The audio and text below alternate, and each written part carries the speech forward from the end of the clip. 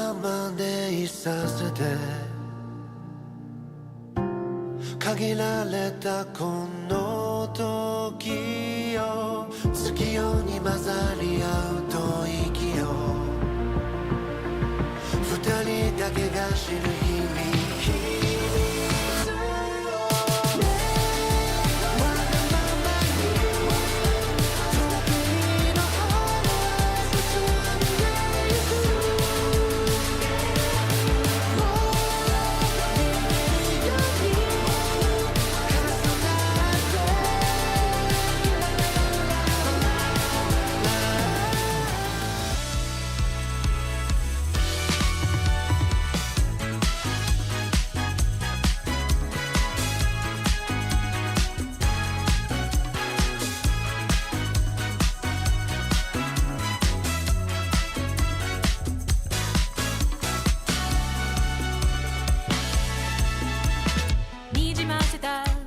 瞳をそっと拭い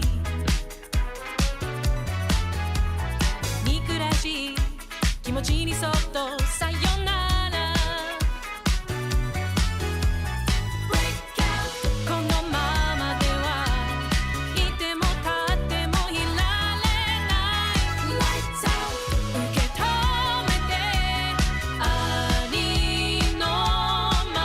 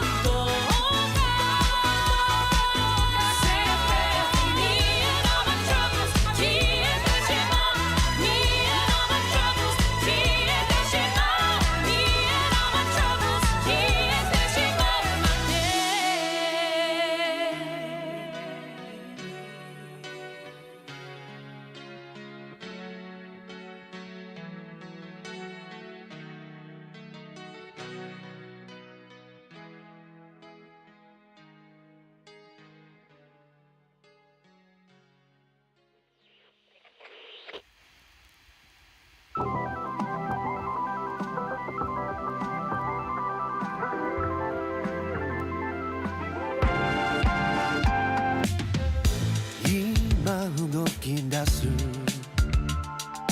窓の外眺めて遠くで揺れる光同じ先見つめ、yeah、 心はもうきっと気づいてる君じゃなきゃ意味ないありきたりかな口ずさむラブソング唇に Your eyes tell me everything I need Your smile笑い合えたら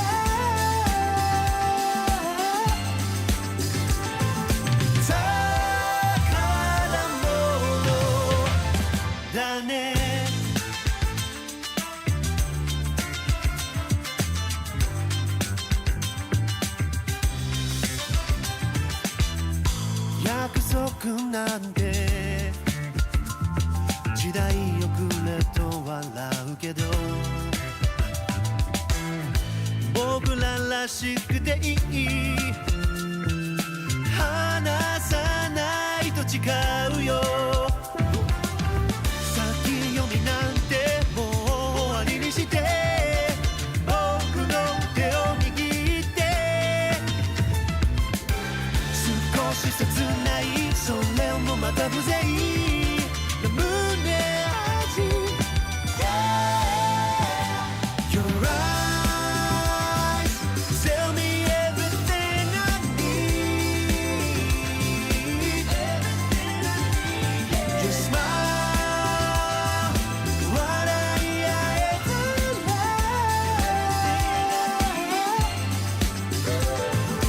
宝物だね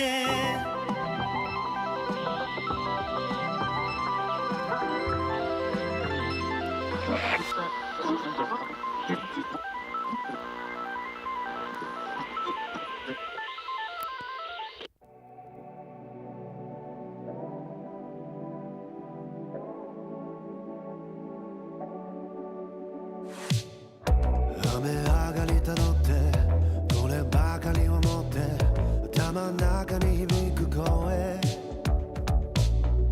見えすいた嘘で似たようなセリフ並べてばかりねからくりなんて甘いだってきっと行く末は同じ素直になんて求めてないって嘘が消えた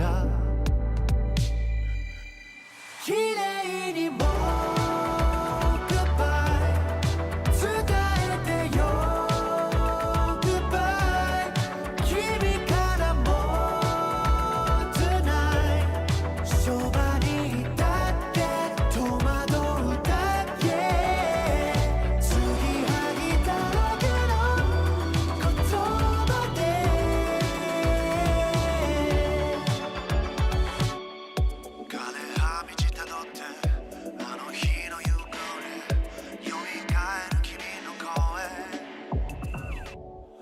見えすいた嘘もいつか愛せるって思ってたのにねからくりなんて甘いだってきっと行く末は同じ素直になって求め合えたらって嘘のままで綺麗にも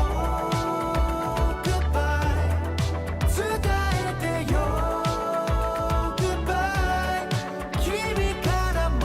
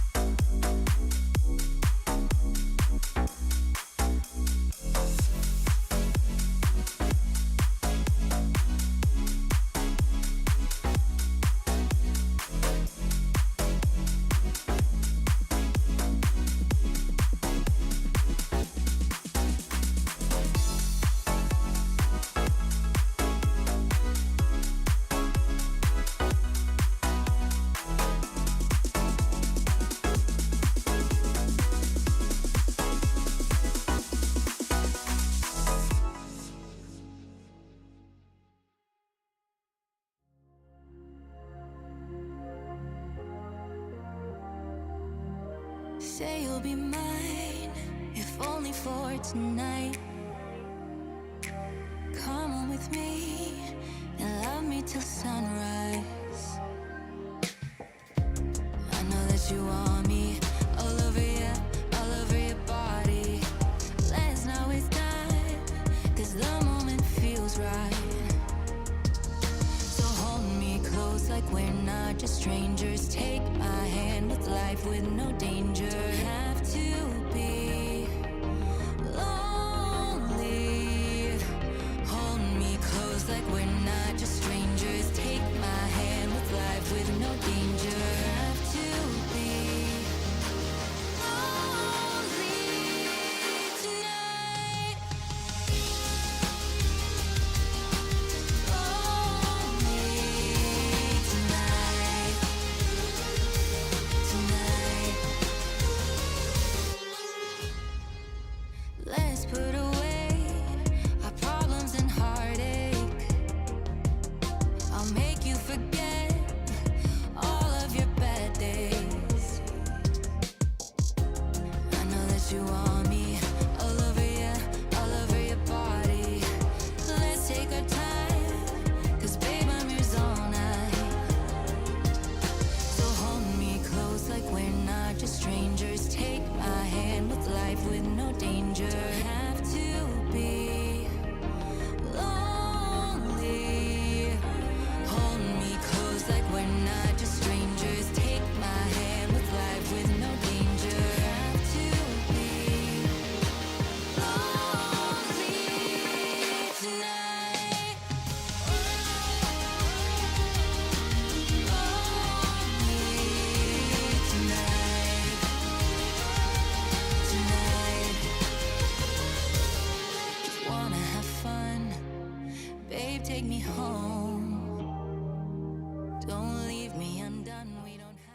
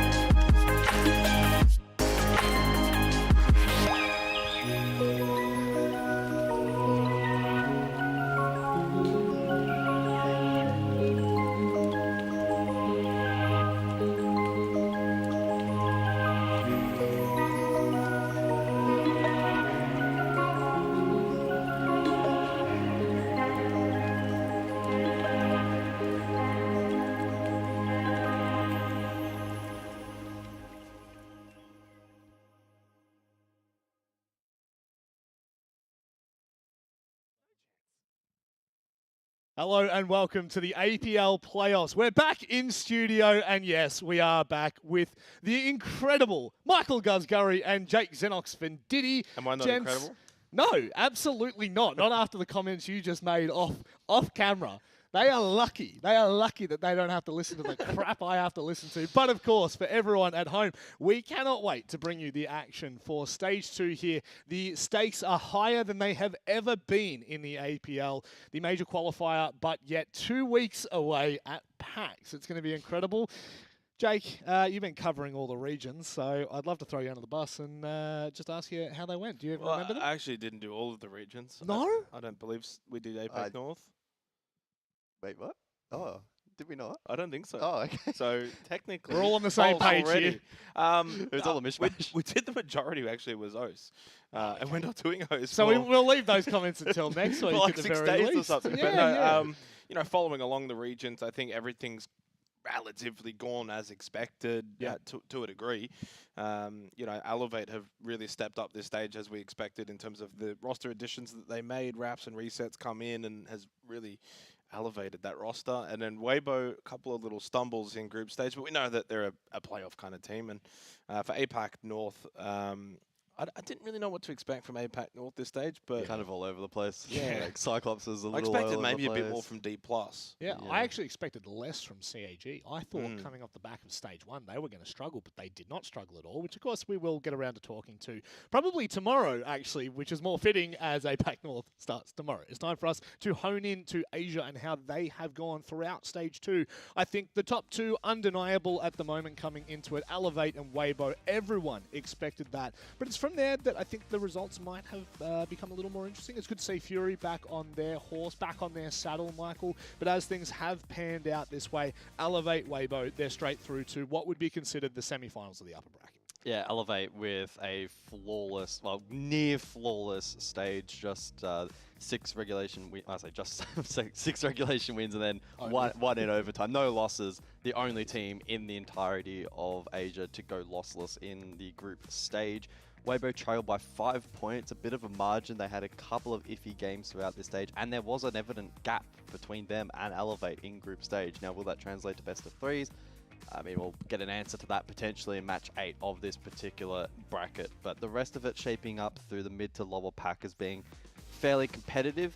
Fury started to find some good form towards the tail end, which was exciting to see. They had a pretty rough kind of last 6-month period, right, where they really didn't look like themselves.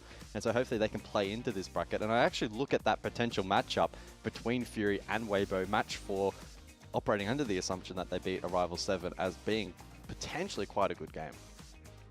Arrival 7 as well, to note, getting in on the last play day of group stage where they forced overtime against Soul's Heart. That got them the point that tied them on points with Shark LFO, but they of course had the tiebreaker. So poor old Shark LFO miss out, which is a team that we've seen quite a lot of in previous iterations of Asia in terms of the sub-region. So disappointing for them, but exciting for Arrival 7. And as Gus has been saying, though, Fury's been in some good form. Elevate for me, when you kind of look at the entire bracket, and obviously throughout the week ahead, we'll very much be laying out all of the ramifications and what's on the line. The main thing is top 2, which is essentially if you make the grand final, go to the major qualifier LAN, and then for the grand final itself, it's split the SI points and the prize money. The SI points 300 for first, 150 for second. So it's not as if it's just make grand final and then that's it. You don't really care. It's still a big grand final, but Elevate for me are the favorites. And I didn't think I'd maybe be saying that after stage 1, and then even more so after EWC performance from Waybo. But you go and get Raps and resets, you really strengthen the roster, and they have just not missed a beat as a team and as those 2 individuals coming in. So Waybo, for me, are going to have to do what they did in stage 1 and cause a bit of an upset in the grand final if they're to win the league. But in terms of top 2, it really should be Elevate and Waybo. So it's up to your Furies and your Daystars, etc., to cause an upset. Yeah, and I think that's really important context going into today, because for best of 3s, there's a lot of action. Speaking of that action, Guz, match of the day, what have you got pinned? Match of the day. Poor. Pretty tricky question. I think in terms of what I value as maybe being the most competitive, assuming it goes the way I anticipate, is probably the final of the day being that Fury Waybo potential matchup. I do think that Fury at their best, and if Waybo have even a slightly off day, there is an opportunity for that to be pushed to 3 maps. But in terms of maybe splitting the 2 that we at least have seeded currently, I probably do look at Daystar and Soul's Heart as being the more competitive of the 2, but I don't see either as being all that close, to be completely frank. I think they both have pretty significant rifts. Daystar should be pretty confident, I think, against a Soul's Heart that's looked really weird this stage, and I don't think they're going to do particularly well in a BO3. And then as for Fury, Arrival 7, Fury should have a pretty significant gap as well. Yeah, match 1 is the rematch from play day 1. Jake, 7-3 victory that was very, and I think that's what you're kind of alluding to, is Soul's Heart, just inconsistencies across the board. That's where Daystar, they struck first. They got out of the gates hot. They certainly did, and Soul's Heart had a really poor group stage to the point that they almost missed playoffs, which is quite surprising for a team of their caliber and the history that they've been able to provide. But Daystar, for me, I still... Yeah, and we look at the numbers here as well. Outside of Seal, nothing that really stands out. And I just can't trust them. Like, I don't know what it is. And maybe it's just a case of needing to see them perform in playoffs, make a proper deep run. Yeah. And at times they can look a little bit shaky, but they still can sometimes get results. And to be fair, you can never in this region compare maybe the entire stack of the teams to the likes of Elevate and Waybo. They are just so much higher than the rest of the region. Yeah. But I will say, for me, I did tip Daystar. That was my prediction for this matchup. Yeah. But I'm not super confident in it because I see the experience in a team like Soul's Heart and what they've been able to do in years gone by. And if they just bring it on the day, if Soul's Heart played to the best of their ability and Daystar played to the best of their ability, I think Soul's Heart win. But I don't trust Soul's Heart to play to the best of their ability. Yeah, when I look at Daystar's numbers quickly, there's two metrics that stand out for me. They have the worst plant percentage in the league. They have the worst opening kill percentage in the league. That's tough. Every other metric, though, like attack win rate, defense win rate, etc., etc., etc., they beat out Soul's Heart. So it's really just those two key metrics. Plant percentage is low. Yeah. So what? If you can find other win cons, doesn't really matter at the end of the day. Yeah. And that opening kill percentage, they make their lives difficult. If they can just tune that a little bit today and really hone in on that, that's why I still feel they can run away with this game. The best teams get opening kills on a pretty regular basis, and then they're able to convert. That's it. Again, for contrast, Daystar 40.5%. Yeah. You look at Elevate, 65.5%. It's not even close. Yeah. It's night and day. And that we talked about it a lot when we were at EWC, and even more at the end of Stage 1, which is how important the opening kill was, especially with the conversion rate of the overall rounds.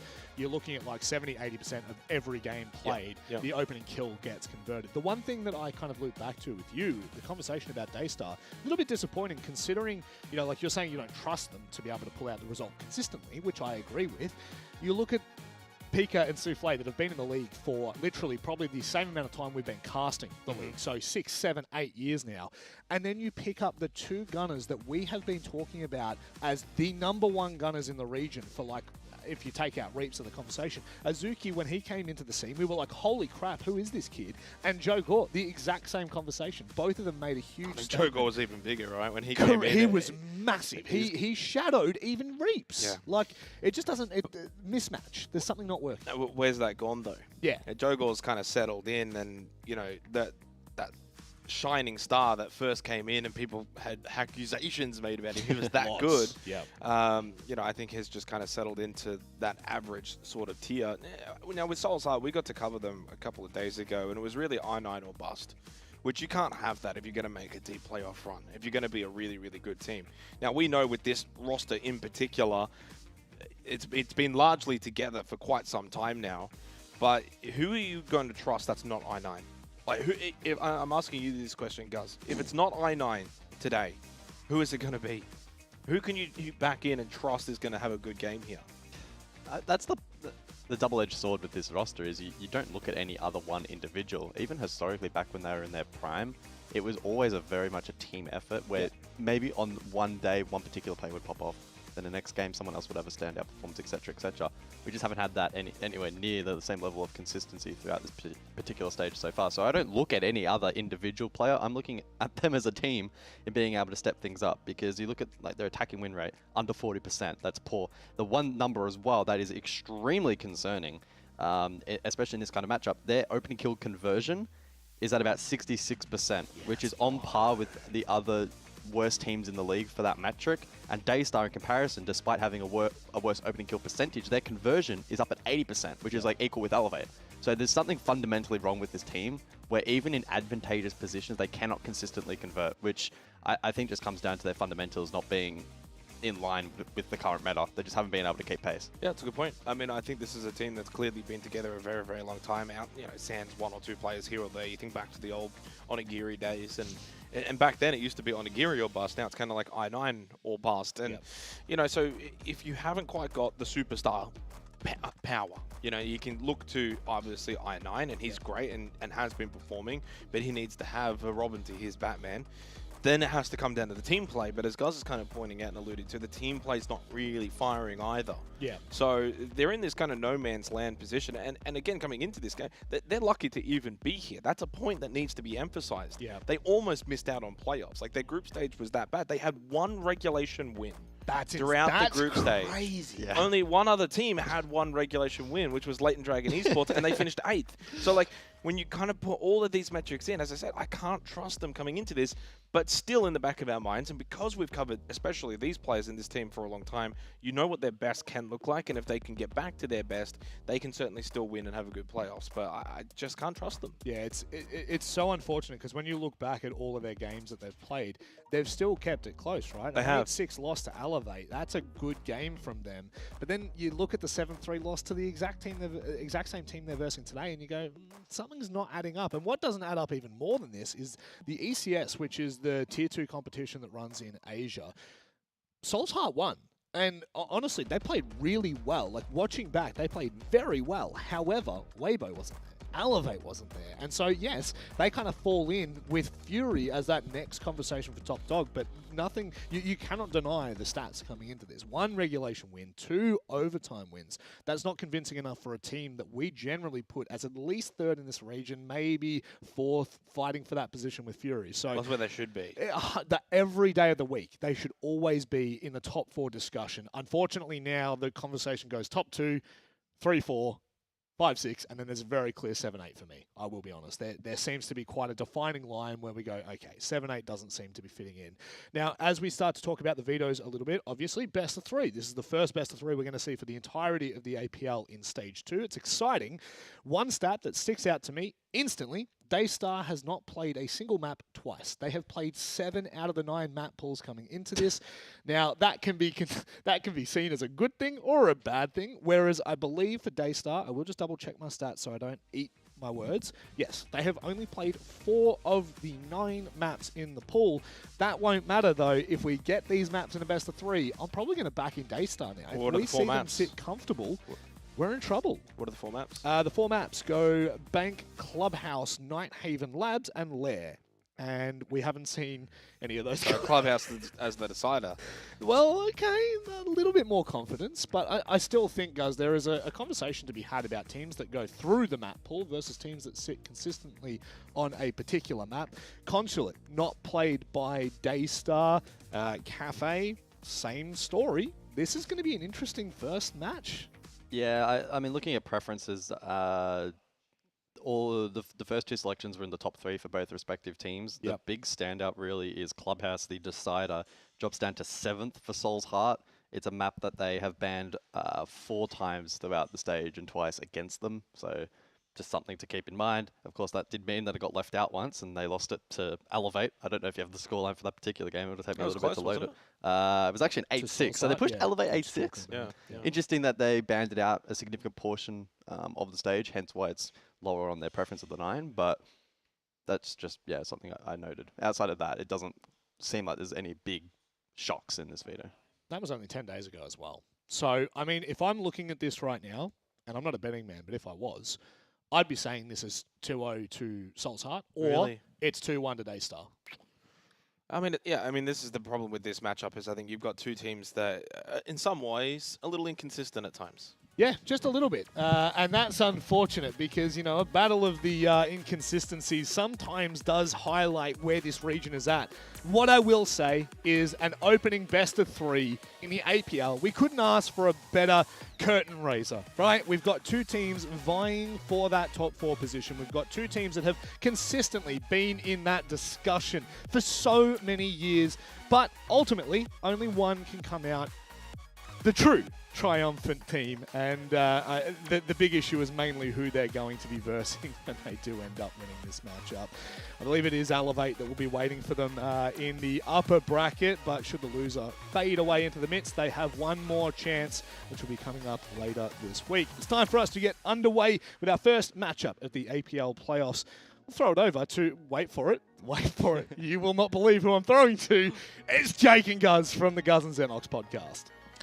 Crazy stuff. I couldn't see that one coming at all. Thank you, Rob. Really, really good throw. Very long as well. It's almost like we took our time to get over here. Alrighty, well, playoffs begin, and what a match. Tster, Soul's Heart, as kind of prefaced on the couch. A very difficult one. I think we both predicted Tster, right, in our talent predictions. But, I mean, you can make easily an argument for Soul's Heart, rightfully so. Again, for me, it's it's sometimes the case, and I know it's simple. You play to the best of your ability, and maybe, you know, that's asking a lot for a Souls Heart team that's been very inconsistent so far in the group stage. But if they do play to the best of their ability today, I do genuinely think they will win. But that's the issue, is like, can they actually play to the best of their ability? Whereas, like, and using a contrast, Elevate, you do trust them to play to their best, right? Like, when they come in later this afternoon, you're expecting Elevate at their best. I don't know if I can have the same expectations for Souls Heart. Smoke, Mute, Blitz, and Grim banned out for these first 3 rounds. The Smoke one's pretty interesting. It may mean that Daystar will be able to play more direct on some of these sides. You think about CEO Window Plant, Basement Pillar Plant, etc. The Smoke is so powerful in being able to flush out those particular positions, and so that could influence pretty significantly how the attack looks to shape up in this first half. The Blitz and the Grim are, you know, pretty expected bans at this point in time, and so I don't think that's going to see any significant shakeups. It is Basement, though, for the opening objective between these two. And the lineup here from Souls Heart suggesting there'll be some kind of pressure vertically. They have the Vigil for the Roam and Pulse as well to gain information. Triple Nitro also in play. Yeah, plays to watch definitely for Daystar would be Seal. He's statistically had maybe one of his best stages in terms of the group stage. So coming into the playoffs in red hot form, we know what historically the likes of Azuki and Jogor can do, but can they rise to another level, kind of get back to the form that they both actually brought in when they were kind of introduced to the region. On the flip side for Souls Heart, yeah, definitely I9's the one. If I9 is on, Souls Heart can win. If he has a bad game, I don't think they can win at all. That's a lot of pressure on one individual, but he's had that kind of stage. But as you kind of prefaced on the couch as well, it has to come down to probably the team play aspect for Souls Heart more than even Daystar. I think Daystar could win this if Seal and Azuki both drop 15. But I don't think Souls Heart can do the same if I9 is dropping 15, if the rest are underperforming. Defense first up on Consulate. Map pick for Daystar as we begin playoffs for APL. A chance for DCH, and he doesn't miss. Easy headshot onto Azuki, and a really good start for Souls Heart. Yeah, that's the power of the Vigil on Roam. Seal over towards Visa, takes a chip of damage, but able to survive. As Mr. Punch will be garnering info on that portion of the map. Jogor now the next to have questions asked. Unable to answer though initially, but does catch the head of DCH. Trying to spray down the second. Mark up close, who does retreat. Yeah, scrappy early. Good shot though, at least from Jogor to hit that onto DCH, considering he was battling towards long desk and had to change his angle pretty quickly, hit that shot. I did lose hard bridge, but I don't think it's going to be too much of an issue here. Secondary is available on Seal, who is low. Pika holding the angle outside bot yellow and gets a peeking Scatman who went searching for some information. Has Mark close by as well, smoked off.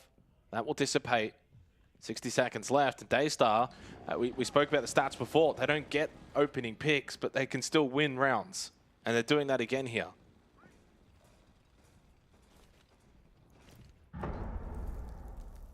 Yeah, 50 seconds, and Souls Heart now feeling pressure to playmake above.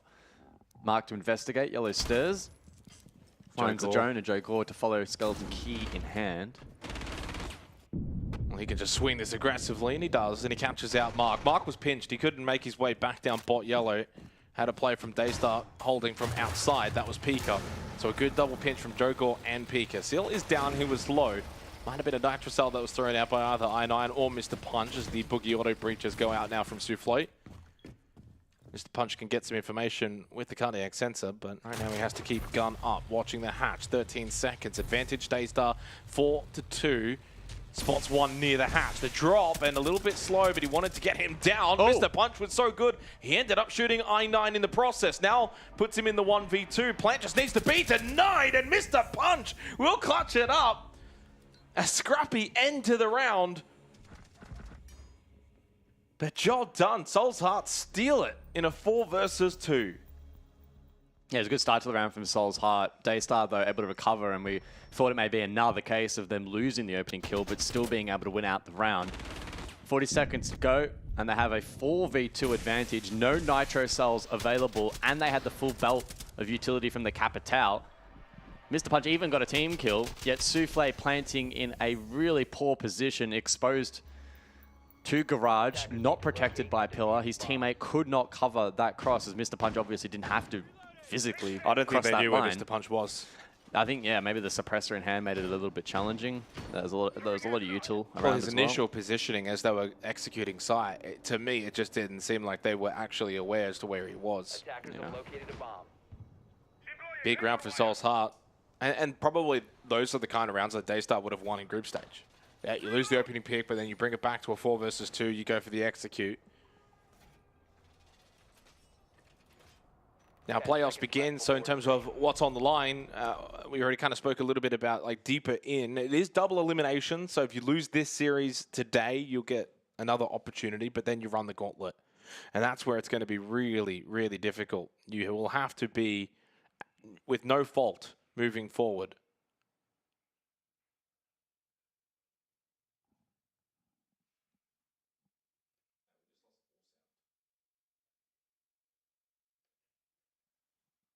I'm not sure what's happened with the sound, but it's a little quiet now.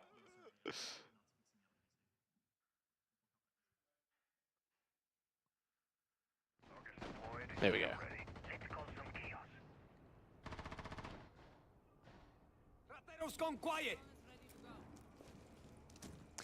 Yeah, let's see how Daystar go in the early portions of this particular round. Big emphasis on entry in this matchup. Due to clearance available for Souffle on this top floor clear, keeping in mind that site is down below in Piano. Soul's Heart not attempting second floor just yet. Shot drones as well available, really good counterplay into the Fenrir. Mr. Punch falls in the meantime. Pika finds that pick over towards Yellow Stairs, potentially just a drop straight down the skylight. Trade attempt, but I9 gets shut down. Well, good reaction, and then Souffle as well to react off that down and get the elimination. 2-player advantage for Daystar. Make that 3 with 90 seconds left. They've already got 3 kills. A chance for DCH to get one back, and while he did, he then gets subsequently traded. And it will be a Daystar response in the second round. A quick one at that. They ramp up the pressure and the pacing in the second round. A Scatman by himself, 1v4. Very unlikely hero from here. Gets an opportunity to maybe get a freebie, but loses that battle. High ground advantage too strong. Pika does get down. It does not matter. Asil finds the final kill for the round. 1-1 to kickstart the APL playoffs here for Asia. Yeah, much snappier there from Daystar. Doing a good job early round. Can only assume it was a drop down yellow, and then the trade attempt was dismissed really well by the attack. So second floor now in play, and with that smoke banned out, the anticipation here being that Daystar will try to shape up more direct. That CEO plant should be a little bit more achievable. It does also prompt the Tachanka pick and response here from Soul's Heart, as well as Solus to potentially lurk down below in Piano. Protect your bombs from being defused by attackers. It's early days. It's only 2 rounds into a best of 3. Hard to probably get a full read on this so far. Good response from Daystar, but admittedly, they probably should have won the opening round as well. They should arguably be 2-0 up. There's no shoulds, coulds, and woulds in playoffs, especially.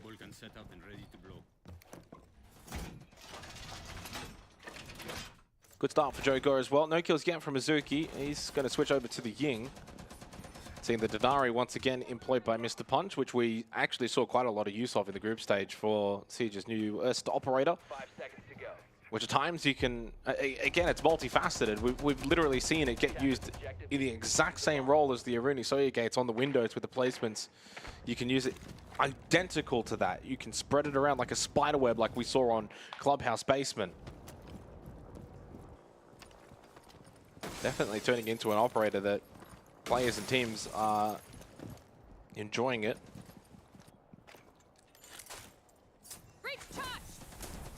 Actually, I think it was this region as well, from memory, that got the first tripwire connector kill on Clubhouse at the stairs. Yeah, Asia has played a lot of Denari comparatively to most other regions. DCH has one just below chilling on the rappel. That's Joe Gore.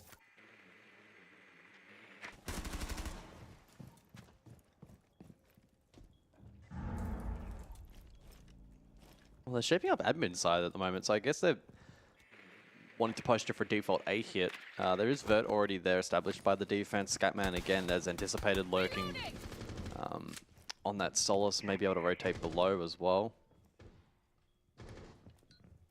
Does also mean that Daystar are forced for the to make this vending clear. No Capitao in play, and that increases the difficulty curve of this. They're also not running the Flores either. And they, I mean, they have plenty of frag grenades available though for that util clear.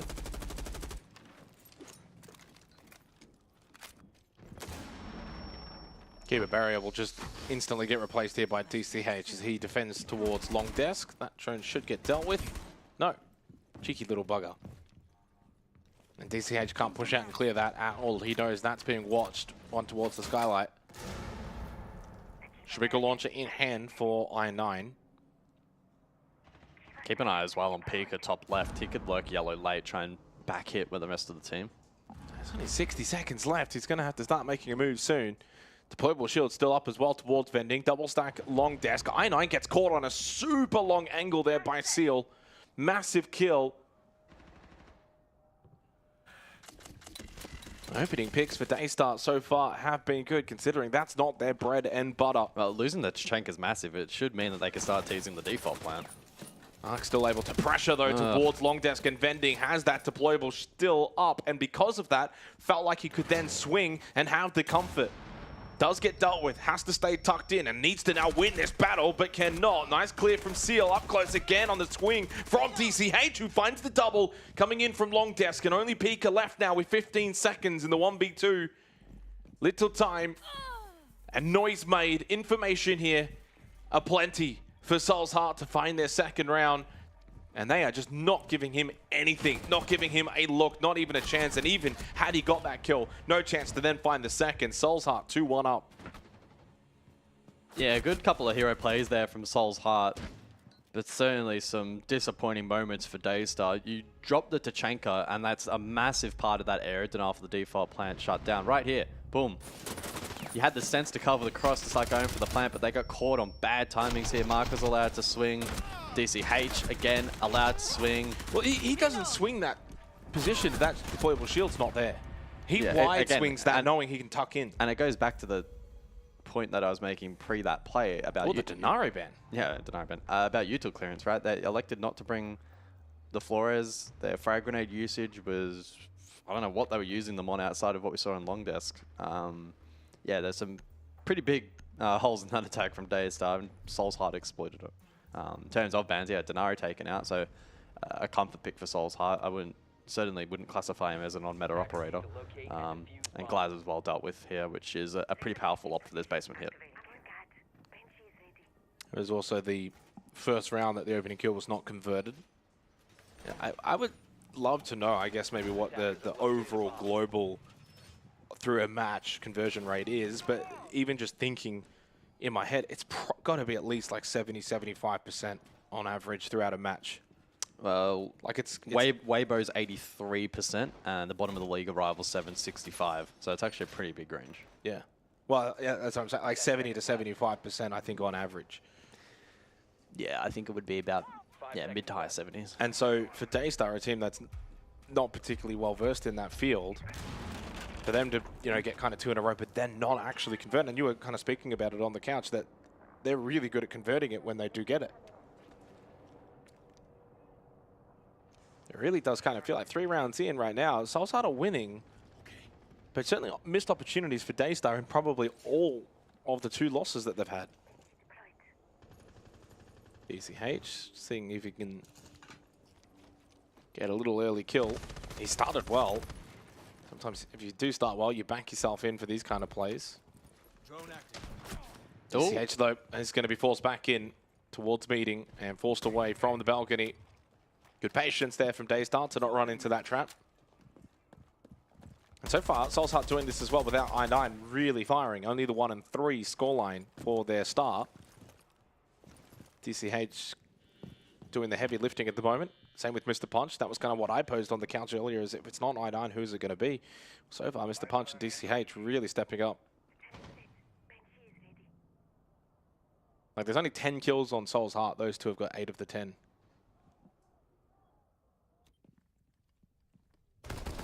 Whoa. Pika spots the elbow, but unable to find the opening kill. Most of this room dealt with. It's just DCH over towards service stairs, but that's a pretty easy to peel position. Probably just looking for drones. Rest of the team on site. Double nitro for defense. So they've tapered back a little bit in that department compared to last time. As Daystar looks to take this map control now. Their late round execute was a little bit messy last time. So I'm concerned with the clock ticking down that could maybe exacerbate things a little bit here. Yeah, they're going to pick up their pacing already, 60 seconds. And as you mentioned last time out on this site, that's really what cost them. I mean, there were a couple of other things. Even if there was still time remaining, it was going to end up being a 1v1, but you would have still had that opportunity. Try as they might with the Buck Sledge combination. So far, nothing found from above towards Piano and Expo. 45 seconds. Clock will continue to wind down. This is good news for Soul's Heart. They still have a Nitrocell as well with Mr. Punch. This is just too late into the round. 30 seconds. Daystar have now left themselves really no room for error here. It's got to be a perfect execute from here. They still have full Capital utility.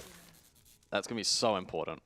Well, the plant becomes their win con now. They've got to get smokes out for Azuki to be able to get in, plant, and then play the post plan. 10 seconds.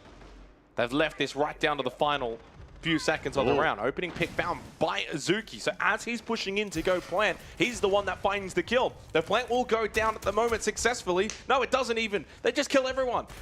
A 10-second in execute, and it's a flawless round, and the plant was going down. Yeah, that was quite surprising. I was having a look across at the overhead there, and I think there was a pretty large element of luck there for Azuki on that entry. Like he's just marched in, found a shot just prior to this clip, not even a headshot at that, and onto I9, the star player, on the mirror. Joe Gore's back push, by the way, 3K with the skeleton key. And that was really good from Joe. That was the big one in terms of back of sight. I still don't think their front line was very good. But no. But they kept the round win, so.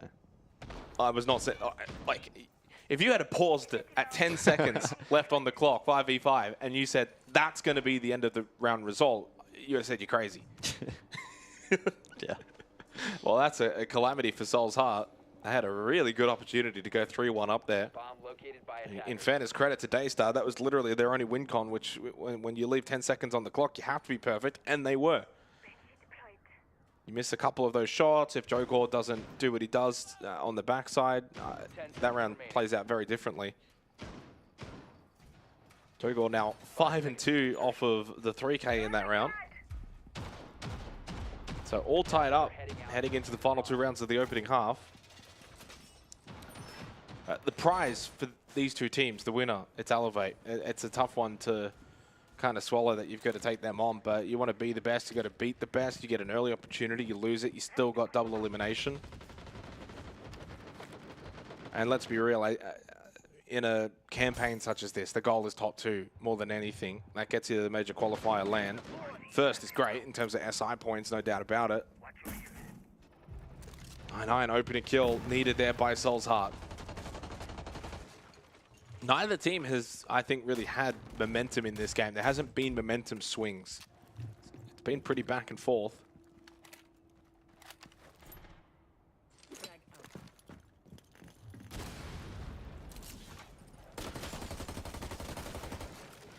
Yeah, losing that Flores will hurt the attack pretty significantly here with castles in play, Banshees as well, triple BPC. Like there was a lot of clear potential there for Souffle.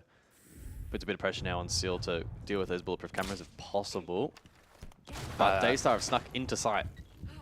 Hello? Is anyone home? They should be watching from above, and Pika is going to be able to get that plant down. Now, admittedly, they have only got 2 players now left. That's a huge kill, though, from Pika.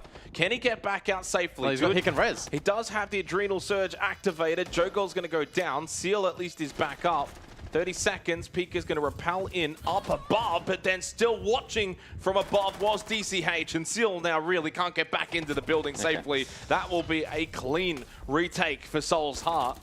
Tster went for the dirty little entry, got the plant down, but they lost too many members in the process, and it made it pretty comfortable for Soul's Heart. 3-2. It's back and forth on Consulate. Both teams trying to land a few blows. This was a really good kill from Pika, but Mr. Punch got not slammed. from Mr. Punch's angle. It If they had kept Joko up right there, just as Pika got the Adrenal Surge, you would have had the 3 players in the post plant. That would have been more doable. But Joko losing his life solidified that round for Soul's Heart. Yeah, and they kept TCH above as well, which was a very good decision.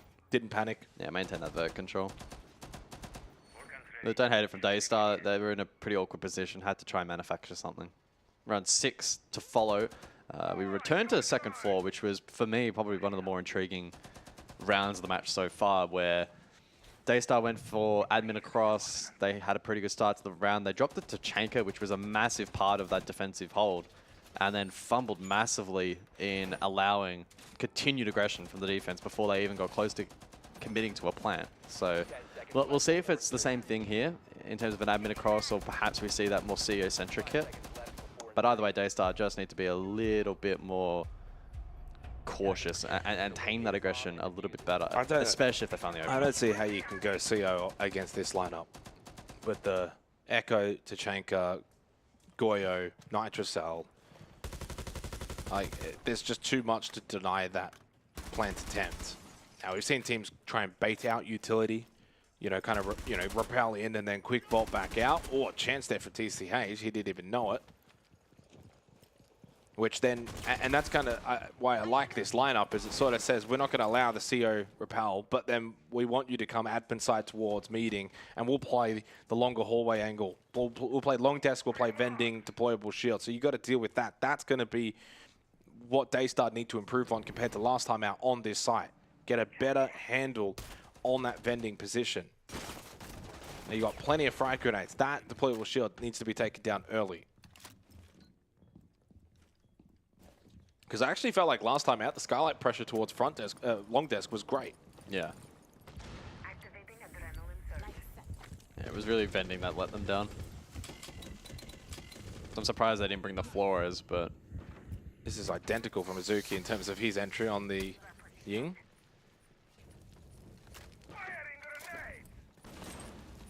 It's not like this should be that difficult to deal with. There's no catch. Got plenty of frag grenades. Well, I said plenty. You got 4 left now. They are kind of just throwing them out a little bit lackadaisical.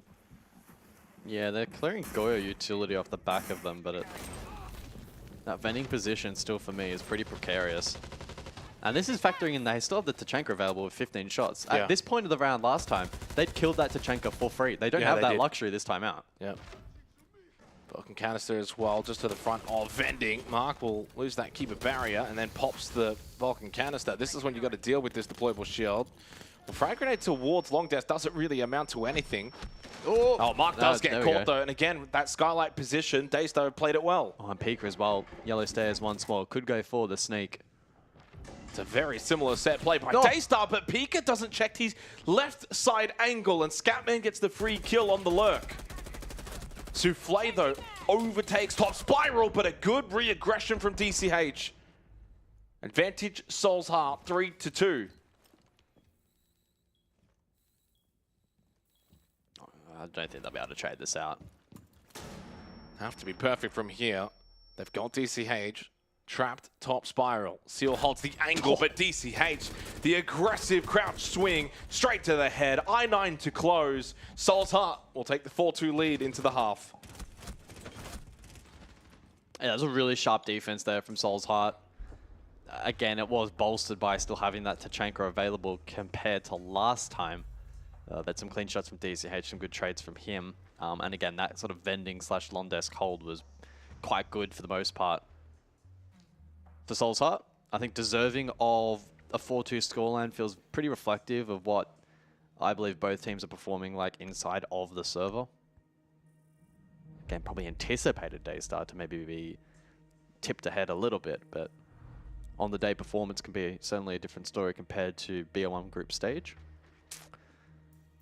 As we go through the bans for these next 3 rounds, it will be Grim and Clash for the first wave.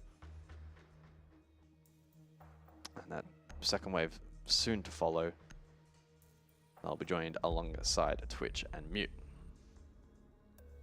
Yeah, I mean, it's hard to really contest the scoreline right now. You could make arguments for Daystar that they maybe should either be 3-3, potentially even ahead in some of the earlier rounds in the first 3. But Soul's Heart, to their credit, I mean, you just got to play the rounds as you see fit. I mean, this was one of the strengths of Daystar right here. And they actually got quite a couple of opening kills this half and just not able to convert, which is going against the grain in terms of the statistics coming into playoffs from group stage, which is why you can't always trust the numbers holistically. Yeah, playoffs is a different beast. DCH has been the MVP so far for both teams. 8 and 3, 3 assists. He would have a massive EPS right now.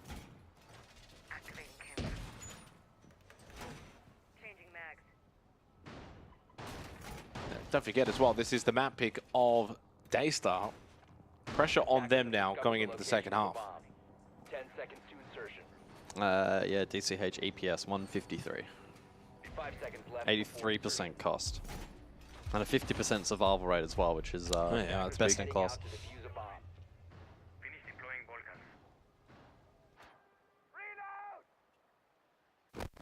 Cafe after this.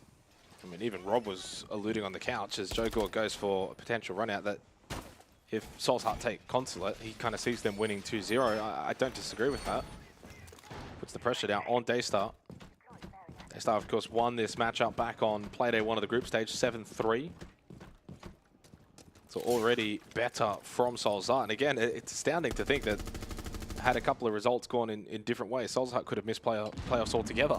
They're just fortunate to even be here based on the group stage that they had. 1 regulation win in 7 matches. That was their form line coming into this match. And another opening kill for Daystar, but they must start converting these. Double up. Big nitro from Joe Gore. He's having a good game so far. And a 2-player advantage now for Daystar confirmed. Really solid start on the defense.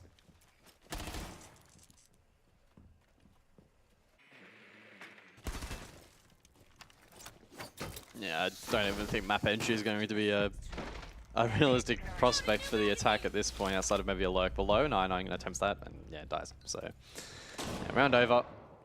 Bit of a nothing attack here from Soul's Heart, but good defense from Daystar. Not allowing that attack anywhere near the objective, which is a good way to start establishing some form in the half.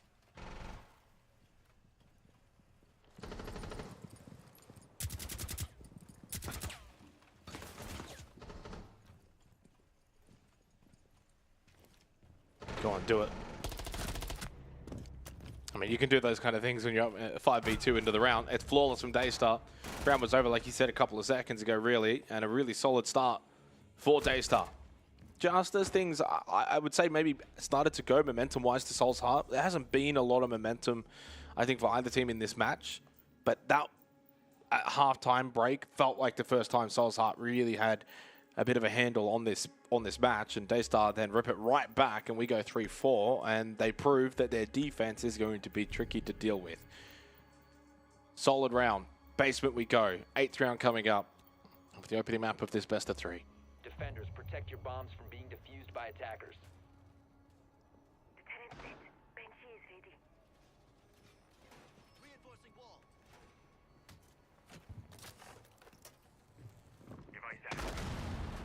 Yeah, basement we go. Bomb located by 2-brow bandit combination here defensively, so big emphasis here, primary breach, and trying to keep that closed as best as possible, which is a bit of a difference to what Soul's Heart presented, where they leaned a little bit more into like the mirror. They were a bit more comfortable allowing the breach open and then tried to play 10 seconds to for go. the late round.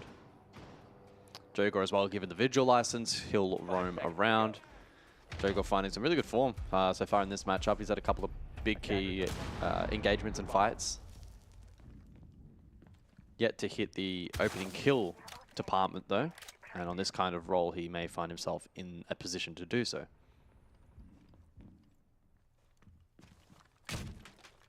Yeah, only one player for Daystar going negative, which surprisingly is Zuki.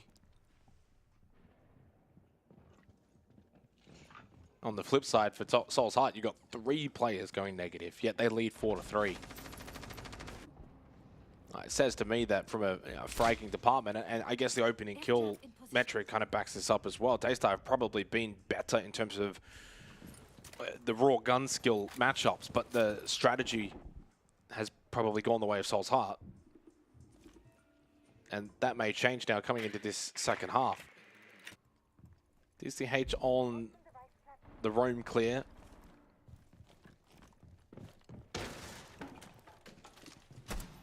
Started to see Jackal kind of make its way back in a little bit, I think, this stage. Certainly was not an operator, really, that was selected all that much in stage 1 after the changes. Jogor can't find that opening kill. He's going to be, in fact, the opening death. Vigil dealt with. Really good clear from Soul's Heart.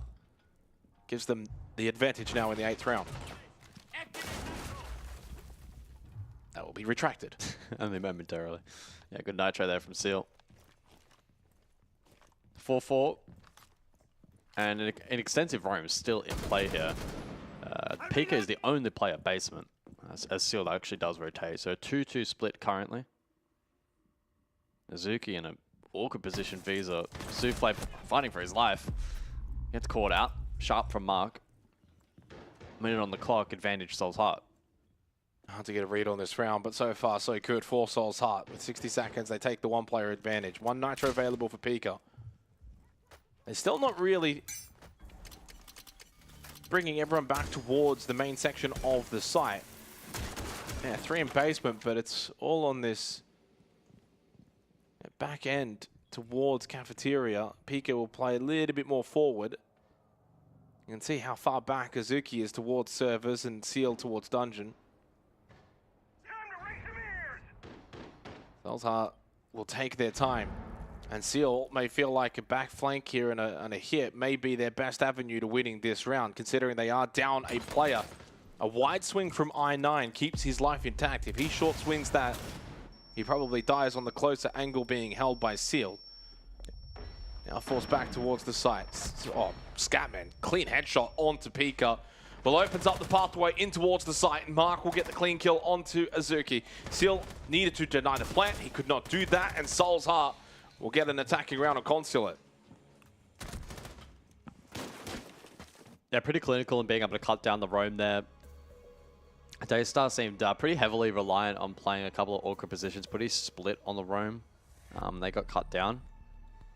Obviously then left the site itself very exposed. Soul's Heart with a 2-round lead. It's not dire just yet for Daystar, but next round critical in scathing off that map point threat. I don't know if I prescribe to the feeling that a loss here for Daystar is series ending. I still think they push it to a 3rd, but I'm probably actually a little bit more concerned about Klopp, given what Soul's Heart showed against Elevate recently in a map that's such a staple. Well, it puts them really on the back foot if they lose this map. It puts Daystar in a very awkward position.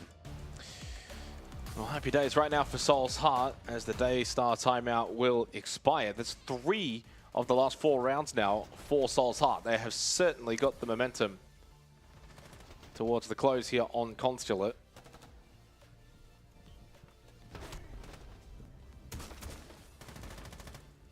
Been a solid team effort.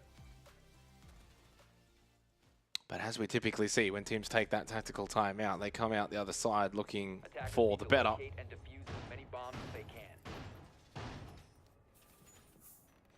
So Expo and Piano, first floor here in the 9th round. Have located a bomb.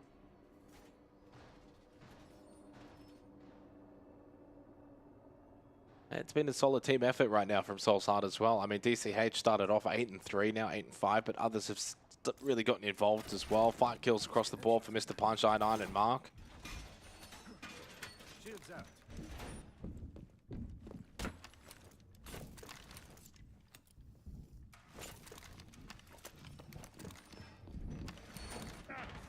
5 seconds to go. So Expo we go, final round before the additional bans as well. And not quite must win for Daystar, but I would certainly not be comfortable in them bringing back a 3-round deficit here against the Soul's Heart that have come out firing. May well be the best we've seen from them so far this particular stage, barring maybe that OT push against Elevate. Yeah. That was obviously impressive, but now with the stakes really, you know, ramping up to another level.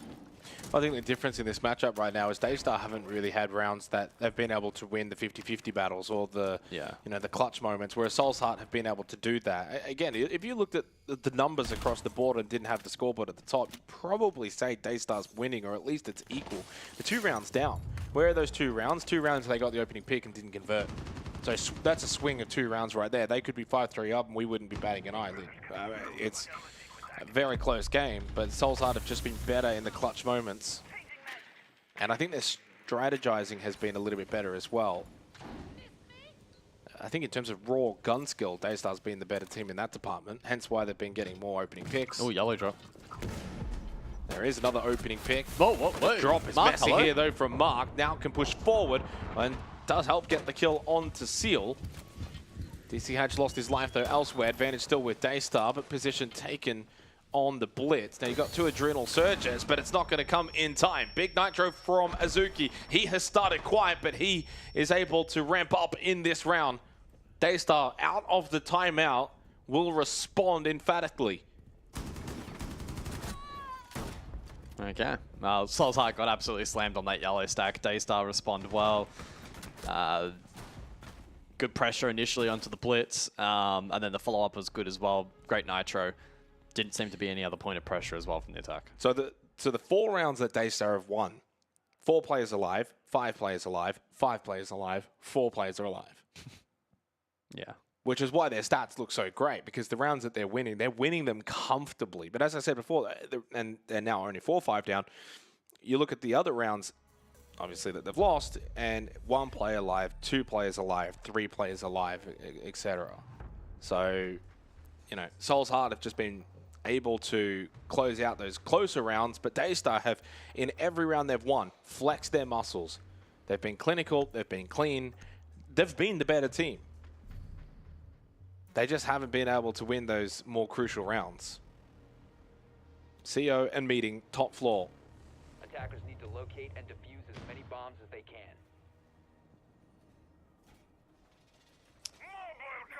So Smoke Glaz band out, pretty influential here on this particular side, and again will maybe vary how the CO default shapes up, or we could see teams pivot admin across like we largely saw from Daystar themselves. They bring the Tachanka into play, powerful tool in crowd controlling and denying plant. And they do have a deployable shield as well in the hands of Azuki. He doesn't place it over towards vending though. So I'm not entirely sure where that shield was actually positioned. I don't know if not Turi will be able to find it. I'm presuming it's a little bit deeper. See where that deployable shield was? I couldn't see it. Yeah, I don't know. Maybe it was spotted at some point in time. Maybe it's over towards top yellow and it's hidden. Not sure. Either way. I feel like I'm trying to play Where's Wally It's right definitely now. not vending, which is the most critical point. I'm not going to see Daystar leaning into that. Loading new magazine.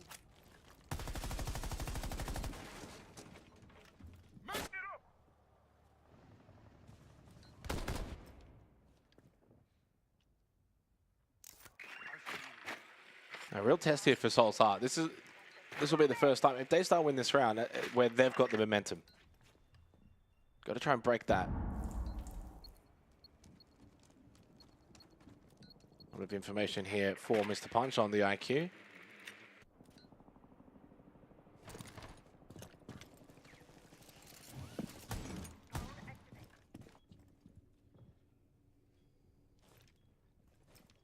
So admin across so far for Soul's Heart.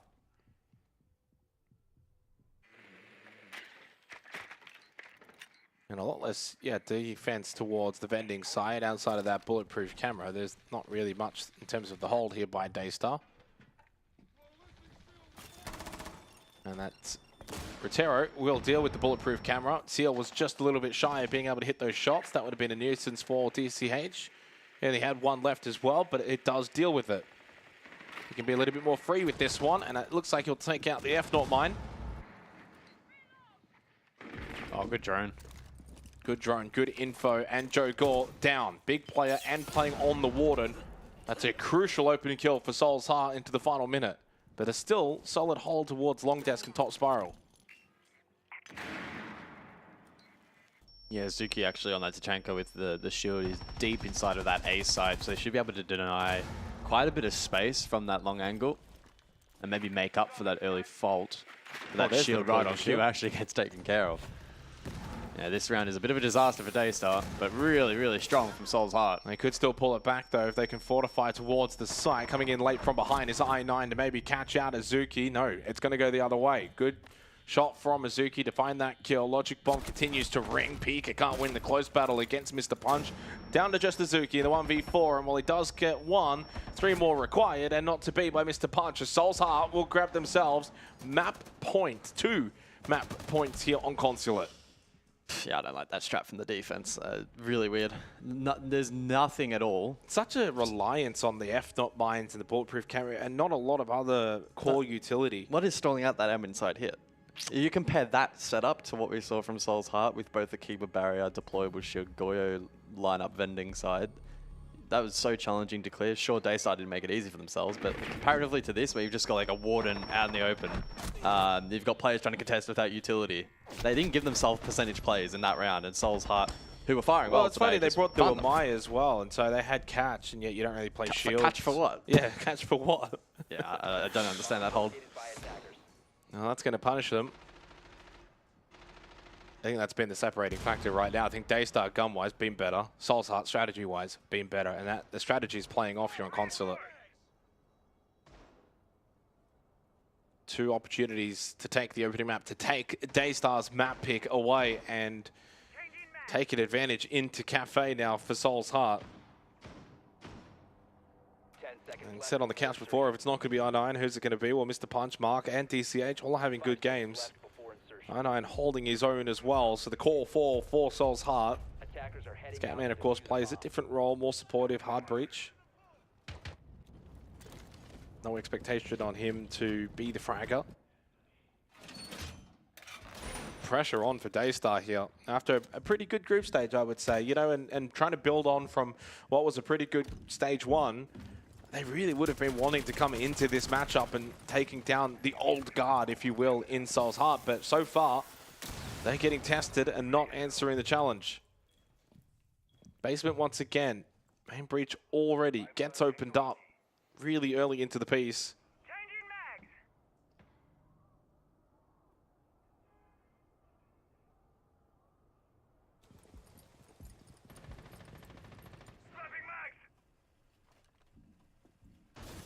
A lot of pressure on Joe Gore playing the Vigil.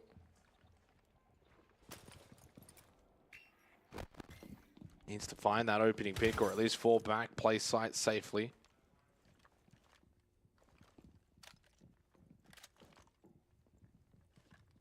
Nice little hole here though, first floor, so they've got a good amount of control.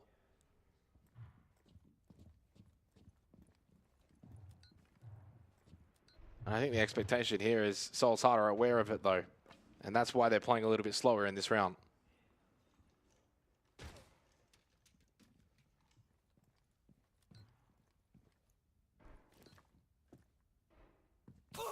Well, this could be big from I9 if no one heard that. I don't think there was a defender close enough. When he can now sit in a position There's to another one. Be quite a threat. Yeah, right in front of him now. I don't think he'll be... Yeah, he doesn't have the luxury of pushing through this one. Azuki definitely hears that. Well, he can push it, swing, kill. But True. Like, it has to be all in one action on the right side here as he does it. But as you said, I think it's more just about holding this deep Neither of them have any idea. He could swing and get 2 kills right now. Exactly. If he has the time. He's playing the team game because there's still 50 seconds left. Dead. No way. Well, that was the opportunity for I9. Now he turns his attention to the right side, expecting a peek, and he gets the kill onto Pika. Warden down, still alive as well. They did lose Scoutman to Azuki, but he's been dealt with towards the site. Now off the board. 4v3, make it 2. Down to Joe Gore and Seal as Mr. Punch is planting inside a garage as well. Joe Gore deals with Mark and the I9 is low. Not an impossible round. Got prone, bottom left, didn't matter. Mr. Punch had got cover for Joe Gore, and that's only Seal. This one's done. Soul's Heart have come to playoffs, and they're not here to mess around. The old guard have still got some new tricks. Daystar are up against it here to begin playoffs. They go one map down already. Their map pick stolen by Soul's Heart.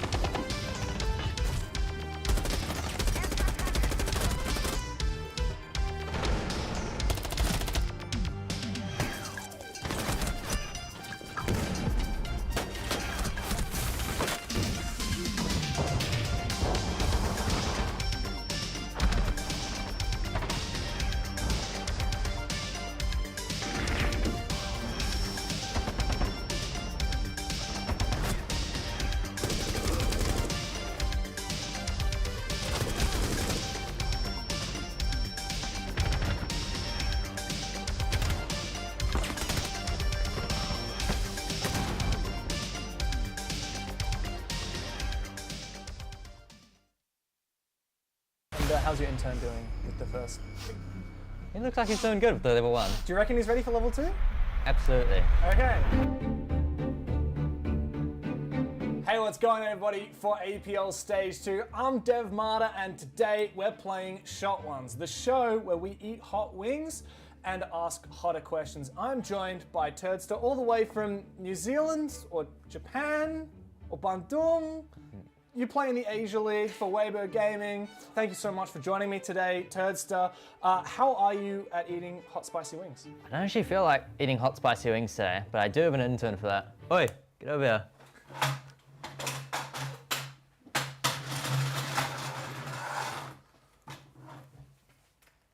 It's my intern.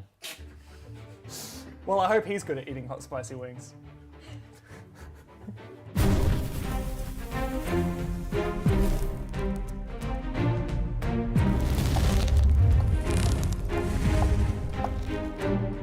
Okay, so we've got 3 different levels of hot spicy wings that your intern will be enjoying today. Let's start with the most mild one. Please, intern.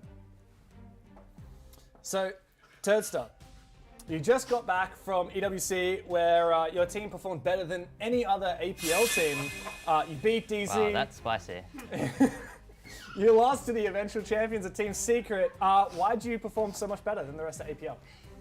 I think a big part is that all 5 players are just better than the other 120 players. Probably a pretty big part of it. Another big part's our coaching staff, our org support, and our fans. Don't touch your face. Don't touch your eyes, to be honest. That's level 1. That's awesome. I think a lot of it's that we have a lot of experience and we trust each other and just good vibes, to be honest. Those are the 3 main things that we have better than the other APAC teams that went. How was the trip? You enjoyed it? Amazing. I love the EWC. Honestly, feels like, as a player, feels like you're royalty in the country, to be honest. So good. You've been to a couple of different events yet. Was it one of your favorites? I'd say it's the event I'd want to go to every year. It's probably my favorite event. And how's your intern doing with the first? He looks like he's doing good with the level 1. Do you reckon he's ready for level 2? Absolutely. Okay, let's dig into the second hot wing now.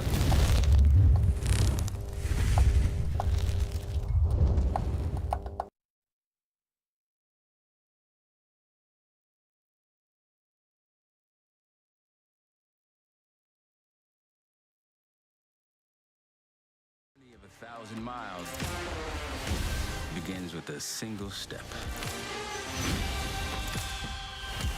And you know what? They're right.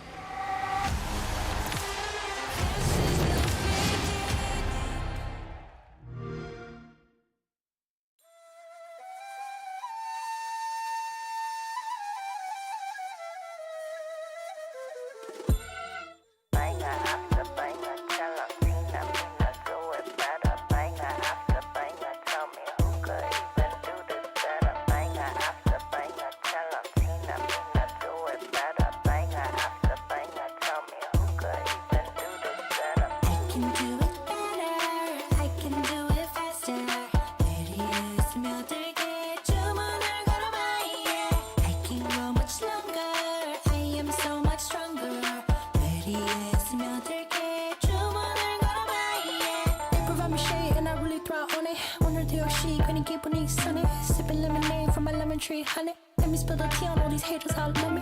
Broke up all the killing it, winning attitude.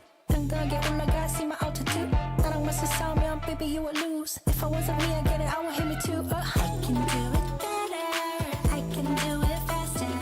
내리에 스며들게 주문을 걸어봐, yeah. I can go much longer, I am so much stronger. 내리에 스며들게 주문을 걸어봐, yeah. 자신과의 싸움에서 지면 야구를 지. 매일매일 일어나서부터 보는 거지. Look in the mirror, say you're a winner. 주문을 걸어봐, yeah. In a bad mood, 바꿔버려 in a hurry. 꿀꿀한 기분 털어버려, I don't worry. Get through the weather, feeling get better. 주문을 걸어봐, yeah. I can do it better, I can do it faster.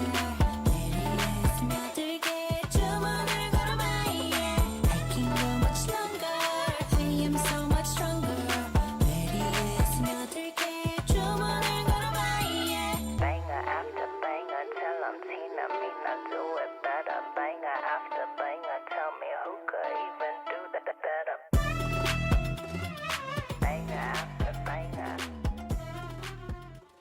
Well, a strangely convincing game from Soul's Heart. 7-4 win on Consulate. Now puts Daystar on the back foot and a little bit of fun heading into map 2. I think one thing that I kind of look at from this matchup in particular is there weren't many close rounds, if I'm being completely honest. In the vast majority of rounds, there were 3+ players alive in nearly every round. I think the first round was like the closest Yeah, one. it was a 1v1. Yeah. Literally. Well, technically not 1v1. Came down to 1 alive, right? But it was because of the late plant. That's not how it works.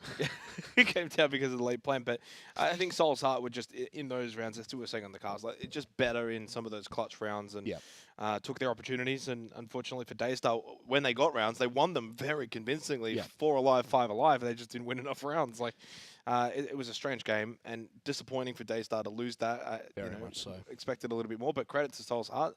Probably played some of their better Siege that we've seen from them outside of that Elevate game in that map, and they've brought it for playoffs, which they always do, apparently. They do. I hate it when Jake's right, but he was actually right on this particular cast. Why would you have to say that? One of the big things that he mentioned that actually held true throughout the remainder of the match, in that first half, that was the only half where 2 rounds were not converted from opening kill.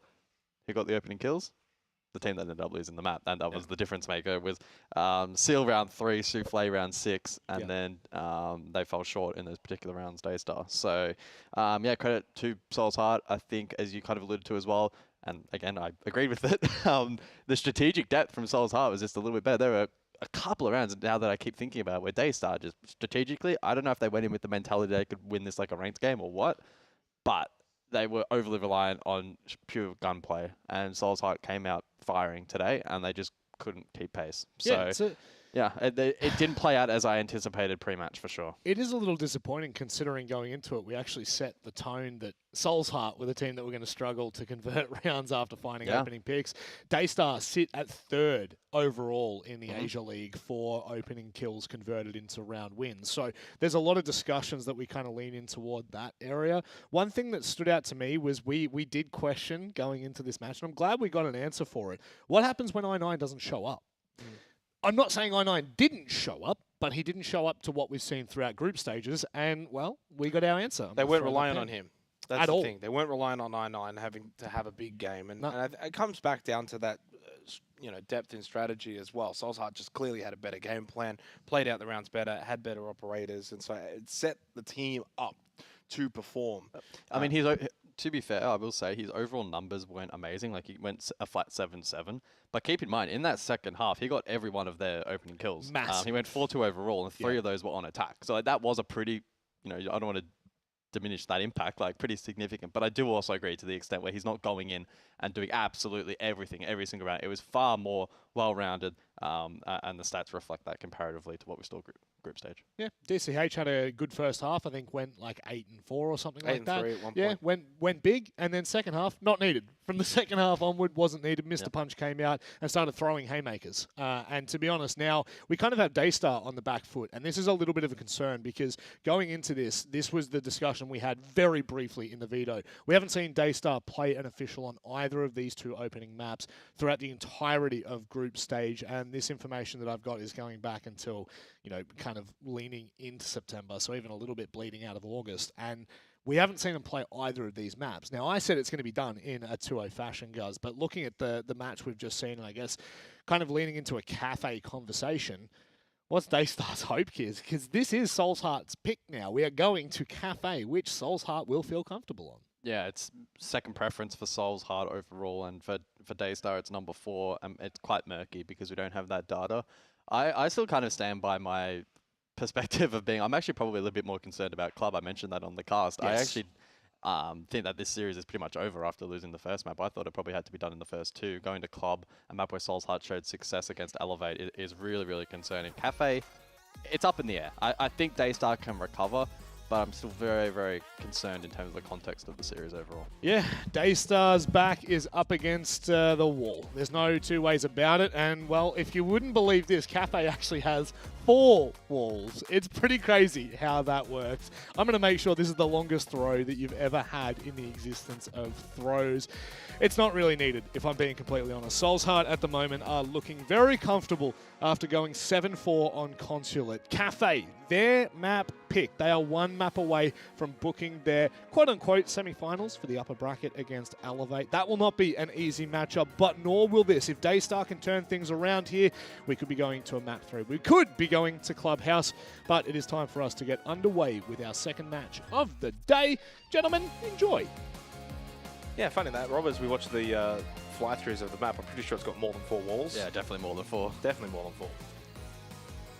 The exterior has 4 sides. Yes, I think that's what he meant.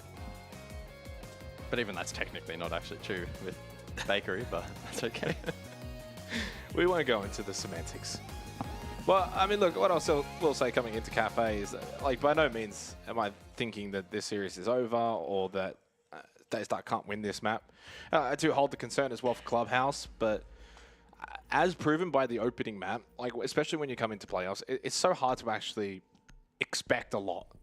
There are a couple of instances, and certainly later today, you're going to have expectations for Elevate and Waybo and those kind of matchups, but I think in a series such as this, it's probably better to expect the unexpected. I mean, the way that Soulsheart won the opening map went against the grain in terms of all of our stats, all of the history regarding group stage and form lines and key statistics for both teams. It was just a complete reversal and not what we expected whatsoever. Not necessarily the result itself, but sort of how we got that result. So therefore, I kind of come into Cafe, and therefore, if we do go to Clubhouse with an open mind, Daystar also begin defense, which, after losing their opening map of Consulate, probably a good place to start here on Cafe. Reading and Fireplace, the opening site of choice bands. Buck and Sledge, which in terms of soft breach bans, it's going to make life a little bit more annoying for Soulsheart, particularly on a site like this. Mirror and Azami, the defense op bands chosen by Soulsheart as we get underway for the second map of this APL Asia Playoffs Best of 3. Winner moves on to Elevate, loser drops into the gauntlet bracket. Did you mention the bands? Or I certainly did. Okay, cool. Just double checking. Sorry, I was putting in my lunch order. All right, you're going to jump into this one. Can Daystar begin this recovery effort? Because map number 1 was unfortunately a little bit dire for them. 5 seconds remaining. Attackers are moving Soul's Heart strategically, though, depth-wise, looking pretty solid back on the opening map. Twitch in play here from I9, pretty influential, especially in that second half. And into this lineup, shock drones are going to be so critical. Go to canisters, Mozzie Pests, Electro Claws from Kaid, even the tripwires here from the Denari. Mr. Punch can aid in spotting out this utility and then relaying that across. He's on the IQ with the scanner. Can do that at pretty safe range. Spotted a bomb. And then, of course, DCH can play cleanup with Flores or Terror drones as well. So I quite like up the lineup here from Soulside. It's pretty traditional, but pretty versatile on a map like Cafe. And I wonder what kind of strategy they'll employ. Oh, not the best of starts. Joe Gore firing. We'll find Mr. Punch. I want to say that's Joe Gore's first opening kill of this match. I'll just confirm that. And in fact, it most certainly is. He was on the receiving end of a couple of those entry duels and lost both of them. Actually coming up against I9 in rounds 8 and round 10 back on Consulate. But a good job there on that window peak to find that initial kill. Now leaves Soul's Heart at a disadvantage as we enclose on the midpoint of this opening round, as they still search for presence and control up above, minding that site is down below in reading. As I9 gets to work with that shock drone. And these were the rounds as well that were, you kind of touched on the couch. Daystar got the opening 2 picks in 2 of those rounds, couldn't convert. That probably ends up being the difference. Joe Gore doubles down. Opening pick into the secondary now. I9's going to fall. And Mark as well. Good shots from through the hatch for Souffle. Nitrocell just to finish him off, and that really should convert the round from here. Still ping information available on the drone, but in 2v5, Soul's Heart are really up against it now. We'll take something quite spectacular. DCH will creep through Bart. Knows there's one in Cocktail. Drop will come through though, so they get out safely. DCH is a little bit too late to the punch here on the top floor. And smart from Daystar. They don't even at that point have to give them an opportunity in terms of the 1v1s. Fall back, play side, 30 seconds. Consolidate, and it will be Daystar to take the opening round.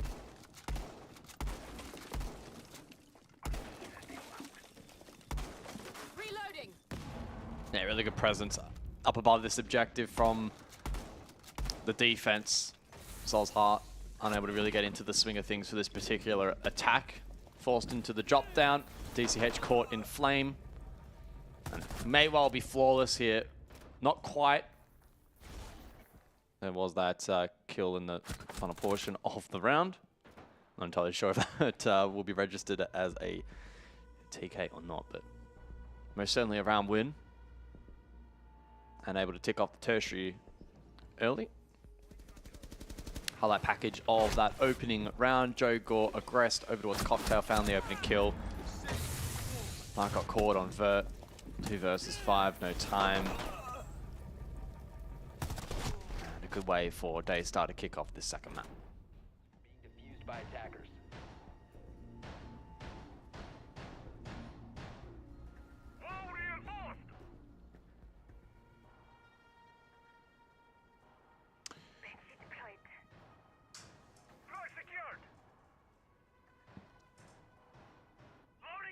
And we head over to mining for the second round. So, I mean, you kind of think about the bands that Daystar have employed, and so therefore their site preferences are certainly going to be on that second floor. I mean, the ram is available if Soul's Heart want to get the vert pressure. 5 seconds to insert. But for me, this is actually so far a good sign for Daystar. I think strategy-wise, they look actually better placed on Cafe. I like their bands, the way that they're playing into it, like with the Pulse, for instance. You think about what Pulse wants to do in terms of finding information. Well, he's a lot safer when he doesn't have to worry about the bark and the sledge opening the floorboards above. So he can be more aggressive. And Soul's Heart not opting to play the ram and get the Boogie Auto breaches involved.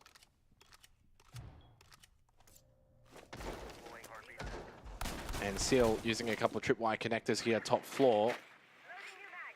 So this will be quite intriguing considering it is mining. They will hold towards backstore. Drone in place towards Cocktail will spot one. It's also Pika towards Bakery. So Tster are really playing a large portion of the map. And it might cost them. Joker goes down and no trade potential. They're all playing quite separated. And so far, Soul's Heart, in terms of their droning and informational gathering, it's been really good. Yeah, already a big step up from the prior round. Still info gathering available here, but defense, though, the Pulse Vault combination could be really influential in this round. Seal's under some immediate pressure, but alleviated pretty quickly. Soul's Heart do have cocktail side control currently. Looking to flush out reading across.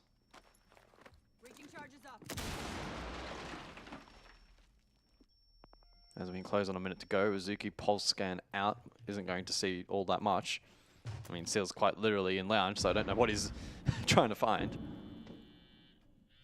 Big pressure on the shoulders of Seal here to find something. Down below, Iron 9. Good clear. Looks for Souffle. Aids his teammate in the clear. Now it's a 2v5, 1v5 round over. I think Tster tried to do too much. Too spread. Tried to get too much map control. And maybe that's sometimes just when you go to mining, you feel like you want to do quite a lot. You have to do quite a lot. You need to have around mining, you need to have a couple up above, a couple down below. Hence why it's a site that you don't see all that often. And with that plant down as well, I mean, you can always just play outside exterior. Still a 1v3. Seal's done a decent job to get to keep this round slightly alive, but he doesn't even really have the time to go for this kind of wrap to get this kill. Good reposition as well here from Mr. Punch. Mr. Punch has played this really well in just denial of time. He may actually end up getting the kill here, Mr. Punch, as well.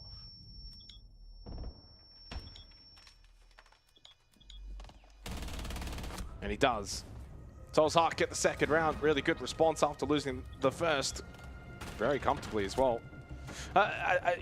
For me, when you play mining, it's just the sort of site that you've got to have a really set game plan in terms of how you want to play it. And you almost need to be aggressive at times too. Unfortunately for Tster, just spread themselves really, really thin all around the map. They had top floor, back store. They had one down towards Bakery side. Then you have sites. Everyone's just so split. And Soul's Heart did a really good job clearing, getting info on drones, and just pushing in. And pushing into certain positions with numbers advantage. Now for Tster, third round, they go kitchen. It puts the pressure on. You've now given up a relatively early attacking round. Soul's Heart already have the momentum from the first map.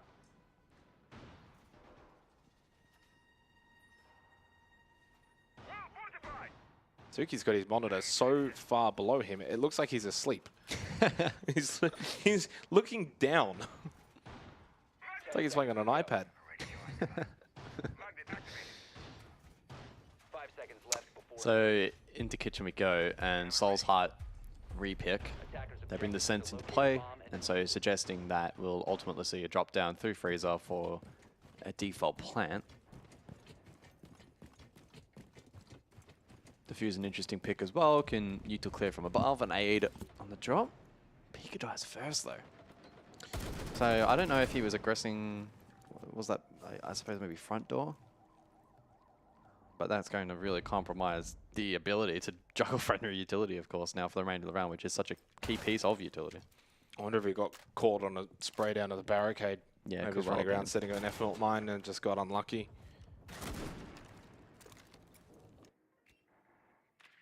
Opening pick for Soul's Heart on what is now turning into a pretty big round here. Tster really cannot afford to be losing kitchen. Scareman gets the freebie onto Souffle. They've got a two-player advantage. All of a sudden now, Soul's Heart have come to the foray on Cafe. Tster have also not really shown the qualities in this series so far, bringing back this sort of deficit. They haven't won rounds. In fact, I don't think they've won a single round yet where Soul's Heart got the opening pick, let alone a two-player disadvantage. Tster have not shown the ability to dig deep, turn these kind of rounds back around.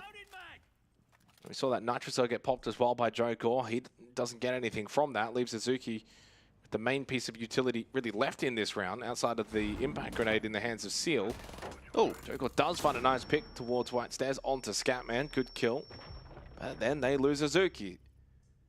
So you bring it back to 1, now immediately back to 2, then maybe back to 1. How did this not find the kill onto the fuse? It's like he's just shot into a Montang. I9 has positioned that shield incredibly well. They do lose Mark. Jogol's up to 4, and he is looking really good today. Nah, that's not gonna. That shotgun from there is not gonna amount to anything. TCH gets the free kill and Seal by himself. Once again, by himself. Last time out, in a very similar position on the previous round.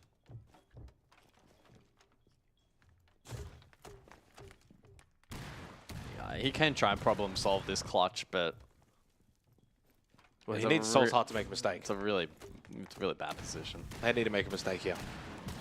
And they're not going to. That wasn't even a 1v1. Mr. Punch had actually one playing from outside freezer behind who had the long angle. Could have easily got the trade. Saw the shots firing over the shoulder at 2-1. 2 attacking rounds for Soul's Heart. Concern now creeping in for Daystar.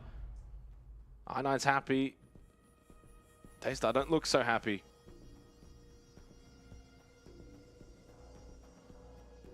Yeah, it was a potentially unlucky start to the round there for defense, losing that Fenrir so early in the piece, but Soul's Heart then broke down the rest of that site really well. Dockerby and Valkyrie to be dropped for the remainder of the half. It's just felt a bit all over the place, this cafe, in terms of the disconnects. Very spread defenses, a lot of isolated fights. Soul's Heart seemingly thriving in that kind of environment so far. Daystar calling their tactical time out. We have a look back at that previous round. Jogo was fighting his hardest there on top floor. Seal wanted to also, I think, try and retake, maybe find a kill. I9 did a really good job spacing that on Fuse. And as Jogo looks to reposition, got caught. 3v1, very low percentage play in the end. It's turning out to be quite an interesting series. So Daystar called a relatively early tactical timeout to talk things over. Last time on Consulate, they called their attack and responded thusly into the next round. They go Kitchen. So it's a repeat here on Cafe. They really are looking to avoid top floor. They've not gone Bar Cocktail once. Reading, then Mining, then Kitchen, which does play into their bans. The Bark and the Sledge, probably a little bit. I mean, the Bark is pretty decent actually on Bar Cocktail, but the Sledge maybe not so much. But yeah, I mean, when you consider banning both of them and what that entails, you want to, most often more than not, want to play the first and second floors on Cafe. They do bring the Ram now, actually.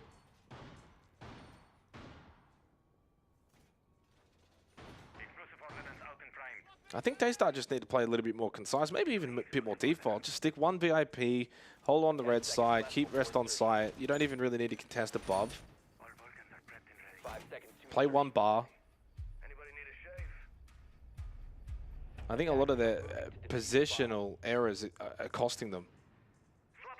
They're almost overplaying the map here defensively, trying to do a little too much. Doesn't help either that they've had the opening deaths in the previous 2 rounds, and Soul's Heart have been very good at converting those today, going at 100%.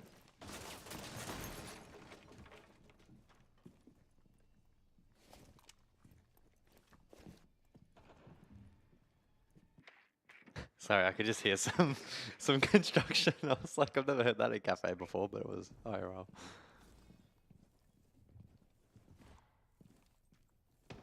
Yeah, the incentive here for Daystar should be to largely locate first floor and force the Ram play here to be perfect. Seal currently plays a peel. Maybe looking for any drones on the fringe. As you can see, Soul's Heart currently droning from top floor down. Mr. Punch on the shock drones, currently through second floor dealing with defaults. And pretty much a no contest from defense at this point. I feel like Freezer side might be vulnerable as well. Not really a solid hold towards VIP. You got Joe Gore there playing on the Tubarão, but he hasn't really got protection around him.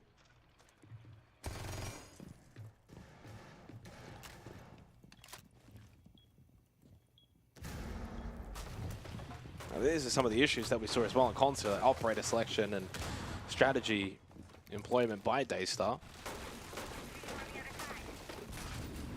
Fortunately, just raw gun skill isn't going to be enough to win you rounds at this level of siege. Peekers, yeah, I mean, and here comes the vert pressure. I mean, you banned out the buck and the sledge. You may as well have got rid of the ram instead of the Dockerby at this point. Oh, little peek, Mr. Punch. Spots out Joker in VIP. He makes the mad dash in, and that's a Vulcan canister pop. Oh, and he got across. And he gets another one as well.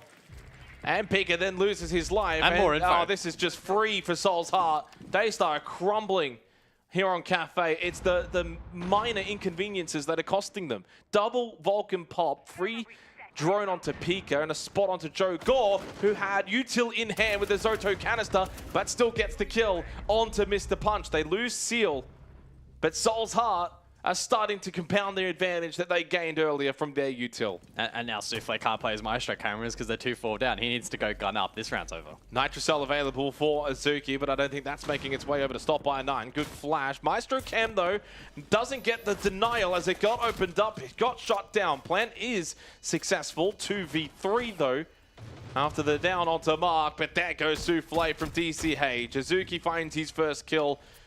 Nitrocell thrown, misses. Can't really deal with the fuse right now. I9 by himself. DCH second floor, Scatman towards White Stairs will have the angle through Freezer, protecting I9. Trying to find the shoulder. Zuki needs to clear hard left here. Slipped in towards Bar now. Scatman was going for the wrap rotate anyway. Out of the timeout, Soul's Heart will find a third attack. Forget Clubhouse. The Warriors now alarming here on Cafe. Yeah, it was really good ram play there from the attack, despite the double vert ban of the bark and the sled. They still used the ram really effectively. Good pressure on site. No one really looked particularly comfortable, and they never allowed Tster to play into that win condition, ultimately being the denial of the Goya, which got shut up by the shock drones, the information, and again, the plan denial from Souffle and the Maestro, who had to go gun up at a 2 versus 4. He couldn't afford to just sit on cams. That was, again, just another really good, clean attack from Soul's Heart, who look definitively better than their opposition at the moment, and they're on attack, which is mightily concerning for Tster at the moment. Yeah, I mean, the whole series is becoming quite concerning for Tster. They're up against it now. If they are to make top 2, if they are to make the major LAN qualifier at PAX in how many weeks' time? 2 weeks? Is PAX in 2 weeks? I don't even know. 3 weeks? I think it's close to 2.5? 1. Oh, yeah. Oh, yeah. I could say 2 weeks. 2 and a bit. 2 and 2 days? It's about 16 days. Well, plus PAX, I think it's about 17 days-ish. Something in that range. And not only that, but also, like, you think about the SI points and the structure of it this year, you get such a boost by finishing top 2. Essentially, if you're not making top 2 in your region, and you're not able to make regional finals, and the only path to SI is LCQ.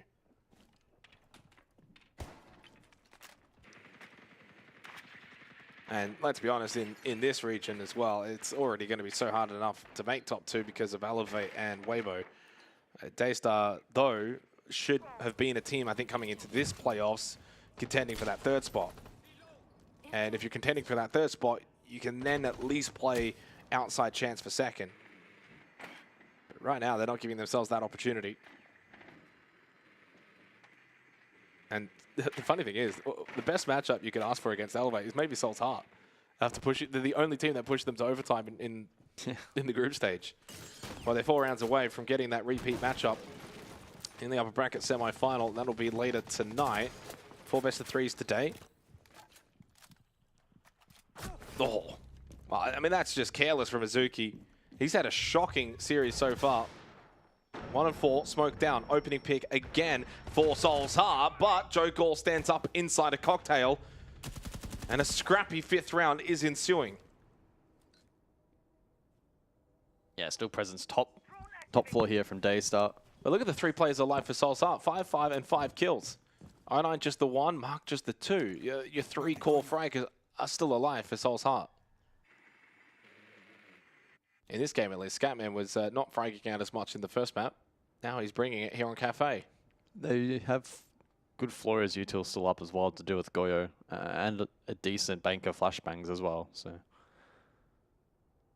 Soul's Heart could still piece together a late round play here. I mean, they do have the Wamai catch, though, for the flashbangs. Yeah, true. No Nitro, though. Oh, swift entry for Mr. Punch. Talk about just walk into reading. They do lose DCH in the battle for Seal over towards Cigar. And that's Diffuser up There's there. a Vulcan canister outside Cigar Shop as well. Scatman finds the kill onto Seal. I mean, this is a very vulnerable site now. Joker will have to slip in from behind. Mr. Punch, though. Well, he's punching mightily hard today. There's a Vulcan canister on that door as well, and he's just literally walked in and killed 2 people through that position. 4 attacking rounds. Soul's Heart, Daystar are getting obliterated on Cafe. It's Soul's Heart's map pick for a reason and showcasing why. And they're going to go to mining for the final site choice. They did not go bar cocktail once.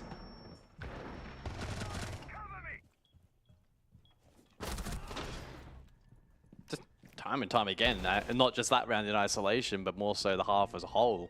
Daystar is simply getting caught out of position, getting caught on bad timings, not even standing remotely a chance in these fights. They're just dead. Getting caught off guard time and time again. Soul's Heart having a good read on the map so far.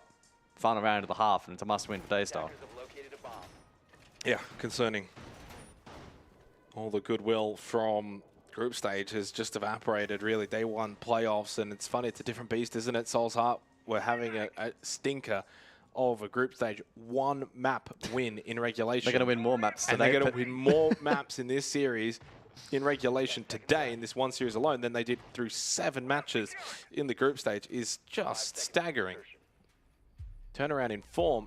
I said before this game I just couldn't trust them. Well, they've earned my trust back. They well and truly have.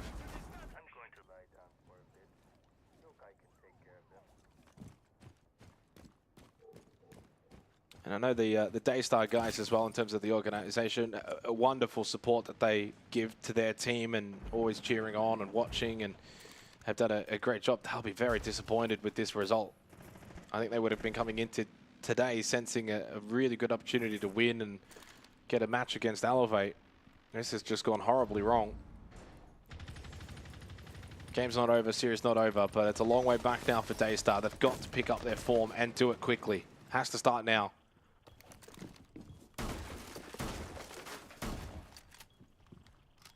Again, playing the mining side, but defending up above and aggressively. Seal is in Cigar Lounge. They've got cocktail, back stores. They've got the entire top floor locked down.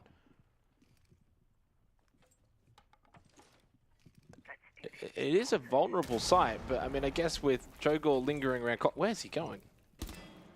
Jeez, I worried there for a split second on the skylight position. Mark is going to be the first death, and it's onto the Ying. That is a big pick, much needed for Daystar.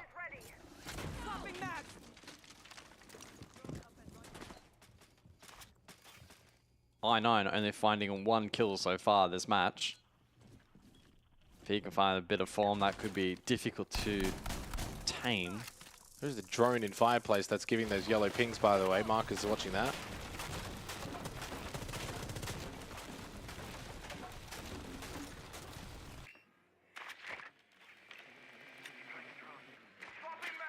Just over 60 seconds on the clock here, starting to become a little bit concerning for Soul's Heart. Still got that drone in Fireplace. They've had that for quite a while. So good information in terms of the site. Oh. I9 knows there is one in Cocktail. Oh, well, the tripwire connector stops him from pushing forward. Bit of a nuisance. And another one. You got to watch your feet here, I9. A little bit of damage. Not the end of the world, and they know they've still got him stuck, but a good kill. Joe Gorg at least took one with him. They have dealt with the clash. 3v3, 30 seconds. Seal not cleared. 20 on the clock now, and Soul's Heart not in a very strong position. especially with the Yokai still up as well from Souffle. Easy kill for Izuki, and Daystar will respond to close out the half. They get their second defensive round win. A stronger hold. They committed more bodies up above. They elected to not have anyone on the bakery side this time, so they kind of tightened up their defense. They were able to play the trade game a little bit better. A stronger defensive call from Daystar sees them get a much-needed round. As we head into the second half, though, Soul's Heart are still in pole position here now with 4 defensive round wins. 3 rounds away from closing out this series.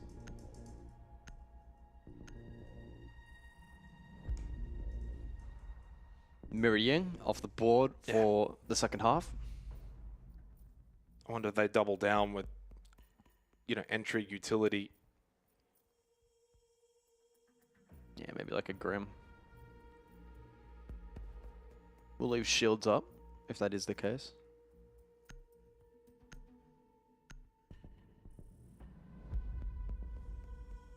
So Valkyrie and Mira matching alongside the Ying and the Grim, which leads me to believe at some point Soul's Heart will most likely play top floor, and first floor I think will be the main preferences. Does leave second floor a little bit vulnerable.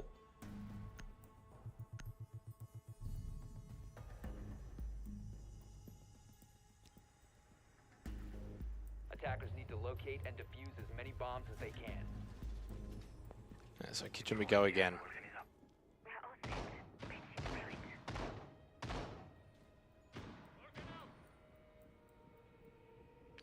Yeah, and big attacker repick. So this is going to be a freezer hit centric attack from Daystar. They're going to get second floor control, open up floorboards, ROUs to then go through freezer, go for a default plant.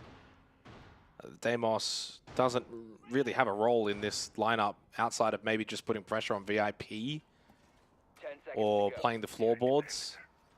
I don't think you need the Dokkaebi. I think Deimos is a slightly better option. It's a good lineup. I mean, in terms of operator selection here for Daystar on the attack, you bring the Twitch, deal with the Vulcan canisters, Banshees, Mute Jammers, Yoga. It's a lot that you can deal with. Sledge Ram to put the pressure on from that second floor. So the question now will be for Soul's Heart, how much pressure, well, do they kind of put themselves on that second floor? They're going for an intriguing little kind of close-up shot top floor. Maybe Mr. Punch could throw the surprise on them.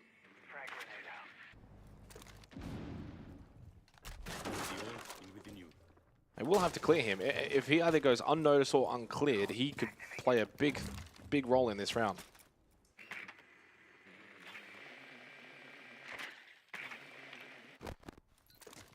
Good drone work initially here from the attack. Mr. Punch forced down, targeted by Deimos. A lot of pressure on Mr. Punch here early on the piece. They start going hunting. Already have presence over towards Pillar. Mr. Punch needs to be really careful he doesn't get caught here. I thought for a second he was going to maybe wait out the death mark and make his way back up one stairs. But no, we'll opt to go all the way back down below, and honestly can just slip into bar very nicely. That was the right play. If he had have gone over towards reading, Pillar was cut off. So, and Jogor was in hot pursuit. Nice kill from Jogor. In hot pursuit, and in the end, gets I9. 1 and 4, by the way. Yeah, I9 is not having the impact here on Cafe. And DCH dealt with, that's a huge pick onto the Echo. Good start to the round for Daystar. So the response that was required, now coming to the foray. Mark now senses, okay, I can't really just sit VIP and wait. They've got too much of the map opened up. They can go down red, they can go through Bakery. They could completely avoid now Freezer if they want because of those 2 kills. This has set Daystar up very, very nicely. They can go Bakery side hit if they want.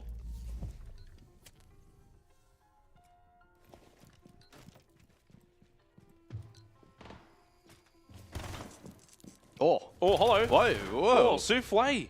Hasn't got his headset on. That's a bold play. Oh, if Mr. Punch had got that kill onto Pika, that would have been a disaster for Daystar to give up the 2-player advantage. Pika gets tagged. Soul's Heart, I think, are cluing onto the fact this is going to be a Bakery side hit now. Adjustment from Daystar.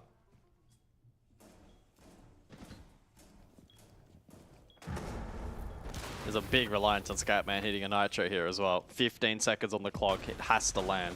ROU screen wall goes up despite the catch as well employed. Mr. Punch gets the kill onto Seal. Now suddenly only 2 players left standing for Daystar, and Azuki gets shut down by the Nitrocell. It's only Joe Gore. He hasn't got the time to salvage this one. It was going so good for Daystar until it wasn't. Soul's Heart take the round. And like Consulate, they just keep winning these crucial, clutch 50-50 rounds. That was a winnable round for Daystar. They can't get it done. 5-2, Soul's Heart. And another round that Daystar can't convert their opening kill. Yeah, start of the round was good. They got such quick map control, and Jogo got the opening kill. This was a big turning point. Mr. Punch just sends it up the stairs, finds a pick back, and then this hold above. Obviously, it was the Nitro credited to the kill, but the control up above would have found the denial either way. So they had a lot of multiple points of pressure there, despite being weakened in man count late round defensively. So that's some really good resilience from Soul's Heart in finding those win conditions and being willing to take risk.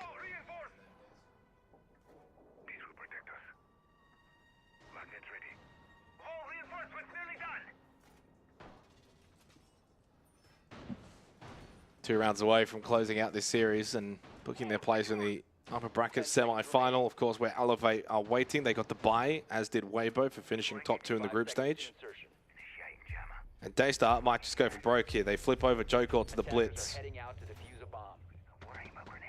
Pull out all the stops. What a match, by the way, from Mr. Punch. 12-3. We thought the start from TCH back on Consulate was big. 8-3.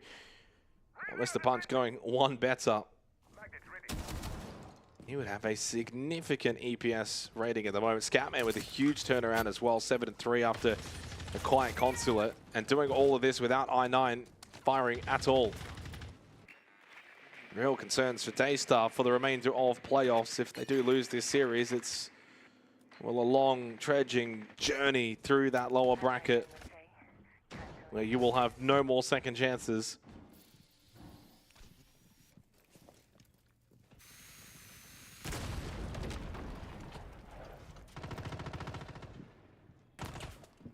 Gets taken down to half.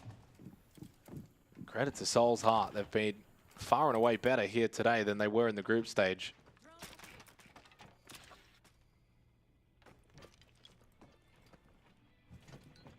So again, boots on the ground early here from Daystar. Joe Gore to lead the charge on Blitz. Still presence on the 3rd floor here from Soul's Heart over on that cocktail portion of the map. Top white stairs as well, so it's Mr. Punch and Mark. That combination, Mr. Punch firing at the moment up to 12 kills, has been so influential. If Mark can support him, this top floor hold could be difficult to contest. Mr. Punch now goes searching, as Azuki finds the first. Yeah, but you don't trust them anymore, do you? Although maybe now in the 5v3. And the fact that it's Mr. Punch as well that's lost his life. They do lose the blitz though, but at least DCH will fall at the same time, keeping the advantage for Daystar, equal as before. And Scatman goes down. Okay, much better from Daystar. A little bit more clinical, a bit more pacing in that round. Certainly didn't look like a team that was scared by the pressure. Soul's Heart went running into them, but at least this time around Daystar were better prepped to deal with it. Yeah. 3-5, keep themselves alive, but it's still a big buffer for Soul's Heart. But our cocktail will be the side choice in the 9th round.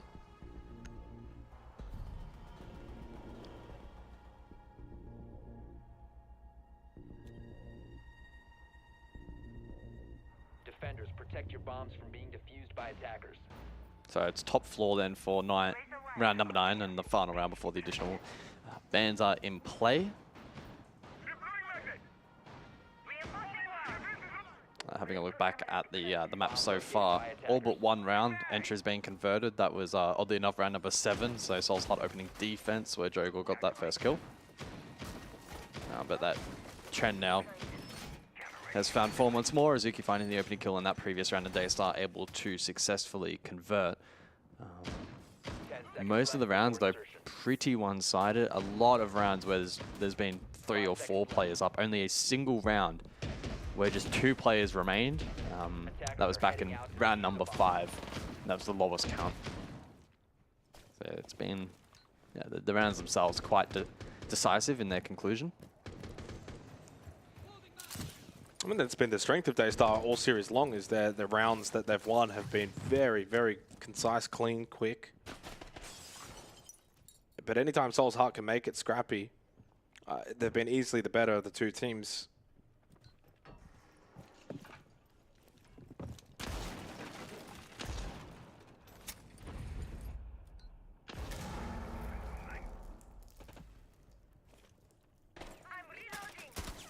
Free drone for DCH. Still need to get that drone counter fixed, hopefully before the major. Yeah, I've been told that the message has been forwarded. Okay. The message has been forwarded. Yeah, I did bring it up with Ubisoft. Oh, DCH absolutely caught towards Lounge. Nice pincer maneuver from Daystar. Another opening kill for them. With the Azami, good start, and just starting to gain a little momentum. Soul's Heart will want to try and stop that as early as possible, not allow Daystar back into the series as a whole.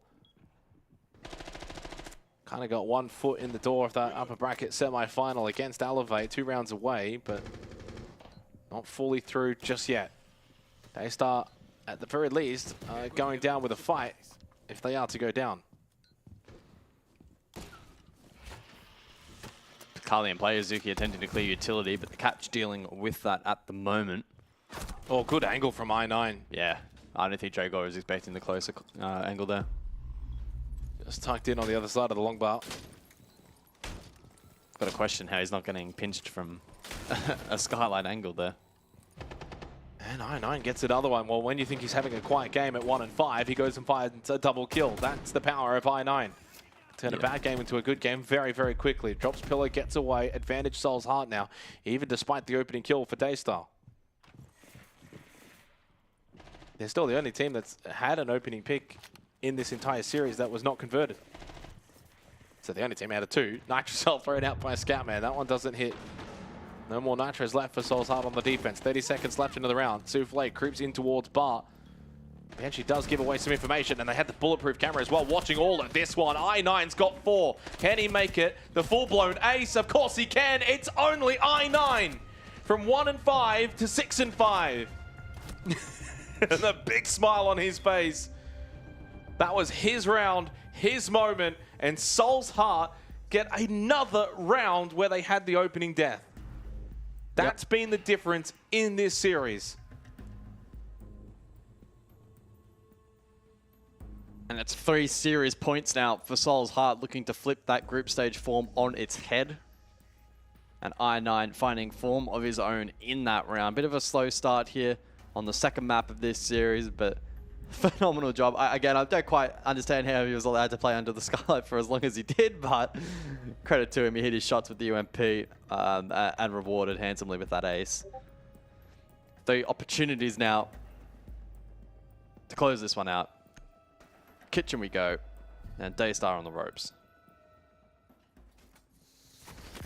I think they're not even on the ropes. I think they're on the canvas right now, and their referee is doing the count. 3 rounds straight required. What a round from I9. They threw everything at him. I mean, the vibes in the Soul's Heart camp have looked very good today. I think that's a double fist bump, because not only was he happy to get the ace, but he was also 1 and 5 prior to that. So now he looks like he's having a good game. Yeah, back on Consulate, he went 7-7 as well. So not a standout performance by any means, given that he was the standout performer for this team over the last couple of weeks. So it's Kitchen we go then for what may be the final round of this opening playoffs match in APL. Scatman scouting outside, good information early, can relay the operator spotted early on in the piece.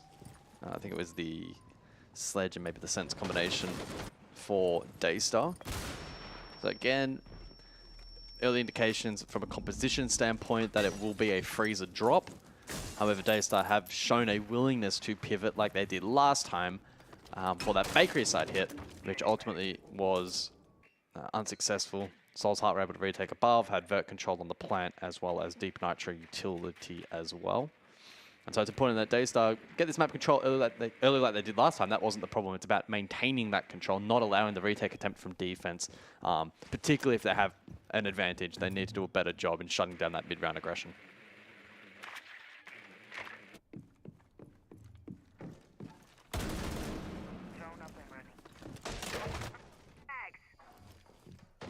So Daystar have 3 opportunities to get themselves back into this series. If they can at least force overtime, there may be still a chance to get to club. Hoping to pick on to Mr. Punch, but they've lost all trust in me to think that they can convert these rounds confidently and comfortably. Jogor doing his best to try and catch the running I9 down below with the death mark on his head. That expires. They have been able to shut down Mr. Punch though. He was 12-3, now 12-5. Hasn't had an impact in the last 2 rounds. Frag grenade to deal with the castle barricade. Still good delay utility for Soul's Heart when you consider 3 gas babes, the yokai, the maestro cams as well. So still a bit of work to be done here for Daystar into the final minute, despite the 1-player advantage.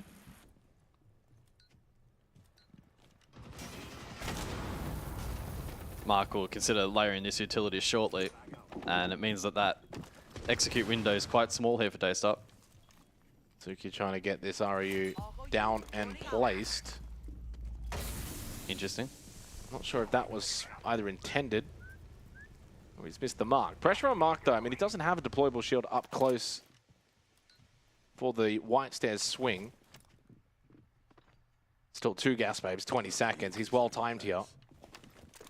This attack is in a lot of strife. It's also Yokai that was in Freezer. That's been able to get out now in towards service. Drop will come through. Seal inside of Freezer now, heading into red time. They do get the elimination onto I9, so a 2-player advantage. But the main thing will be getting this kit down successfully. Yokai not in the best position. It doesn't go default. It goes over towards the bomb chassis. Can Scatman get this over in time? It's going to be close, but it gets shot out. So close. Plant will be successful. They got the kill onto Jogor, but post-plant with numbers up for Daystar. They will convert this round. They will live to find another day.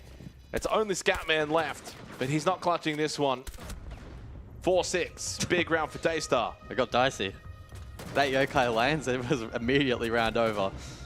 So, good job in shooting that out by the attack, who had a very small window there to hit. The Soul-Out VIP side was really good. Daystar doing a better job at dealing with that mid-round aggression. I identified it as being a big win condition for them. And right here, just got shot out in time. It would have been really borderline if the window was there to actually deny the plan in time. That in itself would have been incredibly close. But Daystar prevent that from even being a possibility by shooting it out in time. Still 2 more opportunities now for Soul's Heart to close this out in Rogue. Defenders, protect your bombs from being defused by attackers.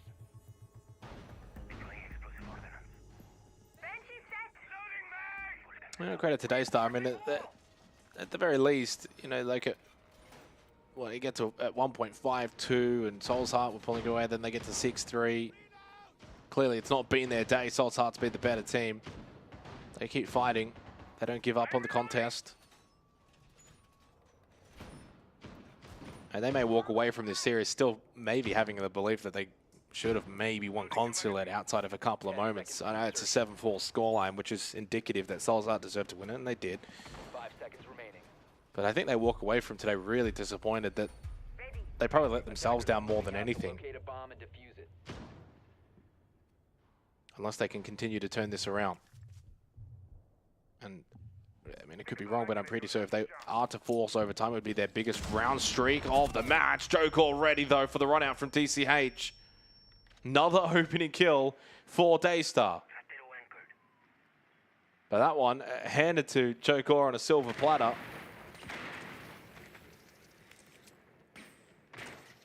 And Pika can get to work on the shock drones. Soul's Heart not really helping themselves right now in looking to close this out.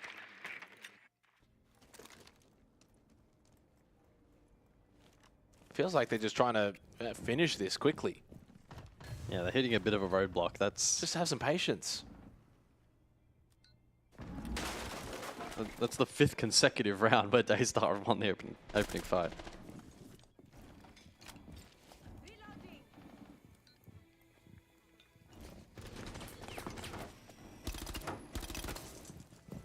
Oh. Okay.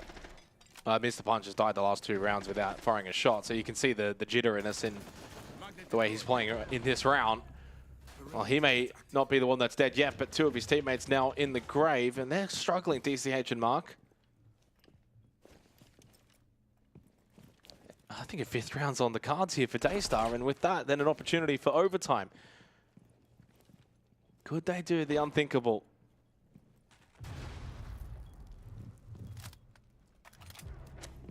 Big kill for Mr. Punch to shut down Joe Gore. I9 still holding white stairs, waiting for this player and repel in Souffle to make a mistake, overextend.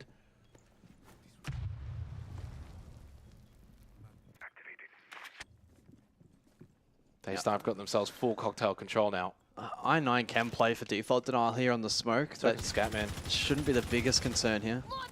They actually have enough denial if they kind of, and what they're doing now is pivoting, I think, back to a bit of a default setup towards the end of this round. Trust the smokes, trust the nitrocell. If Daystar don't have another angle of pressure, this starts to look a little bit concerning. Scatman trying to keep himself in best position to deny a default plan. Okay, that's good. That's a big pick onto Mr. Punch. He is just more so an extra body available, not so much utility. Default can't be the play here. No, unless you're getting a back push at the same time. Is that a bad drone as well? It looks like that's a missed drone. Okay. Nitro. Scatman. Oh, Scatman. No. Well, denied anyway. Yeah, but I9's going to have to, well, it should be someone close. Oh, Wait, no. hang on. No, Pickens just ran into the gas babe and died, but they get the kill onto I9. He whiffed. I9 gets that kill. He wins the round off of misplay towards the reading doorway. Oh, he would have been traded. Okay, there was a trade off Laundry, so he wouldn't have won the round, but still, it should far out. Jeez, my goodness. What was that? I mean, I can understand the clock ticking down. You sense that urgency to run in, but you also have to understand your health margin running into that gas babe. Timeout for Soul's Heart, as we've seen a comeback now from Daystar, winning 3 of the last 4 rounds. Yeah, that round was pretty funky. That's a quick reaction from Joe Gore. You can see he got taken down a half health. Yeah, so there was... So if you watch Peaky here in your bottom left, he's in pillar. He runs into the gas babe, goes down. 3, 2, 1.4 seconds. And but there was the laundry. So I think he would have died at like 0.5 or something. Yeah, I think it was... Assuming he hits a clean shot. Assuming. To be fair, it may not have been a definitive round. There's a world in which I9 gets that kill insta-prone and the swing. Yeah, like avoids it somehow. We won't know. We've seen jankier before. So bar cocktail for the final round of regulation. Soul's Heart looking to close this out on Cafe. Daystar hoping to force overtime. Defenders, protect your bombs from being defused by attackers. Can Daystar push it to OT? Well, you look at the facts and stats of this half. 6. They probably deserve it. 6 opening kills in a row for Daystar. Yeah. Didn't convert 2 of those rounds. Soul's Heart, by the way, still at 100% in the series for opening kill conversion. They just need to find that bloody opening kill. They just need to get that opening kill. Not that they can't win if they don't get it, but at 100%, they've not dropped one from an advantage position. I think the other thing that Soul's Heart need to do here is just play a little bit safer. You're giving they need to make Daystar work harder. Yeah, make Daystar work for it. If Daystar work for it and get the round win, then so be it. But they've probably got to try and stop going for early peaks, run-outs, little crazy plays. We're going to clash this round as well for I9. So, I mean, that to me, and the lineup that they've brought suggests that they will slow things down. There's only so much you can do bar cocktail anyway.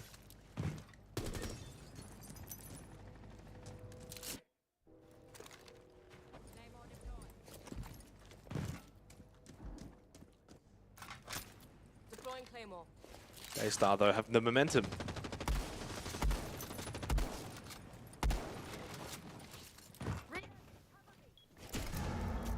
have not won 3 rounds straight so far in this series. To force overtime, they must now do that.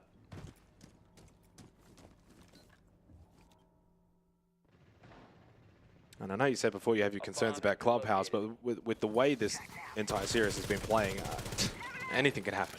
Yeah, You just get there, and Daystar would have all the momentum. My predictions have been pretty bad so far. Drones up and running. So Pika spotting out the Banshee close, that makes the rappel in for him very difficult. Although that has now been cleared, and so it opens up that route. Midpoint of the round. And Soulsheart have done a better job in containing themselves a little bit this time around. Trying to force the util clearance. I say that. Oh, it's a good tuck in. DCH gets caught. Yeah. Again, just Nicely trying too hard. Nicely done from Joe Gore. Once DCH tucks in Pixel there, he's just dead. Yeah, I don't understand it. I don't know what is prompting that play. DCH just had an absolute shocker on Cafe, 5 and 10. He also had the clash as well. So, like, if DCH stays tucked in, like, boys, I'm stuck here. I9, get over here, and then I can make the cross back to washrooms. Yep. So, it's like... He just panicked. Just under a minute to advantage Daystar once again. Souffle dropped. Okay, they're just dropping. 1-for-1 trades, and then Jokol finds another. And Pika gets rid of Mark, and this is all going to basically confirm we're going to overtime. Soulsheart ripped to shreds here on the top floor. All the momentum is with Daystar in what's been a terrific comeback. They look down and out. You said on the ropes, I said on the canvas. Well, they have risen from the grave. And Scatman is not denying this plant and not winning this round. Overtime confirmed, 3 rounds straight for Daystar, and not even that timeout from Soulsheart could put an end to their run. Not a single opening kill on Cafe defense. Like, what? 7 rounds straight opening kills for Daystar. This game should be Weren't over. they the team that they don't get opening kills, but when they do, they convert? Yeah. And it's been the complete opposite. Mm-hmm. Nothing but opening kills, but at times not converting. Soulsheart, yeah, have heading into the day, 9% more opening kills. Than Daystar. Yes, but their conversion was almost 15% lower. Yet today, they're at 100%. 100% conversion. But they haven't gotten a single defensive opening kill on Cafe. And they're now on defense in OT. Nah, throw the stats out the window. We don't need them. Ah. They don't matter. Well, Soulsheart stay on defense, so we'll see if they can... I mean, like, honestly, get an opening kill. Get an opening kill, like another opportunity. This would be for 8 rounds straight as well for Daystar if they do get the opening pick this round. And it would be a disaster for Soulsheart. From 6-3 up to close the series out, Daystar are on the brink of sending us to Clubhouse. They need 2 more rounds. Attacker's objective is to defuse a bomb. Viper strike ready to support. Damn right you are. And Mr. Punch started 12 and 3, so since then 1 and 4. DCH, Mark not really getting a lot done. I9, 5 of his 7 kills came in 1 round. Yep. Yeah, his stats are Daystar are skewed. all over them. They have all the momentum coming into overtime.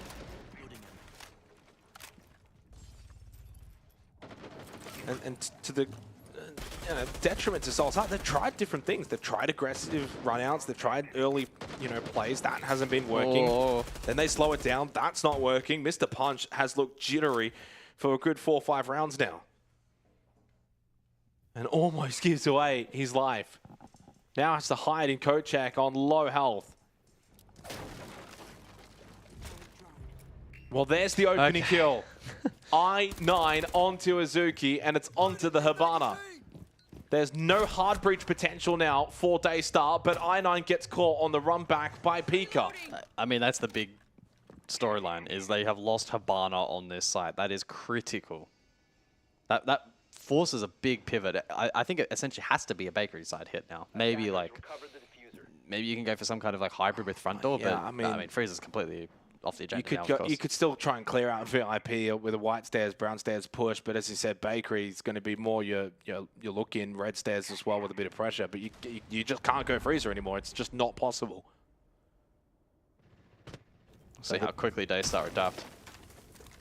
Soul's Heart should be clued onto this as well. Yeah, I assume I9 knows who he found as well. That very much changes the dynamic of this round. Very interesting. Barbed wire information for DCH. Yeah, I think they'll just play the vert towards train and mining and then go for a Bakery side hit down red stairs as well for added pressure, which leaves a player like Mark and VIP up later in the fight. What a swing from Pika. Mr. Punch was low. Pika now trades health with him, and but he Diffuser. gets traded as well. That's Kit down. 30 seconds left into the round. Soul's Heart cannot be losing this position. With the Diffuser stranded over towards Kochak, this is a round of theirs to lose. Big time. Big time indeed. DCH still tucked in nicely. How does he lose that fight to Joe Gore? 13 kills for Joe. In a 2v2, 13 seconds. These are the rounds that Daystar have not been winning so far in this series. The clutch has not been their way. Joe Gore needs 2 in 2 seconds. Not happening. Soul's Heart yet again win the pivotal 50-50 rounds. And they maintain 100% opening conversion. We didn't quite cap how I9 found that opening kill, but that's a massive hit. He got caught on the rotate down the stairs, so he's clearly he's lurking up above and got him and then caught on the run back down. Yeah, I saw him lurking up earlier. That kill, wow. Yeah. Dropping the Habana there is absolutely massive. If that had been any other operator, I really don't think the advantage would have been that substantial. So another match point opportunity. Now 2 more acquired for Soul's Heart. They squandered the first 3. They've now got 2 more opportunities. Daystar once again on the back foot. This time they go defense. Now, of course, they had some intriguing bans. They banned out double soft breach, the Sledge and the Buck. Once again, they will go second floor, reading Fireplace.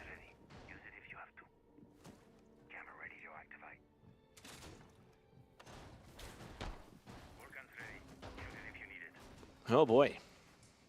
I mean, the way this series was playing out, 7-4 on the first map and then 6-3 on the second, it kind of had all the hallmarks of a pretty clear-cut 2-0. And credit to Daystar, they've been able to make it a contest, to make it entertaining. But now must win 2 rounds straight to take the map.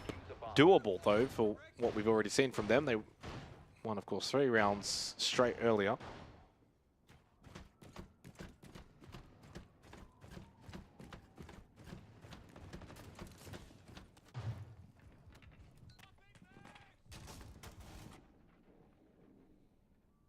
So that's reading then for the potentially penultimate round.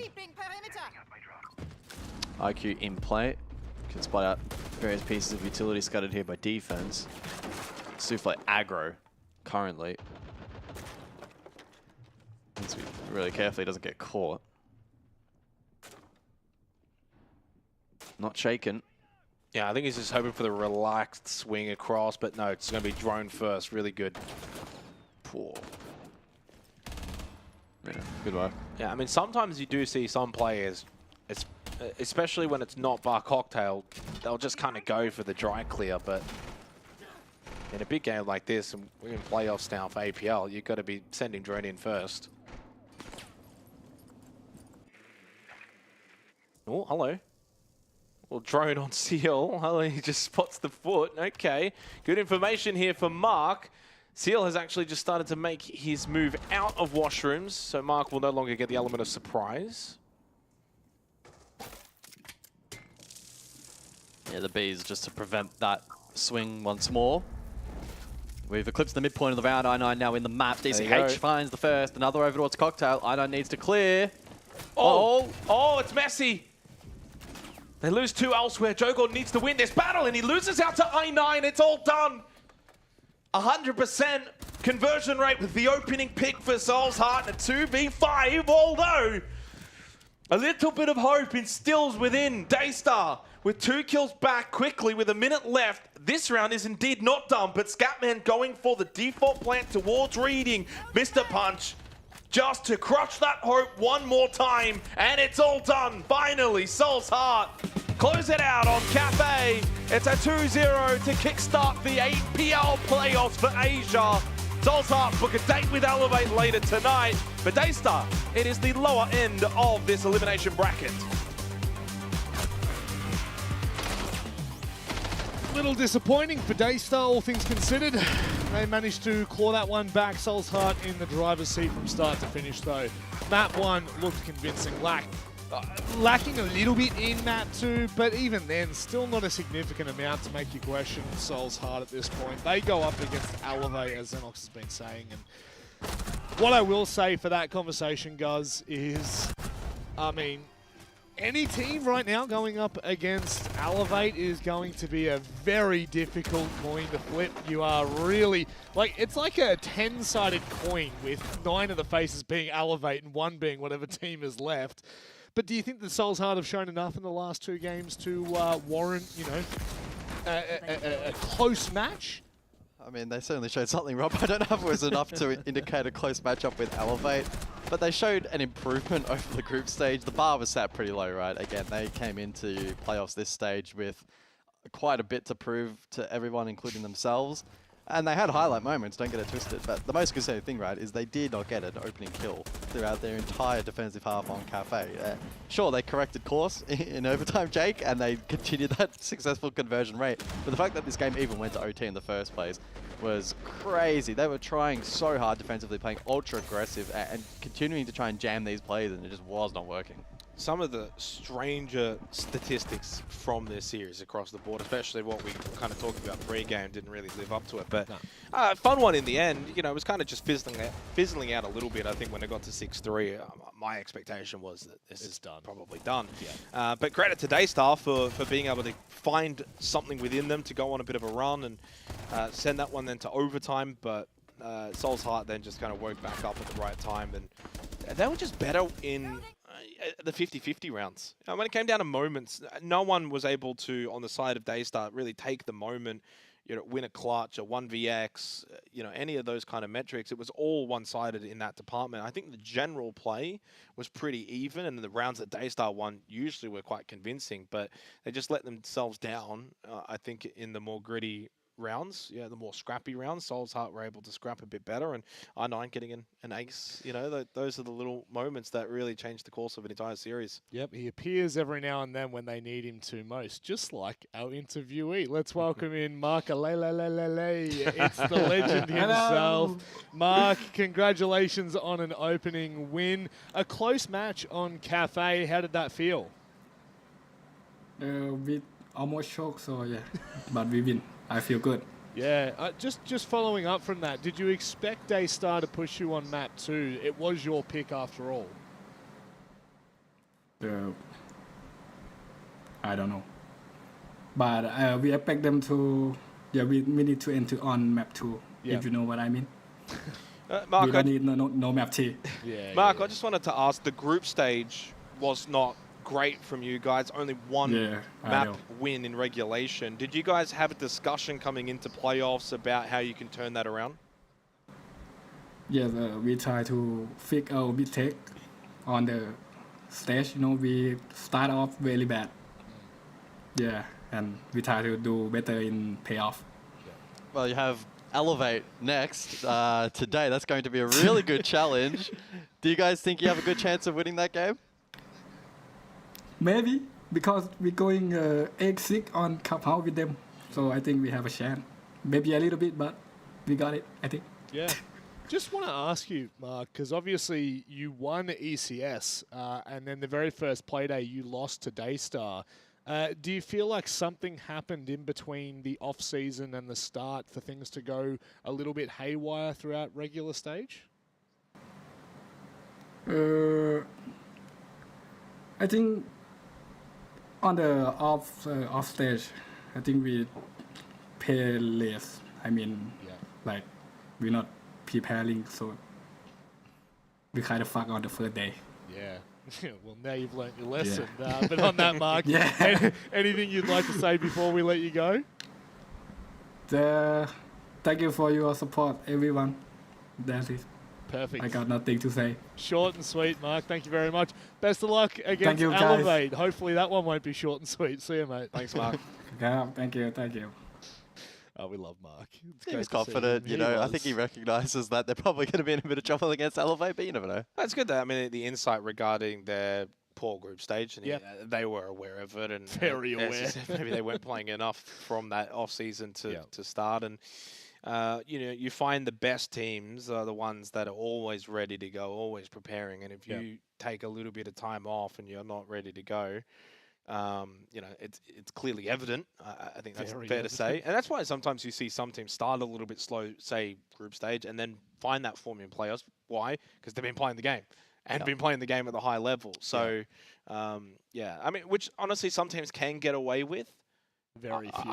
But I would say very few. Almost like you. It's kind of like, the anomaly of someone who doesn't work 9 months of the year, but shows up for 3 months. And he turns it up when he needs to. Jake Venditti is the anomaly in this discussion. Just call me Waybo. He's basically the Waybo of the conversation. Because I guess, kind of leaning into what Jake's saying a little bit there, they are very aware of themselves coming into playoffs. It still feels like Mark and the team still have a bit of hope against an Elevate that has been rip-roaring through the competition. They did take them to overtime. Yeah, I mean, he mentioned that the interview around that clubhouse was, quite close. How much you want to take away from that match in the context of a group stage is, up in the air. I wouldn't be taking too much away from it, but it's still promising. I mean, plenty of other teams struggled far more so against Elevate. So that veto for that match as well is going to be super G. Do we even see Clubhouse, Elevate going to take zero risk and take it out? There's also no pressure at all on Soul's Heart, right? Which is going to be the case for every team bar Waybo, I think, against Elevate. I think Waybo would still have some pressure because of what they mean to the region, etc. But I think in that particular matchup for Soul's Heart, after winning today against Tster, you get the confidence booster that you can get back to some of your best form. You beat out a team that's on a similar level to you. Now you get a free swing at Elevate early in the piece. So I think they can maybe take some comfort in that, but they're still going to lose 2-0. That is actually a really important point as well, that they're going to lose 2-0. But the fact that they get to have a jab so early on in playoffs where best of threes haven't been played for nearly 2 months now, that's a really important piece to Soul's Heart's puzzle. But these boys won't be here for that one. However, they are going to be here for the next matchup. We get to watch Fury take on Arrival 7 in what will be an interesting quarterfinal. Don't go anywhere. We'll be back after this.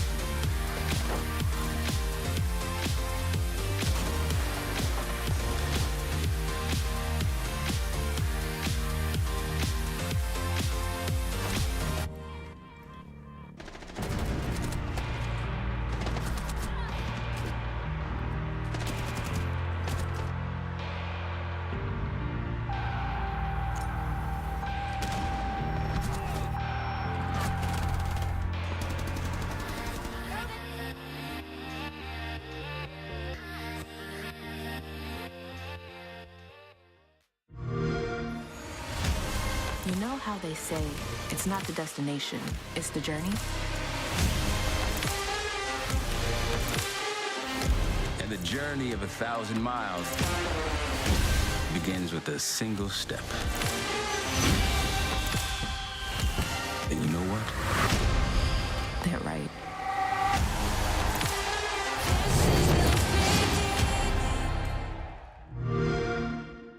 And how's your intern doing with the first? He looks like he's doing good with the level 1. Do you reckon he's ready for level 2? Absolutely. Okay.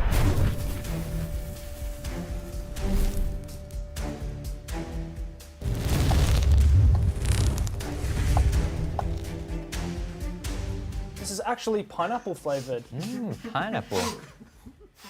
So, second question, Tster. You're no stranger to a good subtweet. We know you love getting active on Twitter. Absolutely. On June 17th, you posted a tweet 2 days before playoffs, and we've had more cancels than actual scrims played. Hashtag locked in. Care to explain? To be honest, there's just a lot of check farmers in the APL, as everyone might know. A lot of check farmers. So you know, as soon as some bum teams lose, they get like 4th place, 5th place in playoffs. They just sack it off. They just cancel all the scrims, and you know, the actual good teams, they don't get much practice. So sucks to suck, but it is what it is. Well, stage 2 is starting up very soon. How's your prep going? You getting more scrims? We actually haven't scrimmed since we left EWC, and now I'm here eating into my scrim time. But literally, literally. But I think once we get back, we'll be on the test server playing with a new op, and yeah, we'll have around 2 weeks before the season comes out. So I'm pretty excited to go workshop with the new op. And where are you scrimming from? I'll be scrimming from Tokyo. And you're playing the season from? From Bandung, yeah. Right. Now, we have one more question for you, if you're ready to take on the third wing. Honestly, you took level 2 better than level 1.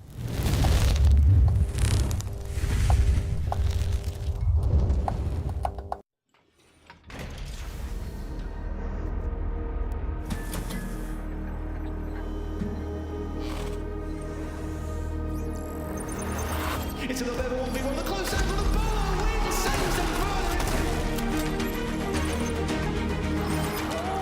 what is going on? He grabbed that one out, 2-on-1, we're gonna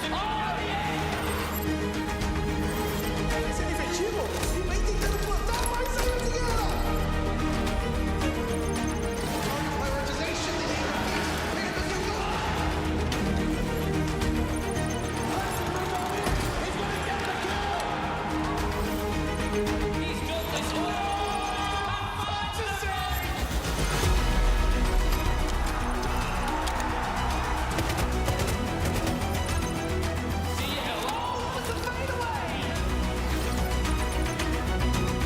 immediately on the diffuser, Lagonis needs to get in there. You gotta go, Lagonis. Why are you not looking? Hello?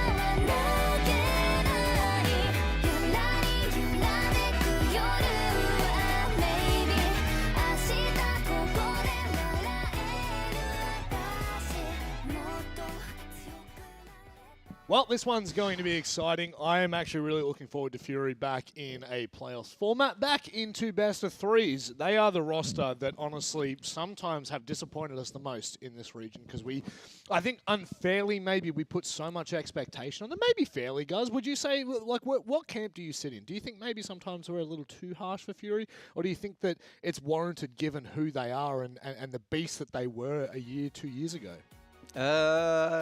I don't think we've been particularly harsh on them unfairly, right? They are a team that historically has done well. They've clearly had a dip in form. We know that they've been struggling a little bit in terms of making the roster click. pardon me, a bit of indigestion. Do you want to try that one we again? we just had to scoff down lunch. That was rough. But we praise them, and I think rightly so. Over the last couple of weeks especially, they've been able to just slowly tick away, build some form. Yeah.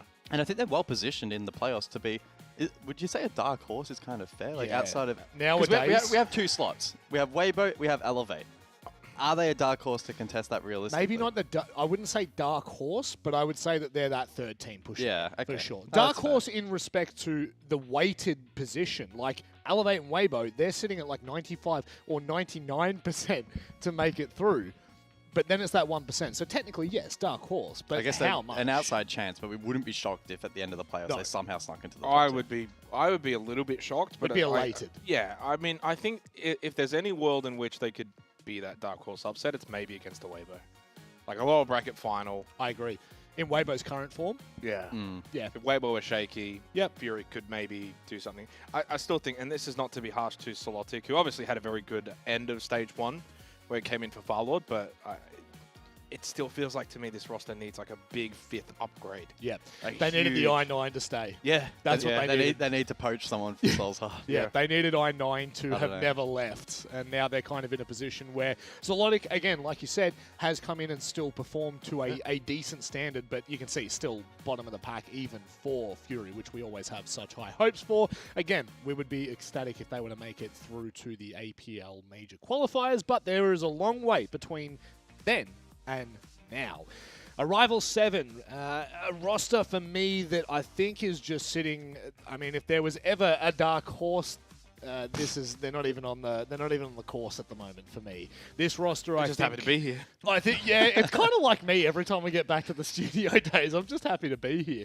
I think that this roster could, on their day, cause a little bit of a ruckus, a little bit of an upset, but I think it's just such a massive ladder in Asia to climb, and Fury are halfway up it. They're the kind of team that can cause an upset to the teams that can cause an upset to the teams above them. Yes, yeah. So they are the upsetter of the upsetters. Exactly. Is yeah. that how it works? I think that's where I would kind of put them, which, you know, for a team that, like, you know, Roltini's been around a while, and honestly, like, Peeps had a very good stage 1. Remember, stage 1, we were saying Peeps is the next one to get picked up for the Thai teams. I remember that. But he couldn't back it up stage 2 so far. If you look at an 88 EPS, much quieter, low on the entries, very low on the cost as well. So I think that's maybe a sideways step for a young gunner coming in that had such high potential.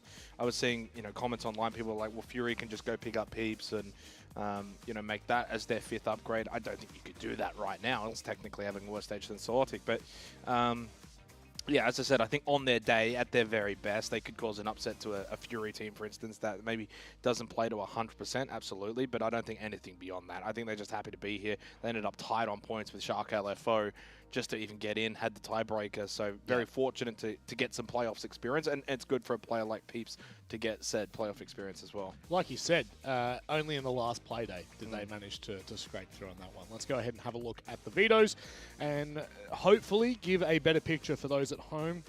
I do expect 100%, no matter where we go, this should be in Fury's favour, no matter how we get there. I would be surprised if it goes 2-1, but I would be happily surprised if Arrival can do that. Nighthaven Labs is where we start. We then move on to Clubhouse, ending in Chalet. Michael, that was a bit of a gasp by you. That was me. Oh, that was you. I think he's just a bit gassy. It was the Nighthaven Labs. I just see Fury Defense Labs first up. That is a tough ask for Arrival 7 to kickstart playoffs. Yeah, and it's... Look, when you look at Fury's preferences, which I'm sure you're doing at the moment, guys, it is their lowest preference map, but I really don't think that means anything.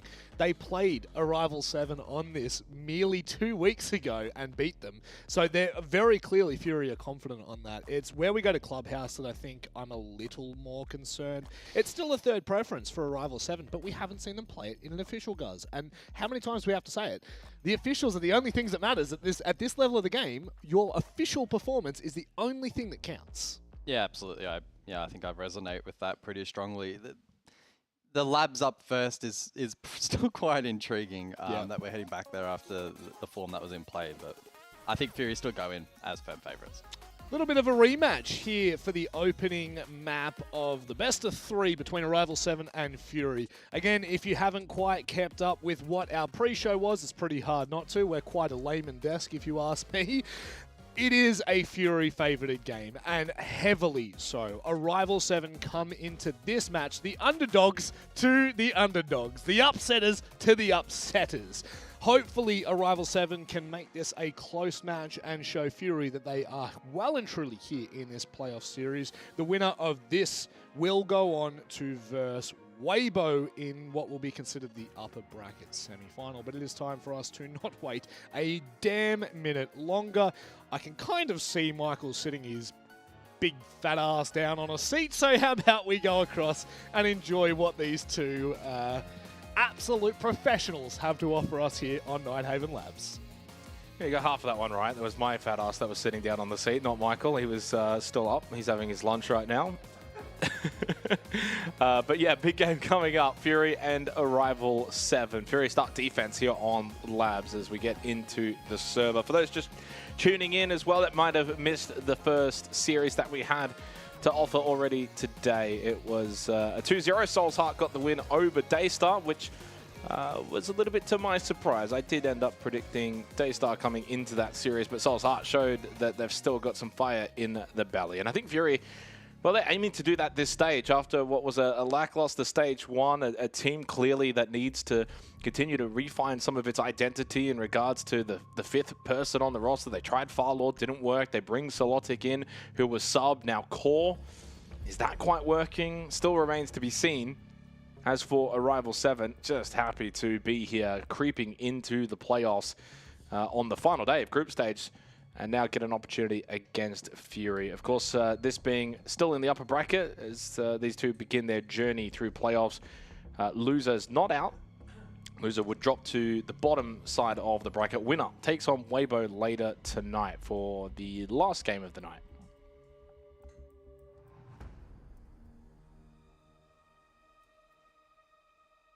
So it's the Kaid Bandit alongside Ying and Blitz banned out for these first 3 rounds. Storage will be the first side of choice here from Fury, so looking to get the pocket pick out of the way early and trying to throw Arrival 7 off. Kind of site where you can kind of go one or two ways for the attack. You either go for the IT clear top floor and con across, gather that vertical presence, and then go for the weakest point of entry. You can also elect to go pretty direct over towards the B side as well. Hit the window directly, have some pressure through warehouse, etc. And try and lean really heavily into that win condition. You do, though, run the threat of, you know, the bombardment of plant utility and the threat from down below as well. So intrigued to see what Arrival 7 bring into this attack. They elect to do some pretty significant reshaping in terms of their repicks. So the Ram in play is suggesting that they are going to go for this top floor clear. Brava also in play to deal with not only some of the utility brought here by defense, namely the Banshees and the Mute Jammers, but also just generally default cameras and the additional info gathering potential as well.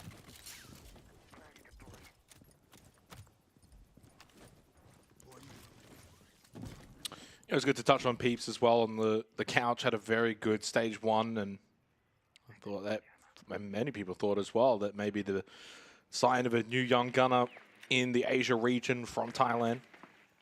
Waldini, of course, has been very, very good for Arrival 7, brings more experience and presence on the roster.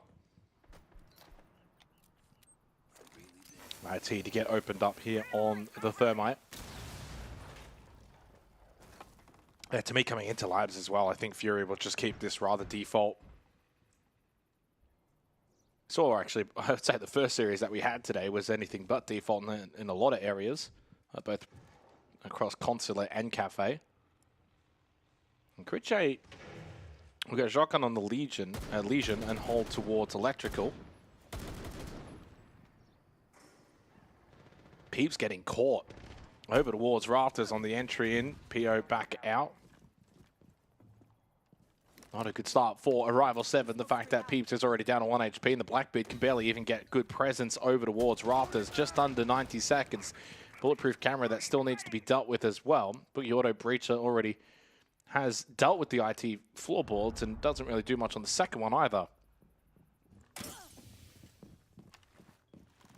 Actually, I'm not going to lie, I didn't even realize it's control storage, because who the hell starts control storage on the opening round? You were too busy eating your red rooster, I mate. I was. Missed that one. And Arrival 7 have, I think, also done the same thing where they're like, you know what? This is not even top 4. Let's just go and get into the site. They've done that. They did lose 2 players. Make that 3. So in the post plant, it doesn't look like they're going to be able to find success, but they did kind of just waltz in on the back push towards control. Down to Roldini and Gallet. Oh, hello, Batman. Drop down, shotgun shot, Fury, well. Fascinating start to the series. Control storage, tertiary site 1 in the opening round, and now I imagine they'll go command server.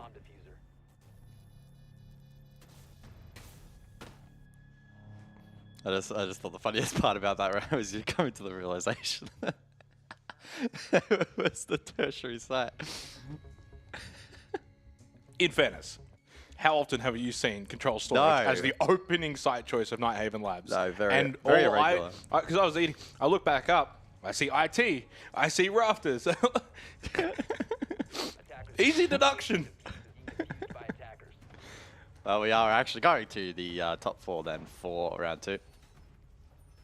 Good recovery effort there for Fury. Arrival 7, you've got to respect the effort there. They found that route in towards side and got that plant down, but then Fury able to really pressure them immediately following the plant, and then the post was weakened. I'm very intrigued to see how Arrival 7 go on a more traditional floor like the top, where the clearance and the utility of the crossfires, etc., the real fundamentals of the game are put to the test. Probably one of the best sites, in my opinion, in the game right now that achieves that goal. 5 seconds to go. With hard breach denial dealt with, the walls should be relatively straightforward to open. And that's going to come down to how they can manipulate defense.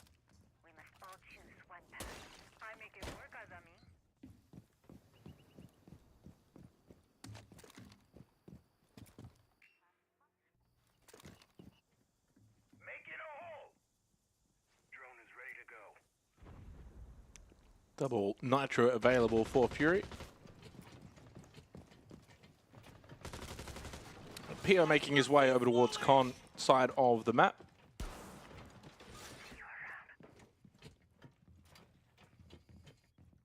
So back push here from Arrival 7, rather opting away from Rafters. They'll go meeting Con side here on the second round as they look to take top floor. Double stack over towards Electrical for Fury on the defense. Although Solotic has maneuvered over towards Connected to play a bit more for frontman. Gas pipe's going to get blown up. Keep a barrier to block that electrical window. And a little shuffle of positions for Fury as they understand where Arrival 7 do plan to come from. Clearly, mirror window still needs to be dealt with. Like Collis goes for a little lurk down below. So down blue stairs. And Pio has been able to get up towards that mirror. Took a little bit of damage, but the window has been broken. Barbed wire in towards Electrical. Newchamer will get eliminated as well to help with the drone effort in towards the site. Now, Labyrinth lurking storage down below. Pio's going to be very careful, by the way, because there are nitrocells that could finish him off. Labyrinth core, and it is like Coles that kept moving on that first floor after initially pushing down blue. 60 seconds left in the round, and this looks very difficult now for Arrival 7. Nitro, and the Monty falls. A pick in the meantime, Gallup good for 2, but traded once more. 2 versus 3 as Roldini has an opportunity presented his way, but Crit J does survive. Very lucky to survive. That's the kind of moment that you've got to get the kill there if you're Roldini. That's an opportunity gone begging. He is low, so is Solotic. And still a little bit of time as well, but Core on the vault in. Easy one for Like Colas, who's been busy in this round. Leaves Peeps by himself. 20 seconds, no kit, top floor, 1v3. Everything in the book suggests this is not winnable. I don't even think he hit the mute jammer.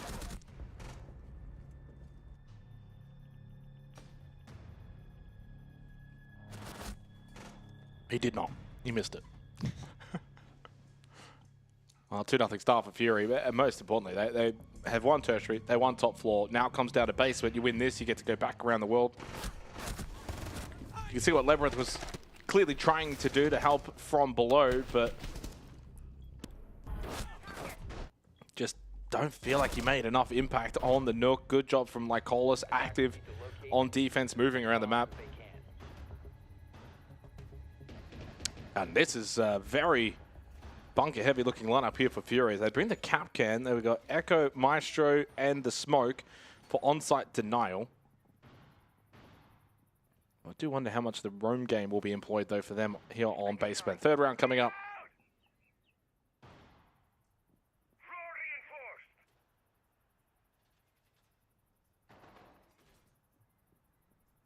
Yeah, Fury probably going into this match with the goal of being pretty dominant. It should be a pretty lopsided result given the nature of the seeding of this format where these two teams are kind of at right now. I think they've been able to achieve that, to kick things off, looking good so far. It's just about maintaining this pressure and trying to shut Arrival 7 out of the map. Good early drone from Gallet. Crit J spotted on the Echo Roam to kick things off. Should be able to make his way back towards the objective, and his utility in combination with the Maestro. Late round, you layer in the Smoke util as well. That could be quite difficult for the attack to clear and deal with. Map presence itself, though, shouldn't be all too hard, being droned out currently. They also have that Deimos and line available.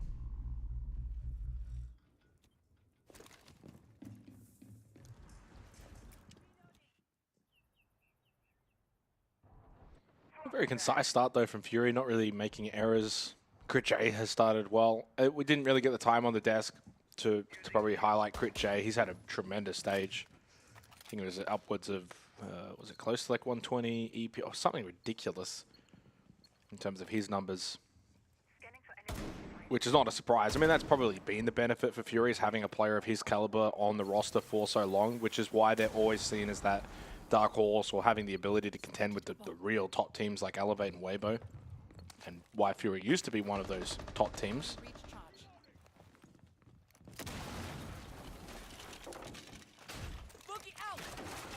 Slow and steady, though, for Arrival 7 as Labyrinth gets the Boogie Auto Breaches out. Deathmark activated by Roldini onto Dark. Of course, they will need to be mindful of the EDDs placed by Dark. 60 seconds as they still have to hit the site. Good use of the IQ to spot out also where these yokais are.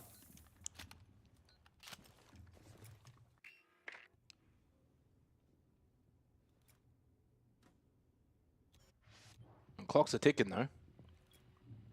Yeah, a lot of this utility is still standing as well, the Maestro and the Echo. I can't help but feel that Fury are going to have a very good read and plant an art potential at the end of this push. APL is spotting some of it out. Easier said than done to clear it, though. 25 seconds. You're at the point in the round now, though, for Arrival 7 where some do need to start dropping. Gallet's been able to do that. That's hard the diffuser, but not a lot of cover. Peeps making his way down cargo stairs will offer at least a little bit of resistance for Arrival 7. Oh, new controller firmware update. Well, we need to get the controller sorted. Dark's been able to find the double kill. He goes up to 3 kills now in total. Labyrinth can't even get the kit down, and really no surprise with the way that this round will close. Arrival 7 never looked likely. Clearly trying to deal with a lot of the utility from Fury, but just left themselves very little time, and also in some ways struggled to deal with certain parts of the utility. Those yokais were spotted, but never really dealt with. 3-0 into the bands, and then into control storage once again. Pretty disappointed in our observer not updating his controller before the playoffs. You wouldn't see that from Alex. So hopefully we can get that sorted at a later date. Wouldn't want the controller disconnecting mid-match. Arrival 7, though, in the meantime. Tactical timeout called. They're one and only for the opening map. Oh. Oh, Wooly, I think it's a bit early for this one, isn't it? Oh.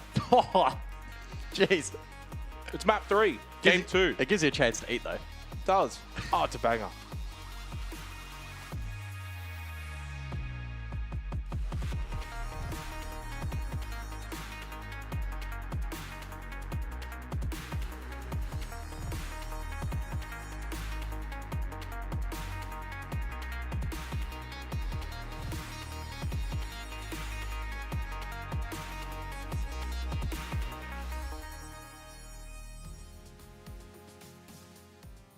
It hits different every time.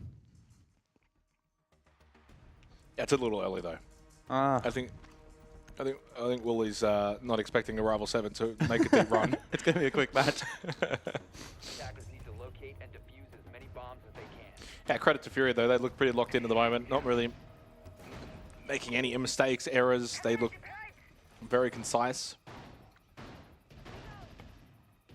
I mean, a Rival 7 Warriors going to come into this series as underdogs, but for me, it comes down to how good is Fury going to be.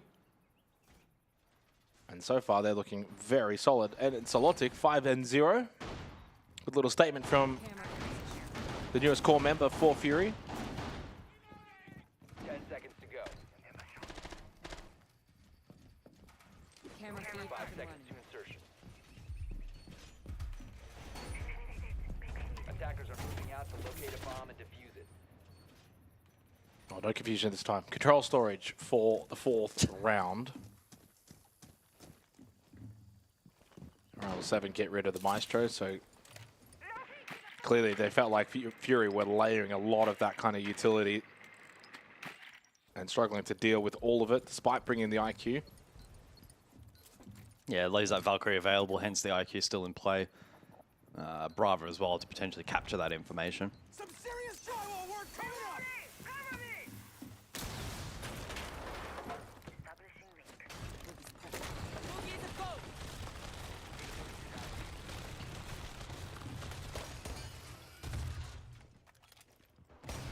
Rival 7 maybe posturing a little bit more for the B hit here. Look to consolidate with the vertical play through IT breach and then think about posturing for the plant. We saw that pivot into the A site last time out was pretty unsuccessful.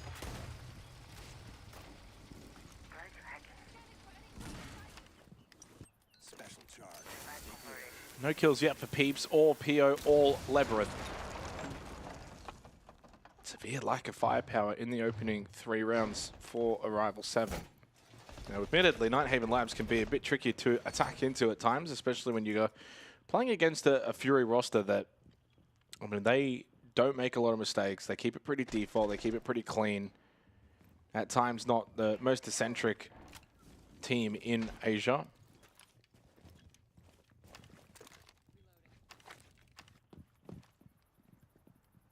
Last time out, Rival 7 just went through towards control, ignoring storage after they couldn't really get a good foothold towards IT. This time, though, around, Peeps is able to get a good foothold there. PO finds his first kill and the first kill of the round and the first death for Solotic. Big moment there for Rival 7. Michael is temporarily full white. Good drone on him. He's not even aware of it to his bottom hand left side. So he is on drone and can't get away. Really good teamwork there from a Rival 7. Flash, then drone, info, then kill. Gallet gets into storage and now looking to stick to the plant, but Dark and Fury have retaken above, and Labyrinth is going to be eliminated. Good capture, but a good trade back by Gallet. He kept himself inside of storage without sticking to plant, so he was gun up. Leaves BG Man by himself in the 1v2, but now extremely winnable for a Rival 7. In fact, they must win this. Rodini needs to cover the plant. Good smoke. BG Man surely doesn't push through this. Oh, okay, gets caught.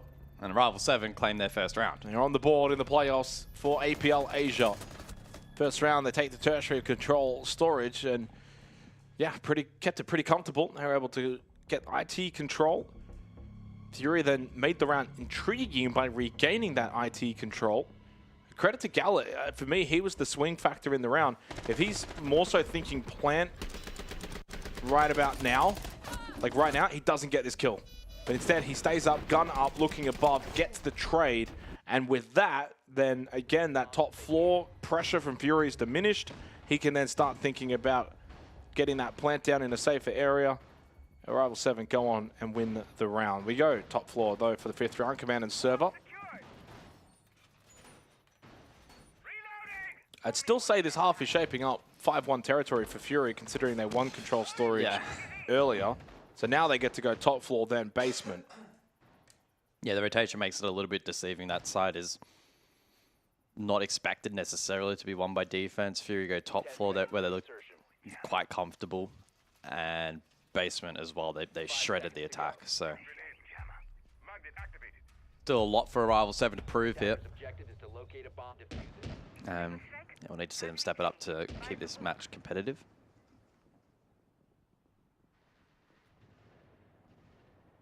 God, I see some more fragging power across the board at the moment. They're really lacking in that department at the moment. Probably looking at Labyrinth here to have impact on the Nook. He's still yet to find a kill. Shotgun Nook from below can be a really good lurk position and can be used to counteract the mirror strongholds here from the defense. We saw him try to do that earlier in the half, and then got caught by Lycolis on the roam.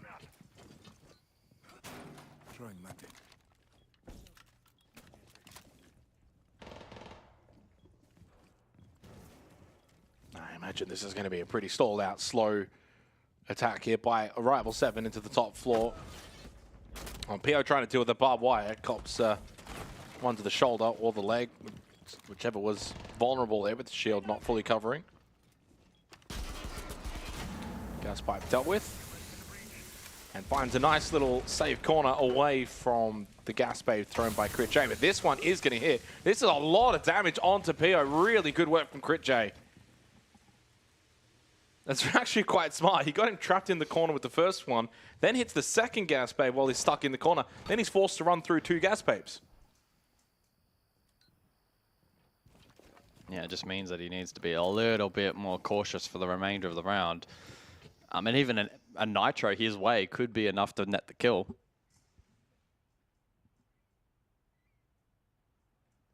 So Rival 7 find themselves in an awkward position. But Solotic went wandering. Yeah. It peeks the electrical doorway. And he can get back up. Although, he's almost just baited in Crit J. He's very lucky that Crit J's first instinct was that window. Yep.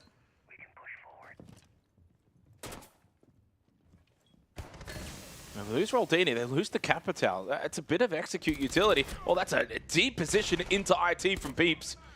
Way too deep. Gave an option back for Fury, but still for Command Server, this looks lively for a Rival 7. Oh, this could be good. Good angle here from Gallet. Oh, Pierre's going to be so careful now. Low on health. Labyrinth once again playing from down below on the Nook. I mean, the Nook has helped flush them back a little bit. Yellow King info, so Labyrinth needs to find value. Oh, close. 20 seconds, and Gallet is struggling to get through Con. Double stack push in towards Electrical to get rid of PO. This has got to be converted. Indeed it will be. Lovely little double pinch. They knew that he was low on health. Got him trapped into Electrical.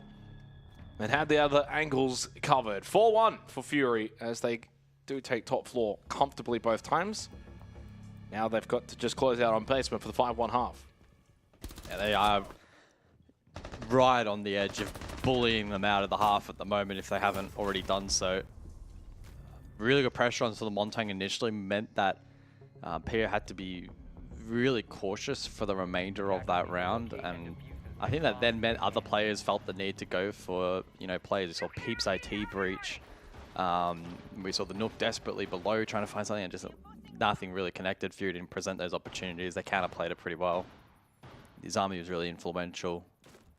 And then that play over towards Electrical was also quite good. Solotic, of course, went peeking, whether it was for info or for a kill. But the presence of mind for Crit J not to allow that to compound was really good. So we go down to basement, and Fury in a really good position to 5-1 the half. Yeah, Crit J on the scope also. Imagine he'll get up to some shenanigans with his shells. That was a bit of a tongue twister. Shenanigans with his shells. Attackers are moving out to locate a bomb and defuse it. Rival 7 will play the Vert as much as possible, though. Fuse, cluster charges, ram, boogie auto breaches. Peeps and Rolls needed to get information to, I guess, flush out a player like Crit J roaming around.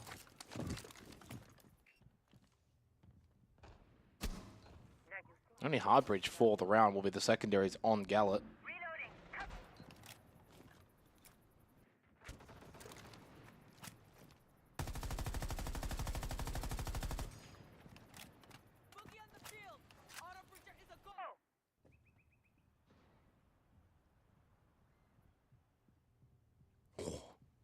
Oh, like Colas went for the tap. And still given the opportunity. Dark will shut down Roldini. No Deimos, no death marks. No worries from Dark. 8 and 3 now. A good aggression from Fury on this first floor. And what I like about this is you've still got Crit J top blue. And Gallet finds the pick onto Dark. Logic Bomb activated. Big stack for Fury. I think they think better of that re-aggress and rotate back. Still one Nitro for like Colas. Well, I wonder, does Crit J have his shell top floor still? Yeah, I haven't tracked it. I think so. No. No. Interesting. So he just manually rotated down.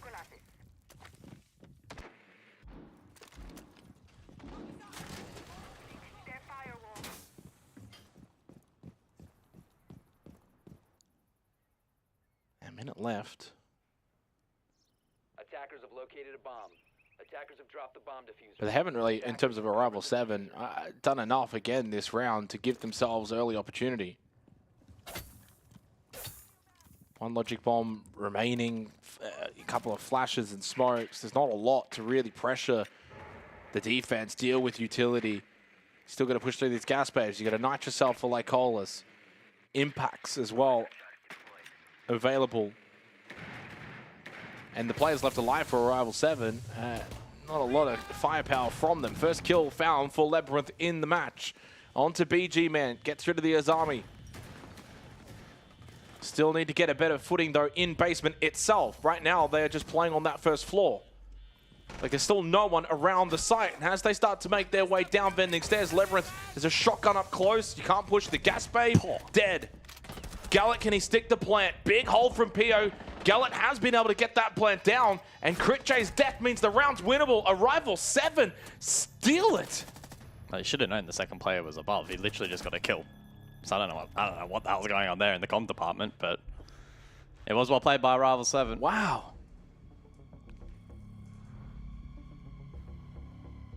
Well, they get the job done. 2 attacking rounds found in the first half on Nighthaven Labs. Well, keeps them right in this game going into the second half. A 5-1 scoreline would have been, I personally think, difficult to overturn in this matchup. Blitz and Kaid banned out.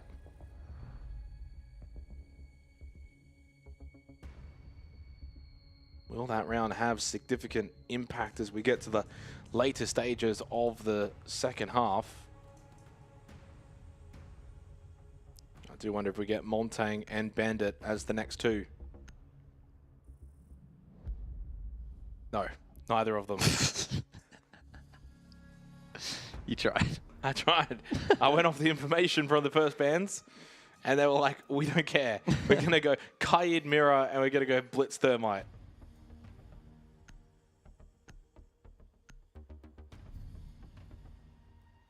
Yeah, the final 2 rounds of that half as well.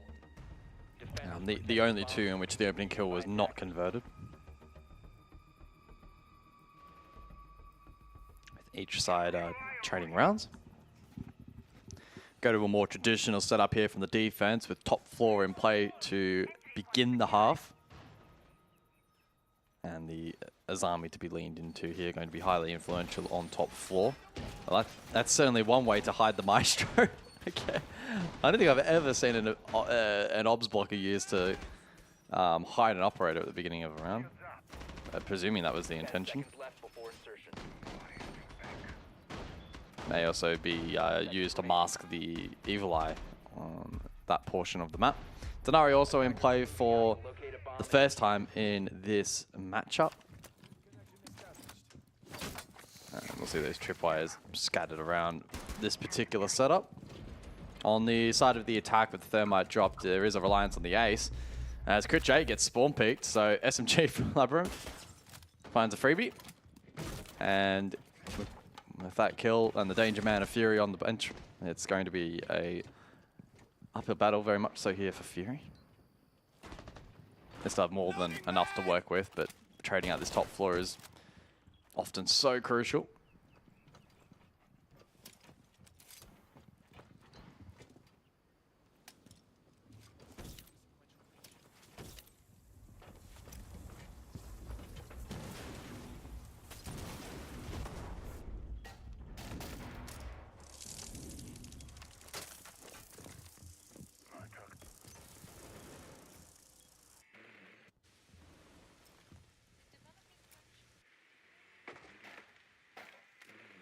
Fury opting to get some pressure towards meeting. And it means that Peeps can play a deeper position, Rafters, and keep a hold of IT. So it just kind of extends the sight out a little bit for a rival 7. Like a pressure in that department from Fury on that side of things, but losing a player early doesn't help. Yeah, there's no pressure at all on Peeps right now. Colas and Biju Man just stationed a little bit outside of IT.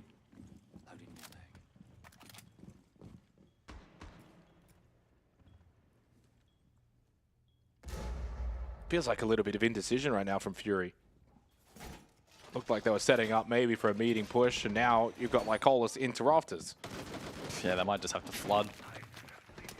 One Summer left. Oh, they at least find Roldini. Roldini caught crossing in the middle of the site. An angle was opened up and found, and up close though, Labyrinth catches Solotic. Is that a good game so far? Advantage still with the rival 7. A lot of information acquired here by Lycolis, but I mean, there's not really much of a way to play off of this. Yeah. It's just too one-dimensional on the attack. A very easy round for a rival 7. They make it a 3-4 scoreline. 2 rounds in a row for the underdogs. Yeah, not really much resilience being shown there from Fury in that round. They lost Crit J early on in the piece, and they never looked like they were remotely close to being able to salvage that round. Quite one-dimensional, heavily reliant on the 1-tier. No pinch pressure. Wasn't really a lot going for them in that round. Basement to follow. See the tuber out brought into play here from defense. So some good stall out utility for the main breaches. As for the side of the attack, we'll see Dark on the striker initially. And so that battle of utility may be quite useful for the execute with his ability to dump, although jumps onto the ram. So we'll see double vert in play here from the attack. And the Hibana exchanged out for ace to maintain hard breach pressure. Twitch an intriguing pick into this lineup as well, again, considering that the mirror has already been banned out, but may free up some clearance onto the mute jammers and, you know, Volcams, Tripvines, even the Bandit Batches potentially as well, although Kali also available to fulfill that role.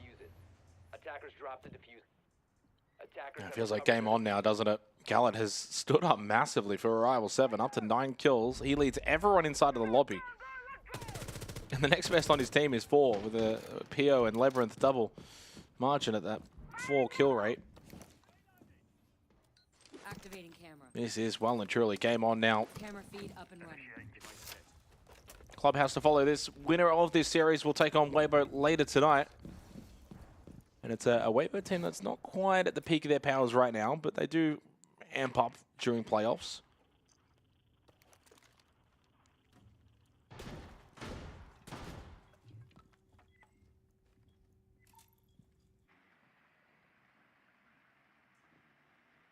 Not a lot of pressure, though, from a rival 7 on this first floor. They'll just hold the stairwell positions across vending and cargo. Quad Nitro is available.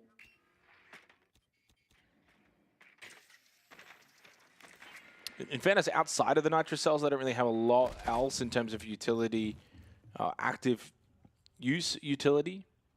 Reload.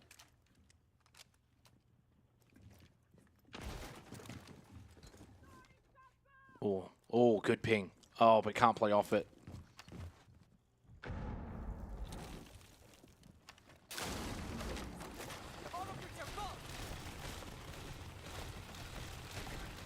I mean, Arrival 7 are basically saying we'll give them the vert, but we'll see if we can get a couple of picks off the Nitros. So far, 1 and 2 have now been used for no kills. 2 remain. Oh, well, Labyrinth was looking straight up, saw one, but wasn't really looking at him and kept running. Probably made the right call in the end. That Nitro also not going to hit. Very wasteful with their Nitro cells. Only 1 left after starting with 4. But it is Pio that finds the opening kill. And it shuts down Crit J.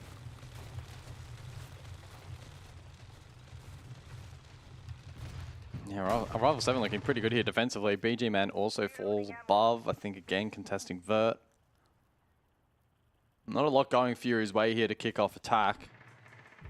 Oh, this is done. Yeah. Couldn't even really get a look in towards basement. Arrival 7, so threatening from below. Tripwire connector on the stairs. A nuisance for Lycolis.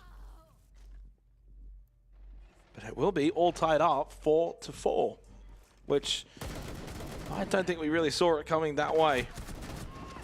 Solotic with a lovely reaction kill onto Gallet, but not going to amount for much in the long run. 3 rounds straight for Arrival 7. Alarm bells are now ringing for Fury. All tied up with Arrival 7 on defense. This next round is crucial.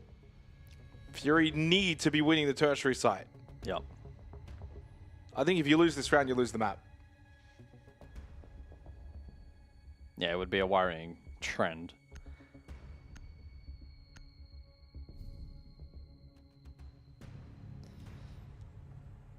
Attackers need to locate and defuse. Yeah, they're really finding it quite challenging to find those opening kills. I mean, neither round has really been played under perfect circumstances, particularly top floor, but still.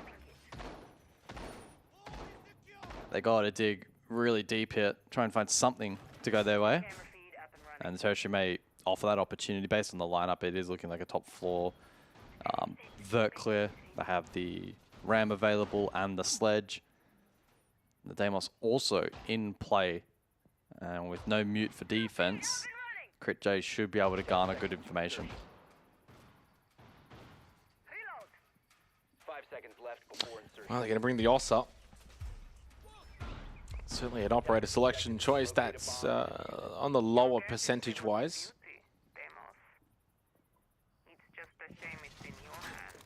Well, the OS is quite strong on this particular site. When you take IT, put the shield down, it definitely helps you keep that control IT when you know full well the defense will look for the retake, the re-aggression later in the round.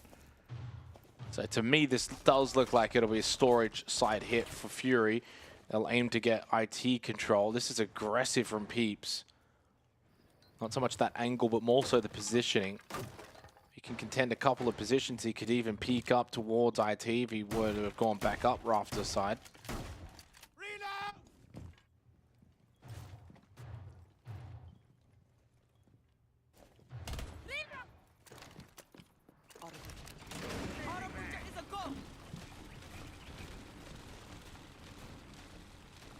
Yeah, Solotic able to get pretty free vert here from the safety of the roof. And top floor not being super heavily contested. PO positioning over towards top blue, maybe now transitioning over towards command. Labyrinth is an electrical playing a little bit closer by. And so Fury will need to try and find a way to break that. When you see this also, you'll see one of the shields kind of placed outside IT as well. Yeah. Just to hold that long angle, and then you get the second one in. I haven't done that. IT. I haven't done that yet. But they have not done that. Oh, Pio went for the wide swing.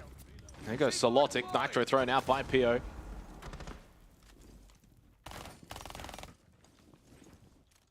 He's done well to defend this area. Labyrinth playing close by to electrical. Okay, so Darkseid instead opted for rafters with the shield push up rather than IT. Oh, well, Crit J wasn't expecting to just spot a freebie, No. and then even off the shadow, couldn't get the close. The shotgun v shotgun battle goes away, Labyrinth, and then Dark goes down on Rafters. It's a calamity here for Fury on the tertiary site of Control Storage. Down to Lycolis and BG Man. Jeez. And only now BG Man. I mean, it's the most winnable 1v4 you could ever ask for, considering Peeps, Pio, and Labyrinth have the combined health of one player.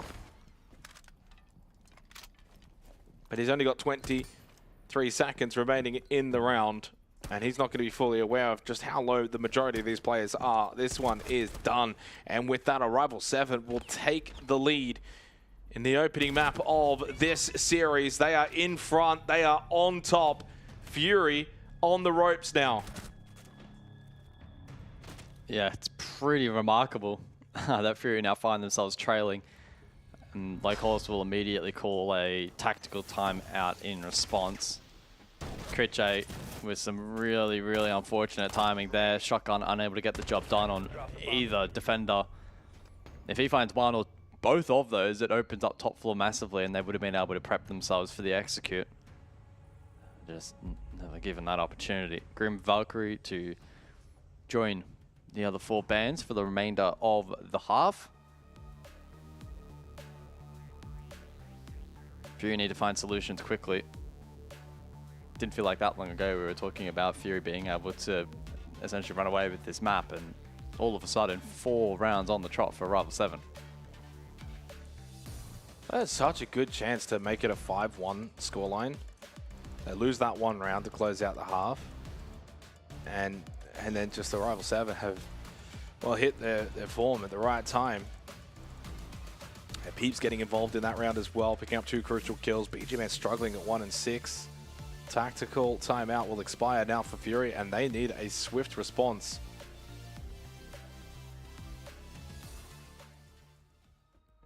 And I say swift response, but there's no worse site to try and find that response on this map. Command server, top floor, Arrival 7 defense to get themselves map point after this. They'll have 2 opportunities to close out basement, essentially. I think you double up basement. Attackers need to locate and defuse as many bombs Although, to be as fair, they they did just win Control Storage. They bring Raldini on the Clash. Clash is a very, very strong operator on this site. Just so versatile. Can play Rafters, can play Con meeting side, electrical, top blue if they opt for that push. And easy to rotate between all of those areas because Man Server does not play big. You essentially just play the 4 rooms on the top and rotate in and out of them. Still more than 4 walls. 5 seconds to insertion. Attackers' objective is to locate a bomb and defuse it. Viper Strike, how do we play it? By the book. And they got the catch as well, so I do wonder if Gallant and Raldini will sort of combine, put that shield down and then put it next to some ADSs. Fury opt for the Blackbeard. Blitz, of course, banned out. Montaigne was available and sometimes does get used, but against the Clash, its effectiveness is lowered.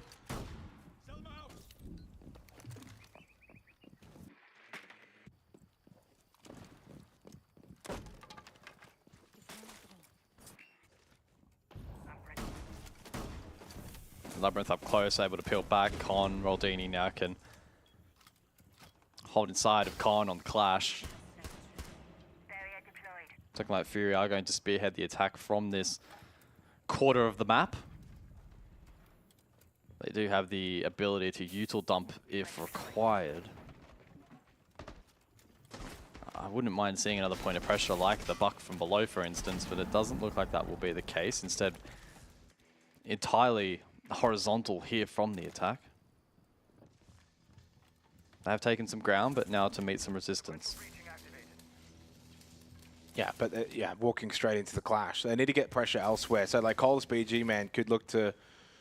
Well, Lycolis is playing below, so he's in storage. Here we go. Pushing now into Lounge.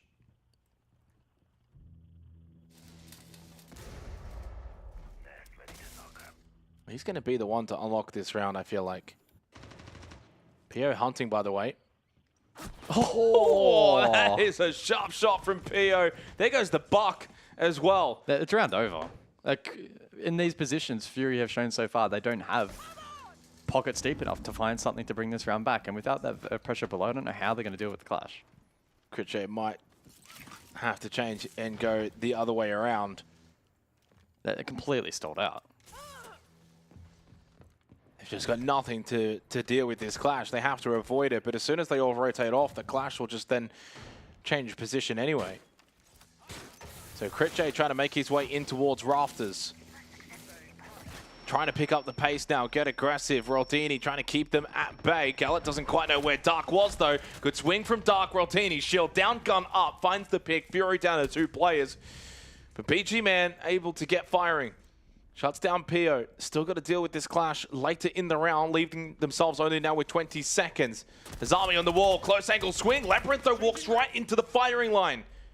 They don't throw this surely. Critchay late flank towards blue. He'll come in a different direction. Trying to maybe catch out Peeps. Peeps, though, playing behind his shield. 2 seconds left. Need to find these kills quickly. Not happening. Didn't even fire a shot. 2 map points for Arrival 7. The team that scraped into playoffs on the final day of groups. Had to force overtime. Did so. Have now 2 opportunities to take the first map away from Fury. Yeah, it's a shame for Fury there that BG wasn't the one with Diffuser. Otherwise, he could have gone for plant and then they at least had a cross. It would have been a 1v2, but certainly more winnable than that. Sorry. No, BG Man had the Diffuser. It would have been better if Critchay had it. He was the one sweeping late top blue. The clash, though, was so significant. And by dealing with like Kolos earlier in the round, they didn't have that ability to clear it from below. And sure, it got a little bit close towards the end, but Arrival 7 able to seal the deal. 2 map points, basement site. It's theirs to lose from here. Oh, absolutely.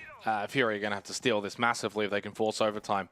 They've not won a single attacking round so far, and honestly, they haven't really looked like winning. Haven't been close. Haven't been close. Gallet double digits now, the only one inside of the server to reach that mark. It's been a really solid team effort, though, by Arrival 7. Now, this is a big moment for Fury. Clubhouse to come after this. I mean, I kind of back Fury on Clubhouse, and suddenly it looks like Chalet might end up being quite likely. Arrival 7, though, will go into Clubhouse with a lot of confidence if they can close this map out.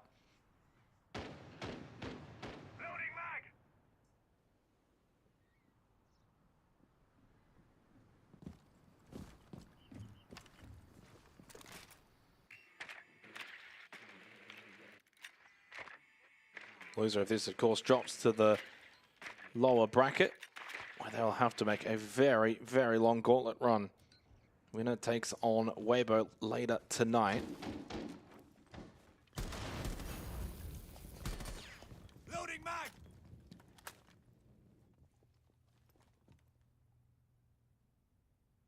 Yeah, it's 4 entries in a row for this half. For Arrival 7. At every moment Fury have lost that pick, they look stalled out. They haven't been able to tap into plan B, plan C, plan D. They've even looked stalled out before that too at times. Yeah. They're kind of all looking at one another to be the one that makes the play, and then it ends up being the case that no one makes the play. Well, Peeps and Labyrinth, for a basement site, are hard committing here top floor. Yep. Now, Locolis is in con. He's the only one top floor for Fury that can sweep clear freebie. Yeah. Well, it's about the freest kill Fury have got in this half. Yeah. Peeps playing a very aggressive position. He was on drone. And that'll be enough to see Roldini then go back down below. Well, Labyrinth has to be a free kill here as well. Lying prone shotgun control room. If Fury don't clear this effectively, they don't deserve to win the round. Pierre's retaken up above, by the way. Yeah, that could be a threat. Oh. Critchay on the other side of this. Labyrinth now knows. Critchay gave his position away. You would have heard him. Oh, good shot, though. Easy kill. He's got Pio towards Electrical. That's now going to be the biggest win con for Arrival 7. Yep, that's one. Oh, never mind. Awkward timing. So yeah, awkward timing, to be fair. PG Man was vaulting at the right time to get out of that. Well, Fury look like they will extend Night Haven Labs for at least a little bit longer. So Lotic will lose his life to Pio. Oh, up close, this shotgun. He goes prone. Well played from Crit J. Has a good handle on that moment, and Gallet by himself gets rid of one. If he had won that battle against Dark, could have got a little interesting. But Fury stay alive. 6-5. One more round needed to go to overtime. I mean, they finally get an opening kill and win the round, but that was yeah. It doesn't get any easier. It's like look at this, free. Like little definition, and then Labyrinth prone in control was never going to do anything. I do wonder if we'll see Basement once again by Rival 7 and they just play it vastly differently. Yeah, it's looking like that will be the case. Yeah, they're going to play Lockdown here. They're going to go Basement. Like, make Fury work for it, because you've seen how they've been struggling. Well, I mean, all you got to do is play Basement and just hold vending stairs and cargo stairs. Block off the rotates in. Don't have to contest, and that's kind of what cost the Rival 7 in that previous round, especially the top floor. Yeah, electrical hold. And Fury are the kind of team that will do their due diligence in clearing those kind of positions.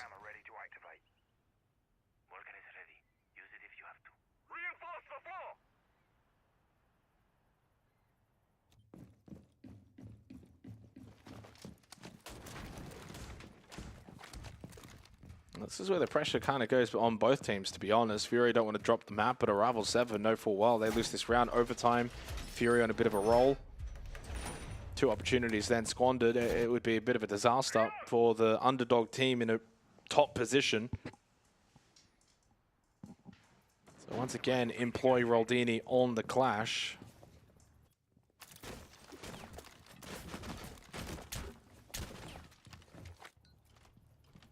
And once again, though, they send a couple of players to that top floor.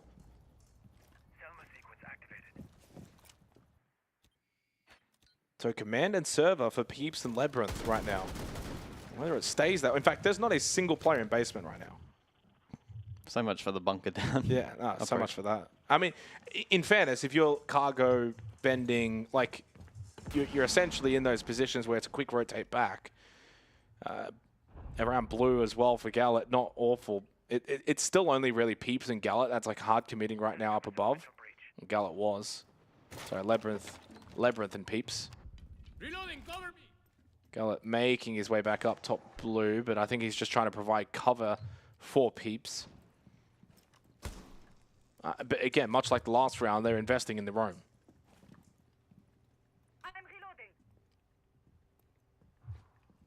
It looks like they've been able to sneak into some intriguing positions.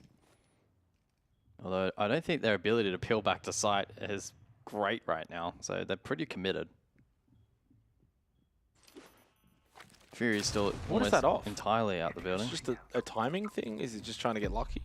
Yeah, I'm not sure. I don't know if he, thought he heard something. I mean, I guess the big catalyst here for Rival 7 is the clash as the backup plan down in basement if you lose 1 or 2 in the roam. Yep. And in fairness, Peeps now cargo. Labyrinth is still top floor. I don't mind one player, though, proving to be a point of difference. Peeps flank. I think it's known. Crit is just going to go for the drop, straight into Animus. Fury not opting for the roam clear as much this round as they did in the previous one. Dark, though, does get rid of Peeps. He gets caught on the roam. Gallet is still top floor. Yeah. So Labyrinth is still top floor. The player cards keep shifting.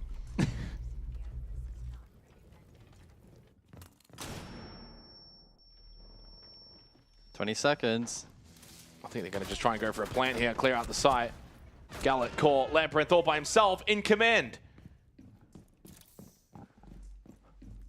I mean, full credit to Fury. They've kind of won this site in 2 different ways. First time out, the roam clear, extensive, well executed. This time around, they're more direct. They hit the site. They catch a Rival 7 having to flood back to site.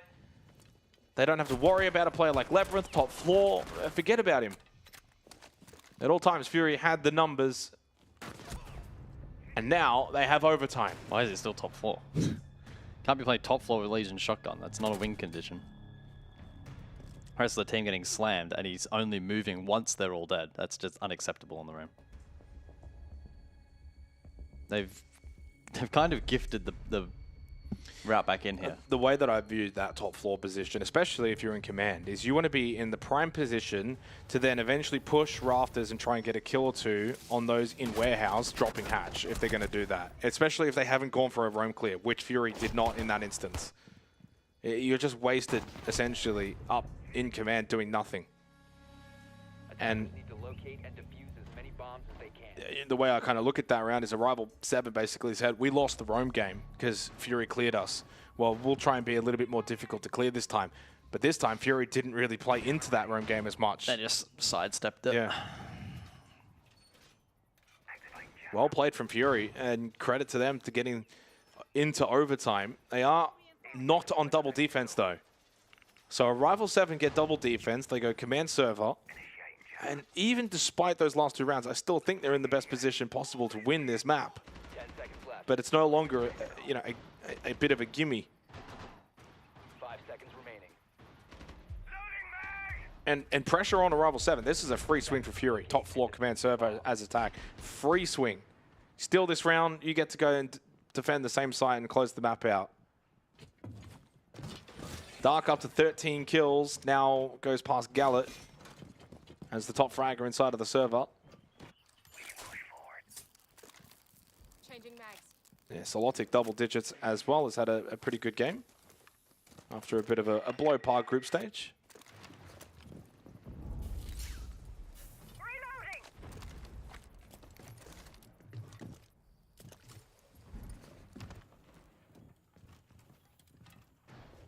Fury failed to win this site on attack twice in regulation, so looking to try and change up that result here on the first round of OT. Looking at that, looking for a point of difference in their attack because they were quite one-dimensional on both previous attempts.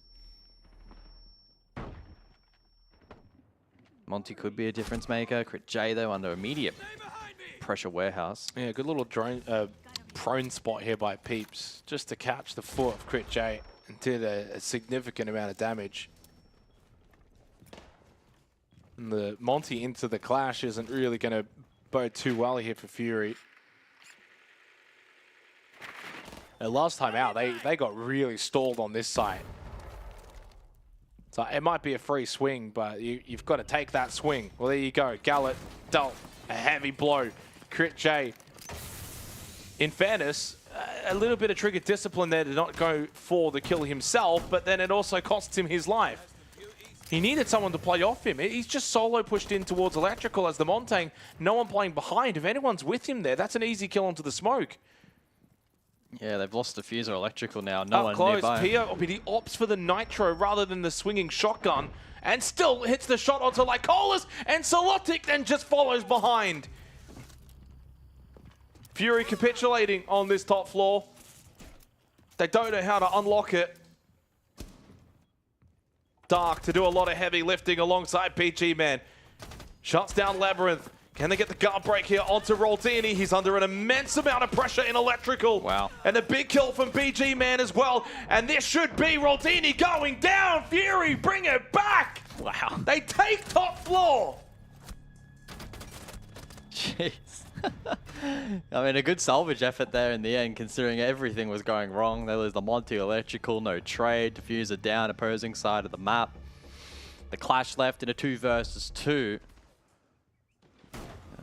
They also stack blue and lose 2. Like, it's remarkable that they brought this back. That was a good play from Pio. It's a 2v4. Yeah. Peeps on the ground, but then Labyrinth overswings. Oh. Pio got caught. That's the kill we didn't see. Yeah.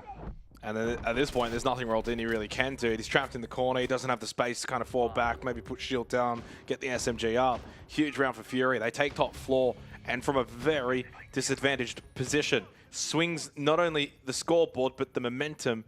And now Fury go defense, command server to take this map from a 6-4 deficit. Arrival 7 will be kicking themselves.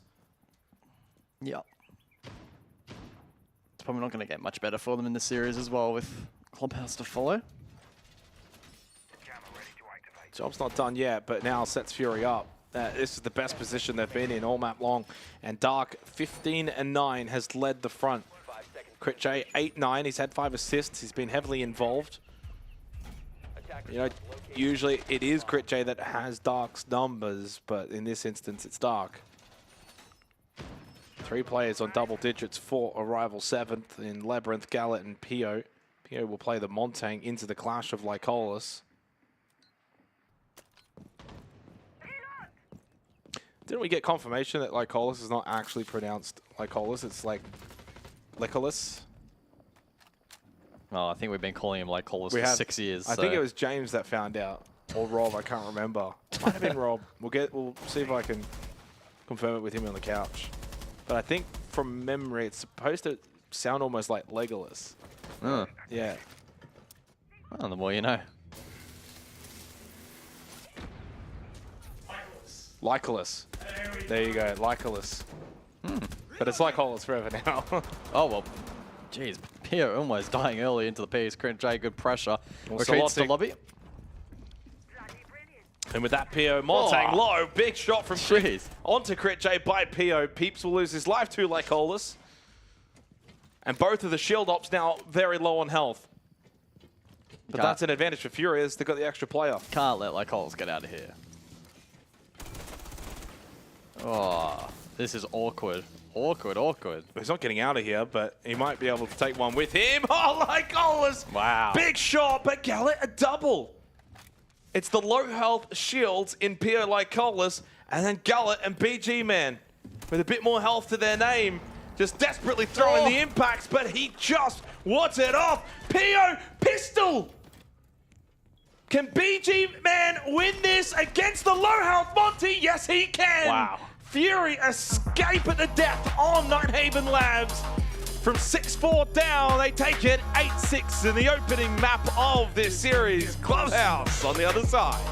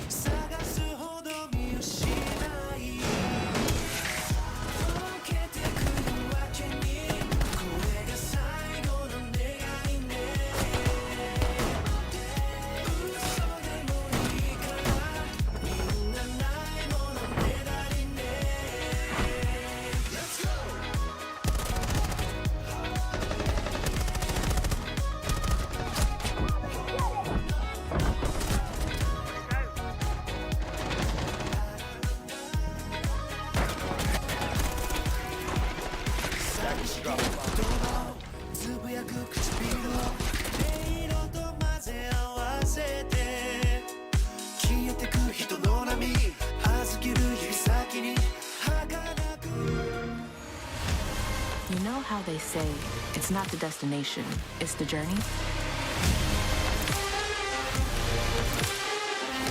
And the journey of 1,000 miles begins with a single step. And you know what? They're right.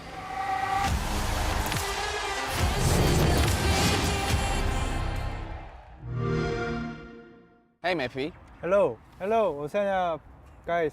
오세아니아가 아니라 이거 APL 전체라서 안녕하세요, 매피입니다 하고 이제 캐주얼하게. 가겠습니다. Okay. What's going on, guys? I'm Mingo, head coach for Enterprise Rainbow Sixes. Today we have Aussie lunch with Mappy. Hi Mappy. 안녕하세요, 맵입니다. 저희가 이제 호주에 와서 많은 호주 음식을 먹게 될 건데 네. 혹시 알고 계신 호주 슬랭이 좀 계실까요? 미트파이밖에 모르는 것 같아요. 아 호주 슬랭이 그거거든요. 이제 농담 같은. 아, 농담이에요? 이제 밈 같은. 스낵으로 들었어. 혹시 알고 계신 호주 슬랭이 있을까요? 없어요, 아무것도. 제가 조금 가르쳐 드려도 괜찮을까요? 아, 네, 괜찮아요. 이제 호주 사람을 만났을 때 할 수 있는 말이 있는데 이제 간단하게 말할 수 있는 게 스카논 안 그럼 good day mate 이라고 하면 이제 호주에서 반갑다 인사로 표현되는 말인데 나중에 호주에 오시면 써보시면 좋을 것 같아요. 한 번 더 해주세요. 스카논. 스카논? Yeah, 스카논 mate. 스카논 mate? Yeah. 오케이.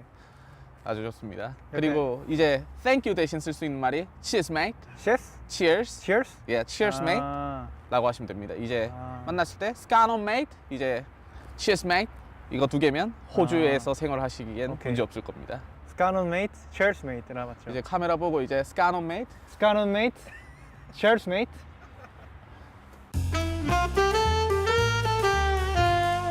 이제 간단하게 즐기시던 레인보우 식스에서 프로 씬까지 어떻게 오게 됐는지. 사실은 제가 이 레인보우 식스 시즌을 하기 전에 카운터 스트라이크라는 게임을 했어요. 하다가 이제 그 게임에서도 좀 높은 랭크를 유지를 하고 대회를 좀 나가면서 좀 프로게이머에 대한 꿈을 그때부터 좀 꿨는데, 이제 제가 중학교 3학년 때 이제 16살 때 게임에 대한 흥미를 좀 잃어가지고 제 스팀 라이브러리를 찾아보다가 언젠가 사놓은 레인보우 식스 시즈가 있는 거예요. 그래서 그때 레인보우 식스 시즈를 처음 했는데 게임이 되게 재밌는 거예요. 그래서 계속 해서 하다 보니까 계속 최고 랭크를 찍게 되고 같이 하는 친구들이랑 같이 하게 되고 높은 랭크를 찍다 보니까 이 게임에서도 프로게이머를 할 수 있겠다라는 생각이 들어가지고 그때부터 프로게이머를 하려고 생각했습니다. 이제 우기맨님하고 비슷한 내용이네요. 우기맨님도 이제 친구들과 함께 하다가 자연스럽게 프로를 생각하게 됐다고 하는데 역시 같은 팀이라 그런지 비슷한 내용이네요. 다 비슷할 거라고 생각해요. 사실 프로게이머라는 게 대부분 다 그렇잖아요. 취미로 게임을 하다가 이제 자기가 랭크가 높아져가지고 욕심이 생기면은 프로게이머를 도전할 수 있게 되는 자격을 얻게 되면 이제 하고 한다 생각을 하거든요. 그래서 다 비슷하지 않을까 합니다.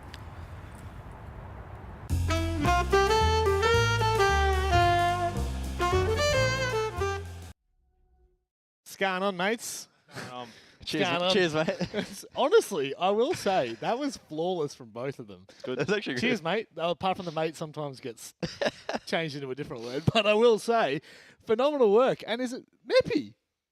We've been saying Meppy for like 5 years now, and Mingo goes and says Meppy. Please, for the love of God, tell me it's not. It's what, Licolis as well? Yeah, Licolis. Who knows what's next? Oh. Xenox? hang on, calm down. Jake Xenox Venditti joins us on the desk here. Look, unfortunately, oh God, it just descends into chaos. We're not even too I mean, to serious be in fair, here. they're probably that game of Siege is pretty deserving of a chaotic desk. Like, what the hell was that matchup? That was Like, crazy. Fury looked really down and out. That second half got off to such a poor start. Yep. They continued to lose opening kills and then showed like zero resilience. Like, I don't think I've seen a less resilient Fury for quite some time. Like, they never ever tapped into a plan B in like literally any single. They just froze until they didn't. And then all of a sudden they came alive at OT. Like, I don't even know. And now the rest of the series is set up pretty well for them because map 2 should be there. So Yeah, look, the start of the second half is probably the biggest glaring issue for me. Yeah. Like you said, dead in the water. Literally, I saw them floating. Like, I was like, oh, this is it. We're literally going to map 2, and Arrival 7 are going to be up. And then they resuscitated. And then they just find a way back into it. But I think that's probably that point that we always talk about, Jake, which is, what defines a mediocre team from a good team and then a good team from a great team.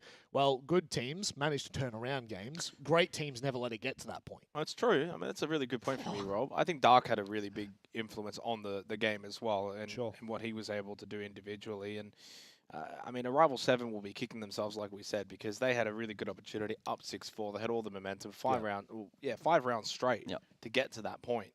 And they looked like they deserved it at that point too. And just had to close out on basement, couldn't get it done. And the thing that disappoints me the most is they kind of tried the same strategy twice.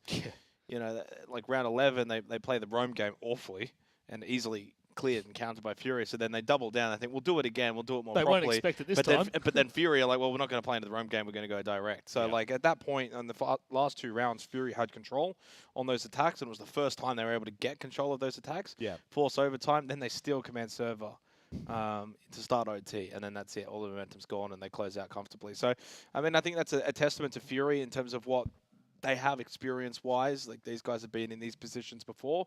They know not to panic, even if things aren't going their way, and clearly that was the difference.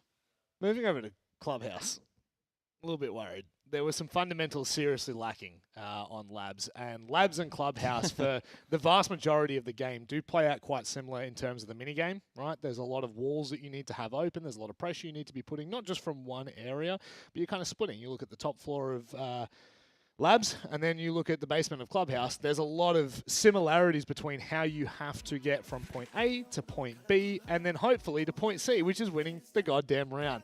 But it's time for, it's a great, sometimes, I tell you what, why am I not an international analyst? I'm coming for your job, Fox. I'm telling you right now. By the way, shout out, Fox. I do miss that bloke. But it is time for us to get underway with our second map here. Arrival 7 show great signs of life on Labs, but boy, are they going to have to do a 180 here and ensure that those last 4 rounds are completely written off. Clubhouse should well and truly be Fury's comfort pick. A map through and through played more times than I care to count.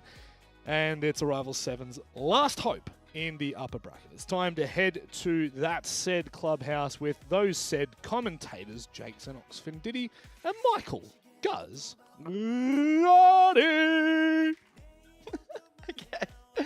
Yeah, thanks, Rob. Didn't know we were walking onto the main stage at WrestleMania, but I'm excited to jump into this one. It's only game 2 of our first day of playoffs here in APL, but certainly excitement flowing in this matchup. Fury somehow crawling back on the opening map at 8-6 lockout of Nighthaven Labs. Clubhouse up second, their map choice.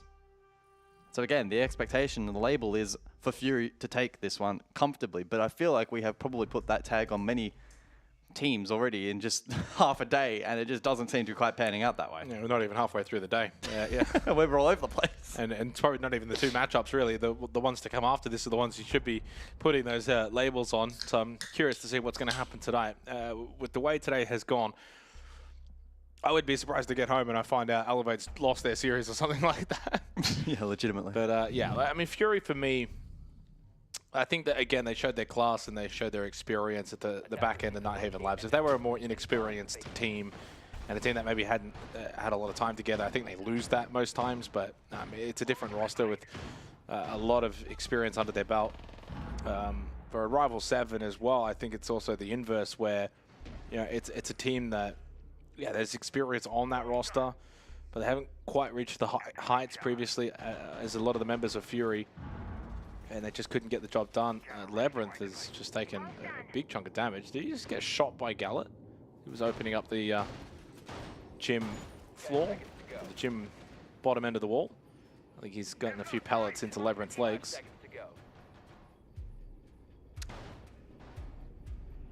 Fury attacking in this first half, where I think that was where they struggled the most on Nighthaven Labs. For the majority, where their attacks looked stalled out and struggled at various times. See if they can change that trend here on Clubhouse. They certainly did change it on Nighthaven Labs towards the back end of the map. So gym bedroom to begin. We go top floor. Labyrinth playing top red. Pio at the moment is in basement, might pop up towards oil pit and help out Roldini in rafters.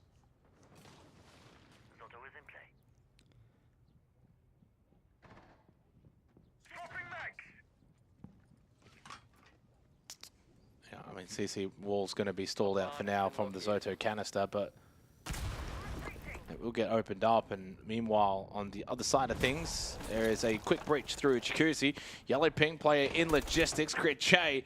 Well, he might be on the Carly, but he's on the front line. Gallet wins the 1v1. Elsewhere, Peeps ends up losing his life for the Fenrir. Gallet gets downed. He was taken low by Crit J on the Carly. I wonder if they're even aware of the fact that he is down inside of logistics. But meanwhile, Fury have just started to overtake towards bathroom. Good control coming through that jacuzzi breach. And Lycolis finds a kill with the shock drone because that was a downed Gallet.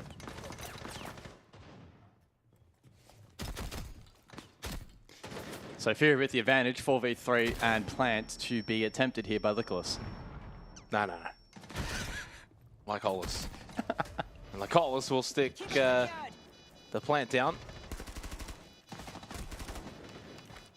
Rotini can't make his way through that doorway. Labyrinth and Pio double stacking main stairs together. They'll have one swing. Labyrinth has been downed in the process as Dark at least got one for his life. And the firing line inside of logistics will put an end to the round as Fury kickstart Clubhouse with a very, very dominant attacking round. Oh. I don't know how Gallo wins this. Yeah, Critch getting slammed there on the flood. Well, shots 1 to 3 clearly missed, and then shots 4 to 5 ended up only hitting the body, and then by the time shots 7, 8, 9 went out, he was already dead.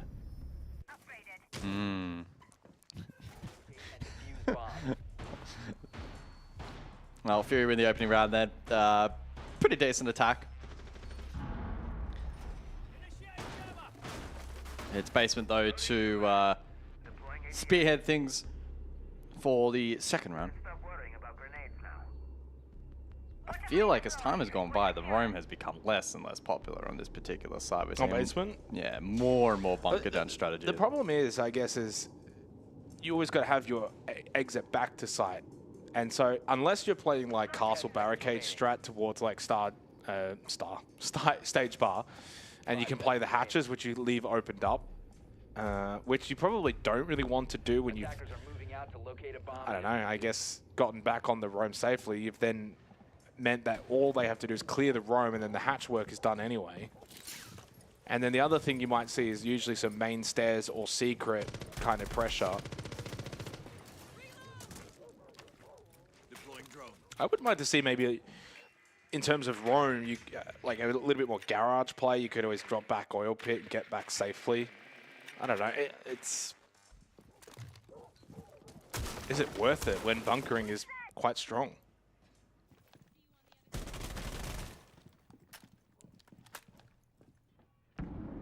Rival 7, though, the way they're positioned right now, they do have a couple of little aces up their sleeve. So Roldini, and this is where like he can then just open hatch, drop down. But again, it goes back to my point before. You've now done the job for the attackers. Kitchen hatch is open. And what did you really gain from that? Now, don't get me wrong, you know, like... I mean, it's not really the... It's not a big deal. Kaid's banned off anyway, yeah, etc. But it's inconsequential. You're not bringing impacts to trick it or anything either. We're literally talking about like 5 seconds. Yeah. But to be fair, every second can count on this side certainly sometimes. Can. Go from a 25-second execute to a 10-second execute. No, that would be 15 seconds. Yeah, well, I mean, there's multiple hatches. Okay. Yeah, you're not wrong.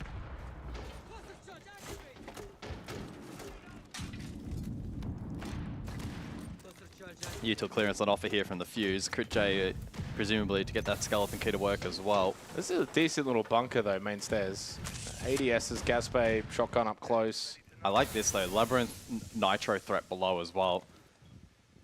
But PO does vacate, so that won't really be a playmaking opportunity anymore. It's just no real point of difference right now though for a Rifle 7. The main thing is 50 seconds, 5 players alive. Still got double Nitro. No more gas babes remaining for PO. Expended those towards bot main. Lycolis, I imagine, is hinting at a blitz drop through kitchen hatch. Solotic has gone for a dirt side push. Flash dump. Here comes the blitz. Did go a little bit early. Ended up getting flashed by his teammate. Dropped into the tripwire connector. Doesn't really do anything though. Labyrinth caught. Angle found by BG Man. Solotic coming in from dirt as well. BG Man finds the second, and Roldini will fall to the hands of Crit J. They didn't even need Solotic through dirt. Pio, the shotgun up close, got BG Man. Like Goalless, that will be plant successful. Nitro doesn't even kill him. Nice shot onto Solotic. Clean from Peeps. But damage and drop done from Fury, and they are on the verge of 2 attacking rounds to kickstart Clubhouse. This might be a quick one. Oh, could be a quick clutch. Crit J in kitchen, by the way. You tapping your leg is coming. I know you're nervous for the clutch, but it's coming through your microphone. Is it really? Yeah, I can hear it. Ah, the chair. Mm. Yeah. I was like, how's my leg making sound?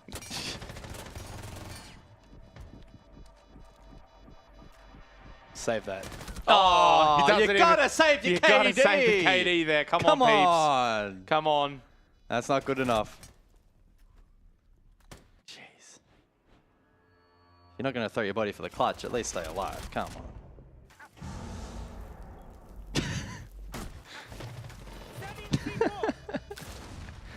I think Isaac's having way too much fun on replays right now.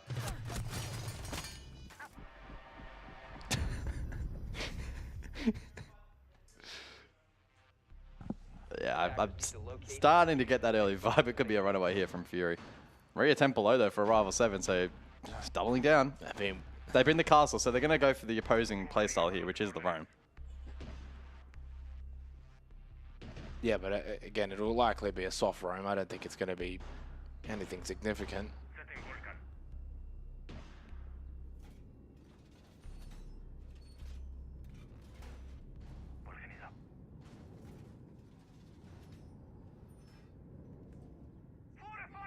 Yeah, not a good start, is it, for Arrival 7, but it's a great start for Fury. They look very, very much switched on for Clubhouse after the 8-6 on Nighthaven Labs, which was a very good contest. I mean, to be fair, Nighthaven Labs also started in a similar fashion, 4-1 up for Fury, and then Arrival 7 went on a roll, but this is a different beast altogether, considering Arrival 7 are starting on defense here. Pierre Azami's secret tried to catch out Crit J. So that right there is almost an early win con. If you can deal with the blitz, even if you die, it's a pretty good trade, but he doesn't get the trade. Like elsewhere, like Hollis does lose his life. Straight into basement, they are already in. Now the kit's not there just yet though, but they've taken control. Slowly but surely, Solotic will make his way down through blue, and then he can go for a quick plant. And there's no immediate response from Arrival 7. They got Roldini top red. Labyrinth is dead, so only Peeps that is in sight right now. Throws out a desperate gas babe, which hits nothing. And Roldini making his way down will likely come in, I imagine, through blue. Caught by BG Man on the flank, and this is all over. Holy. Very good attack from Fury. 3-0 up, 3 attacking rounds in Clubhouse. Very direct, straight into the site. Got a good couple of kills. Rival 7 just weren't ready for that kind of pace. Kind of a similar vibe to Labs, where Fury just have no intent. This blitz is getting banned. This blitz is 100% getting banned. Yeah, I'd be pretty surprised if it And then you play the Blackbeard.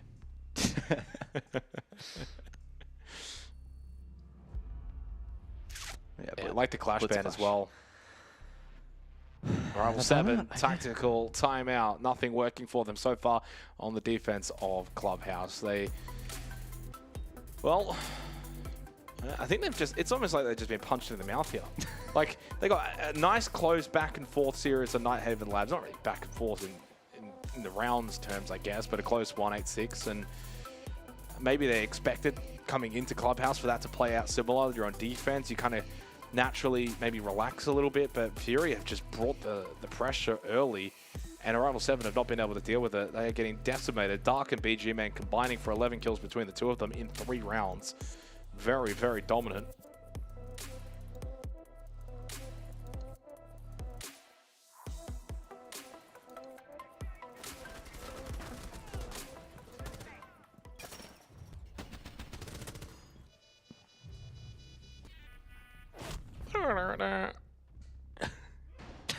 Oh, God. Defenders, protect your bombs from being defused by attackers. So back to Gym Bedroom for the 4th round as Fury just, again, looking to refocus, recompose. I'm playing some good Siege at the moment. And Rival 7, to be fair, are throwing some stuff at them, but Fury are more than ready, more than up to the task so far.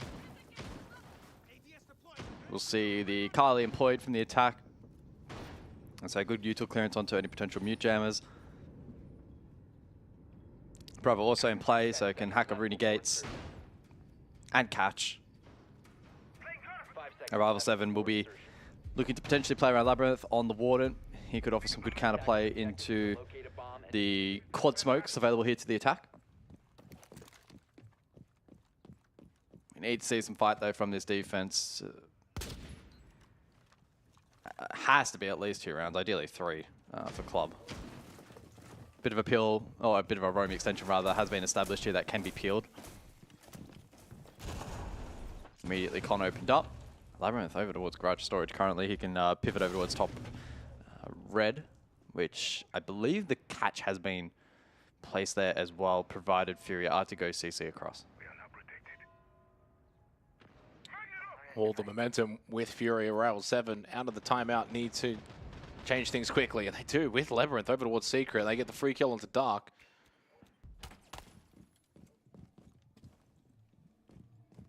That's a nice freebie onto a high-performing player so far this series.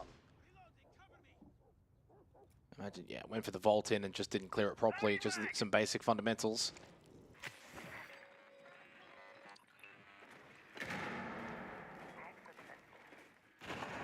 Nicole's doing some decent work here on the Bravo, but they lose Solotic to Gallet. So out of the timeout, Rival 7 hitting some shots, getting some kills. Looking good in this 4th round on Gym Bedroom. They go 2 players up. And now just about doing the basics to convert this round. Don't have to do anything else.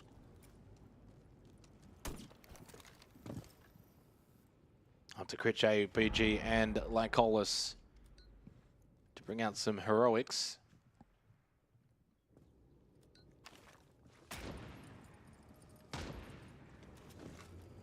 It's a cheeky little angle.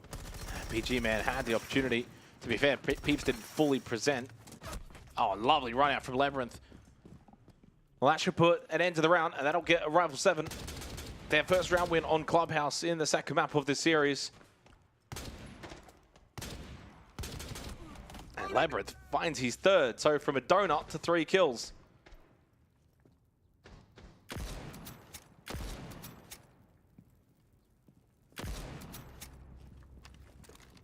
At least it won't be flawless for Fury. For Fury? Yeah, like, as in like, they won't be flawless. Yeah, yes. I won't, yeah. Critche made that much closer than it really needed to be, but he was never winning that one. So 1-3, still in favor of Fury, and whatever happens from here in this half, it's still already a big win in the half for Fury. They get 2 more opportunities to compound their advantage going on to their defense in the second half. Church Arsenal coming up next. Last time out, Fury just kind of steamrolled their way into the site. I would imagine this time from Rival 7, there will be no shenanigans. It will be 5 sets of boots on the ground in basement. No one is to leave. Surely. And certainly judged based on their lineup right now. They're only allowed to leave in the prep phase, then they're going to come back. Yeah, get the hatches and get back. I mean, I don't see any problem with them playing a little aggro over towards mainstairs, maybe for drone economy, but yeah, outside of that, I don't think roaming into Fury on this site is a particularly smart play.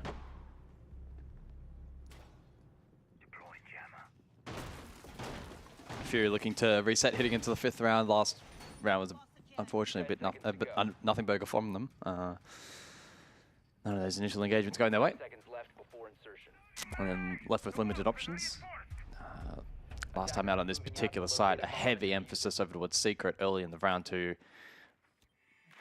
maneuver around the roam. It does look like it's actually somewhat in play here again. I mean, Labyrinth continues to play pretty crazy positions. We saw this on Labs as well. Critche is already looking to find the kill, and does. Yep.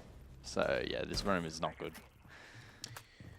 So much for the 5 sets of boots in basement. Well, they're going to double down here.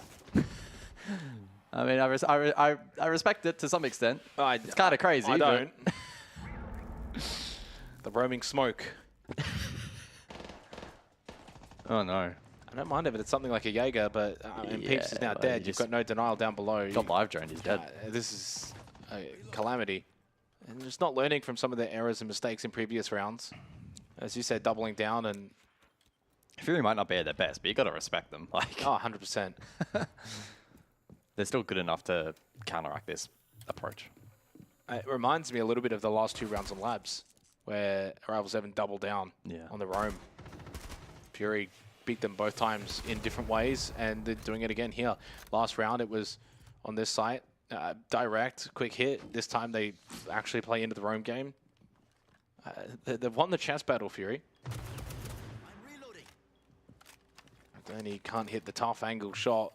Pixel gap onto the head of BG Man. Gullet, they're so aggressive. Slips in towards Meat Locker.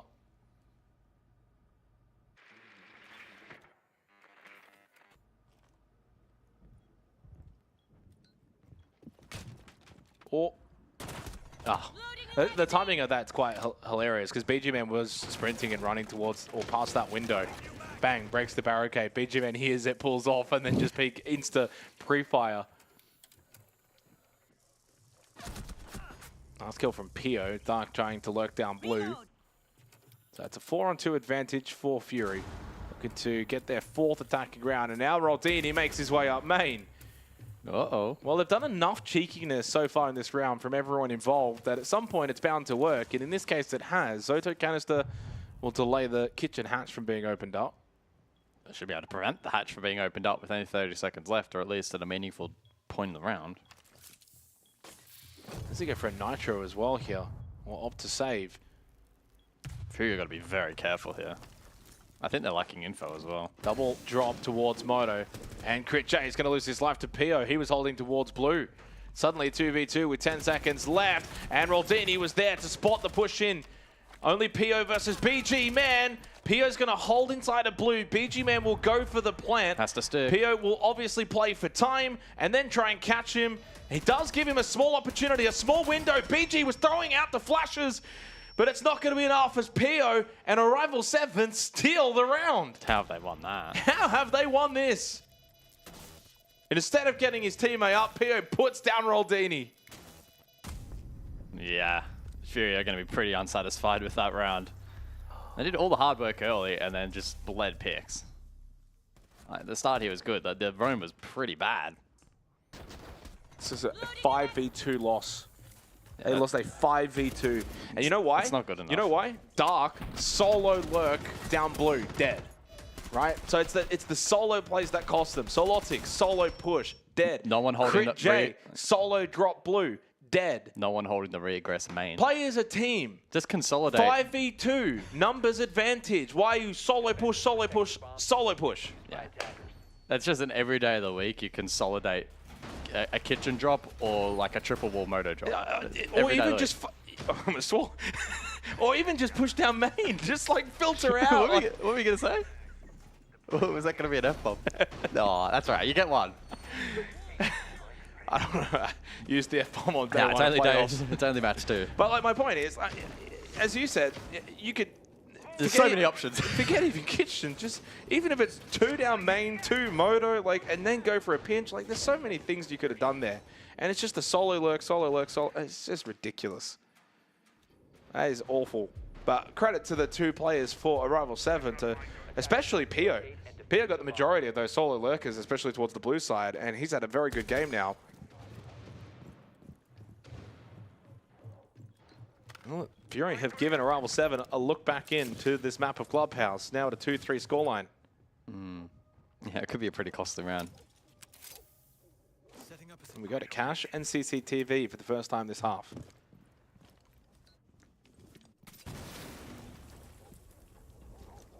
Catch in play, but no Azami rafters. Instead, it's Peeps on the Tuberal to hold that. Gallet lurking dirt.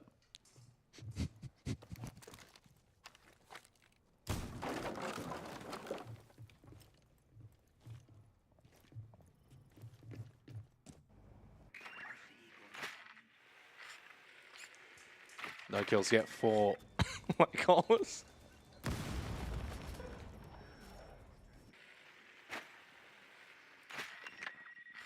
You good? Hey, I don't know if you're talking to yourself or not. I'm asking you. Certainly no way to get a read on this side. We haven't seen it yet in this half.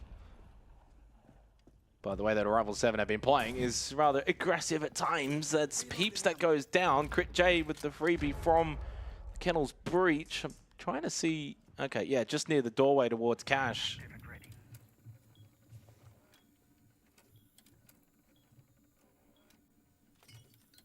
Crit J did get taken to half. But he found the main kill. That's also good delay taken off the board in terms of the Zoto canisters from the tuber out. I don't think you can be playing there anymore, Scarlet. Oh no, Labyrinth. Leb.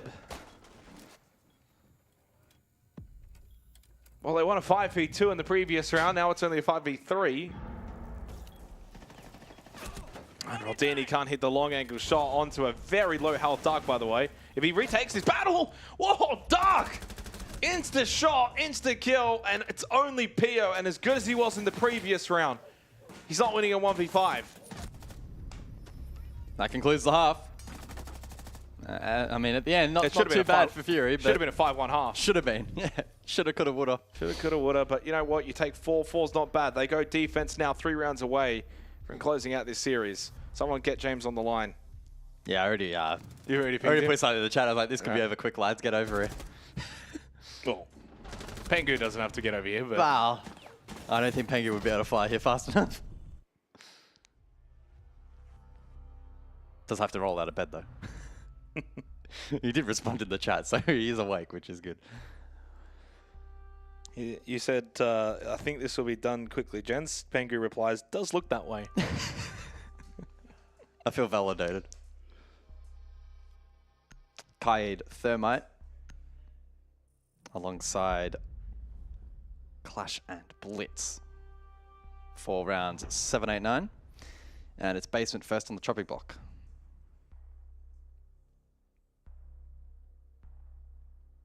Yeah, I mean, everything from here is kind of just suggesting this should be formalities from Fury. Doesn't need to be 7-2 territory, but even if it's like 7-4-ish, it's probably the expectation from here, which, you know, I think, do you take positives away for a Rifle 7 in this series? 8-6 on the first map. Arguably, they probably should have won Nighthaven Labs.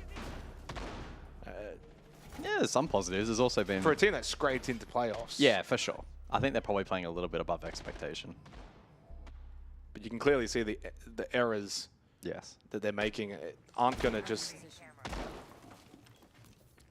not go punished in playoffs.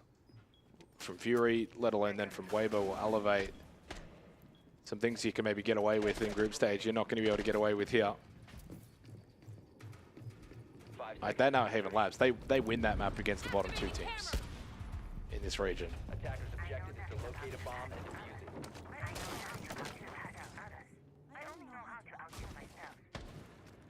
Curious to see how Fury's going to play basement themselves, whether it will be a little bit more bunkered down. Crit J, the only one that's top floor. Everyone else in basement. Crit J in con. He's going for a nice little walkabout top floor. I imagine he'll just make his way back down secret. Lycolis was also there for company. Not actually too sure what the benefit of that roam was, whether maybe it was to just get some drones potentially. But either way, it is 5 in sight for Fury on the defense.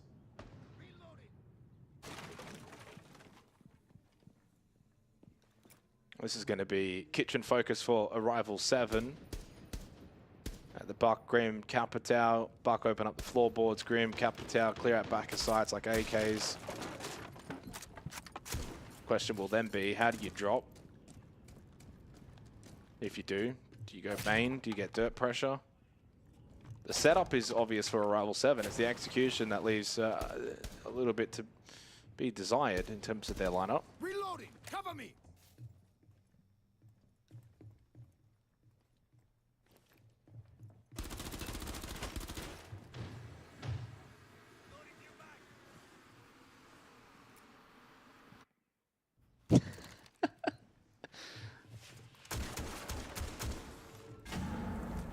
tell you what, that gas pump lasts a while. Well, it is also dependent on how many times it gets shot.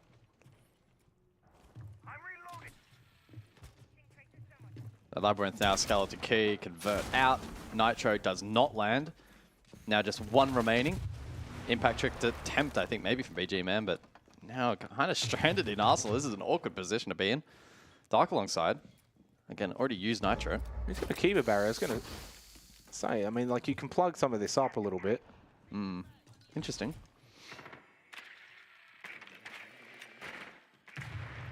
Really good drone there from Pio. 35 seconds. Yeah, Rival 7 need to make a move. Yeah, they're leaving this lane, aren't they? Where's the actual site execute going to come from? Looks like a posture towards bot main. Bot main plus kitchen hatch. Maybe a late murder drop from someone. The triple util's been caught. They EMP late. Yeah, it's going to be rough. Good swing out from Solotic as well to find that kill. Another one coming in through bot main. Labyrinth into the smoke. Solotic on the other side of it. Got the yellow ping information. Good kill from Dark. There was that moto drop from Gallet. He's now low. Wandering aimlessly inside of Moto. That's kicked down bot main. This round is done. There's no time left for Peeps in the 1v4. It's 2-5 in favor of Fury. Yeah, good defense there from Fury. I think they identified pretty early on that rotation over towards main stairs. A good play behind the mirror window. There was a bit of a disconnect there from the attack. Some of the summons got caught. The smoke was a fraction late. Really allowed that play here from Solotic. Like that smoke just popping a fraction late. Was then able to peel back. And the rest of the attack really, really well positioned to just slam the attack as they entered. So yeah, good work from Fury. I mean, it's difficult to fault Rival. So I mean, there are a couple of disconnects there on the execute, but Fury playing very, very well. Dark up to 11 kills. Actually, you've got the tablet. I didn't bring mine today. Forgot it. I'll make sure I have it tomorrow. But I'm curious. It's like first day of school, mate. You got to bring your stationery. Forgot it. Didn't bring the backpack. I'm just curious for Dark's overall numbers now in the series across the two maps, because he had a very good standout performance on Nighthaven Labs as well. You want the overall stats or just for this map? No, the overall, both maps. For Dark? Yeah. So 142 EPS, plus 12 KD, plus 5 entry, 71% cost, which is right up there for the lobby. Pretty good for two maps. 33% survival rate, which is, I mean, oddly enough, lowest on his team. But the lowest on Fury for survival rate is still higher than anyone on Arrival 7, where 24% is the highest across a couple of their members. Very dominant MVP performance from Dark so far in the series. I mean, if there's an MVP, he's it. Yeah, by far and away. Yeah. Which is pretty big when you've got a teammate in Crit J and what he's typically capable of. Little drain here from Labyrinth.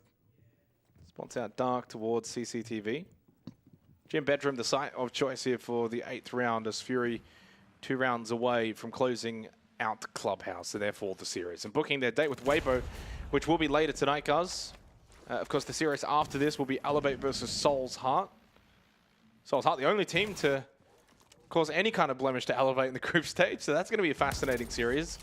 And Fury Waybo, it almost feels like that's the dark horse versus the second team, at least on current form. So some big games coming up for Asia after this.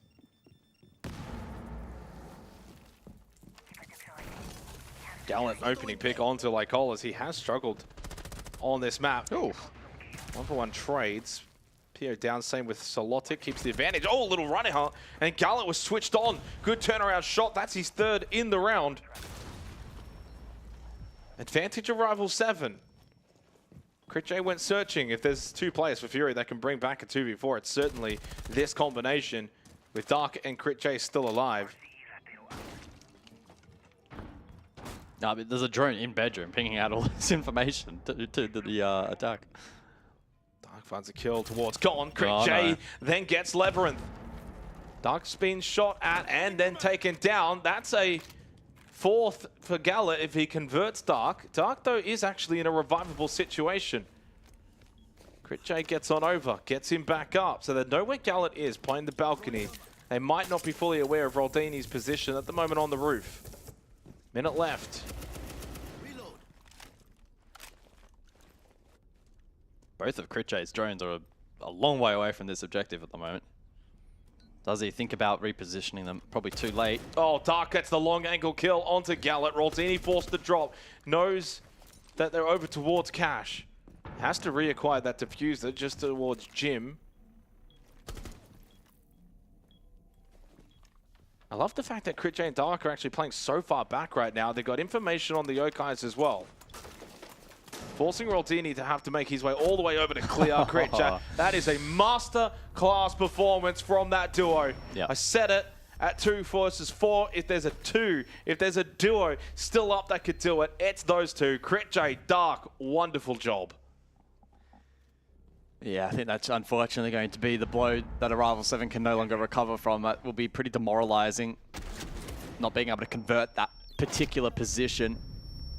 It was a phenomenal individual performance from Gala. I don't know how much information was getting relayed to him in the midst of finding those kills, but he was doing a phenomenal job under a lot of pressure. Well, one of them was like a CC window kill, and then he had to flick turnaround on the bedroom jump out. So, certainly the majority of that was on his own doing. That's probably the difference, I think, between teams like Fury and Arrivals. Like, this is, for me, the strength of a roster like Fury, Crit J, Dark, what they're able to do. And Solotic has held his own this series as well. He was good on Nighthaven Labs, doing well on Clubhouse. 10 seconds to go. You think about the matchup that's going to come tonight against Waybo, Fury versus Waybo now clearly looks likely. Attackers are heading out to the Dark and Crit J keep this form up, played to their best of their ability. What happens if Reaps has a bad night, Turd has a bad night? You know, they're gettable.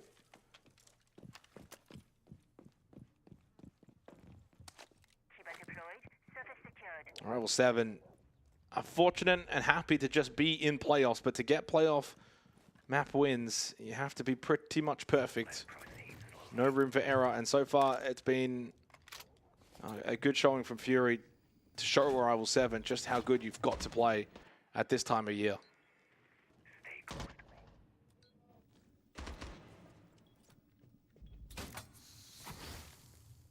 So it'll be a Rival 7 dropping to the lower bracket. They'll get another opportunity on the next Asia Playday. Nomad available for Rafters clear in combination with Capital for this round, though. As Crit J looking to bandit trick the wall in combination with the Zodos from Tubarel. And so far, the util game going the way of Fury. There's only one Selma, one secondary. They're going to have to be pretty much perfect. Cannot mess this up against Crit J. Also limits their ability elsewhere, say like in a conside hit. Labyrinth taken low. Roldini making his way up Rafters, trying to find the angle is Dark. They do lose BG Men at said position. He got flamed out, pushed out. Dark then traded by the pistol of Roldini. Good nitro by Crit J. Keeps the round alive, but it is advantage of Rival 7. That nitro is going to fall well short. Roldini can happily glance at that one. Did step back into the gas babe. In fact, now this is actually he's got nowhere to go. He's got nowhere to go. You push forward, you go to the nitro. That is beautiful from Fury. No way. Solotic combines with the Nitrocell sat at his feet. I've never seen that before. I've never seen that before. That is amazing. Roldini was stunned, shook, frozen. Oh, that's got to be such a bad feeling for the Monty. 3 versus 3. It is still winnable from here for Rival 7. That's a lot of the utility expended with 40 seconds on the clock. Like, plant denial now is a real tough ask for Fury.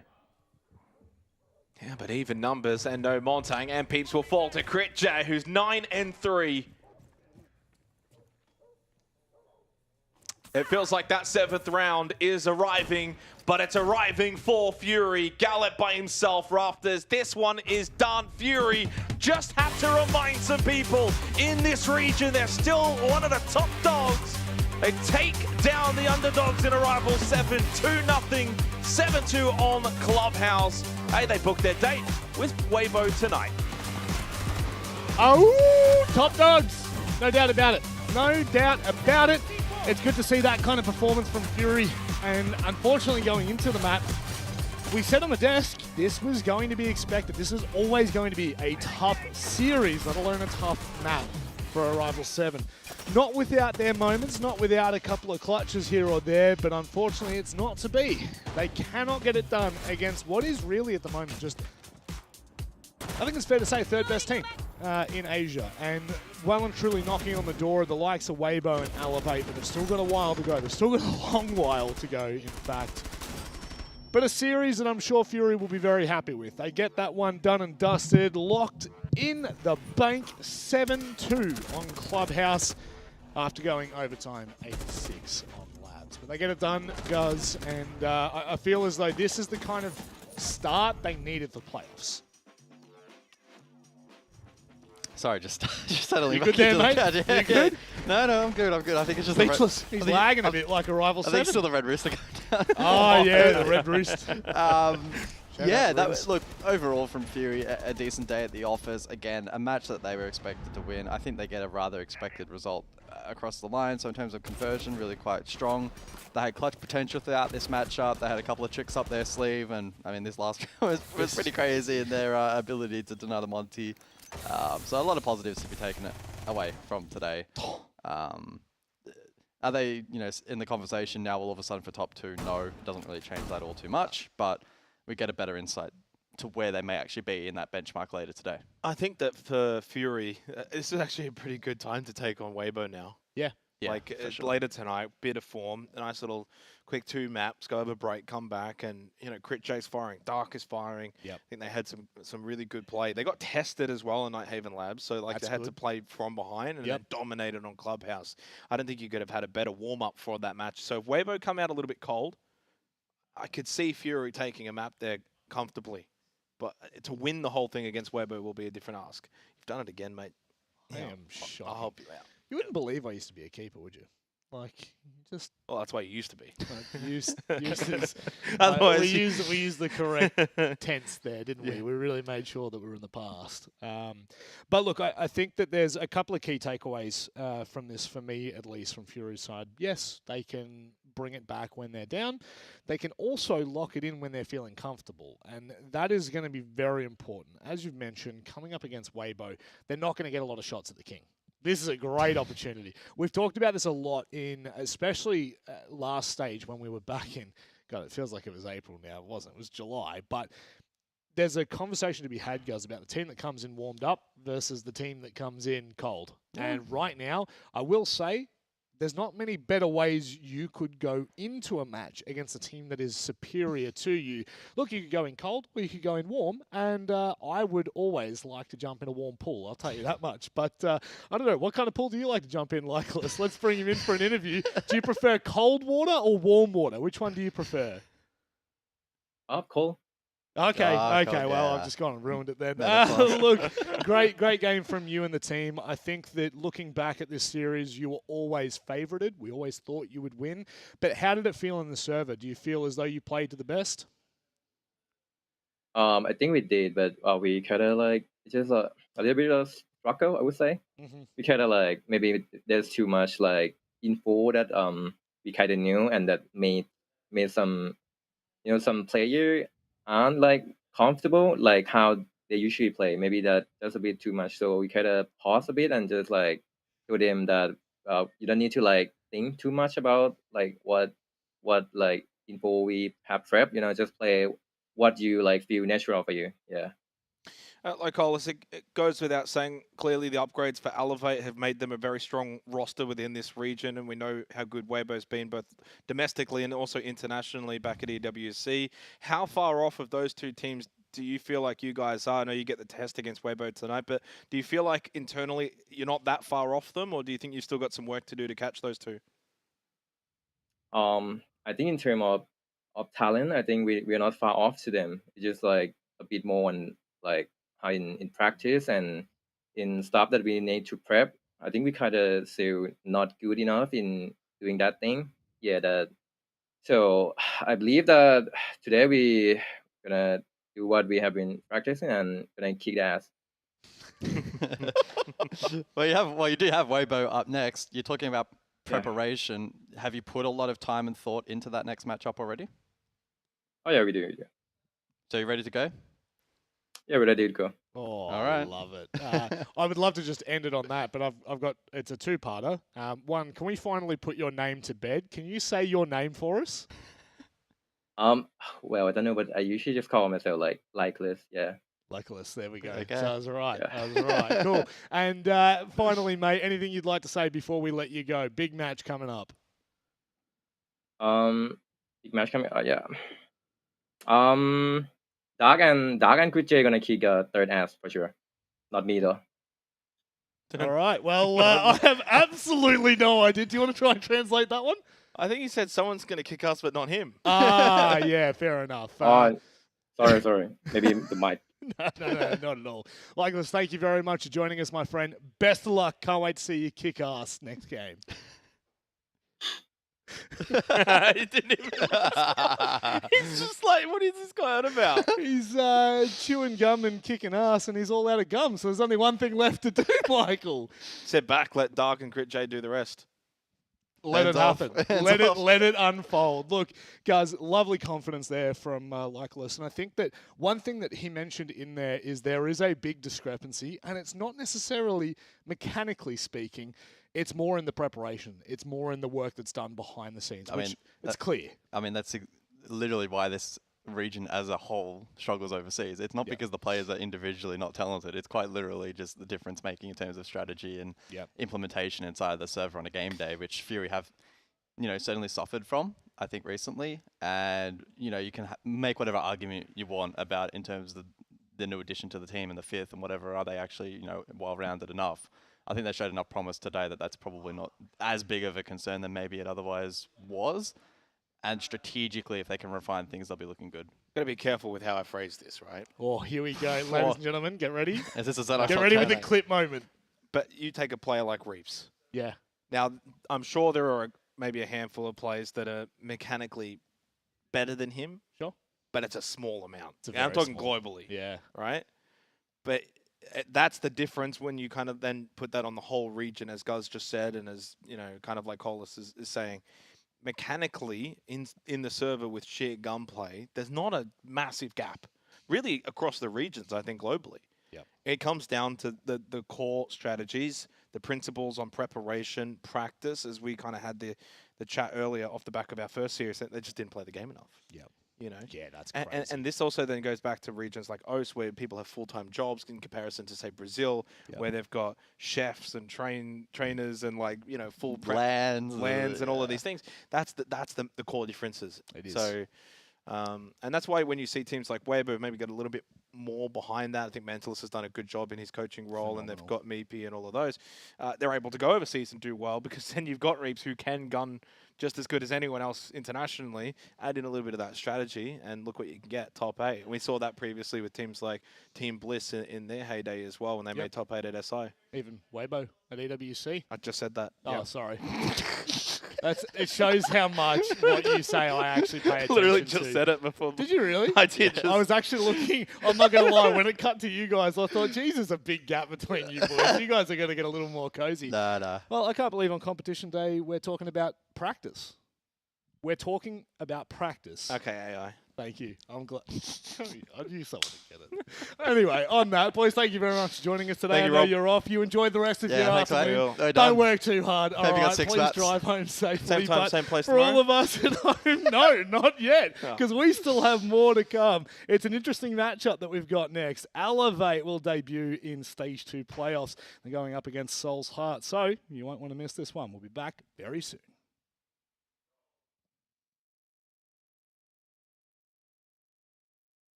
Seconds left.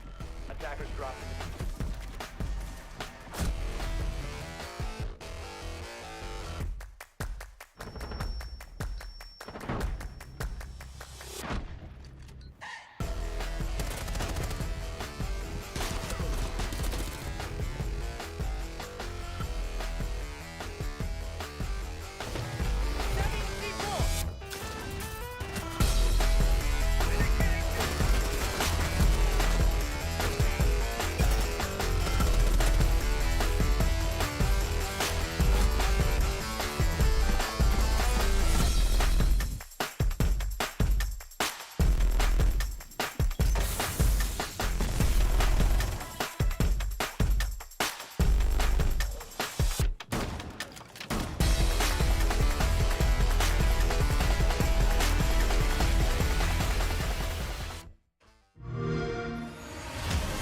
You know how they say it's not the destination, it's the journey? And the journey of 1,000 miles begins with a single step. And you know what? They're right.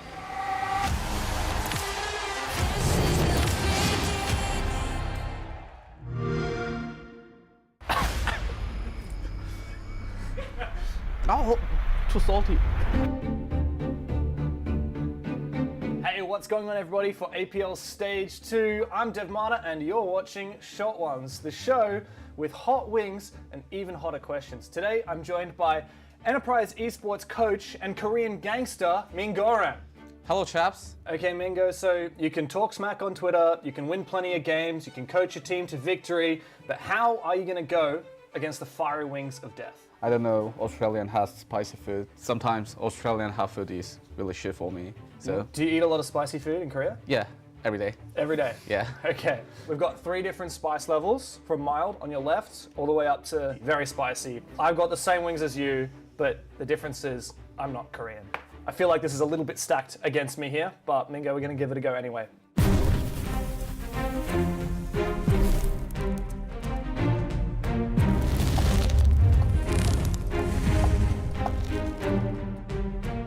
Mingo, when you're ready, please dive into your very first wing.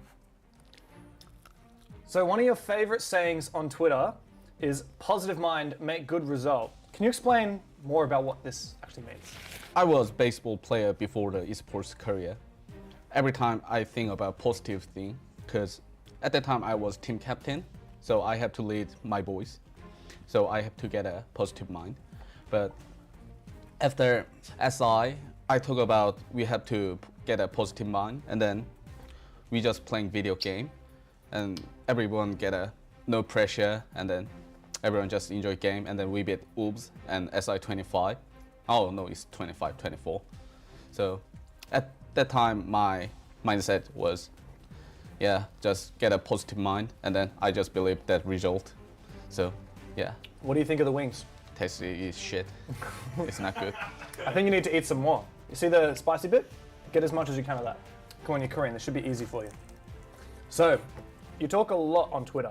You talk a lot of smack as well. You're adding players. You're saying that you guys are the best. Why is it that you love Twitter so much? In my opinion, Twitter posting is one of part of marketing stuff. So every player have to posting something for after game or before the game. But my boys too shy, never posting about game, never posting about just IRL. Just I have to do that shit for organization side and then Rainbow Six Esports scenes. So yeah, just talking shit and then everyone get a laugh. How does it feel having to carry the team on Twitter? Because no one knows how to talk or market themselves. Sometimes it's boring, but yeah, that is my job, I guess. Amazing.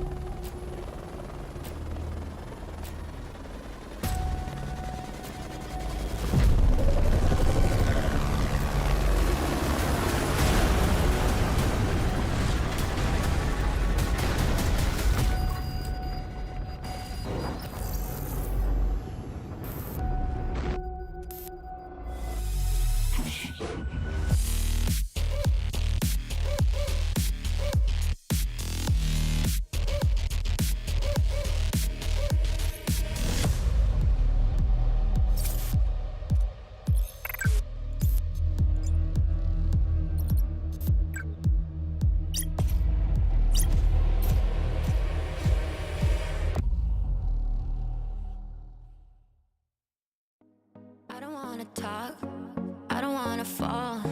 I know what I want, yeah, I want it all. Looking when I walk, here's my number, call. Pick you like a lock, just to make you crawl. Going out with all my friends, fire dripping down my dress. Make you wanna look again, but you did, oh. Nothing like you've ever seen, glamorous straight off the screen. I'm about to make a scene, oh. I like the way that they drop that, turn heads. I like the way that they stop red. Who's next? Making you blush, give you a rush. Look at us, look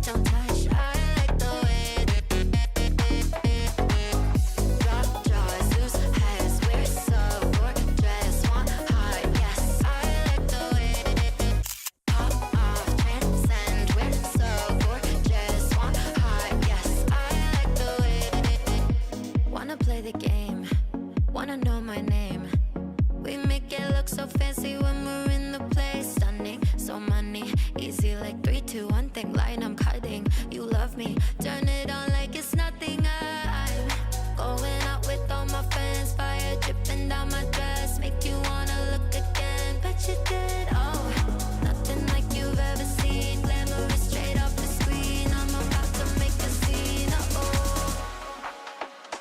I like the way that they drop dead. I like the way that they stop dead. Who's next?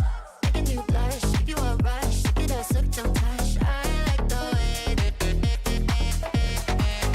drop jaws, loose heads. We're so gorgeous. Want high, yes. I like the way pop off, transcend. We're so gorgeous. Want high, yes. I like the way drop jaws, loose heads. We're so gorgeous. Want high, yes. I like the way pop off, transcend. We're so gorgeous. Want high, yes. I like the way.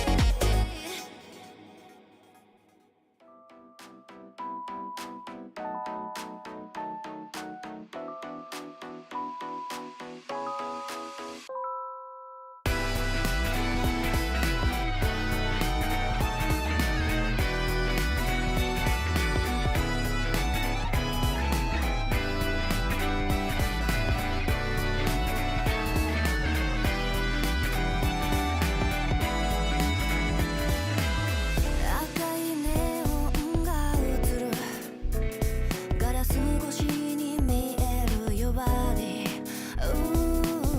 甘い言葉が誘う今夜も嘘に溶けてゆく終電渋谷のビルは笑う気さらさらないわ書き消してミュージック画面の文字に落ちる雫が心にじませるキラリキラめく夜のレイにキラリ君が残したキスきっと裏切りさえ受け入れても今夜は投げないゆらりゆらめく夜は Maybe 明日ここで笑える私もっと強くなれば変わ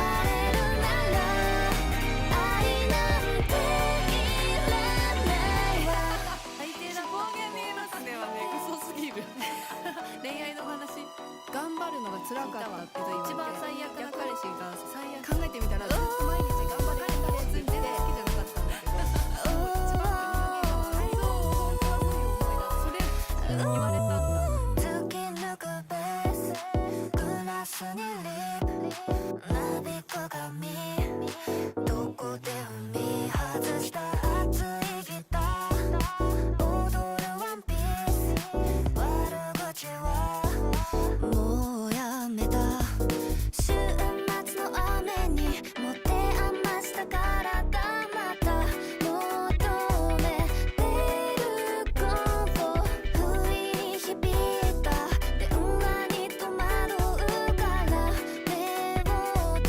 じるもう泣かないキラリキラめく夜のムーンライト影る街に一人歌うどこにだって安らぐ場所見つけられずまだゆらりゆらめく夜にくないセピア色に映る私そう目が覚めたら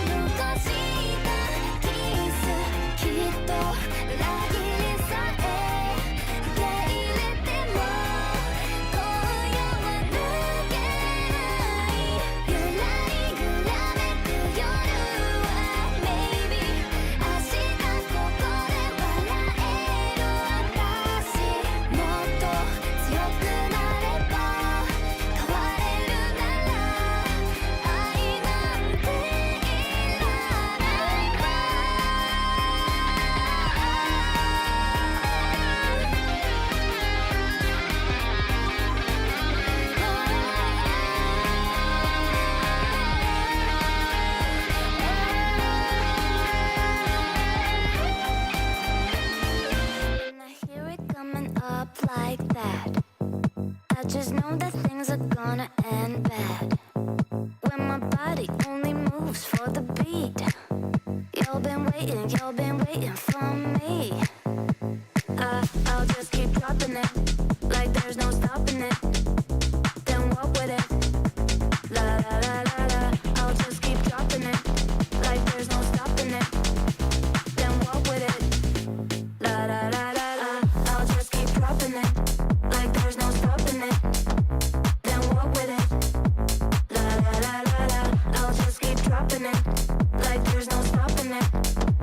Then walk with it, la la la la la.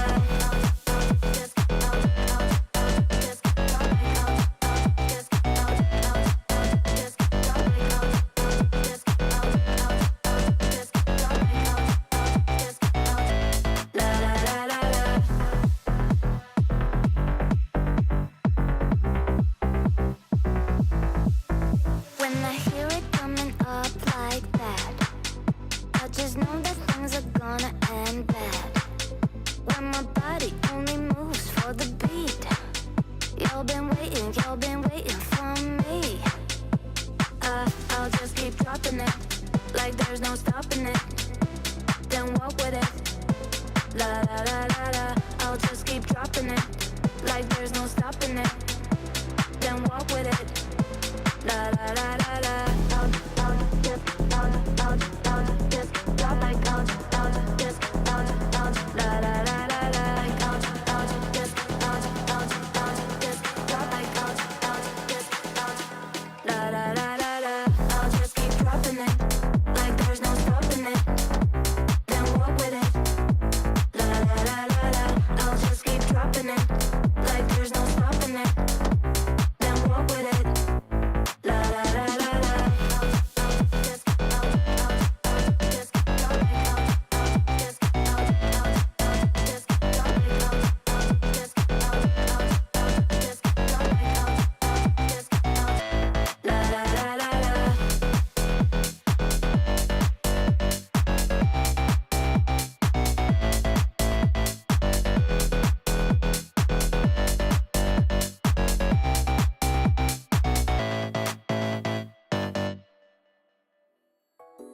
처음 본 순간부터 눈을 뗄 수가 없었어. 이 세상 하나뿐인 너 처음 봤으니까 빠졌으니까. Then you got me sinking low. 사랑이란 단어로 섬도 아닌 섬을 타며 행복한 줄로. 친구들이 다들 바보래. 사랑 표현 못한 벙어리.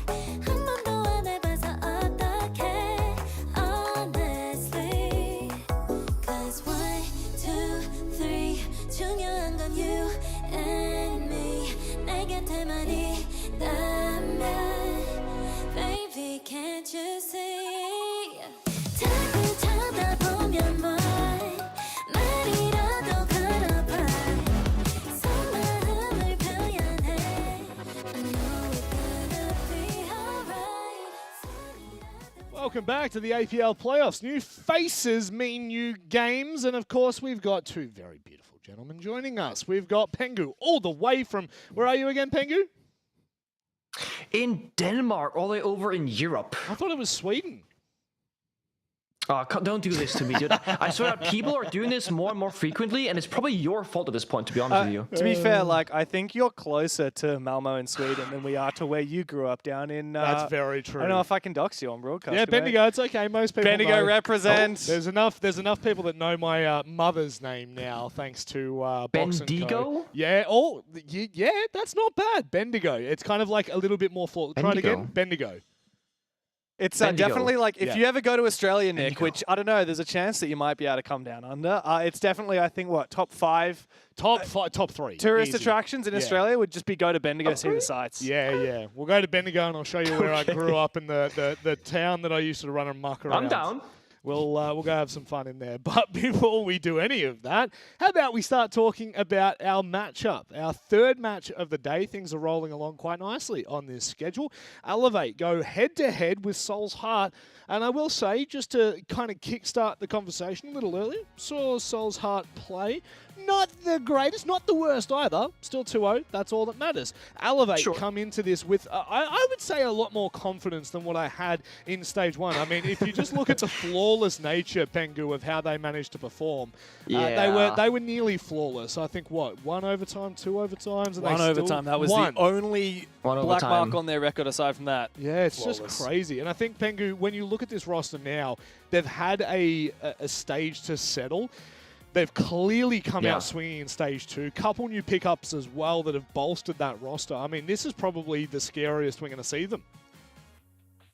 Yeah, so they parted ways with Romeo and Naka and brought in Raps and Resets. And I mean, you look at Resets numbers, right? Middle of your screen, 75 to 41. This guy came from Tier 1 Brazil, playing on teams like Team Liquid, goes over here, makes Elevate a stronger team, and individually just completely pops off. It's not fair, Rob. That's the issue. Like, how can you bring in a full import roster of Brazilians and then make even better roster changes after just one stage of not dominating? It's nice to see, though. It's like, look, to be honest to them, I'm glad that they made the changes that they did, and they did it so quickly, Dev, because speaking to... I can't remember who we actually spoke to in Stage 1. Would have been Psycho for most of it. It was Psycho. Yeah. We did, I think, Naka, we had a quick interview with, but both of them were kind of alluding to the fact that they came into Stage 1 with nearly zero prep in SEA. They barely even knew who they were playing. Yeah, of course, anyone that watched the Reload event in Rio would remember these guys actually went pretty deep, made top 8 at that event. It was a big debut for this new Elevate roster, completely comprised of Brazilian players. But like you said, that was in Brazil, where they're from. That was before they'd ever set foot in the Asia-Pacific region. Now they've been here for a couple of months and they are looking a lot better, and they've had some insane roster upgrades. Like, I've chatted to some mates off air about this, but like, how on earth do you go from having people like Psycho, like World Championship players, we're already like, wow, that's insane, and then you get resets from old Team Liquid. Like, the stonks that Elevate have been converting here are unbelievable. It is, and now it puts a lot of pressure on the other teams, Pengu. There's no two ways about it. Elevate, would you say that Elevate come into this playoffs now the favorite? I actually would say so. I feel like we've seen Waybo having a bit of little bit of an inconsistent performance in Stage 2, having some high highs and having some like mediocre lows, and I want to see them be a little bit more consistent. Elevate, undefeated. They've gone that consistent route of winning every single matchup, only going into overtime once. So Elevate first, Waybo second, and then kind of everybody else. Don't worry, I just used my incredible lip sync. Trying to make it sound like you're the one talking. Yeah. I matched up For with some Pengu reason, there. Nick's voice just doesn't match your appearance. Why? But for Dev? some reason, Hang on. Let's I think Nick, you're such a beautifully quietly spoken man, and Rob is the opposite. You're a beautiful man, but you're like you're a he's bear. beautiful, yeah. You walk in the room and everyone's like, "Who's that hunk over there?" Hunk? Or like it's because you can grow a beard. You do look a little bit of a Viking, though. I'd believe if you were from Denmark. Yeah, that's actually maybe we should trade places sometimes, Nick. Maybe I'll come over to. He looks more Norwegian, but I'll take it. We'll take that anyway. Obviously, Soul's Heart is who they're going up about. I'll let you guys talk about it when we get into the game, because we've got the Vetos to talk about, and we don't need to spend too much time talking about a team that we have already seen today, even though it was about 3 hours ago. We dive headfirst into this one, and one of the stats that I looked at for Soul's Heart was that they had played 7 out of 9 maps heading into playoffs. They had literally gone to a completely different map every single time we saw them. The only 2 maps that they hadn't played coming into playoffs was Bank and I think Border. So we're seeing Border here. Bank is the only map we will not have seen from Soul's Heart throughout the entirety of Stage 2. But Dev, looking at this one, Border, Chalet, Skyscraper, how do you feel now that we're kind of deep diving into it with Elevate? Well, first thing to get out of the way is the fact that Soul's Heart this morning played Consulate and Cafe, so those maps are done. It's interesting that they banned Cafe. Of course, they did get pushed really deep by Daystar on that map. And in the end, they leave Consulate for the last ban. They let Elevate decide if they want to go there or Skyscraper. I think that's a wise move because it forces Elevate to be the final one to pick. And of course, Skyscraper is where we end up. Very defender-sided map. I like this. We get 2 really chaotic maps for the picks. And then should we get there, a really defensive, structured map. Wow. Now, Penguin, I'd love for your advice here, but it looks like the game's ready. Dev, you may leave the couch and go get yourself comfortable in the casting room. Lovely. Because it is time for us to get underway with our first map here in the upper bracket semi-finals. Elevate come into this entire playoffs as, in my opinion, and the opinion of the desk, they're heavy favourites. They're looking really good right now. Their new 2 pickups are looking dangerous, but Soul's Heart, they have been known to be underdogs. They have been known to be upsetters. Let's see whether they can get it done here on Border. It's Dev and Pengu to run you through the action. Thank you very much, Rob. Pengu, it feels like just yesterday that we were casting Europe, and now we're back into APL again. It's lovely for me to be home. I hope that you've woken up because this should be a crazy game. Elevate this stage have been on another level, not dropping a single map, only going to overtime once. But who was it that they dropped that point to in overtime? Oh, it was Soul's Heart. So if anyone could hold a candle to Elevate, perhaps it is this very inconsistent team from down in Thailand. It could be. The only thing when I look at Soul's Heart where I get a little bit scared, on their behalf, is I feel like I9 is doing too much of the heavy lifting, especially when Soul's Heart find themselves on the attacking side. If I9 doesn't get the entry, doesn't walk in the building first, doesn't lead his team into every single battle, I feel like no one else can take his spot. Earlier today in the first series, he actually got an ace as well. Like, he's literally been on such a good streak of performance individually, but as a team, that's where Soul's Heart, I feel like it's going to be a bit hard for them to, one-to-one match Elevate, as they are just on fire. The team that actually made the most roster changes coming into Stage 2 within Asia is Elevate. We talked about resets a fair bit, of course, formerly from Team Liquid over in Brazil. Raps as well, another player who has played in Brazil for quite some time, most recently on a Tier 2 team, but he's been in the Tier 1 scene for a while. Like, you look at some of the OG teams he's been a part of. So 2020 to 2021, he was with Team 1. Of course, the roster eventually won in Mexico. That was slightly after he left the team. Then he played for MIBI. He played for LFO Brazil, which is a really solid team. E1 Sports, which is a roster from Brazil that made it to some international events. Fluxo, and then Stelle Gaming before coming on to Elevate. So it's funny, he kind of loitered around the Tier 1 and Tier 2 scene in Brazil, and now he's been shipped out to APAC, and he's really being tested in a very different environment. Yeah, that's one of the most impressive things in my book as a former player is, of course, one, consistency, but also your adaptability to new situations, whether it's a new map, new operators, new teammates, or playing in a whole new region yourself. It's something that not every player gets to experience. For those that do, it can kind of make or break their longevity of their career, right? Because you can go in Brazil, maybe you can't hang, maybe you get a great opportunity elsewhere, you go to that other region, and then if you can't hang, all of a sudden people go and look at you, oh my god, if you can't hang, then what are we gonna do with you? Mark rappels up on the wrong side of the building and gets peeked out the window of East Stairs by Ion, a complete freebie. Also, with that new Memento skin, by the way, on the MP5. Yeah, Skinergy there from Elevate. And takes down the Blitz, which is pretty much your #1 priority from this attacking lineup. Otherwise, very difficult to take down. Speaking of, Iron is proving to be quite a challenge for Soul's Heart to eliminate as he dances between Break Room and the mezzanine balcony. If he exposes himself, he should surely die, but oh my god! What the hell? No. What in God's name is Iron doing? He's single-handedly destroying Soul's Heart. A quad kill. Kicked off with a peek outside, finish it up, get the ace, come on Iron, it's about damn time! Oh my god! Elevate, thanks to this one man, have just absolutely styled on Soul's Heart. All the devs talk about Elevate being the better team and a 5-man in the 1-to-1 and the clutches and the consistency levels. This just shows exactly that there are levels to this. First round, Iron 1v5s from East Window, from Break Door, seeking every gunfight, and Soul's Heart don't even make it in the building. They barely get to leave their own spawn. The first kill is one thing, Mark rappels up, but the second one? The jiggle hipfire kind of one-tap situation that happens? Disgusting. And this just goes to show that this could be a very one-sided matchup unless Soul's Heart really step up their level. Well, that particular round does not fill you with a lot of confidence for Soul's Heart. Really, like, how the hell do you break that down, Pengu? I mean, Soul's Heart, yeah, one mistake from Mark on the blitz, but then everyone else, they were kind of just like cutting off that position. We had vertical pressure, we had someone on a tight rappel angle, we had people outside a window. Like, in theory, nothing terrible from Soul's Heart, except that they just got deleted one at a time. Yeah, it's as simple as Iron goes pew-pew and Soul's Heart doesn't go pew-pew. They didn't do any mistakes besides Mark, you're completely right. They had a guy vert holding, guy in the window holding, guy peeking the door. That's what you would normally do. You're just not supposed to lose all 5 gunfights like that.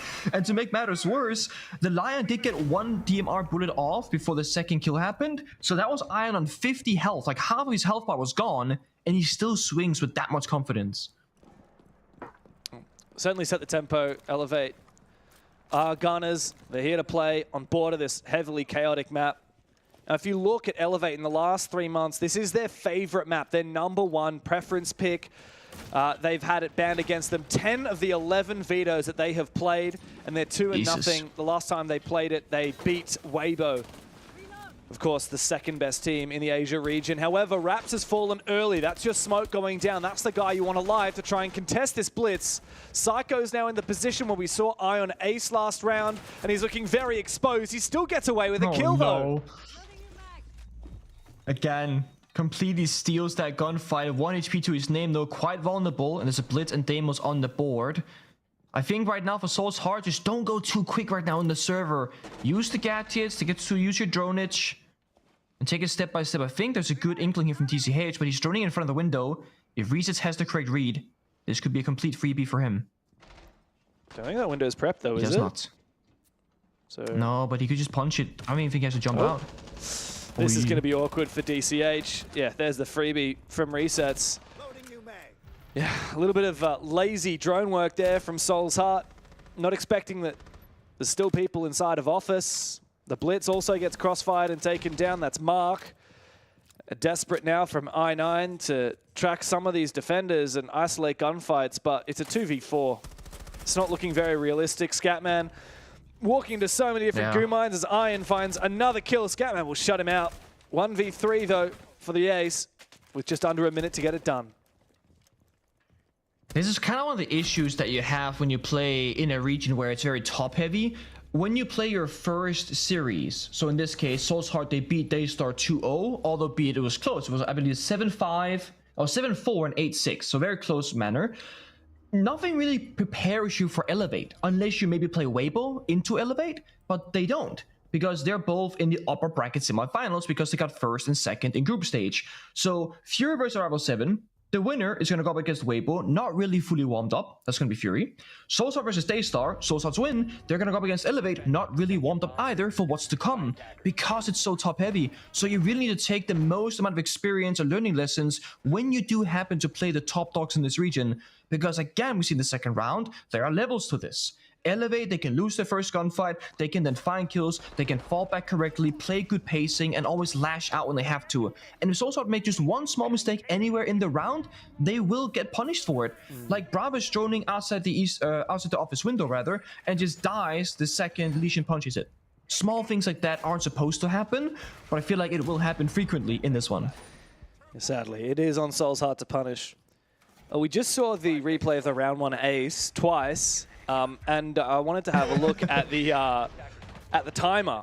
That's why I asked production to play it again. 12 seconds from when he found that insane like hip fire one-tap type shot on the player cutting the cross until the round ended when he found the final kill. That's a 12-second 4K after already finding the opening frag. Jesus. That is unbelievable. That's fast. Incredibly fast. That is incredibly fast. I mean, I would argue that if there wasn't like a window vault out stopping him, he would have just kept sprinting at his opponents, right? But you're not going to jump out the window because you're going to stuck in the animation. So I reckon, had it been a door, he might have just full sent it outside the building. Well, he's in the same spot again, Nick, this time on the Legion. Yeah, why not? 6-1, and he's still keen to peek all of these different angles. This is one of those spots where you need to have experience in how to play it and just die here like 100 times. And in the 101st time, you start getting the kills yourself. So I feel like it makes sense to put Ion in this spot every single round if possible, because he's shown us already. He knows how to play it. And the trick is knowing when you are and are not exposed to different angles. For example, sometimes he's exposing himself here to the CC window, but it doesn't matter. Look at this. He pokes out, finds Mr. Punch. No trade. Mark did not have the confidence to swing for that refrag. Iron is in their heads at the moment. Elevate continue their reign of terror as Soul's Heart rain down with the Lion scam, but it doesn't matter because Iron jumps straight on out. I tell you what, Sky, keep on spectating this guy because I think he's on for so much more than the ace that we've already seen him achieve. And again, he plays the position game so well, never exposed to one single gunfight, and he chooses what fight that is going to be. Soul's Heart, they're a bit scared in the server. No one wants to fight Ion. And the fact that he's Lesion, he's got good minds with the jump-ins for information game as well. I9, as I said earlier, he will be the one player to lead Soul's Heart into the building. He's found a pick for them. He's gonna hack the cameras, but there is no Valkyrie. There's nothing besides bulletproof camera that they can really use and those defaults. So yes, they get their foot in the door, but they got so much more map to work with and only got 60 seconds left in this round. Tell you what though, the 90 camera on the top floor is still up, which does give Soul's Heart a bit of extra info thanks to them hacking those cameras. And that will lock Iron in his position. Oh no, the yellow ping's a bit off. Scatman sees the head, but misses two opportunities. Iron is likely going to be on for a flank here in the late round. Scatman's having to watch his hatch, knowing that there was a Lesion up above. Now there's seemingly some info, and I9 finally swings and takes him down. The best chance so far that Soul's Heart have had of taking a round is available. They gotta drop down that bathroom hatch. They still got Psycho lurking inside of office again, waiting for a freebie. Time is ticking low. James 15 seconds. Oh, they have yellow pings, though they know, but they lose the gunfight. I9's gonna have to go big. He misses another chance. Rap shuts him out of it. Scatman 1v3, and they'll only find the first. Elevate continue dominating over Soul's Heart. 3 rounds to nothing on border. At least there was yellow ping formation. Every single gunfight in the late stage of that round, Soul's Heart had info, but now they need to win the individual gunfights. And more importantly, I would love to see them double up against players. Like if you know Psycho is playing on that office half wall and Brava's gonna swing the 1v1 with a low fire rate weapon like the Para, get a second player behind the Brava or push from the hallway, flying from east stairs, get that 2v1 action going to shut down the players of Elevate. Because if you look at the entirety of that round, oh my god, you could have totally isolated people. Yeah, that's a target ban right there. But James, how many operators have an MP5, right? It's not just Melusi. Yeah, no, I mean these days you got Rook and Doc with the one times, but yeah. No. Yeah. I mean, I didn't even play the Lesion that round and still looked pretty good. So it's not just about the gun, but I think that you're definitely going to be happy about banning that Melusi when the Brava ban comes out as well. One of Melusi's main counters. Of course, it does leave available the Maestro, which is a very powerful operator to play when that Brava is banned. But there's a lot bigger picture problems here for Soul's Heart than just what operators are getting picked and banned. They've just lost 3 rounds in a row, for the most part, to Lurkers and Roamers. I'm very curious what we are nodding so much in agreement to, saying, guys, believe in yourself, have the confidence, like, don't let them run over you. There's also stuff like in this particular round, there's 2 Claymores in the pocket of Scatman. That's the round where Iron jumps out the window and takes down the Lion. Small things like this, like not using the Claymores, expecting the aggression, not being ready for it, losing players early, are all really big problems. I do worry a little bit though for Soul's Heart now, because if they start slowing down the game themselves to like be safer on the attack and Elevate to recognize that, they can start playing stuff like the Maestro, the Smoke, the Goyo, Echo, Clash, you know, and just further slow down the game even more, and then the timer's gonna hit 0, Soul's Heart's gonna be in a rush all of a sudden, and it's just not gonna be a good look. So there's this really hard middle line to find for Soul's Heart where they're gonna go fast enough to have enough time to work with, but also slow enough that no one's gonna die to a silly mistake or to not being prepared for the gunfights of Elevate. And I think that's gonna be a very hard line to find because we're playing border, James. This isn't Clubhouse. This isn't a map like Cafe where you can go in the window repels. You gotta get in the building, and the only way to do that on border is to get that initial first kill or force the defenders to fall back. So the question becomes for Soul's Heart, like, do you play counter aggro? Do you play Nomad and Gridlock? And do you put down your Claymores? Do you sit on windows? Or do you decide, no, we're going to match aggression with our own aggression? Let's go play Executes. Let's do our Glaz. Let's play Shields. Let's go for Plants.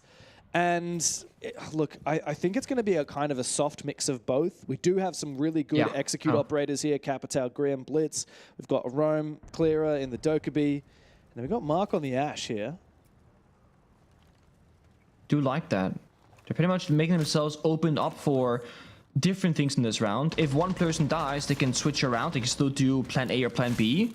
If they want to go for rush, they can. If they want to roam clear, they also can. This right here is very direct. They're going to burn the Goyo fire, open the door in the window, and join at the bomb side. They could try and go for a cheeky blitz plant in the door, some capital fire, some smoke, some grim bees. They do need to check downstairs below in workshop if there's a C4 down there. Currently there isn't. That can be a problem. And also secondly, there is toxic babes from Raps who can lock down that plant if you figure out where they are planting at. Oh, it's actually not going to be a plant. It's going to be a rush. The diffuser is on Scatman on the window, so it's actually on the Blitz to try and go deep. He's potentially faking a potential plant. Deep in the site already, feeling a bunch of pressure, but the Capital's fire will claim resets. Soul's Heart are continuing to just bait out info. They want to strip away the defender's information, and it is successful. Scatman's now deep in the site. He's the one with that diffuser. He needs cover, but a spray through the smoke is actually going to befell him.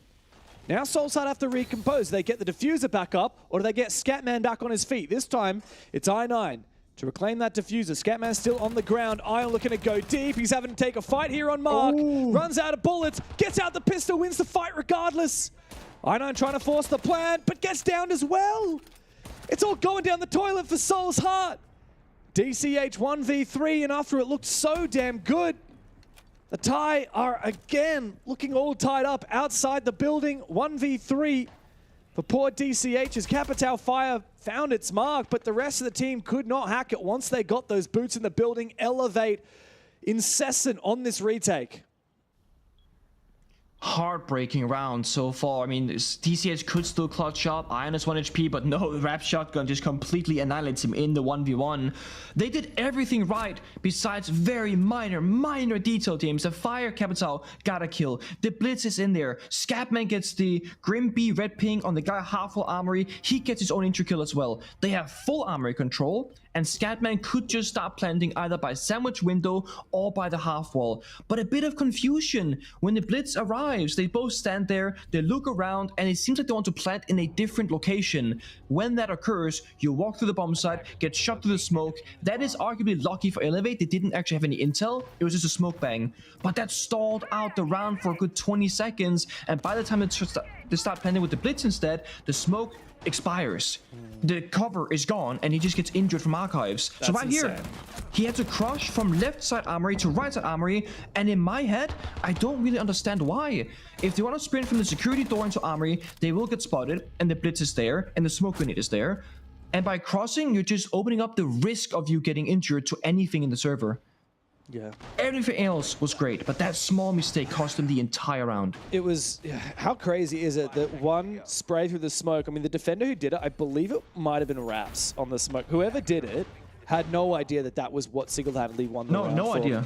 But Soul's Heart, they had no idea he was injured. Yeah, exactly. You've got to wonder for Soul's Heart though, like that plant decision, it was not only a problem for Scatman who died through the smoke, but also for the Blitz who then followed up and tried to go for a plant in that same spot and was vulnerable.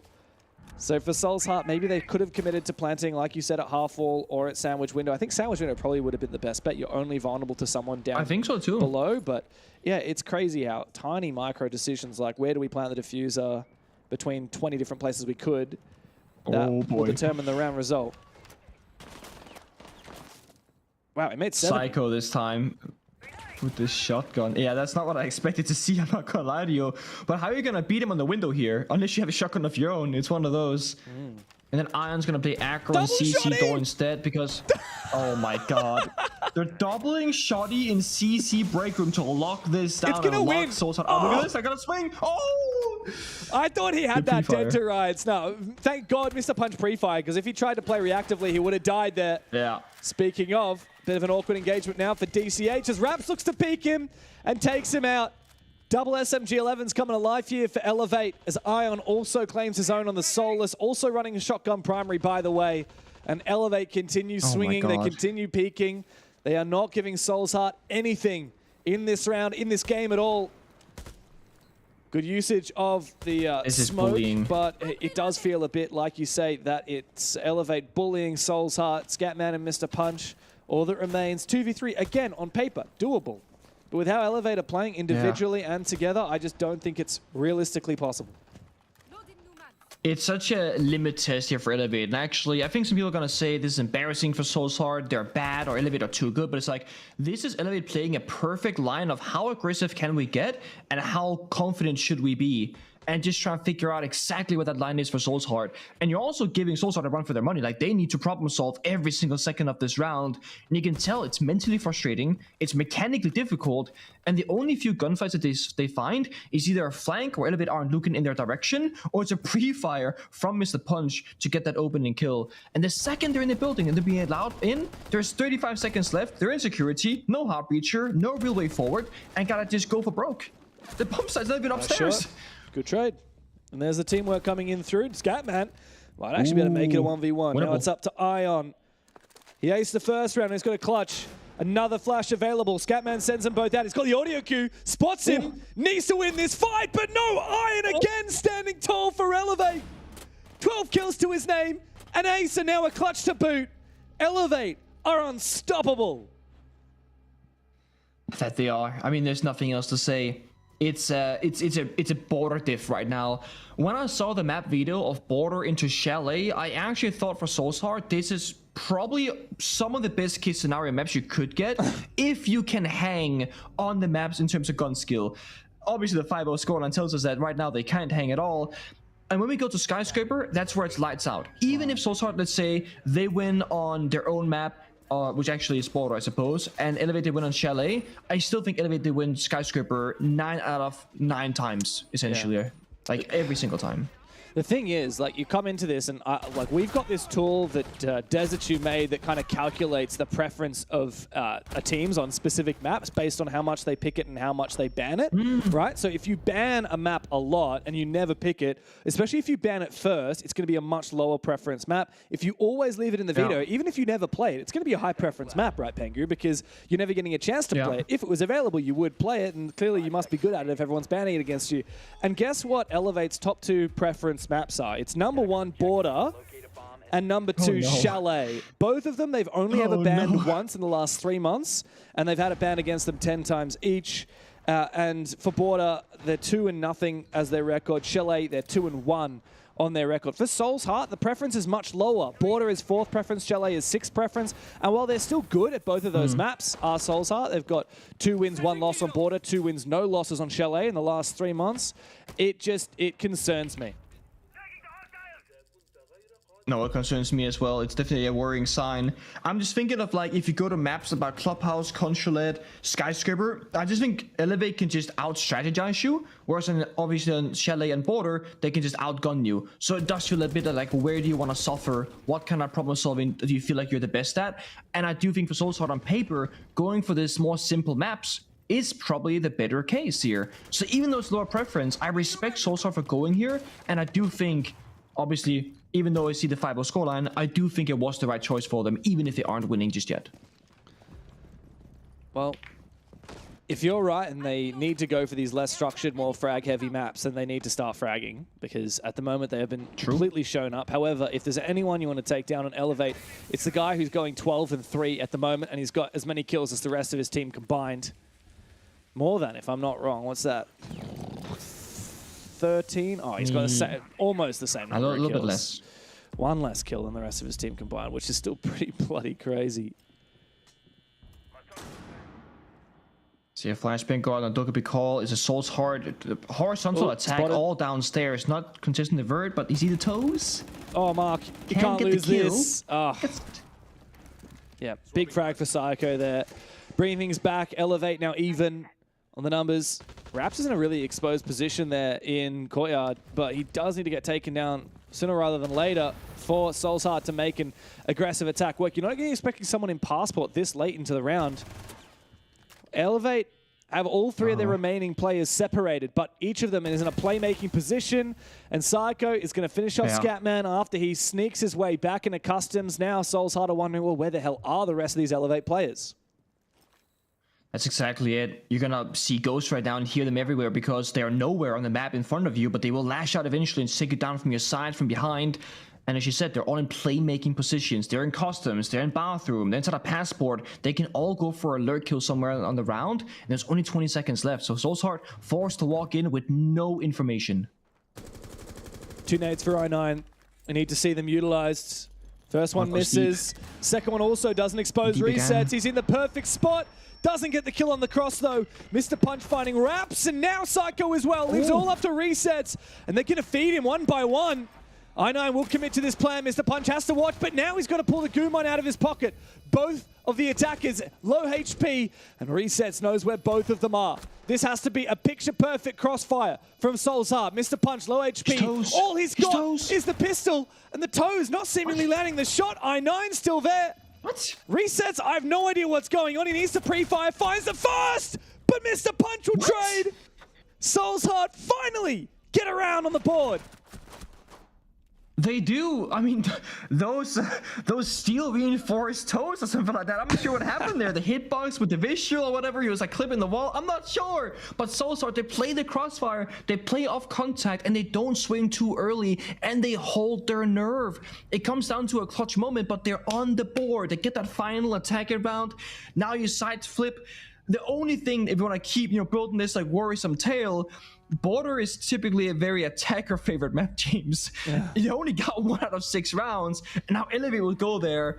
I want to see Soulsheart do the same as Elevate here. Like play aggressive E stairs, play on break room, play CCTV. Don't give Elevate the opportunity to go for a bomb set execute, because then you gotta play a lot of denial operators, right? Then you gotta start playing like Tshanga Smoke, Maestro Echo, Verticality with Solos or C4s or something like that. And I think you're just gonna play too far apart. I really want to see team aggression early on instead of playing really far and sheltered roles on the bomb side. Yeah, that's a thing for Soul's Heart. If you just let Elevate on their attack do whatever they want, then you will get absolutely destroyed once they prepare for their attack. You need to get up in their face. And the fact that the only round Soul's Heart won, the fact that it came down to this and Resets was so capable. God. And then again here. What? Look. How does that... Yeah, that's the one where I'm like, how did that not connect? And you see Resets flick the other player correctly. So had he gotten that first pre-fire, I feel like he just pre-fires the Nomad, because Nomad will swing when his teammate dies. And then, I mean, they can still trade. Nomad can still win the pre-fire, of course. But it was definitely one of those what just happened moments. Yeah, I do have to ask you. Like, it's an I9 diff. Do you think Soul's Heart played that correctly in the 2v1? Both low HP, no ammo in the primary for the Nomad who was covering. Like, do you think it was the right call to have the planter just prone on site and the other one like swing only on after your teammate dies? Like, he literally did not swing after the player sprayed a full mag. Yeah. So I actually like what they did, but I would never prone. One, once you're prone, you can't really stand up again because you're going to be forced into hip fire animation and you'll just miss your shots most likely. And secondly, your feet or legs will be exposed, which they were, even though it didn't really work. I do think positionally they played it correctly.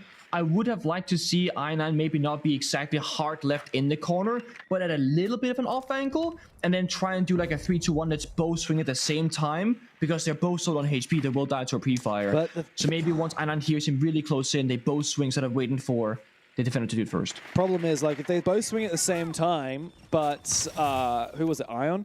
If he is like further to the right, and so he only is exposed to I9 on the site and not exposed to the other player, like, and then he takes a 1v1 with the guy on site and then has a 1v1 remaining. I don't know. It's so hard to know what the right call is. It's one of those, like, it's hard because they're both so low on health. If they're both full HP, I think there's 1,000 ways to play that better. But when you're both 1 HP and it's 1 bullet difference that makes the entire outcome, then it's a bit tricky because it comes down to what exactly happens. Aggression, James. This is good. Yeah. This is exactly what we needed out of Soul's Heart. It's a big 2-piece from Scatman, finding the Deimos of Ion down below, hunting for it, and then goes outside for a second one. Stemp will justify 1 pick on the bomb site, going pretty deep. I'm glad that we're not seeing Soul's Heart overreact, though. They're not getting over-aggressive on the back of it. Yeah.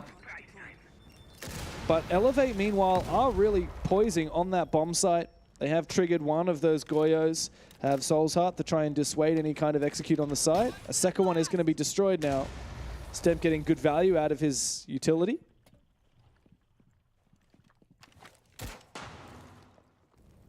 See it here. Not so much time left. I mean, I feel like Elevate, they're going to field out first, right? Can we just go for kills? Do we have to try 100% and try and, you know, pick it apart step by step? Will Soul's Heart be able to hold their ground? So far, yes. Once the Square of Fire expires, you can walk on in and look for a second pick. And if they overswing, scary. It's funny because we're talking about Very like you got to scary. play aggression here for Soulstar, but that doesn't mean swinging 1v1s like that, because that's exactly like you said. What Elevator fishing for? That one I don't mind so much, especially if you're just going for damage. Scatman confirms the kill. Big 3Ps for Scatman this round. DCH finding one, leaves it all up to resets, and Mr. Punch claims his. Another round on the board for Soul's Heart. Their best one we've seen yet, but of course, this is just the start of what is going to have to be a pretty miraculous defense half to even push overtime. And I also think now where Elevate gets punished this early with the runouts, the aggression, they're going to change their own game plan now and, you know, expect it, be ready for it, or change their positionings. Being on that CCTV repel, we all know you're super vulnerable. The jail wall, you can impact and run out. Main door you can run out of. The stock window you can jump out of as well. Ventilation window you can jump out of. They chose to be an exposed spot because they didn't think Soulstar would go for that kind of play. Now they know that, okay, this is the style that we're playing for.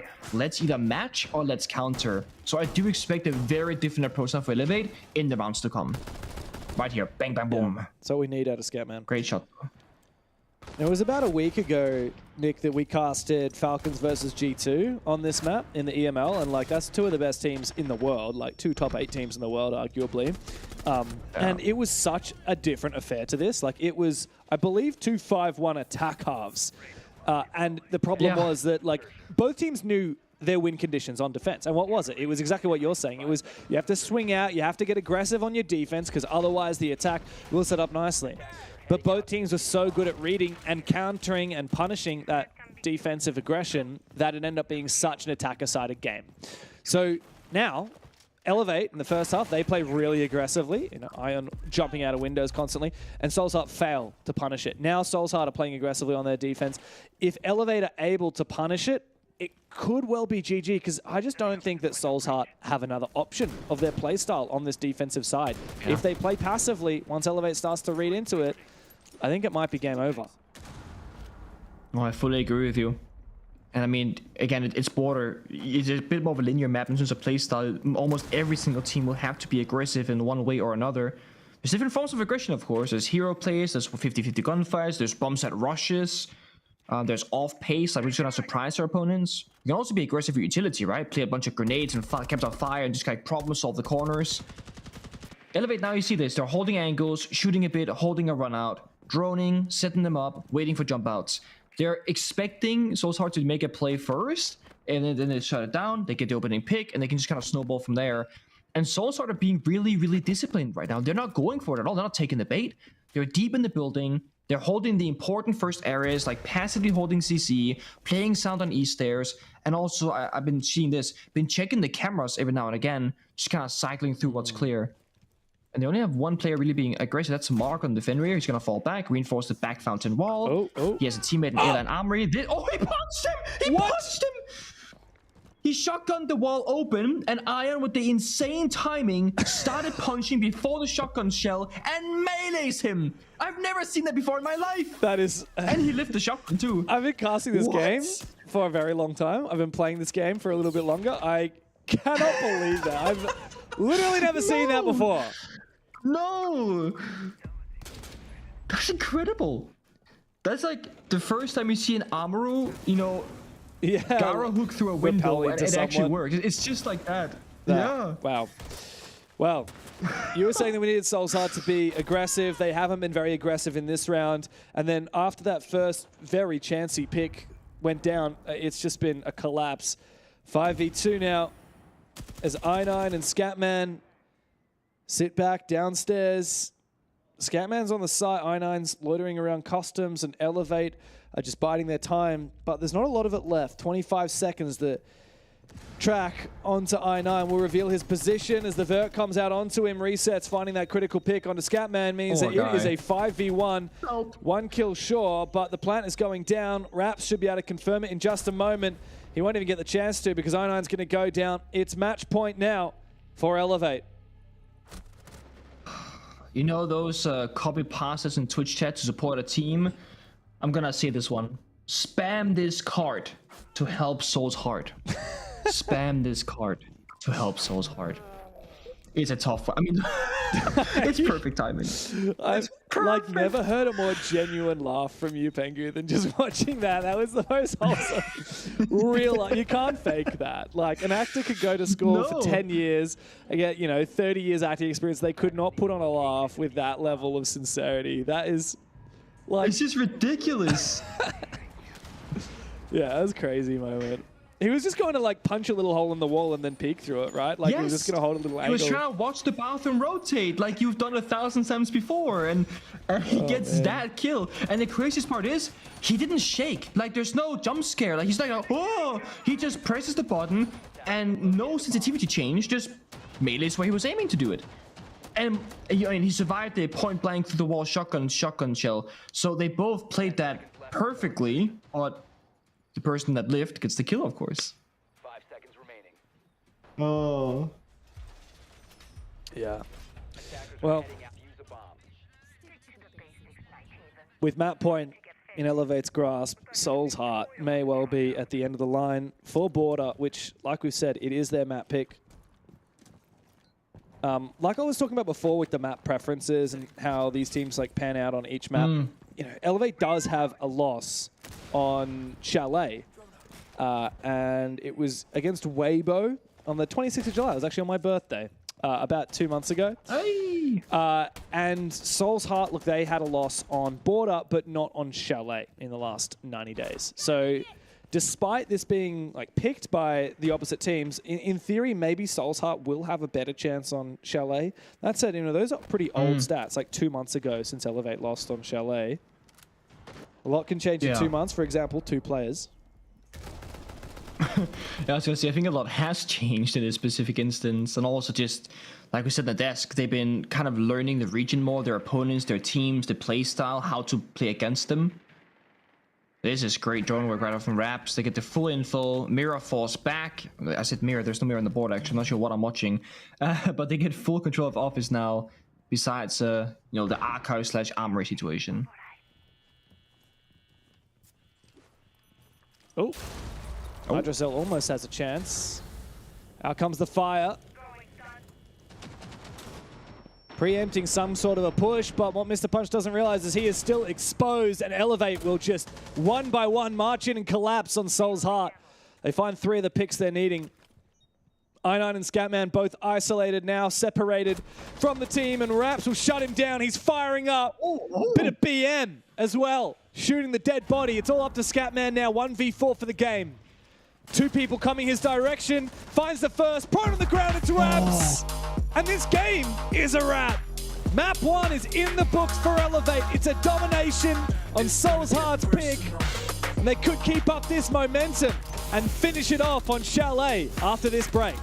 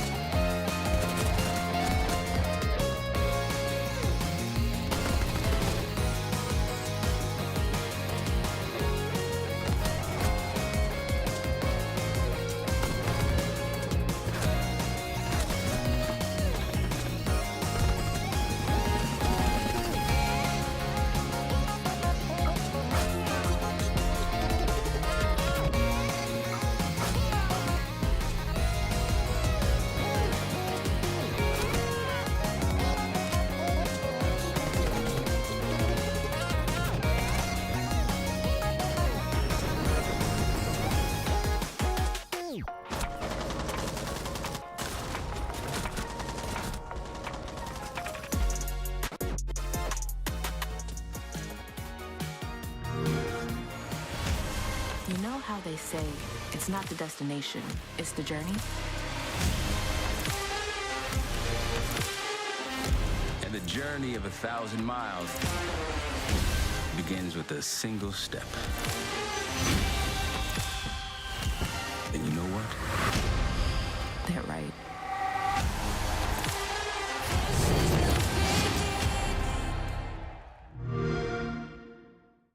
Come here.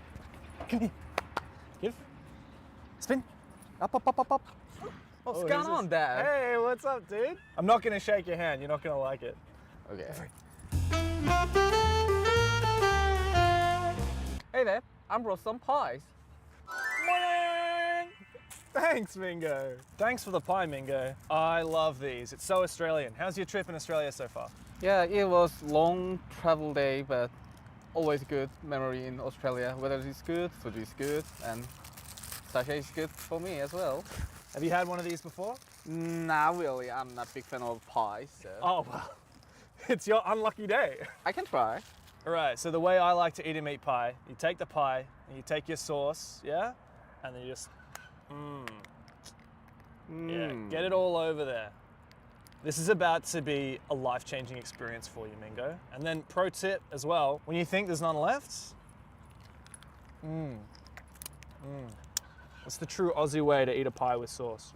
Bon appetit. Cheers.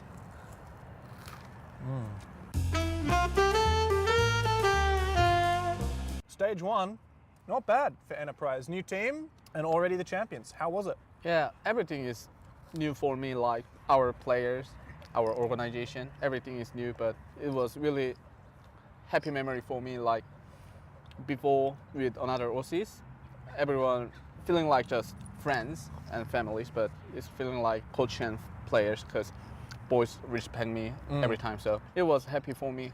Yeah, nice. I was really surprised by Player, who's obviously the newest member on the roster. He was a sub, and I felt like in all the content that I saw, he was getting super vocal. He seemed like such a vocal part of that team, you know, commenting with Fisho Guy on all the strats and everything. Yeah, Player is really good player. He has really good vibe, good passion. We really love him. So on stage 2, he will really hard work for champion spot. Hell yeah. I'm sure about that.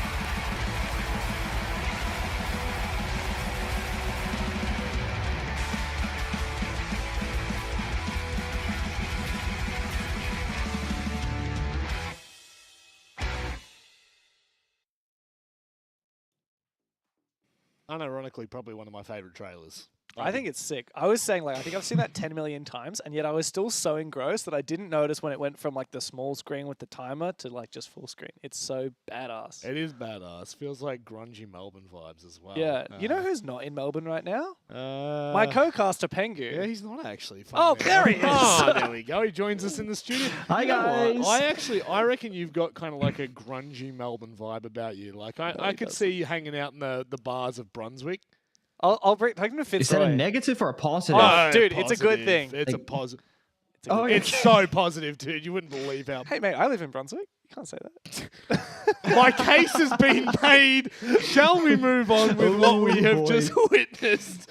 Look, Elevate. Okay. My God, Pengu, that is a statement made. Not only were they good in groups, but they've gone on and just absolutely demolished the opening map here on Border.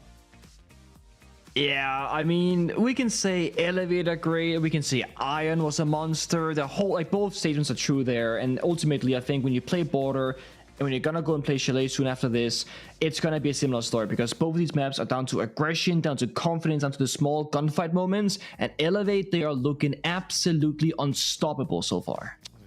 Marka Lelelelele is not really performing at the moment, Dev. Not in this series. He's Marka very quiet. Lelelele 0 and 8, by the way. That was wow.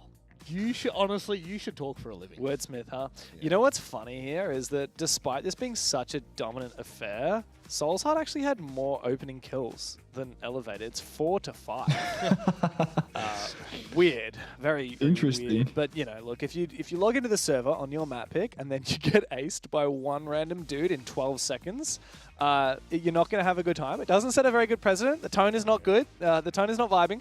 But like we were talking about in the game, Pengu, like I feel like despite Soul's Heart being the ones who picked Border and Elevate picking Chalet, I actually feel like Soul's Heart have a better chance on Chalet.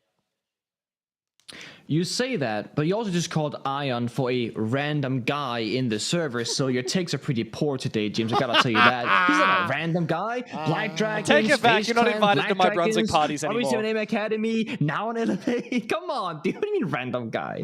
Oh, I love it. You don't understand how much you deserve to be an honorary Australian, mate. You hit all the notes. Actually, going back to a point that you just brought up about the opening kill conversion, 3 or 4 of those rounds were not converted from Soul's Heart. Fun fact for you, they're actually the second worst team in the entire league at converting their opening kills. And they are only second last by, get this, 0.2%. Is that like Robert Analyst Manic Monday right That there? is... this guy knows his stuff. This is my It's a fun numbers fact guy. brought to you by me. I reckon if Rob had been your analyst, you might have actually won a third hammer. Yeah. Yeah, and maybe one more pro league in there as well. It's up here, mate. It's up here. By the way, can I say, Pengu, your hair is looking immaculate. Thank you, dude. It's somewhat growing out. It's a little bit long. It starts curling on the sides. Not sure how that happens, This but looks like Penta I gotta get a Pengu all trim over soon. again. No, I love it. I'm keen to see. Oh, I reckon dude, you takes should me get back. it all the way like down, like do the full like metal hair. I want you to be able to like headbang. You know, like Can't do that. no, come on, you could do that. You could pull that Can't off. do for that. sure. My hair doesn't grow like up and gets long. It just grows weird. And then secondly, I also shaved, so I have like almost no facial hair. So I feel like I've just like de-aged like 5 years to look younger. But then when the hair or beard grows out and the balding shows, I look like 35. So I'm trying to Sorry, look you trying the to best say version of myself for you guys. At this rate, that's I not- just... no, You know what, no, Pengu? that's You not know where I was what? going. No. I think it's incredible because people say that turkey doesn't work, but I mean, you're a case in point, mate. It looks absolutely phenomenal. It looks incredible, but so also does this matchup. The fact of the matter is, Elevate, for me, need to be able to close this out very confidently 2-0 because they do have Titans nipping at their heels. Waybo, although they are a wounded beast, they are still a beast, Dev, and they are waiting for their matchup next. Look, granted against Fury, who I think will still do well, but both of those teams are looking at this going, are they going to be mortal at all this stage? Well, that's because in stage 2, right, so far they haven't dropped a game. They barely dropped any points. Everyone is saying, oh, okay, you thought Elevate were good in stage 1. Just have a look in stage 2. But let's not forget, like, Elevate in stage 1 were destroying everyone. They did come third in groups, but they won the upper bracket final. They were the first team seeded into the grand final, and they were the favorites against Waybo in that grand final, and they still got slaughtered. So I think that it's important to remember that for Elevate and for Elevate fans, not to get too far ahead of yourselves, because the more expectation you put on your shoulders, the less likely you're going to be able to convert it. So I think Elevate, they're doing really well right now. But yeah, don't get too cocky. I think a nice 2-0 would be great here. But of course, that's still not job done. This is just a semi-final. Yeah, context matters 100%. And the context for me at the moment, Pengu, is kind of, I would actually like to contextualize Soul's Heart because as much as I want to say that match before that map, Border, was not completely fitting, it kind of in a way is. Soul's Heart have been pretty inconsistent throughout the last year. Yeah, they have. And I said myself, like, what I noticed the most watching them recently is that they have such a big reliance on an individual player of I9 to get all the intriguing done. And against like similar level teams, I think you can rely on that one person to get the job done, sure. But up against the top teams, so in this case like Waybo and Elevate, it needs to be a full team effort. It can't just be one guy having to get inside the building. It has to be everyone working together. And we saw them struggling outside of Break Room Door, outside of East Stairs. I9 wasn't there taking those gunfights. Those were other people like Mark, like Scabman, like Mr. Punch, who are a bit more slower to get inside the building. And they just like locked out and they die really early. So I want to see more from everybody else, especially Mark, like we pointed out, going like 0-8 or whatever. Gotta get some kills, man. You're playing Border Chalet. You cannot go kill this. Yeah. Yeah, historically, Soul's Art do better in BO3s and in playoffs than they do in regulation. We saw that in stage 1. They came at 4th in groups with just 4 wins, and then 3rd in the playoffs. They had some really big wins. Top 3 is really impressive. Yep. But yeah, in stage 2, only 5th place in groups, only 1 regulation win, only 2 overtime wins. And I didn't want to let that bias me too much. I thought come playoffs, come BO3s, they'll have a better showing.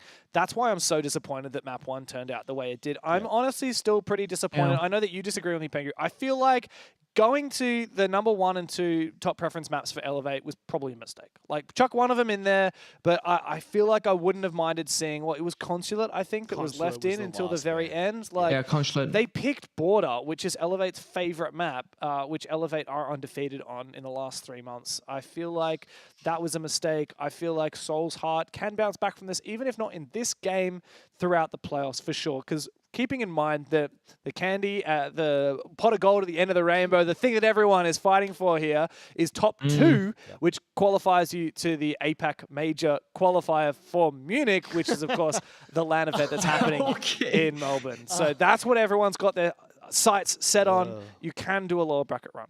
Yeah, you can, and it's going to be important that teams like Soul's Heart, teams like Daystar show signs of life early in the playoffs. For me, Soul's Heart have already done that, beating Daystar. I think a 2-0 performance is actually quite good from them. However, this is where like you can really get stuck in the mud, right? You are against a good team and things are just not clicking.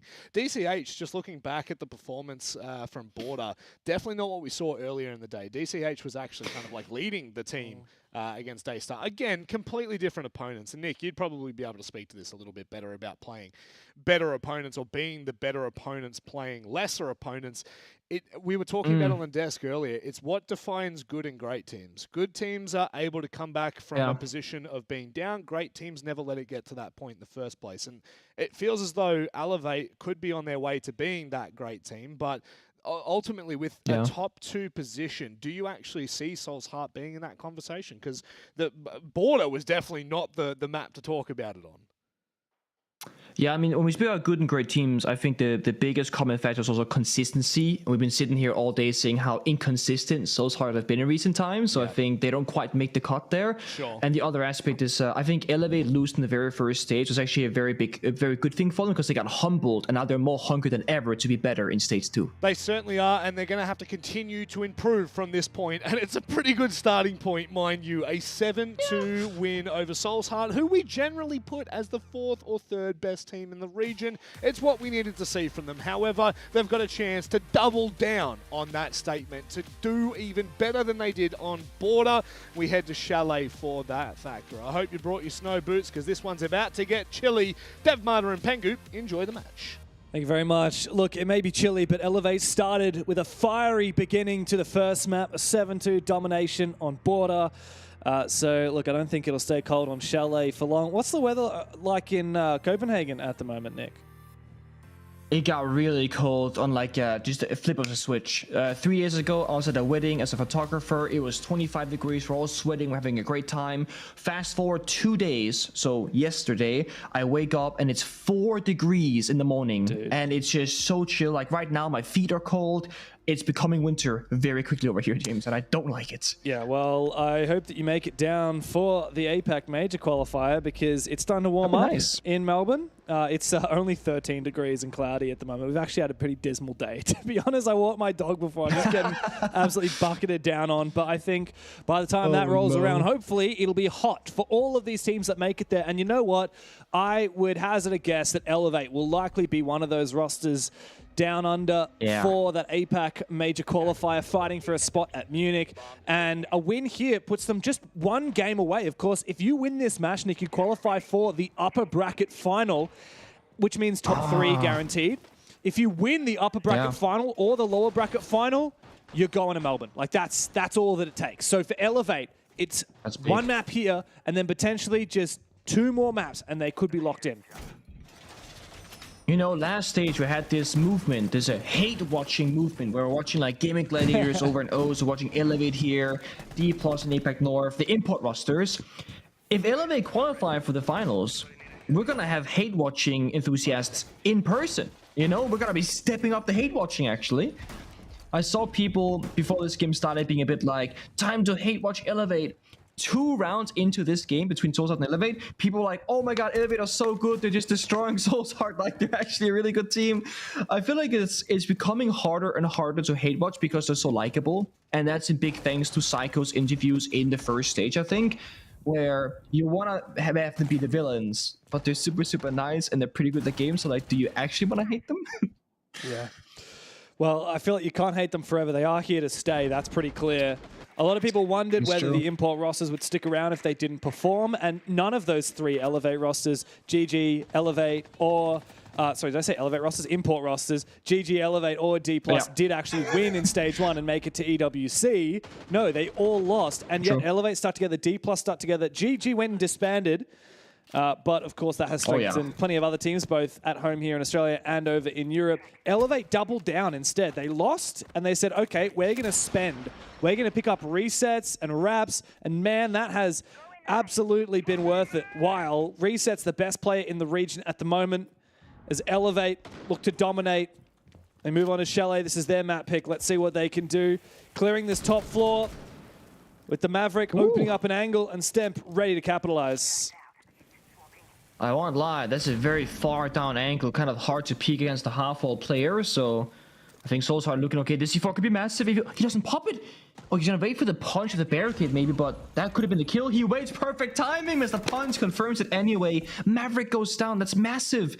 Although I do think there's been a line made in the ground, in the floor, and if not, they could just go down on the verticality. It actually hasn't been, you're doing the top line still. So the top wall has to be problem solved differently.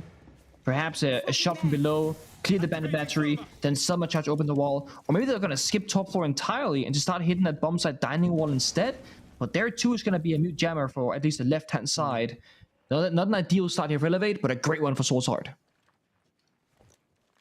Like you said, they might not clear top floor because you do need the numbers for that, but it might not matter. Because in theory, all you need to do is prevent the players on the top floor from denying your plant vertically. So if Elevate can cover the top floor while going for that plant, which is going to be easy now that they're in a 4v4, it might not matter. I think this could be big there. If I9 loses the gunfight to resets, or vice versa, that's going to massively favor the team that comes out on top because there's no backstab potential. It's going to be a frontal attack. But if Resets finds the kill, he doesn't. Good for Soulsheart, but Iron shoots back to even numbers in a 3-on-3. Oh, big from Stemp. Scatman, the last one standing, 1v3. He has top floor control, but how is he going to try and deny that plant? Is there vertical? Not quite. He does get the plant denial. There's no time. They're going to have to go for kills. Psycho grabs that diffuser and runs straight outside, but Ion right upstairs, committed to the bit, and he found him. He hunted him down, won the round for Elevate. That surprised me. I thought they were both going to be down below trying to pick up the diffuser or just like pray that Soulsheart have no idea what they're planting, but he's actually up above. Elevate out of nowhere, get into the right positions, win the correct gunfights, and again, they turn the round completely upside down. I genuinely thought if I9 gets the kill and trophy window, that's going to be the round over. But again, very, very small mistakes. I9 doesn't go crouched into the hallway. He was standing, sprinting back to his teammates, and because he's standing up, he dies all the way from fireplace through that main breach, really far away on the angle. It's these very small things where you get an early lead, great, and it's gone. Right here.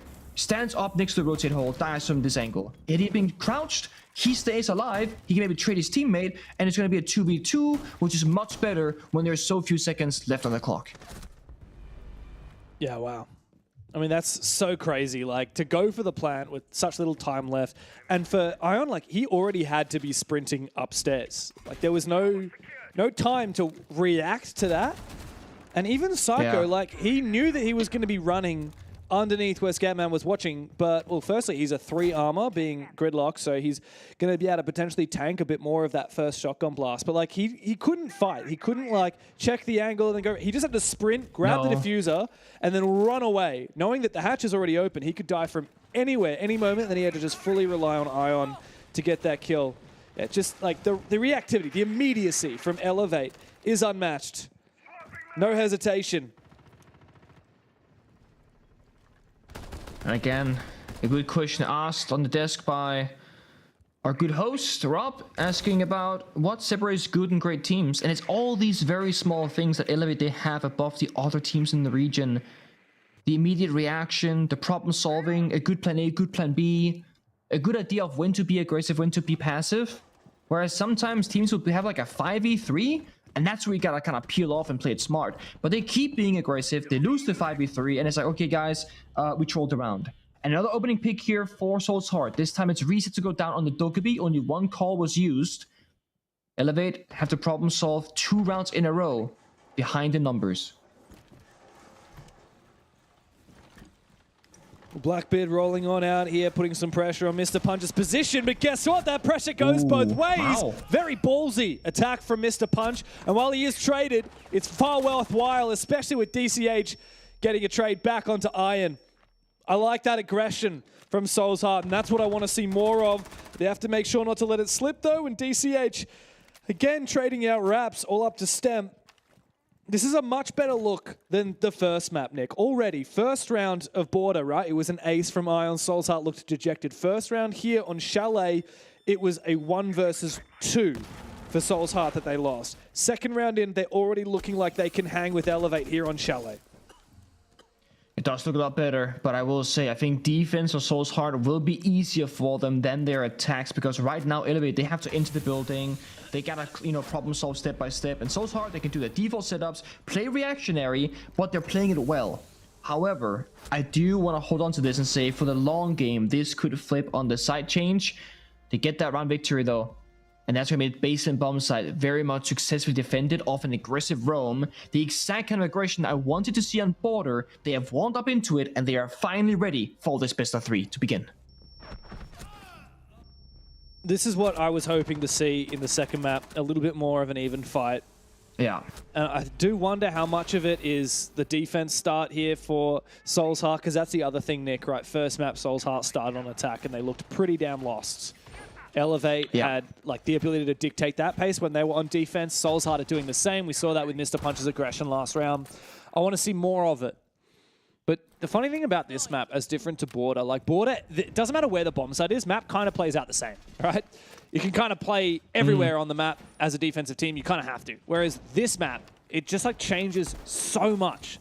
If you're playing Basement, that is such a different round to if you're playing Master. Such a different round to if you're playing Kitchen or Trophy.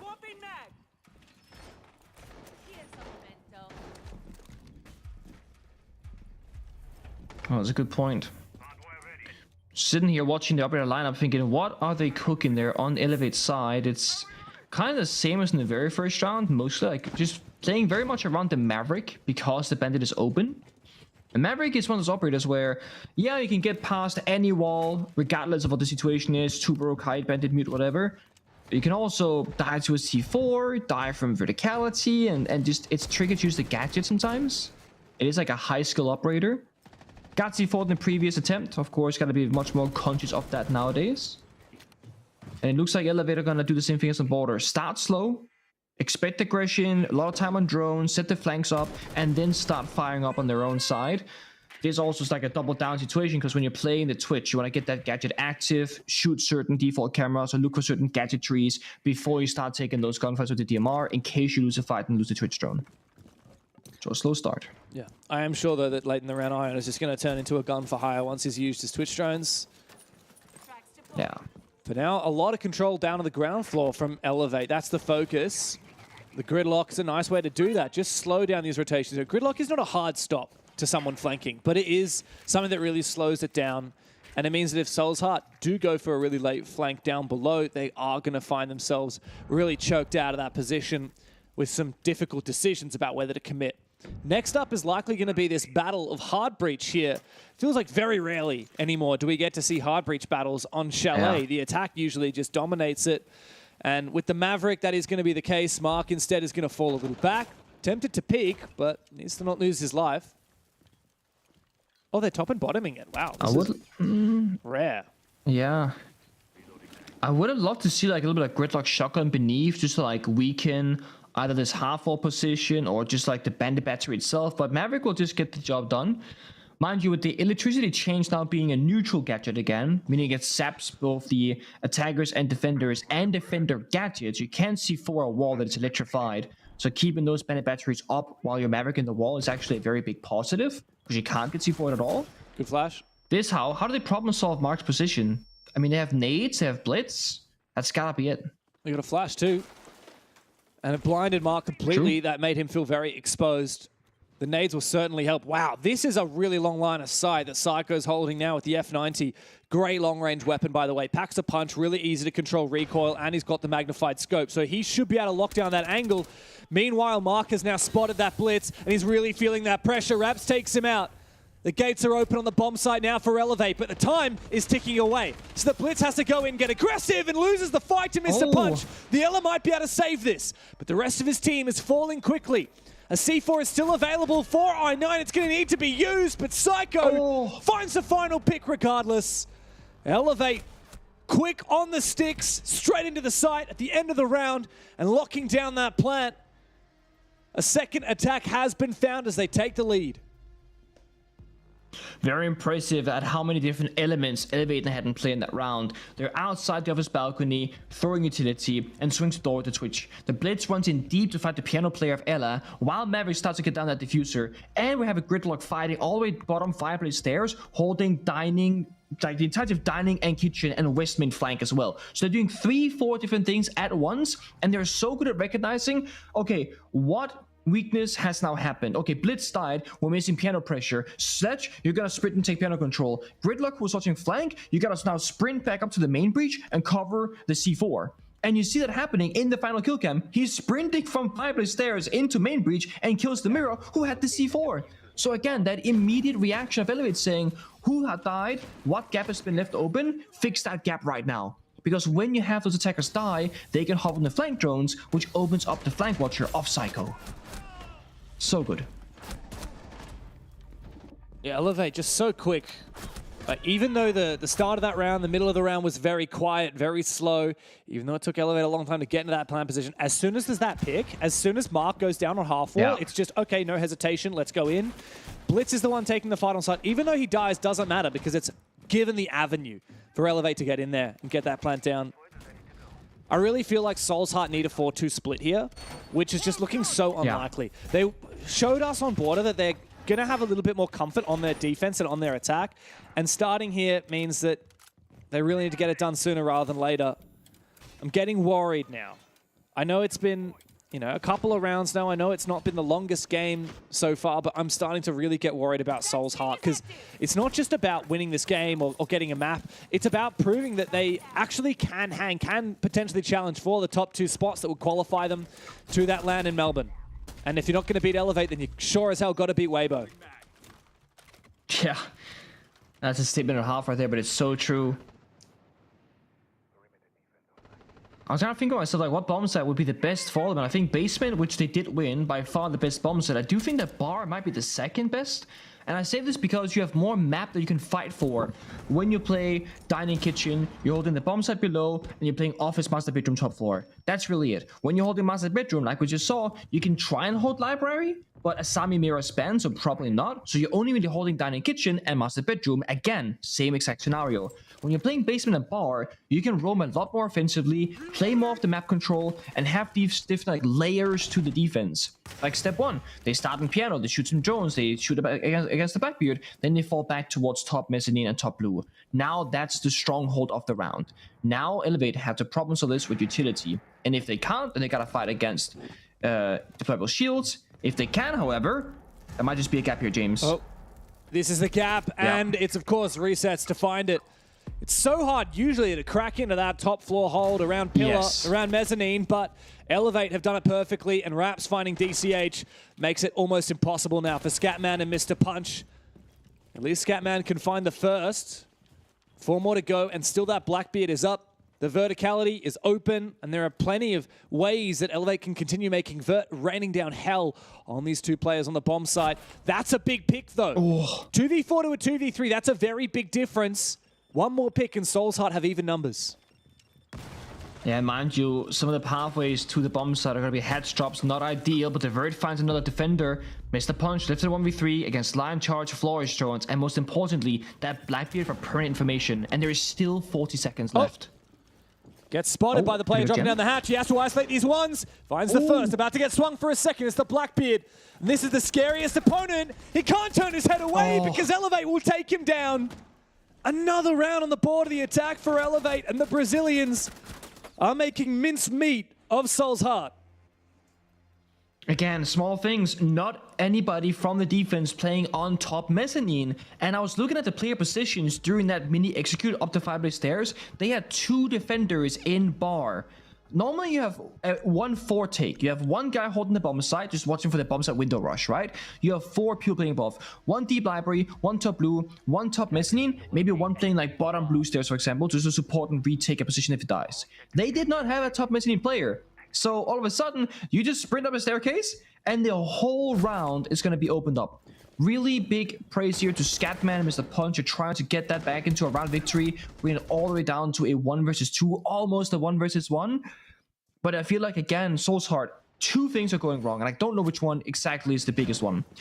It feels like there's a lack of communication because no one is asking where the gap is and nobody's realizing where the gap is. And I don't know if that's an IGL issue or an overall individual team communication problem. But I do think it's one or the other, and it's the biggest reason why they're struggling so much on both these maps, on Border and Chalet. Yeah. I know, I'm trying not to let myself get too won over by the Elevate hype this stage, because like I was saying on the couch before, Nick, in stage 1, like Elevate, rough groups, but then into playoffs, like they went insane. They took the upper bracket final spot into the grand final, and yet they still lost it. We got a little bit ahead of ourselves with expectations of this Brazilian team in stage 1, and everyone, literally like our observers, the other casters, everyone has been telling me, oh yeah, like stage 2 Elevate is next level. These guys are for sure going to take the championship. They're for sure going to take that spot in Melbourne. And like, I don't want to be won over completely, but then you go and look at stuff like this, and I'm like, well, how on earth is anyone else going to challenge them? Like the only way that Elevate doesn't make it now, I mean, assuming they win this game, which is looking like it's likely, the only way Elevate doesn't make it is they have to lose the upper bracket final and then lose the lower bracket final as well. And that just seems unlikely with how well they're playing. Very much does. But then again, all it takes is 1 bad day of Rainbow Six Siege and you can find yourself in a deficit and lose a PO3 that you have no business losing. Sometimes you get really unlucky, sometimes your enemy has an insane performance for no particular reason. You see this all the time. Soul's Heart could use a little bit of that magic right now. Mark, you're a little bit critical of him on the last map of Border. I think finishing 0-8. Yeah. Currently at 1-4. Still not finding his individual stride yet in the server. 1-12 all up is still not a great showing. At least he's got that 1 kill. Like that kind of gets the, you know that feeling when you just have not had a kill in what feels like forever and you're just absolutely boomed on the mental. Like at least he's got past that, but not far past it, to be fair. I9's also been completely red down below. They're actually hunting him. There's a player aggressively watching his position. They knew that he was downstairs. They saw the goo mines taken out. Now they've droned him again. Another goo mine goes out. Elevate has such a good handle on him downstairs. They're not really like overly worrying about him. I think they would be more than happy to watch their flanks and push on the side. Though Raps does need someone else to watch this blue flank so he can get to work putting this exothermic down. And so he does a nade over the top to remove the mute jammer. And it's time to let hell break loose on the site with that breach opening up. And one thing that is going for Soul's Heart here is some really good Valk cams, so that they have a good read on where this push is coming from. That's true, but they've given up Office, they've given up Piano. I feel like they're relying on a flank when they start planning with the perfect timing to shut this attack down. And with the Valk cam information, they might just find the perfect timing. Good flash. Here's the timing for I-9. He has to be watched, and Raps has got him dead to rights. DCH on the side finds the first kill required and a second with the MP5. It's up to him and Scatman now, but Stemp shuts him out. Scatman will deny the plan, but it's got to go down. 5 seconds to play. Stemp has got to go get the diffuser. It's Iron to claim it. Stemp to cover.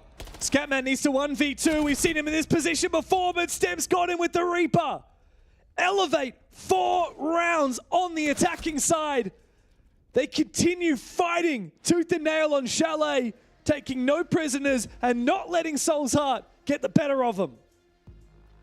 And the real MVP of that round is going to be Raps. The guy is playing Thermite. He was playing his position perfectly. At first, he's waiting for a grenade from the gridlock to then clear the mute jammer to breach open the wall. While doing that, he's just holding the blue flank because I9 was spotted earlier down below, and he has so much respect that I'm not gonna get flanked from that positioning. Breaches the wall, runs outside. Quick drone check. Okay, I'm gonna run in and I'm going to plant.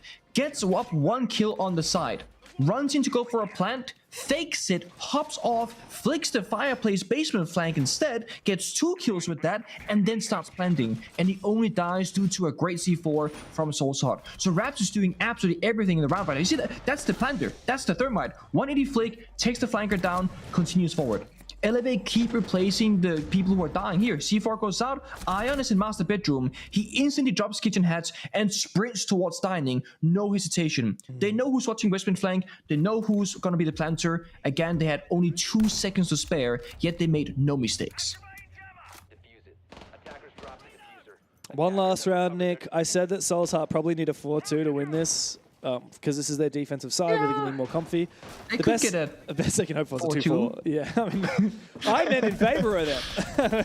This is not what the doctor ordered. My bad. It's like when you say, you know, a team comes in, they're like, all right, I want a nice quick match, and then they get 2-0, and you're like, well, that's not what we were hoping for.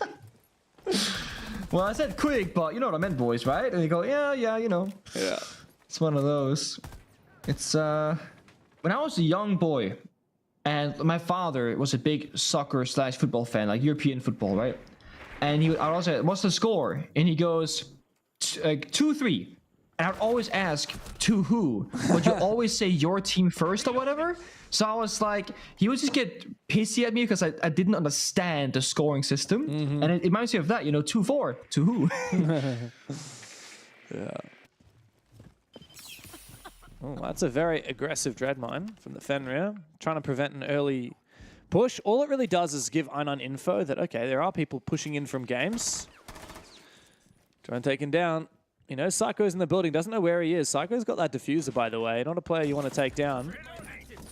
Oh, Ion's also found an early pick. I think I9 could actually find this kill. The sound has been masked. Yeah, he doesn't have so. the read that the player is close by. I think Psycho knows now as well. He's watching it with his gun. Inon is kind of overthinking this one, right? Library below. Oh no, he's hunted down from the mezzanine as well. Scatman will reply, but he's traded on back by Raps. Oh my god. I think this half is done. Mark has got to get aggressive. Has he run M870? I think he must be running shotgun. That's the only reason I can think of as why he was using the pistol there. That means that in a 2v4, he is just not a very flexible player, which puts even more pressure on Mr. Punch, the Denari here. I mean, there's a bit of util on site for Soul's Heart, but just nowhere near enough to get the job done, that's for sure. Yeah, they're committing all these Jaeger ADSs and the shotgun to play exactly on the spot, close off his door. That's great in like a 5v5 and a 4v5. When you're down 2 players, you don't want to be stuck with a shotgun in a corner because they can just walk into piano, 4v1 your teammate, and then you're useless afterwards. So it comes down to Mr. Punch right now with that shield position and Denari lasers to hold his ground for as long as possible. Good read from Mr. Punch, however. Meanwhile, Iron, he snuck in from way behind, coming up Solar Stairs. He takes down Mark. 1v2 now. Mr. Punch, on the newest operator in the game, with a Scorpion in hand, waiting for his moment. He needs to try and wait for one of these players to be planting. Time is on his side. He sees the laser. He knows someone's watching his position. He's got info on site. He might be able to swing out and clutch this, but no! Iron commits to the fight! Quick as you like, he finds the kill. Elevate are absolutely dominating. It's been the story all day long. Elevate are streets ahead of Soul's Heart, and they're only 2 rounds away from the upper final. I know the scoreline says 5-1 and Elevate are dominating, they're looking good, etc. But 3 of these rounds have been extremely close. 2 seconds left, 0 seconds left, 1v1, 2v1s, etc. This could have easily been a 3-3 half, even 4-2 half for Souls Heart if these small mistakes don't happen or if they don't lose out on some of these important gunfights. This does show a little bit of a weakness on Elevate's level right now, at least here in Chalet. Whereas on Border, I mean, they were just not making any mistakes. Here in Chalet, there are a few cracks in the surface that a team like Waybo could exploit. So they are definitely not an impossible team to take down, but they certainly are very good. Look, the one thing that is going here for Souls Heart is the fact that these rounds have been a lot closer than Border. Most of the rounds that Elevate have won, there've been only 2 players left alive, 1v2s, that Souls Heart have failed to clutch on out. But a lot of that kind of happens because in the early game, in the early round, Elevate finds an advantage. Like we saw last round, they found a very quick 5v2 or 4v2, and then Souls Heart made it close, but not close enough. And the last 4 rounds in a row, Elevate have found the opening pick. And now a side swap happens, and this is where I was going to be worried. And that's why I think you also said you wanted to see Souls Heart in a 4-2 half in their favor. Because I do just... Yeah, 1-5. I do fear for their attack inside. Not because they are a bad attacking team necessarily, but because I think Elevate, their play style is so hard to play against when you're on the attack inside. I would love to see the Monty being used, but it goes banned. I'd love to see Dokkaebi being picked. It goes banned as well. Elevate have a really good read on what Souls Heart like to bring as counter operators, but also what they just simply don't want to deal with because it does counter their playstyle. And you're forcing Souls Heart onto a Blitz or Blackbeard every single round, it feels like, which is just going to be way more difficult to take map control with than the Monty. Yeah. I'm glad that Souls Heart banned out the mirror and the clutch though, because those are like very difficult problems to solve on Chalet. So get rid of those. The thing is, like, Elevate, yes, they're good with operators that create these tough anchor setups, but they're also good at just fragging out and contesting lines of sight, which is what we're going to see a lot of here. You know, deployable shield protecting Psycho in the position that we used to see a lot of his army played. That we sometimes see Amira played. He's going to be dueling that with a DMR, which is going to be really good for these narrow engagements. You've got a lot of traps. You know, the Aruni Denari combo is fun because it's laser galore. Plus, you've got that Ella and the Frost. So 4 out of these 5 operators are actually trap operators, which is going to make it hard for Souls Heart to get in the building. It's funny because it's the same game plan for Elevate, but executed in a very different manner. On Border, it's aggressive fighting with guns. Here, it's aggressive util usage and locking things down. Iron, though, first of all, to I9 with that DMR in hand. Downstairs in bar, I believe he was playing. So that's the downstairs pressure being applied. Oh. You still got to try and take top 4, though. The Blackbeard gets guard broken for a brief moment there from that Elamine. As he jumps inside. I like this read, though, from Psycho. That's the thing about Elevate. Like, they're great and aggressive, but they also know when it's time to fall back. Ooh. And so I9 abandoning that position guarantees that he doesn't fall so early, and Stemp has come to support him, protecting him from Games Room. That's really well played from Elevate. The re-roaming takes down I9. Elevate repositioning again. They have the numbers advantage. Nobody's inside. Scatman is in the objective. How has this happened? No one's here. An off-piste plant position as well. I don't think the vertical angle is going to be found. Scatman committing to the plant. This is one way to start your attacking half. A 4v3 in the post plant now as Elevate have to retake from a man down. This is going to be a very difficult one indeed. They're going to be everywhere. They have no info. B people shot earlier by Souls Heart. A good wallbang goes through for Scatman. 4v2 looking like they're in full control. Wow. Well, that is one way to flip the switch for Souls Heart. Elevate had a good setup, but as soon as the first pick came out and Souls Heart got control of Library, they sent it. Full send, no hesitation altogether. That is the game plan, and that is how you beat a team on Elevate's level. Souls Heart have done it once. They're still trailing 3 rounds behind on the unfavored side. There is a long road back to setting this to a 3rd. It's funny because we're talking about how well Elevate played that round, right? They're helping Psycho and escorting back towards the bomb side. That exact play, which is good by the way, is what lost them the round. Because you had Denari Raps, he was bottom bar hallway. There we go. Into towards dining, waste main, trophy, etc. Then you had Raps top blue stairs because the grenade had to vault down toward the bar as well. Everyone's then offside all of a Psycho sudden. himself was going in bar. Yeah. So they're all in bar, trying to help Psycho get back. And Saurus, they recognize this. They sprint straight to the building and take full control. And they have that confidence. They have that, okay, guys, we gotta go crazy right now. Just believe in it. Follow the plan. And they don't show any moment of doubt in the server. We gotta praise them for that because it's been a really, really difficult 2-7 loss on border, and it's been a really one-sided affair, round score-wise, 1-5 start to Chalet, and they are still kicking. Funnily enough, that is actually the most dominant round we've seen all map. And Elevate have won 5 out of the 6 rounds in the first half, and yet Soul's Heart, their first attack, pardon me, is the most dominant round we've seen so far with 4 players left alive at the end of it.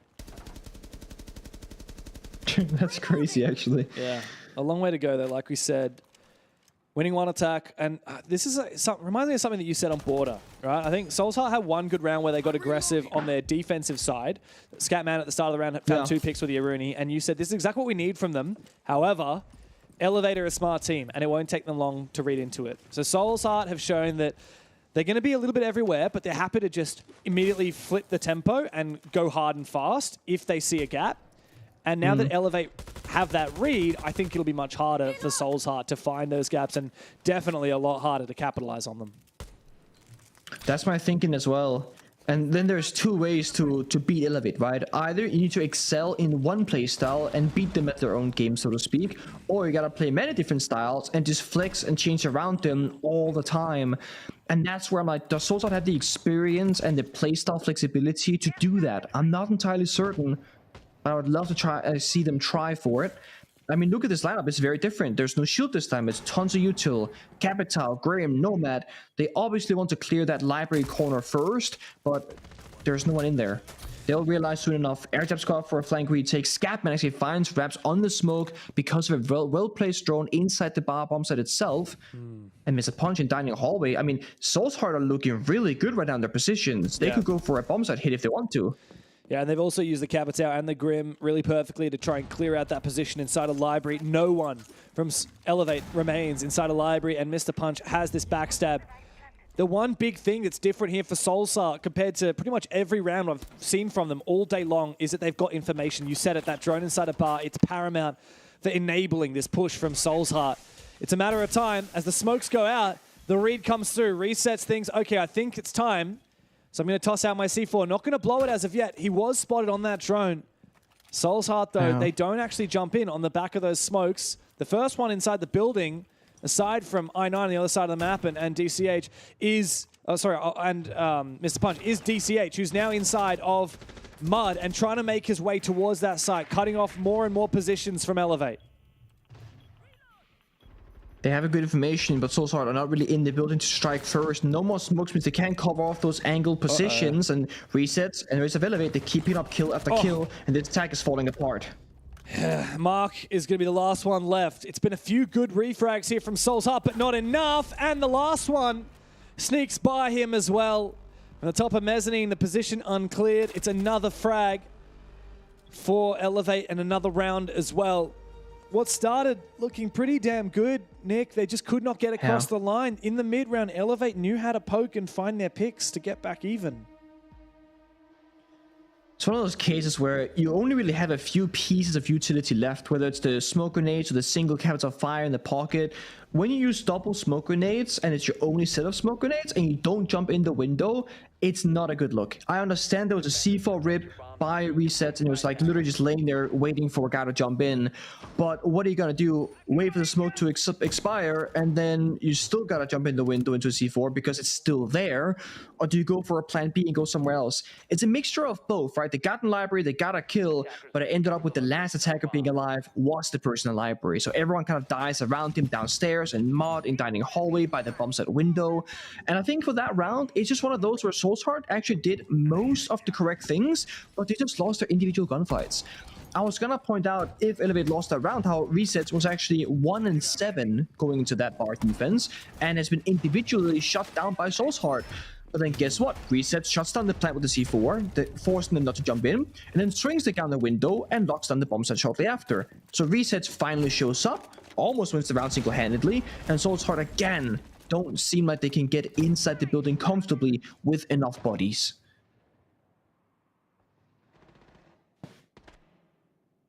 And so where that leaves Elevate is with match point, not just for Chalet, but for the series. And I9's also going to lose his first Brava Clutch drone as well. This is certainly not the result that Soul's Heart were hoping for. It's been a tough stage in these BO1s, but we have seen moments of greatness from them. They're the only team to have robbed points from Elevate in the group stage by pushing them to OT. And here in the playoffs, it's where they tend to shine. We saw that in stage 1. They exceeded their group's performance once they hit playoffs. But not to be today. This upper bracket semi-final is, well, it doesn't have the same charm as their first match, and that is certainly going to hurt Mark, who's had a really tough match so far. 4 kills to 15 deaths across the series, I believe it is, maybe 16 deaths. He's now the early pick to a very aggressive shot from Stemp all the way from up above. Speaking about aggression, have a look at this from Iron. I mean, that should be a freebie whenever Lion chooses to stop wiggling the pixel angle here. You're not going to check this corner. You never are, because there wouldn't be a guy here. It's an Iron diff right now. He's doing the unexpected move. He'd be a dead man if someone came from the left side, but I don't think anyone is. You're right. I mean, Mr. Punch is surely going to die. Never mind. I guess you do check that corner. Soul's Heart having a little bit of a read on Elevate at least. Figuring out, okay, these guys are playing off angles. They're playing aggressive positions. Incredible stuff. That's going to slow down the round a little bit at least. They can kind of start getting in, get a foothold going, but look at this. Another Rat's Corner from Psycho on the top fireplace stairs. And Soul's Heart, they have 1 drone left, according to the UI. And they're Grim being the hallways, Nate in the corners. I mean, I don't think they have any real piece of information now. Stem finds another in the round, and Psycho, he should be good for a freebie upstairs. I mean, he is so dead if there's someone playing on the Fluke balcony, but no one is. And no one's droning him either. So, yeah, he's surely good for another kill at least.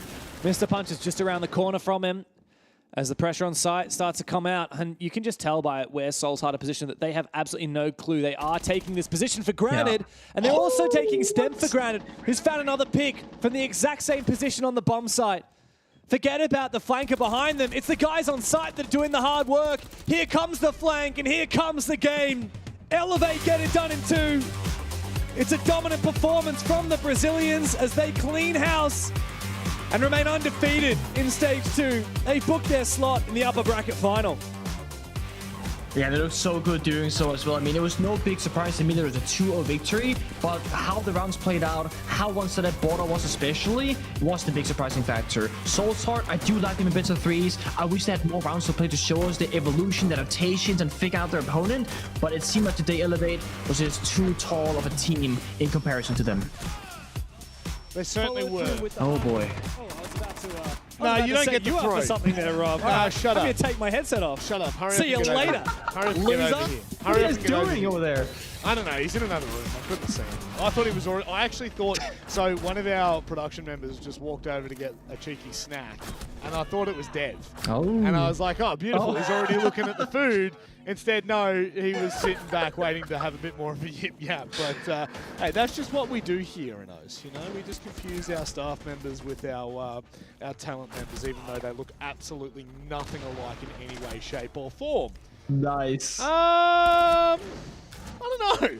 I don't know. After that one, I think we might leave that one in the bag. No, look, I think that it's completely valid to say now that Elevate might actually be the most terrifying we've seen so far. Yeah, well, Elevate are not only the most dominant team in Asia, but actually the most dominant team in APL as a whole. I would say pretty much every team in the region has had some kind of crack. You know, down under in OCE, Enterprise had a flawless stage 1 group stage and a flawless playoffs. They've already lost games. Yeah, every team in all 3 of the sub-regions of APAC have been losing games, except for little old Elevate, who are not so little after all. A dominant way to get themselves in the upper bracket final, by the way. All they have to do now is win 1 BO3 over either Waybo or Fury, and they've booked in Melbourne.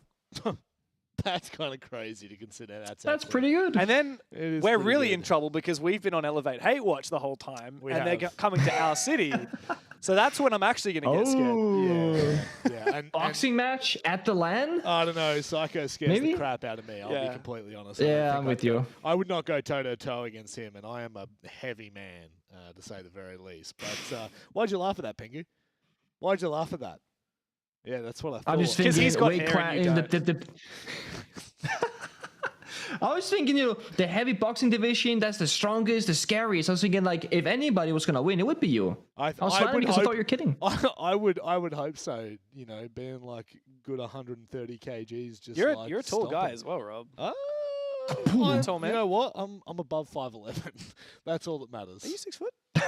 You'd be 6. Stand up. No, well, I'm not gonna. We're not gonna be on camera, dude. Like literally. Yeah, look at that. Stand up. What? Your head's like. We'll see where our nipples go to. There we go. Yeah, close enough. Yeah, that's what I thought. You sit down, you 5'11". I'm a bit of a giraffe. I had to take my headset off because if I didn't, the cable just wouldn't be long enough to reach me up there. I tell you what. Nor would your head fit through doors. No, the ego's too big. It's way too big. But look, Elevate, their ego can be absolutely massive because realistically, if you kind of look back into stage 1, they didn't have the greatest start, right? They lost 4 games in their general group. Then they went to playoffs and performed really well. They only lost to Waybo, who magically came back in the lower bracket and did something unbelievable in the grand final. But this feels like a completely different scenario. They've gone flawless in groups. They have barely dropped rounds now that we're in the playoffs, Pengu. This is now putting them on trajectory to really be the front runners for this entire stage.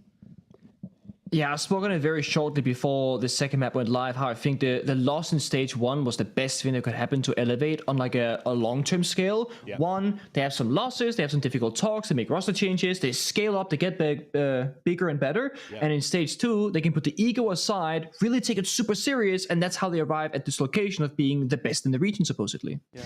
We talked a little bit about this during the cast, but it's interesting to see how the 3 different import teams have kind of panned out in the 3 different regions. And Yeah. I think Elevate obviously are doing the best. Like D+ is kind of on the low at the moment. GG are gone. GG for GG. It's GG for GG. But of course, Elevate, like they doubled down. They came in, they played through stage 1, they lost, and instead of being like, oh fine, we're going to disband, they're like, all right, we're going to double down. We're going to actually, really implement like all these new strategies. We're going to bring in new players, bring in new firepower, and it's paying dividends for them. They're looking really good. Job's not done yet. No, really important to remember. They still got to win one more game throughout this playoff bracket. If they win one more game, crazy. Then they make it to Melbourne. But of course, that's not the goal for them. End goal is major territory, and that is very possible. They actually just have to win one more. Doesn't matter if it's in the upper or the lower. Upper bracket final or lower bracket final. They've got 2 chances to make it. But it is time for us to speak to Psycho and get his thoughts on the matter. Psycho, a very, very convincing performance. Look, we were talking about stage 1 and the fact that you lost 4 games in groups, but you've been flawless thus far in stage 2. How does it feel now that you've got resets on the roster, now that things have settled in? Are you guys feeling as dangerous as you look? Yeah, of course. I think this stage is better because we know better the teams we're playing against. We know their play style. The first stage was super difficult for us because we don't know what they like to do, So that time we were prepared, I think so. Yeah, speaking of that, by the way, the only time you've lost points so far, Psycho, is actually to Soul's Heart in the group stage where you guys got pushed to overtime. What changed coming in from that groups match into today where you absolutely destroyed them? I think the biggest difference is because today we played 2 super good maps. To be honest, we don't understand at the time why they pick Border because it's probably our best map. And so we are super confident in these 2 maps. And in Clubhouse, we are not, at the time, we are not so confident. I think this is the biggest difference, to be honest. Thank you. I'll talk about the maps, but I feel like we just covered that right there. Back in Brazil, you guys tend to play a lot on LAN, together in person. I know you guys are living in a team house, but you're playing online tournaments right now, right? Are you just looking super forward to playing on LAN with the boys? If you guys qualify, you can sit with a crowd, LAN tournament style, 0 ping. Is that the dream that you're looking forward to? Yeah, of course. Because here we play a lot of games with hyping. This is the most difficult thing, I think, for the region at all. I think it's not so good, and the guys have a awesome energy. So I want to play with them on LAN. Reps and resets are awesome. Yeah. So I think I'm super excited. Yeah, I'd love to ask. One more game. Just dive into that a little bit more. Like, can you give me one sentence to summarize what has changed? Bringing in wraps and resets onto the roster, bringing in like highly experienced player like resets. Give me one sentence to describe how that's affected the team. I think the biggest difference is because they have a lot of experience. They are more calm players when you need that. They know when to play fast, when to play slow. This is the biggest difference between the experienced players. They know how to freeze around and so stuff like that. So I think that's this big difference. That's scary. That's really scary. I don't want to hear that. I don't want to hear that, Psycho. We're on Elevate Hate Watch right now. No, we we're not. we don't want you to win. If he comes to Melbourne, he's going to bash us in person, dude. We can't say that. I absolutely. We want you to come to Melbourne because honestly, like you guys have looked absolutely phenomenal, and right now in playoffs, I mean, you're looking flawless at the moment. My final question is: obviously, you've got one more match to go. You've got Fury and Waybo playing just underneath you guys at the moment to determine who you will be competing against this week. What team do you want? Who do you want to see in the final? I think so. I think we want to face Waybo again because they win against us the last stage, so we want our revenge. The group stage they play blank. We know they don't play blank, so now it's gonna be the real game. Oh, I love that. Psycho, thank you very much for joining us. Is there anything you'd like to say before we let you go? Just to say thank you to everyone. That's it. That's the results. Familiar face. The king. That's it, guys. Yeah, perfect. Psycho, thank you very much for joining us, mate. And look, on the way you're going, we'll see you in Melbourne in no time. All right, thank you. I expect that. Yeah, I think we all expect that now. It's hard because we are. I know we joke about being on like import hate watch and like what are the Brazilians doing down in APL, but like, dude, it is impossible to hate on Psycho. He's He's so like humble, dude. the nicest dude ever, and you just got to respect everything that Elevate is doing here in APL. Yeah, absolutely. I mean, we've seen it before, Pengu, where people come into the region and it's a bit of cockiness about them. They like obviously there's no. Look, there's no Any two ways particular about ones it. you want to point out? Or? No, I would never point out anyone. It's mainly like the Titans of the region that do really well and that really stand on their feet. No. But the point I'm trying to get to here, Pengu, and I'm making a very long way of getting to it, is so many teams, so many players come into the region, and then as Mingo says, they're not humble. But when you speak to Elevate, like when we spoke to Naka last stage and we're speaking to Psycho, you can see that they understand the dichotomy that we're in at the moment, right? Like they understand the situation. It's not as simple as, we're in a weaker region, so we're going to win. They still respect the teams they're going up against, but by God, are they confident now? Like that was Psycho in a very calm state. Yeah, like when you talk about what's changed from stage 1 to stage 2, and he goes, we learned our opponents better. If you asked most people that, they say, we're from Brazil, they're from APAC, they're shit. Like we're just a better region, right? Yeah. But he goes, no, we learned what our opponents play like. We learned how to counter them. We learned how we can be the best opponent to them and beat them at their own game, essentially. So they're humble, they're good, they're very efficient, and they're very hungry. You can tell Psycho's been around for a very long time. He's lifted a hammer, but there's hunger in those eyes. There's hunger behind the words. He wants to land. He wants to qualify. He wants to go international again. There's hunger in my belly as well. Do you have anything else to say? Yeah, hungry boy. Time of dinner.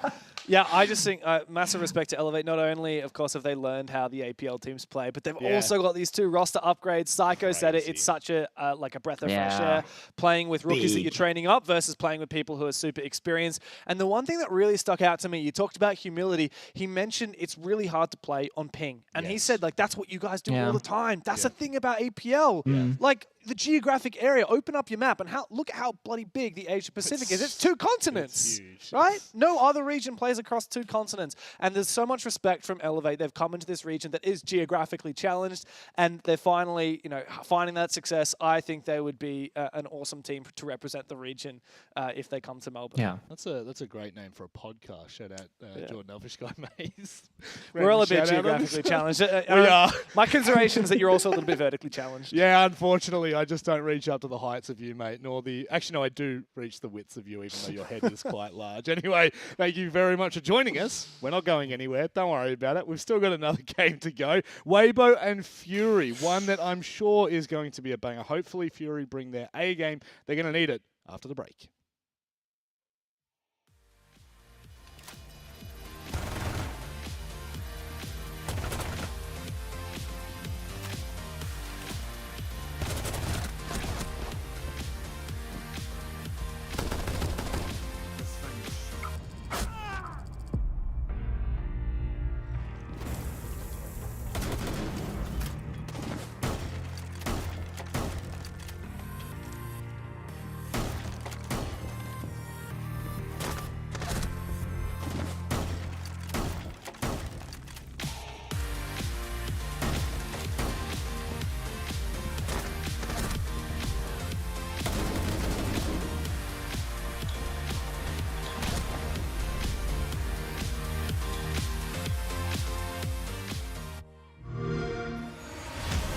You know how they say it's not the destination, it's the journey?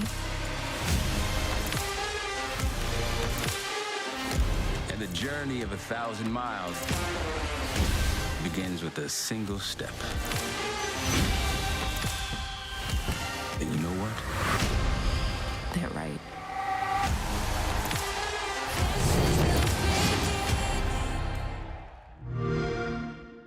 안녕하세요. 저는 BNK POX 소속 선수 매피 박주환이라고 하고요.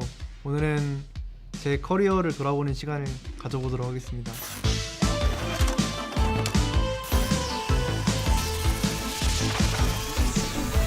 Now Matthews had to get off rappel. Nice shots here. So far, so good with the sniper rifle. I gotta say, the op minister right now. Welcome to the church. Church of the one-shot body shot. Oh, okay, hold up. I didn't know you were built Wait a like minute. that. Can we go Wait a for minute. 4? Yes, we can. Might need to start seeing Caliran more often because Mephi single-handedly brings the round back from Oblivion. 이 당시에는 이제 저희가 인비테이셔널을 처음 갔을 때, 처음이 아니고 제가 처음 인비테이셔널 갔을 때 조별 예선을 아슬아슬하게 뚫고 이제 16강에서 W7M이라는 팀을 만났던 상황인데, 그때 제가 라운드가 많이 저한테 불리한 라운드였는데 제가 어찌어찌해서 잘 이겼던 것 같습니다. W7M이 국제전에서 2번 연속으로 우승을 했을 때이기도 했고 잘하는 팀으로 인식을 하고 있었어서 사실 어느 정도 힘들 거라고 예상을 했어요. 하지만 그래도 잘하는 팀인 만큼 우리가 할 수 있는 최선을 보여주자라고 생각을 했던 것 같아요. 나쁜 점은 저한테는 딱히 없던 것 같은데, 왜냐면은 이때 당시에 진욱이는 다른 팀이기도 했고 저희는 브라질에서 한 3주 정도 미리 부트캠프를 했기 때문에 어느 정도 적응한 상태였어서 사실 나쁜 점은 크게 없던 것 같아요. Where has been your favorite place to travel to play? 캐나다가 좋았던 점은 저희가 캐나다에서 3일 정도 부트캠프를 했었고 날씨도 덥지 않아서 생활하기에도 좋았고 음식도 괜찮았고 숙소도 좋았고 대회장도 괜찮았고 모든 게 다 괜찮았던 대회였다고 생각합니다. 자, 이상 저는 BNK POX 매피였고요. 스테이지 2도 좋은 모습으로 돌아오겠습니다. 항상 응원해주신 분들 감사합니다. 땡큐.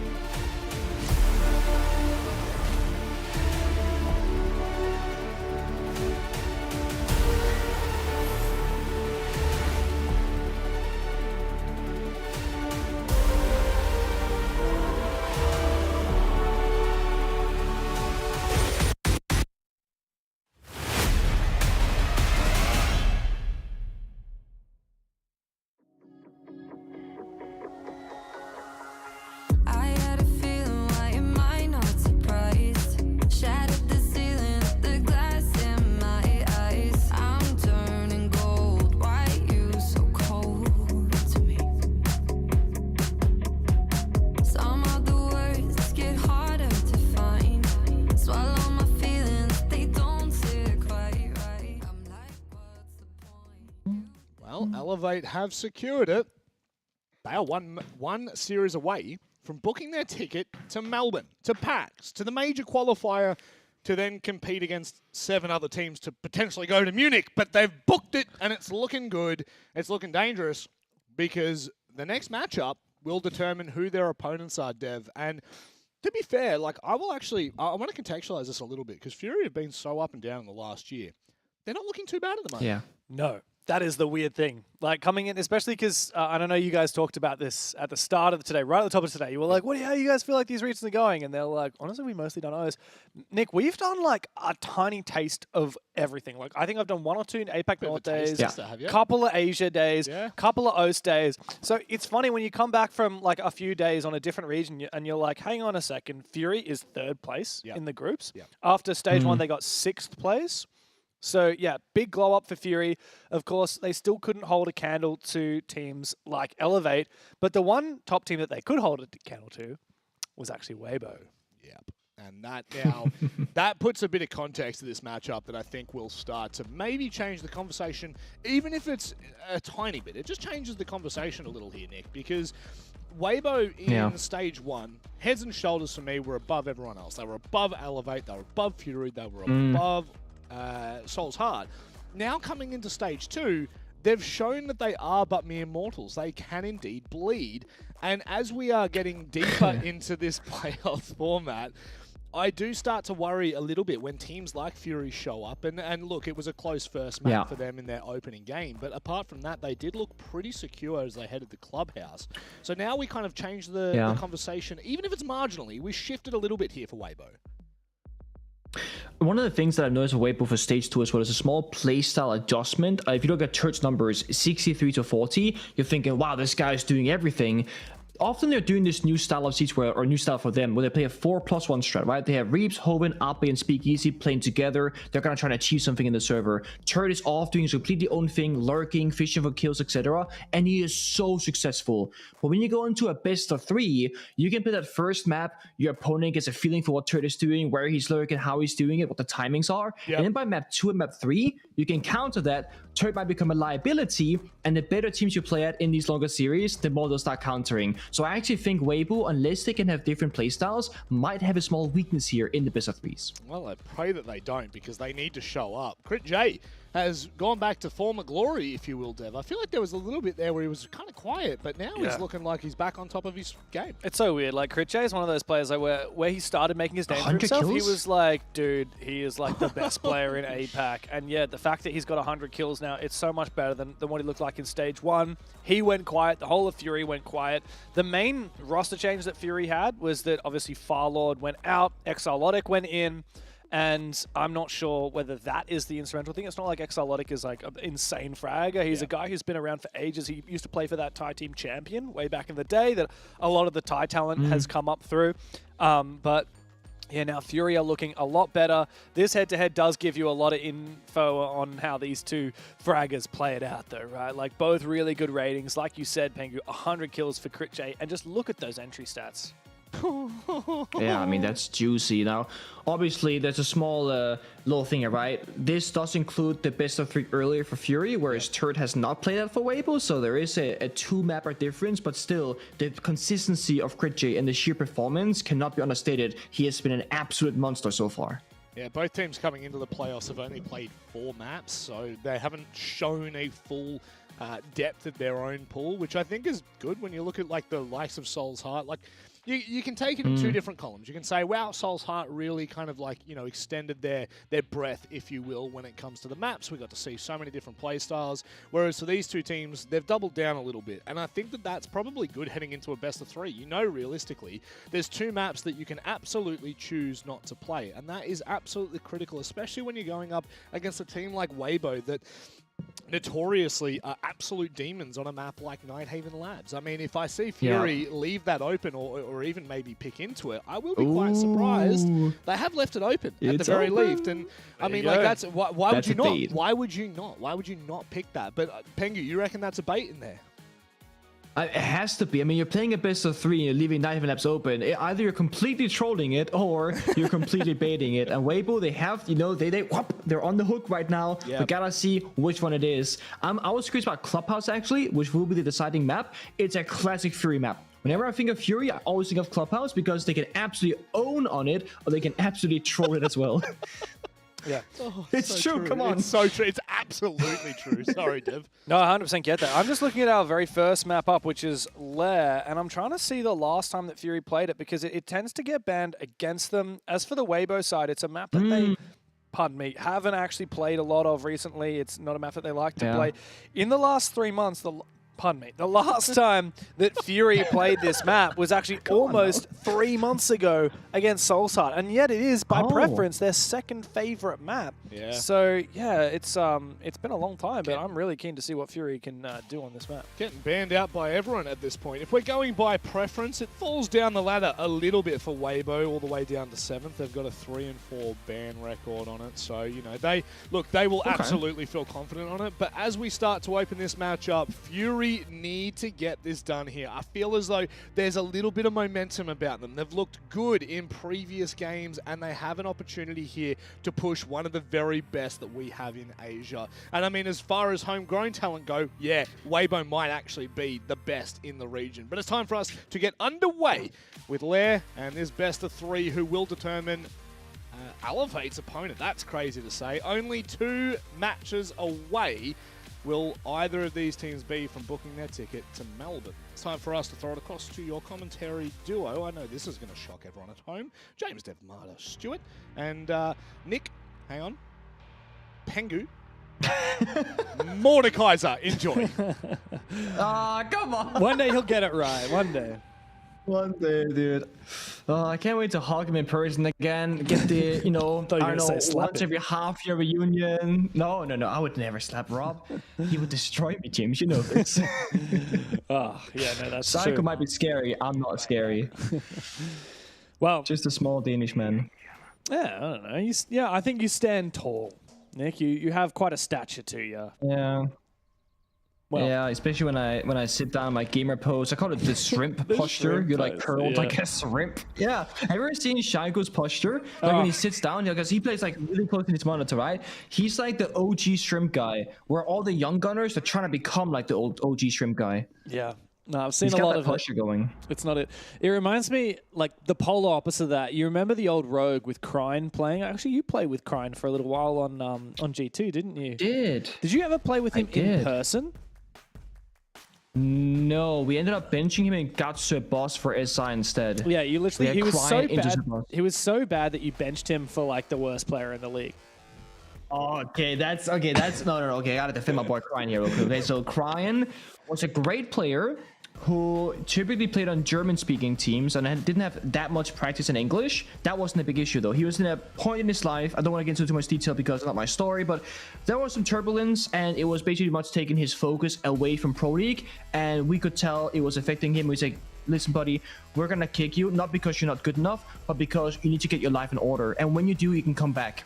Respect. It took a long time for Krine to come back to tier 1, but he came back with Rogue and then won a major. Yeah. He's now, I think, retired once more now in a big workout grind I see on Twitter. Exactly. But he figured things out for himself, and we got to boss and played SI. So, you know, we all kind of won in a way. Yeah. Yeah, well, the reason I brought up Krine is because, like, polar opposite of the shrimp pose, you've got, like, the Krine Chad pose. Because that man is... He's basically Yes. a bodybuilder. He is so buff. And the way he plays the game, it's shoulders back, biceps out for everyone to see.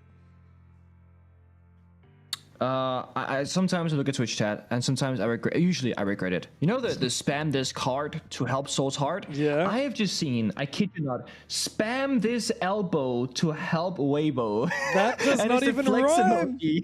That does not even rhyme. Guys, come on. Look, It's a tough time. I'm disappointed, chat. I want to hear your best copy passes. I need some more. We're actually going to go and work on some copy passes. We're going to a quick break while we get dark. Back in the server. We'll be back before you know it. Don't go anywhere, and keep showing me your best copy passes.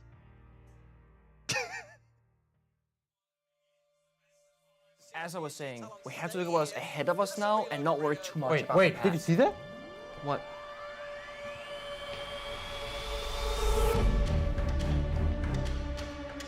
Wait, what is this doing here? Whoa! What the hell is going on? Guys, we need to go. Jess, what are you doing here? We need to go now.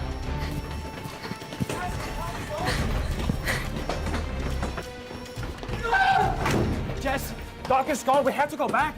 There's no time. There's really no time. Can't take this anymore. I'm tired. He's our head coach. I have to go save him. You're already dead.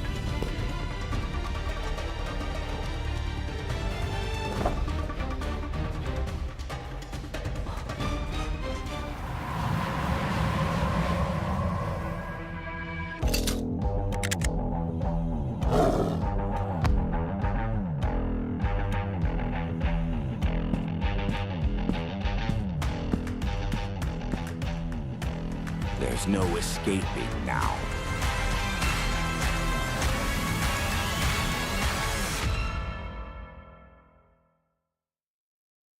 Sugar sweet, you got what I need. Sipping on the potion, all that good emotion, just my kind of heat. Keep it on repeat, tested by the potion, loving this devotion. Live it up, sweet emotion. Every time, every night, you and I on a roll. Switch it up, switch it up, switch it up where I'm going. Stay on the fly just in time, know the right way to go. I'm on the road, it's my time, taking control of my life. I want to run the red lights, I've got to run this show. You always take me so high, you always make the highlights. I love the way we vibe, you're like a centerfold. Ooh, that sugar sweet, you got what I need. Sipping on the potion, all that good emotion, just my kind of heat. Keep it on repeat, tested by the potion, loving this devotion. Ooh, that sugar.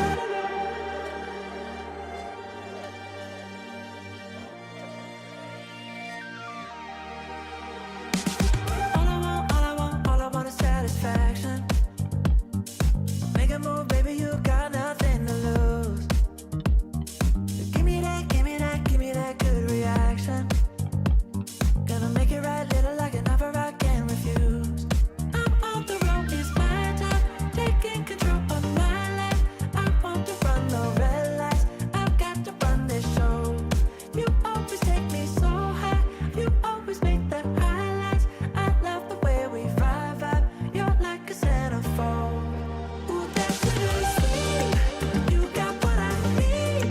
Sipping on the potion, all that good emotion, just my kind of heat. Keep it on repeat, tested by the potion, loving this devotion. Ooh, that sugar sweet,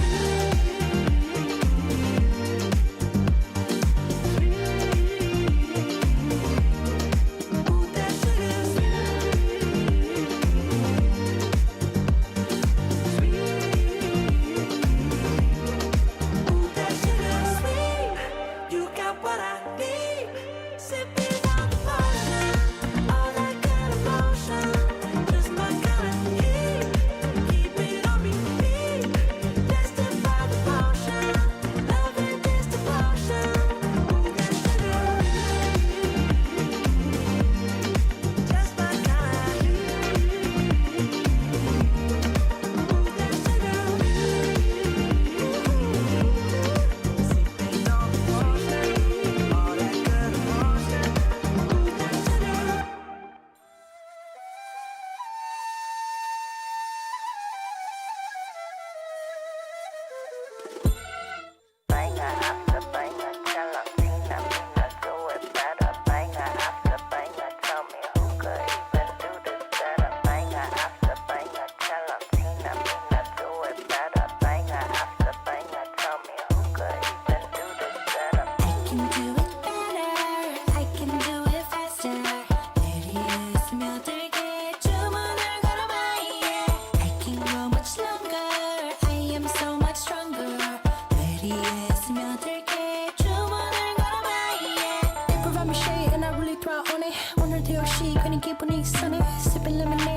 Tree honey. Let me spill the tea on all these haters all love me. Talk about the killing it, winning attitude. 당당하게 올라가, see my altitude. 나랑 맞서 싸우면 baby you would lose. If I wasn't me, I get it, I would hit me too. I can do it better, I can do it faster. 내리에 스며들게 주문을 걸어봐, yeah. I can go much longer, I am so much stronger. 내리에 스며들게 주문을 걸어봐, yeah. 자신과의 싸움에서 지면 야구르지. 매일매일 일어나서부터 보는 거지. Look in the mirror, say you're a winner. 주문을 걸어봐, yeah. In a bad mood, 바꿔버려 in a hurry. 꿀꿀한 기분 털어버려, I don't worry. Get through the weather, feeling get better. 주문을 걸어봐, yeah. I can do it better, I can do it faster. 내리에 스며들게 주문을 걸어봐, yeah. I can go much longer, I am so much stronger.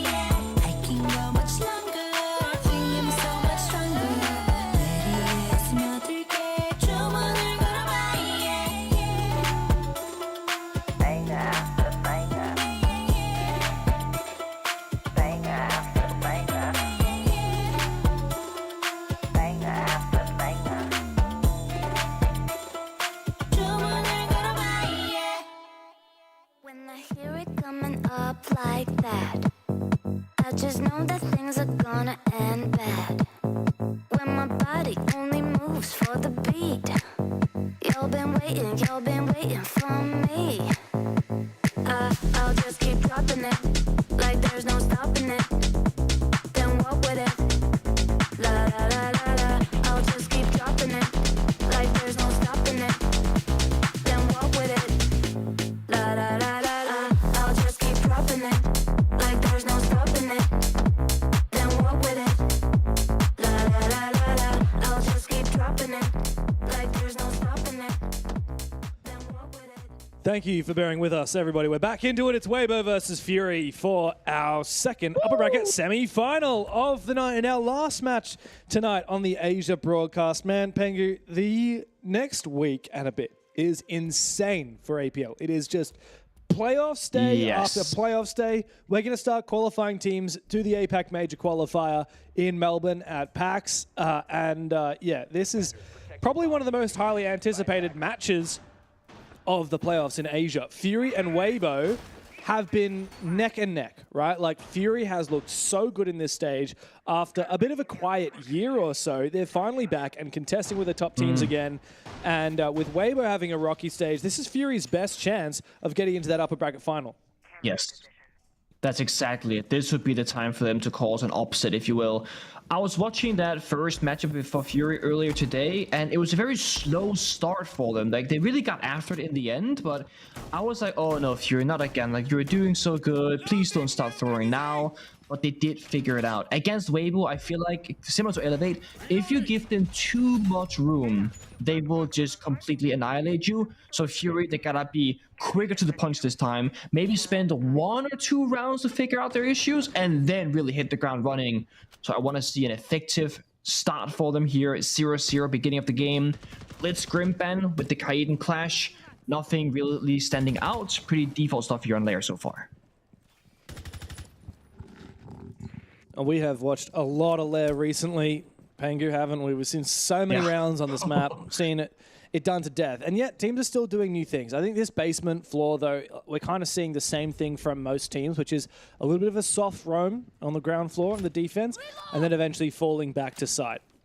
Now, the attack has to decide whether to just commit to the ground floor, look for a gap, or to go for a clear and play vertically. I feel like Fury is kind of doing a little bit of both, because they don't have any dedicated vert operators like a Ram or a Buckler or a Sledge.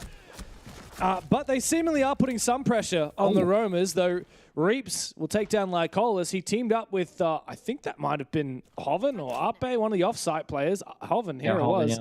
Yeah, to find that player outside. This is not a great start for the Thai boys. That's a good mini play there from Waybo, though. They're playing very passive in the beginning. They see a free kill, they go for it. Now they're back to play in their corners and sheltered positions, trying to play together. And look at Fury. Nothing's being granted for free. They need to walk into a crossfire and either take the fight or start spending grenades or Sophia stuns to force them out of this. But look at this, the yellow staircase, 2 players. Turret hears it, has a laser though. What? Oh, he wins. What? I observed the switch to the attacker because it just looked like Turd looked away at the exact moment, and yet he still wins that fight. Yeah. Utterly gobsmacked. I am at that engagement from Tster, but the Kiwi is firing up. We talked about him in the pre-show, and he's living up to expectations. Fury down 2 players as Waybo have fallen back into the objective, with the exception of Hoven, who's still roaming upstairs.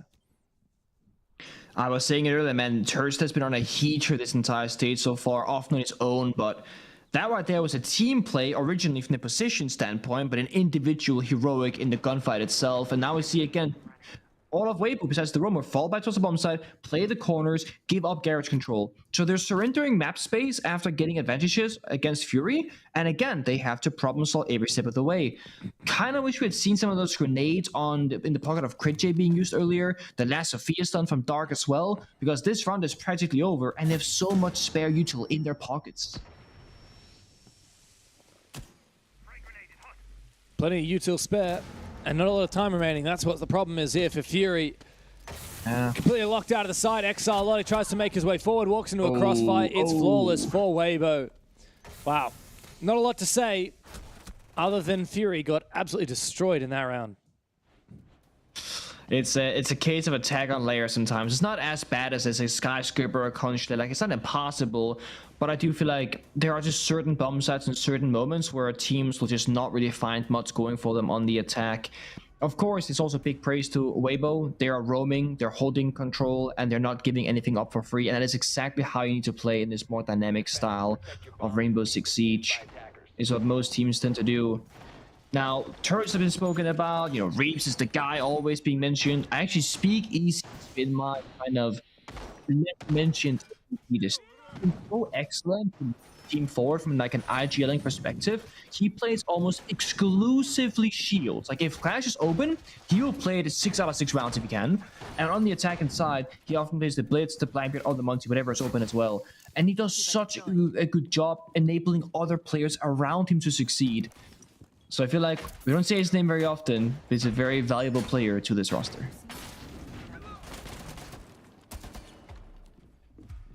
Trying to look back in time and have a figure out what it was that got Fury that win over Waybo when they played each other in the group stage. I'm looking back at the stats now. Funnily enough, it was Exalotic who actually top fragged that game. 12-7. That was over on Bank, which, you know, Psycho actually said in the interview when he was talking about Waybo, he said that Bank is not a map that Waybo usually play, which is why he thought that Waybo picked it against Elevate in the regular stage. So I wonder if it's a map that Waybo perhaps let through a lot of the vetoes in the group stage and have perhaps hidden a more refined map pool for the playoffs.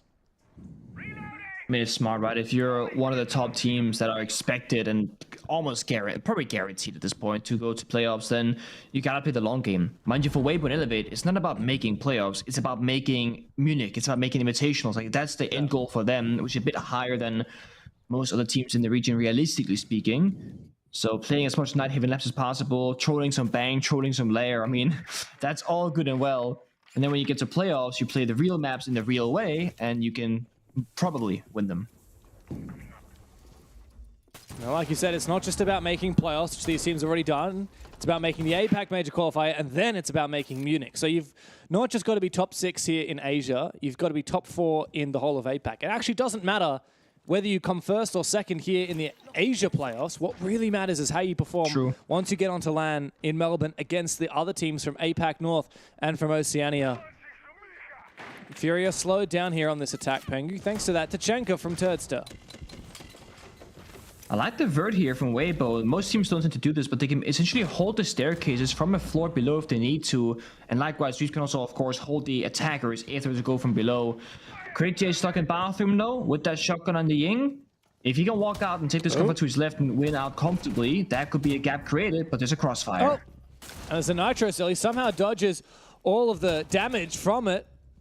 Worrying about this Tachanka, who's done a hell of a lot of damage with just one shot from that LMG. But with Hoven falling, the pressure is on for Waybo, especially with Fury finding the gap like that. Critche to roll out another Candela. It will detonate. Ape will be blind. Critche is not going to go on the back of it. He does on the second and will take down the mirror. Big opportunity now for Fury as the first round that they likely are to win is set before them, all up to taking down the Tachanka now as Tster makes his way up forwards. LMG in hand. He's found the first kill, but Slippery Snake on the floor. BG Man will take him on down. I think, Pengu, we may just have a game on our hands. We very well might have that, James, and I gotta say, Crit J, I mean, he got away with murder that round. Yes, he gets 2 kills, but that's not the biggest deal. He had the attention of 3 separate players from Waybo. So not only is Crit J successful himself, he gets 2 kills, he gets the backstab, but because there are 3 versus 1 inside a bathroom, there's only 2 other defenders left remaining to fight 4 other attackers elsewhere on the map. So both sides of Fury are successful. And, you know, we started seeing teams do this thing on Lair, where you double reinforce the wall from top rocket stairs into bathroom. The exact thing that Waybo did in that previous round. And in one way, it can be really good. You're creating a kill box inside a bathroom, where the bathroom room itself doesn't really give the attackers much. On the flip side, if a Ying jumps in there, or a Glass, operators that can just smoke or flash people and take gunfights very comfortably, it can be very hard to clear them. The C4 doesn't reach the deep corners, and a double swing on a narrow doorway is very difficult. So we just saw Crit J distracting, getting kills, and helping his team so much in that round by just simply staying alive. Attackers must locate and defuse a bomb.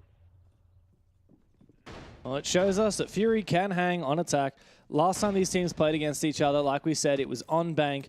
And Fury started on defense. They went 4-2. Then they moved on to the attack and they won 3 rounds and lost 3 rounds. So that was how it ended up as a 7-5 in their favor. That does tell me, especially, you know, bank being an attacker-sided map, I think this may be a defender-sided game because the last engagement between the two was exactly like that. So Fury, if they can find 2 to 3 rounds in this first half, which it looks like they're already on track to do, I actually think that they are doing really well. I think that, you know, Waybo are the one with the pressure on after winning stage 1. Fury are the ones who are now exceeding their expectation. I'm inclined to agree with you. It's a really good start, but it's not about how you start, it's about how you finish, right? So who can adapt better, who can be the most moldable in the server on a round-by-round basis. And of course, that third operator ban after this round can also shape things up. The Fly's been able to speak easy, but I think no fire follow-through because Capital is not in the right position. However, Speakeasy goes down by his own choice. He swings down the staircase and simply loses the gunfight. I think they mistimed the Asami Keeper barrier and the walk down, so the Keeper was too late and he just died for nothing. And another good start to a round for Fury. Yeah. A lot of time to convert the 5v4 now, but on this bomb site, it often comes down to that top floor control, which Waybos still have in their hands. Ape above the bomb site with the smoke. No Warden pick this round. Yeah. No way to deny no through Solus smokes. Warden. Yeah, how are they going to make sure that the plant's going Fury. Oh, hello. Oh. Yeah. Oh. That's, I don't know how Reaps had the info to go for that, but that's a big pick. But like you said, no Solus, a Warden. How are Waybo going to find out where the plant is going down? There are 4 smokes available when the push comes out for Fury. And they got the Sense Wall. I think right now you're going to take down Tster, who's the side player itself. Other players up above, and the C4 goes out. Reaps a big 2-piece all of a sudden, 3 in the round, and the Rainbow just win it like that. They say 3-1, let's lash out before they go for a plan. We need to win the round right now. Wow. And they do basically just that. Reaps with 4 kills total in the round. I mean, that is one way to make a retake happen for Waybo. Yeah. It was all on Fury's flank watch to make sure that those players that were poising towards the site on the breach and the side door were protected. And as soon as that nitro cell came out and killed the player watching the flank, it was round done. Waybo just went deeper. After they found 1 kill, they pushed deeper and deeper. I was a bit confused as what Critche did. He just sprinted back up the stairs, like not expecting there to already be a player there. Yeah, a lot of questions there for Fury. That was not a great way for the round to pan out for them after it looked so good at the start. 3 more rounds still in the tank of this half. This is how it all happened. So keep in mind this big C4 that happened, that C4 right there from Reaps. That's really what it boiled down to. It really was. That opens up the entire round and the push potential for Waybo. Operator bans, instead I could look at it as well. The Ying ban, love that from Waybo because that has been one of the main struggles for them. Also, if you're fearing a Warden ban, or simply don't want to play the Warden yourself like they didn't do previous rounds, this gives you more flexibility in the Operator lineup. And then Fury, they opt for a Bandit ban, which normally I wouldn't like this, but I actually kind of do, simply because they have already banned the Clash. Otherwise, that was going to be my go-to operator. This ensures they can guarantee to open up those walls, only have to deal with the mute jammers. And the reason why that's such a big deal is they themselves will get much more operator flexibility. Because if Waybo hide a bandit and it goes, oh no, just in the drone phase, now they gotta get to the main wall. Oh damn, there's a bandit there. Let's drone below, send in a player, do the vert, roam clear, watch the flank, a lot can go wrong. Now it's a matter of playing 1 set of secondary EMPs if you care about the mute jammers, or you can just do like a nade or verticality with a gun and you can get the job done. So they're simplifying the early stage of the round for Fury, but they will lose a bit more of that execution operator in the Ying. And just to add to that, Nick, I think it's really cool that not only does banning that bandit on top of the Kaid add operator flexibility in terms of the lineup, it also adds prep phase flexibility. Because often you're probably going to have to drone out and figure out if there is a bandit or a Kaid at the start of the round. It sacrifices more of your drones. You can keep your drones safer. You can keep them alive. You can maybe pre-place a little bit more if you banned out that bandit. So I think it's a good move. This is curious, though. Hoven still has 1 impact grenade. Now he can really aggressively play this. He's got a very nice setup to try and play hard to get on that breach. Little bait and switch here. Reeps ripping a C4, Lion, or not Lion, sorry, Deimos ripping a grenade. Well, the Sense actually was instead. They get the wall opened up with the Selma. Nate gets rid of the new jammer. That's the first step done, but there are 2 more walls to get through. The interior wall and the exterior wall. You got a mirror window in the exterior, as well as a keep it barrier actually. It's been patching up the first bit of damage. Technically, you just shoot the keep it barrier, and then now you're like good to go, but you have no really good way in towards the bomb site itself. Wow, and that's where the round will get tricky.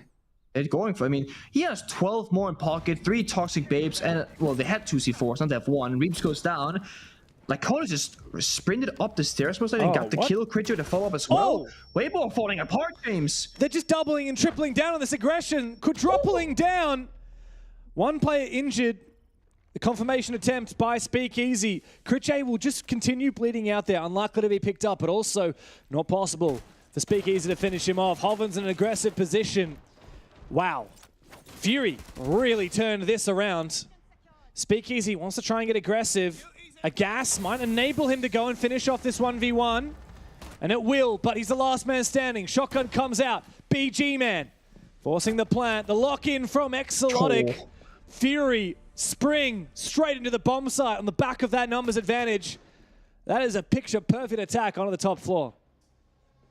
Yeah, and that round right there, that also shows me that we have a good game on our hands because they make an off-pace play. They were not showing us any signs of being ready for an execute. I'm talking about how they can't get the wall opened up, how they can't breach the bomb site, etc. And then, as I say that, it's just Deimos sprinting in, seeing a gap, getting that opening pick, and everyone else working together with that same aggression. It's this kind of sharpness from them and coordination that we didn't see in the game from them earlier today. And there's always this big discussion when you have a back-to-back BO3. Is it going to be a downside to play 1 best of 3 and have a 3-hour break and play another one? Or is it an advantage? Because if you have a bit of first game day jitters or a slow start to your day, then that's your warm-up. But what about energy levels? What about the reserve? Well, Fury won 2-0, so they didn't really spend all that much energy necessarily, and it was up against a weaker opponent compared to the top of Waybo and Elevate. So in this specific instance, this might have been the perfect game day for Fury to take down one of the better teams in the region. Yeah, I mean, it would be wild to see Fury upset Waybo here in the upper bracket. I think it would be. I was imagining, we might see turbulence in the lower bracket. That tends to happen in double elim scenarios. I feel like we tend to see a little bit more turbulence in the lower bracket, a few more upsets, because that's where the teams that are the favorites get sent down and then end up getting rattled because they're fighting against a team with nothing to lose. Like if this happened in the lower bracket, I wouldn't have been too surprised to see Fury win it. But here, yeah, I mean, Fury are exceeding expectations so far. They're looking really solid. Now, this is their map pick. Keep that in mind. Waybo, take us to Nighthaven Labs up next. I just feel like Fury, they're cooking. I feel like they're so ready for Nighthaven Labs by leaving it open. I feel like it's the master plan coming together. But I don't want to get too far ahead of myself. We still got Lair to play out. And we see a silhouette, a shotgun primed in the corner on the right-hand side, being baited out by AP on the Maestro. And Fury, they say, okay, they know we're here. Let's go somewhere else. Let's rotate around the Blackbeard, or the IQ rather, sorry, for the entry elsewhere. The question for me is, what is the actual core plan right now? They got a few players above, few players below. They want to go for I'm not sure where they're going to strike first. Yeah, they kind of do want to go for it. Oh, it's been... And I think they should. It's been hit, so... Oh, it's prepped. Yeah, it's prepped. Oh, So they should not go for this. one punch here from Speakeasy, and they are so cooked. They need to try and isolate the fight with the Maestro and then bait out the punch onto that castle barricade. The smoke actually might make this possible, and now it's actually the attack that gets to open up that wall, but Uppe times his peak so well. Dark is down, and Impact... bit more damage on a Critche. However, he himself baits for a pick on a Speakeasy. The fire comes through from Tster. I think Critche might be forced into it, but no, he takes the fight instead. What? 2 big picks for Critche on that Blackbeard as BG Man comes in from the other side, but with Tster winning that fight, the Blackbeard is all that remains of this Fury push. It's a valiant effort, but it's looking kind of a done deal. Fire going out, Toxic Babes, triple crossfire. Sure, you got the mirror window, but they're not gonna come swing for you, Crit J. You need to go hunting. There's a player hard left, he's ready for it, expecting the ADS. He actually gets a pre-fire off. All of a sudden, it gets a little bit more winnable, but he's 1 HP with no cover. It's a 1v2. He's got no nades to take out this bulletproof camera as well. There's 2 bulletproof cameras. Now, he could destroy that one closer to him, but it doesn't really matter because there's still one on the other side of the room. He needs to try and take these fights one at a time. It's no longer safe to go for that angle. The gas goes out. That's the final one remaining. Out comes the shield and the aim down sights for Crit J. Waybo knows they just have to sit back and relax. They don't need to overcommit to this. He reloads again. Needs to take a fight. Can't afford to plant the diffuser now. Spots out the first one, but Hoven gets the better of him. A valiant attempt from Crit J. He would have needed to ace, but Waybo restabilize.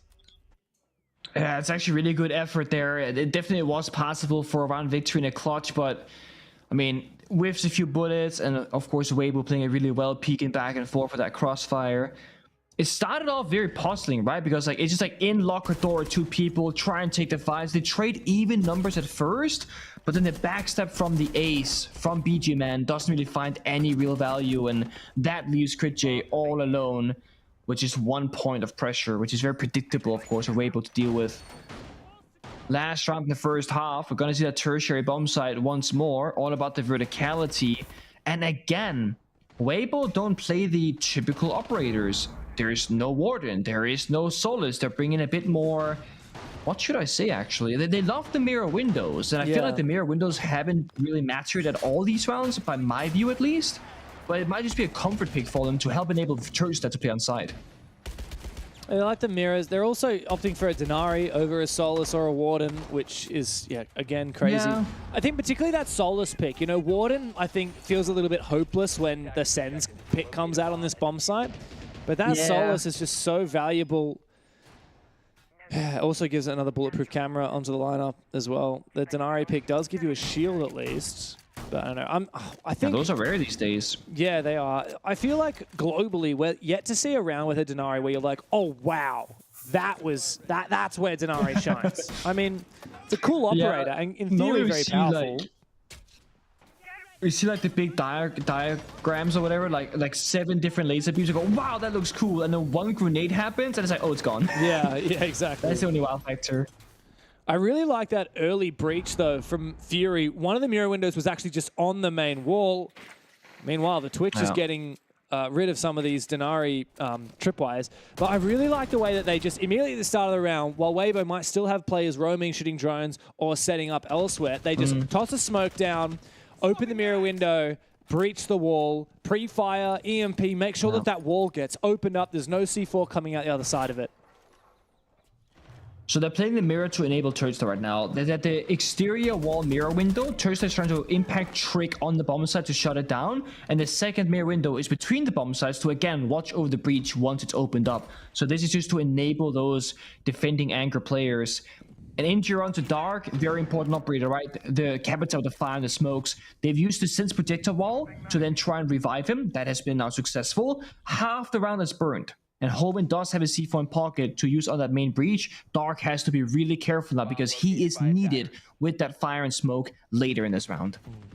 Hoven's also repositioned into a really aggressive and very dangerous position inside of bunks.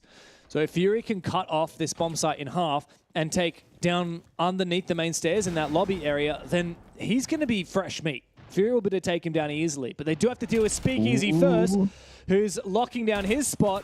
Taking down Lycolis. He's pretty much trapped here from the upside down rappel. The flashbang will make him very vulnerable. And the Nomad will knock him back on his backside. But still, the push from Fury hasn't come through. Yeah, I feel like if you could commit to the flashbang and air jab, you kind of need to rappel on in because now you don't have a second attempt at it.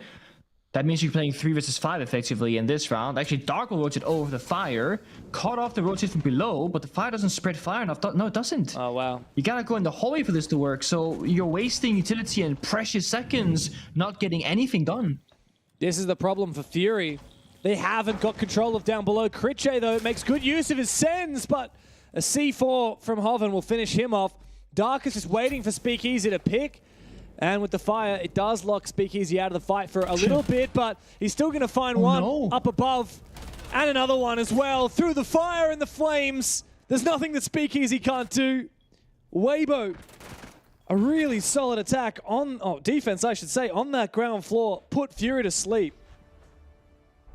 I feel like they're just missing the mark right now. The Fury that we saw in the earlier stages, like the aggression, the confidence, we got it all figured out, I did not see that this round whatsoever. They're using flashbangs and air jabs with no follow-up. That's wasted. One fire on a big staircase doesn't deny the entire area. That's wasted. Second counts of fire on the bottom staircase, and then the Nomad walks down the hallway thinking, hey, the staircase is clear. No, you didn't fire half the staircase because you can't with one single fire arrow. He's at the top, Nomad dies. And then Capital literally walks past that exact same stairs and just dies too. So it feels like miscommunication, mismanagement of utility. Waybo didn't give them any of those free easy kills this time around, and they didn't have the ability to problem solve that specific staircase. It changes what we thought of that half, I think, overall. Fury looked really solid. I mean, it was 2-2.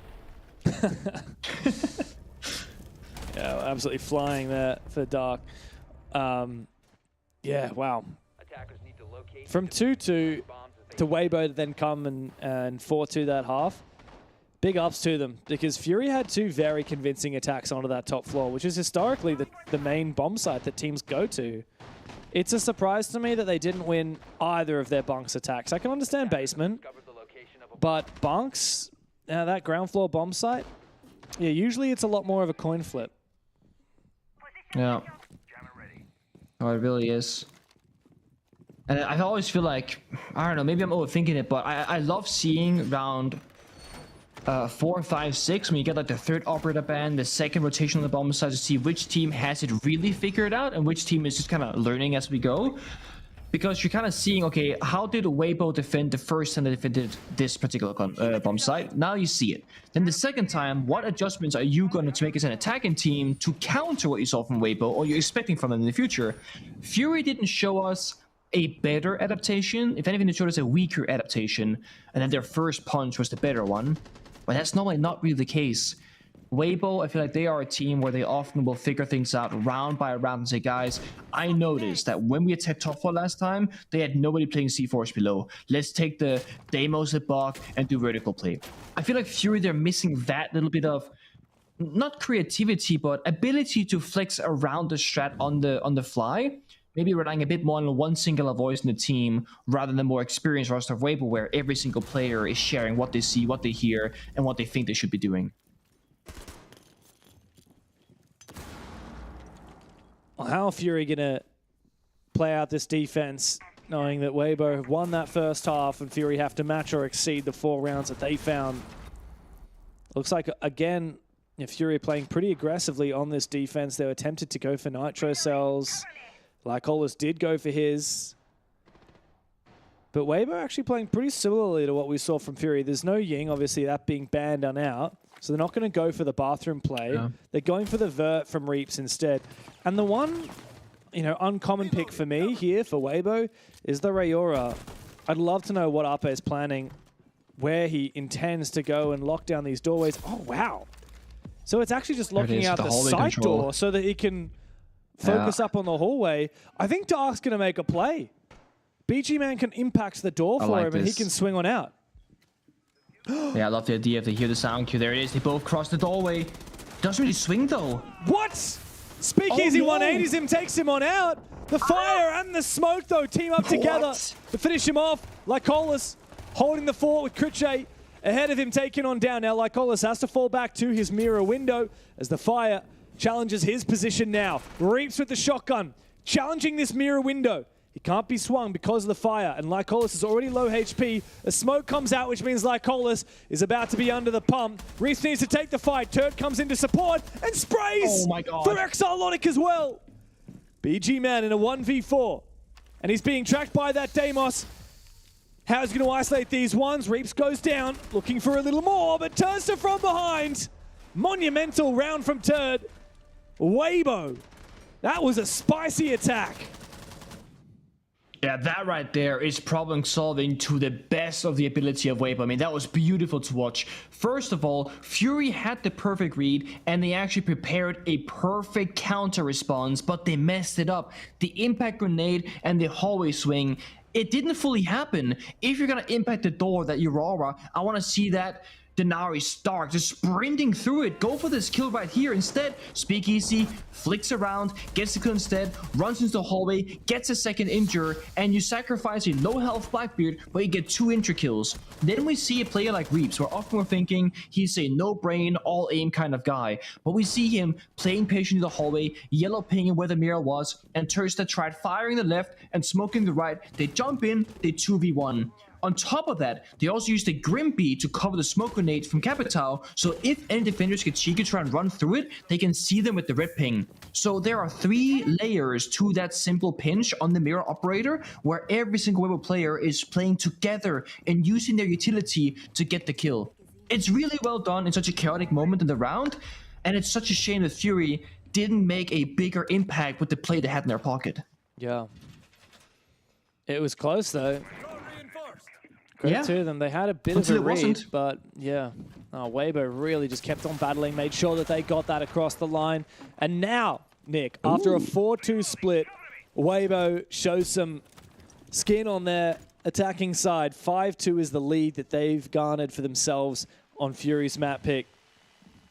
And if we don't see a response from the tie at the moment, well, this could be a very quick series after all. It could.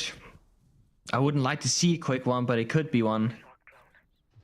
I like the idea of we're going to playoffs, we're going to best of 3s, you know, the best teams in the local region, etc. It's gonna be a close one, but there is still, of course, a little bit of a difference between the very top and the mid pack. Oh, that's actually a good bit of Evil Eye usage there. Gets the Selma charge and stays alive. You gotta grenade it out. You could argue that maybe they should have needed it before using the Selma charge, but you know, you try and min-max. If they bait out the Evil Eye, they can shoot it for free. That's even better. They just kind of missed at the timing. Yeah, BG Man's also not very confident that he can sit on his cams while he's having the ceiling above him torn up by that ram. Yeah, Waybo have a good start. I mean, half the round is gone. They've got vertical pressure. They've got lateral pressure. Here comes the Twitch, removing any of the Denaris from play. And Speakeasy, the Blackbeard, is very close to the bomb site. Last nade goes out. I think that... Did that get a bulletproof camera or a Maestro Evil Eye? I didn't quite see at the time. There are still some active on the side. Either. It's still there. It's inside the cabinet, so it can be a bit tricky to get without the grenade cooking. They sometimes tend to bounce out or roll out of those shelves and just miss their mark. 60 seconds, and this attack is looking not bad from Waybo at all. They're in the right positions, but it will come down to a forced 5-on-5 execute. Yeah. Mostly because Fury are happily falling back and surrendering control. Yeah, and the reason is they've got not only the Maestro, but the Echo that can deny the plant. And of course, 2 smoke babes still in pocket. Lycolis sends out another one. Speakeasy's on low HP. But BG Man, the issue has been forced by Reaps. Dark finally fights back. We need the firepower from Fury. You can't just rely on the util and Reaps will fall. 1 smoke babe remains now from Lycolis. Oh my God. And it's going to need to be used. Uppe is going deep, looking for a really aggressive angle as Speakeasy hits the ground. Uppe is just going to have to sprint right on through. Now he's got the diffuser. He's going to be able to pick up his teammate. Time is ticking away. Yeah. Numbers advantage for Waybo, but it's not going to count for much. Critche still has a Yokai drone active, and it could be instrumental in winning this round for Fury. If he can get it into place on time, the plan's denied regardless. Hovens with it all to do, and he can't find the final 2 players. Fury stand up on their defense, and by the skin of their teeth, they get the round.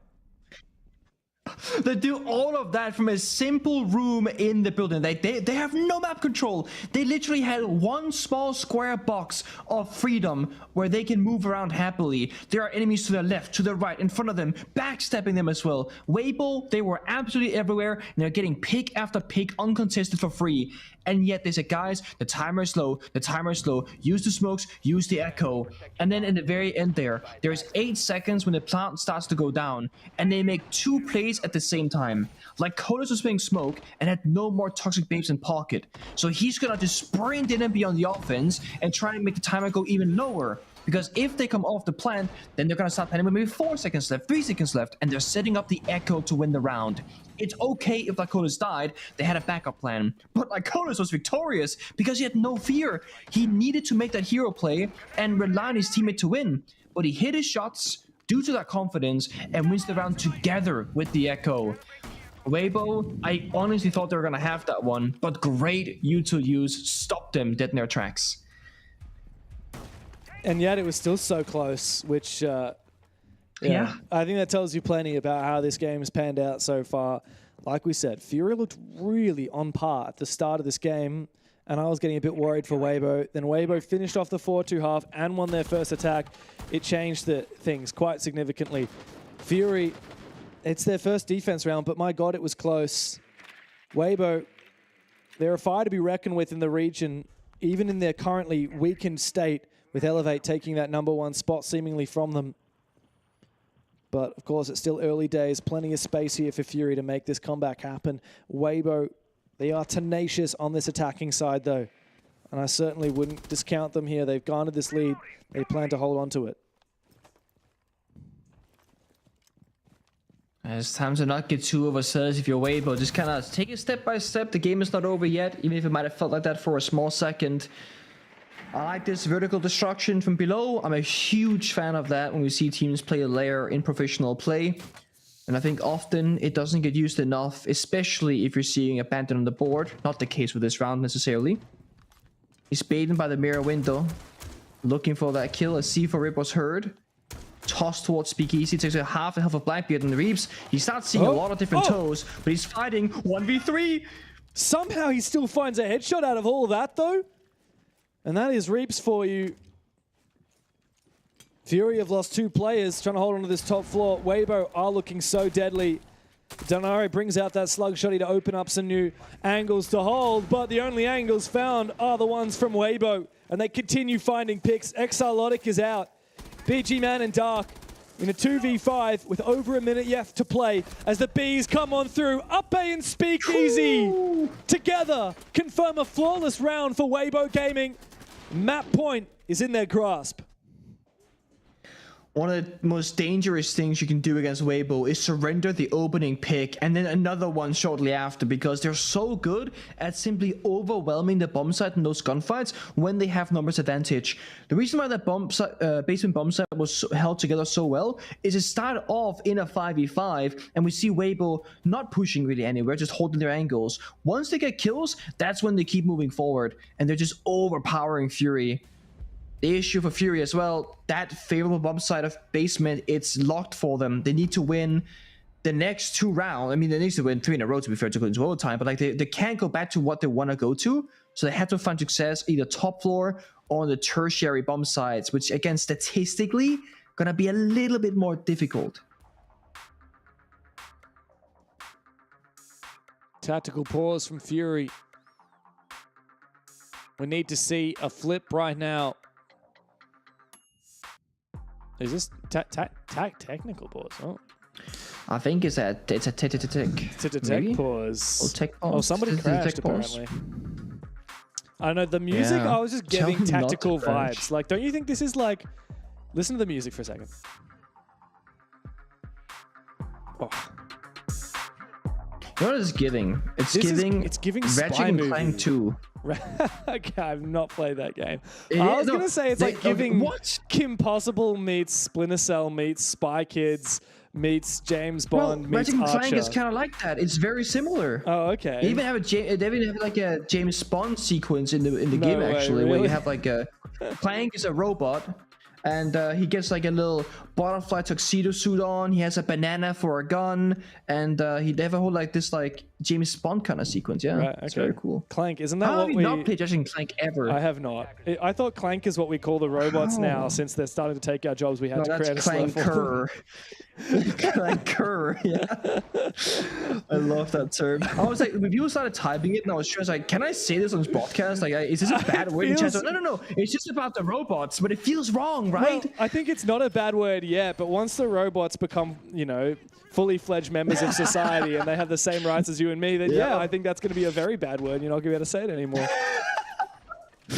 Well, hopefully at that point you and I will be in the grave and long moved over from this world because I like my humans. You know? don't want to live in a world with robots, sentient robots. There was this thing, like, was it 10, 15 years ago? There was this like.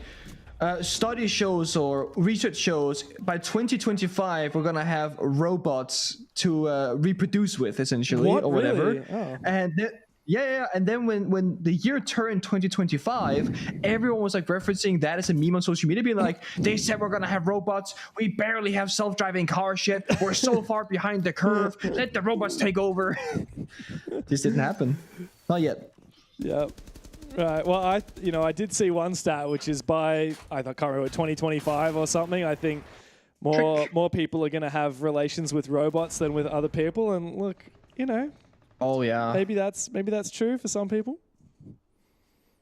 Yeah, I mean, I saw the whole AI boyfriend girlfriend thing that got I think got banned or removed as a feature. But I saw a person. I was in the airport. I was like walking behind him, and he was texting his AI girlfriend on the ChatGPT, and I was like, okay. No, actually, I was like, okay, that's different. Wow, very different. What are you gonna do when you find out that your girlfriend's AI? Well, I haven't thought that far, James. She's real to me, okay? Well, I think Tster didn't realize that BG Man was really in this corner. He's been holding on to servers for a very long time. He's found one, and he's going to find a second as well. Waybo finally put him down, but he was allowed to do too much damage in that position in servers. Waybo have now found the 2 kills to replenish the man disadvantage that they had lost to the heroics from BG Man. And they pretty much have top floor control now as well. As I say that, I think that, there's a bit of, kind of. Well, like, they've got R6 room control in theory, but, Dark has kind of given it up. Exarlotic is on the stairs, not far away. And Critche is on the site. 1 minute. Is this enough time with the Monty to pull off an attack for Waybo and finally put this game to bed? I think the timer is good. If they have drones spare, then they have 2 in pocket to, watch the flanks. That'll be like the first step in my world. Then Monty can lead the way downstairs with 1 person behind them maybe, and 1 guy stays on top floor to hold the post line for the verticality. The issue is, I don't think they have the flank drones. They're manually checking all these corners with the Monty, and we know there is a player on the staircase just waiting for his opportunity. Oh, that was close. And that makes things very awkward now. But because he completely destroyed it... Oh, what? Why did he just contest him like that? I mean, Speakeasy is just there, completely helpless. Exarlotic finally gets taken down. But Hoven took a hell of a lot of damage in that engagement. 15 seconds to play as Waybo desperately try to make their way onto the bomb site. It's going to have to be a drop. Critche, lot of damage done, and finishes off Speakeasy. Fury locking in. With match point against them, they keep this game going. There are 2 areas where I feel like Waybo under-delivered in that round. The first one is the EMP, the bulletproof camera, and then walked past it and never destroyed it until the very end of that round. So there's full information for Fury where they were all coming from. Secondly, this staircase interaction where Monty walks up extended versus a shotgun, what do you think is going to happen? It's a shotgun point blank, and you want Ace to take the 50-50 gunfight when you know it's happening? Unextend the shield, get active in the gunfight and try and help your teammate. Otherwise, we're kind of just selling each other short, and that sucks when that happens. Unironically, Fury will call the timeout despite the fact that they won the round. They realize, guys, if we lock it in real good right now, we can go to overtime, and we can try and steal this map away from Waybo's hands. Problem is, Waybo also have this chance to use a tactical timeout and figure out how the hell they're going to lock in and finish this off on the attacking side. And Fury, well, they know that Bunk's briefing is going to be locked. Basement is likely where it's going to be for this next round. We're going to see that locked in. I think Waybo could probably guess it because as of this round, it is now unlocked again after Fury won it 2 rounds ago. And so Waybo can already start cooking for this, what could be the last round of the game if they can manage to attack onto the basement. And look, last time it was very close, Pengu. Only 2 players up left from Fury in the end. It was a 2v2. The Yokai drones, the fire, and some well-placed shots from Fury is what got it across for them. Waybo, at the start of that attack, they actually looked really good. Fast take in the garage. Fast vertical pressure as well. They have the framework for a really solid attack onto this basement. And they just need to strike true. And this game will be done.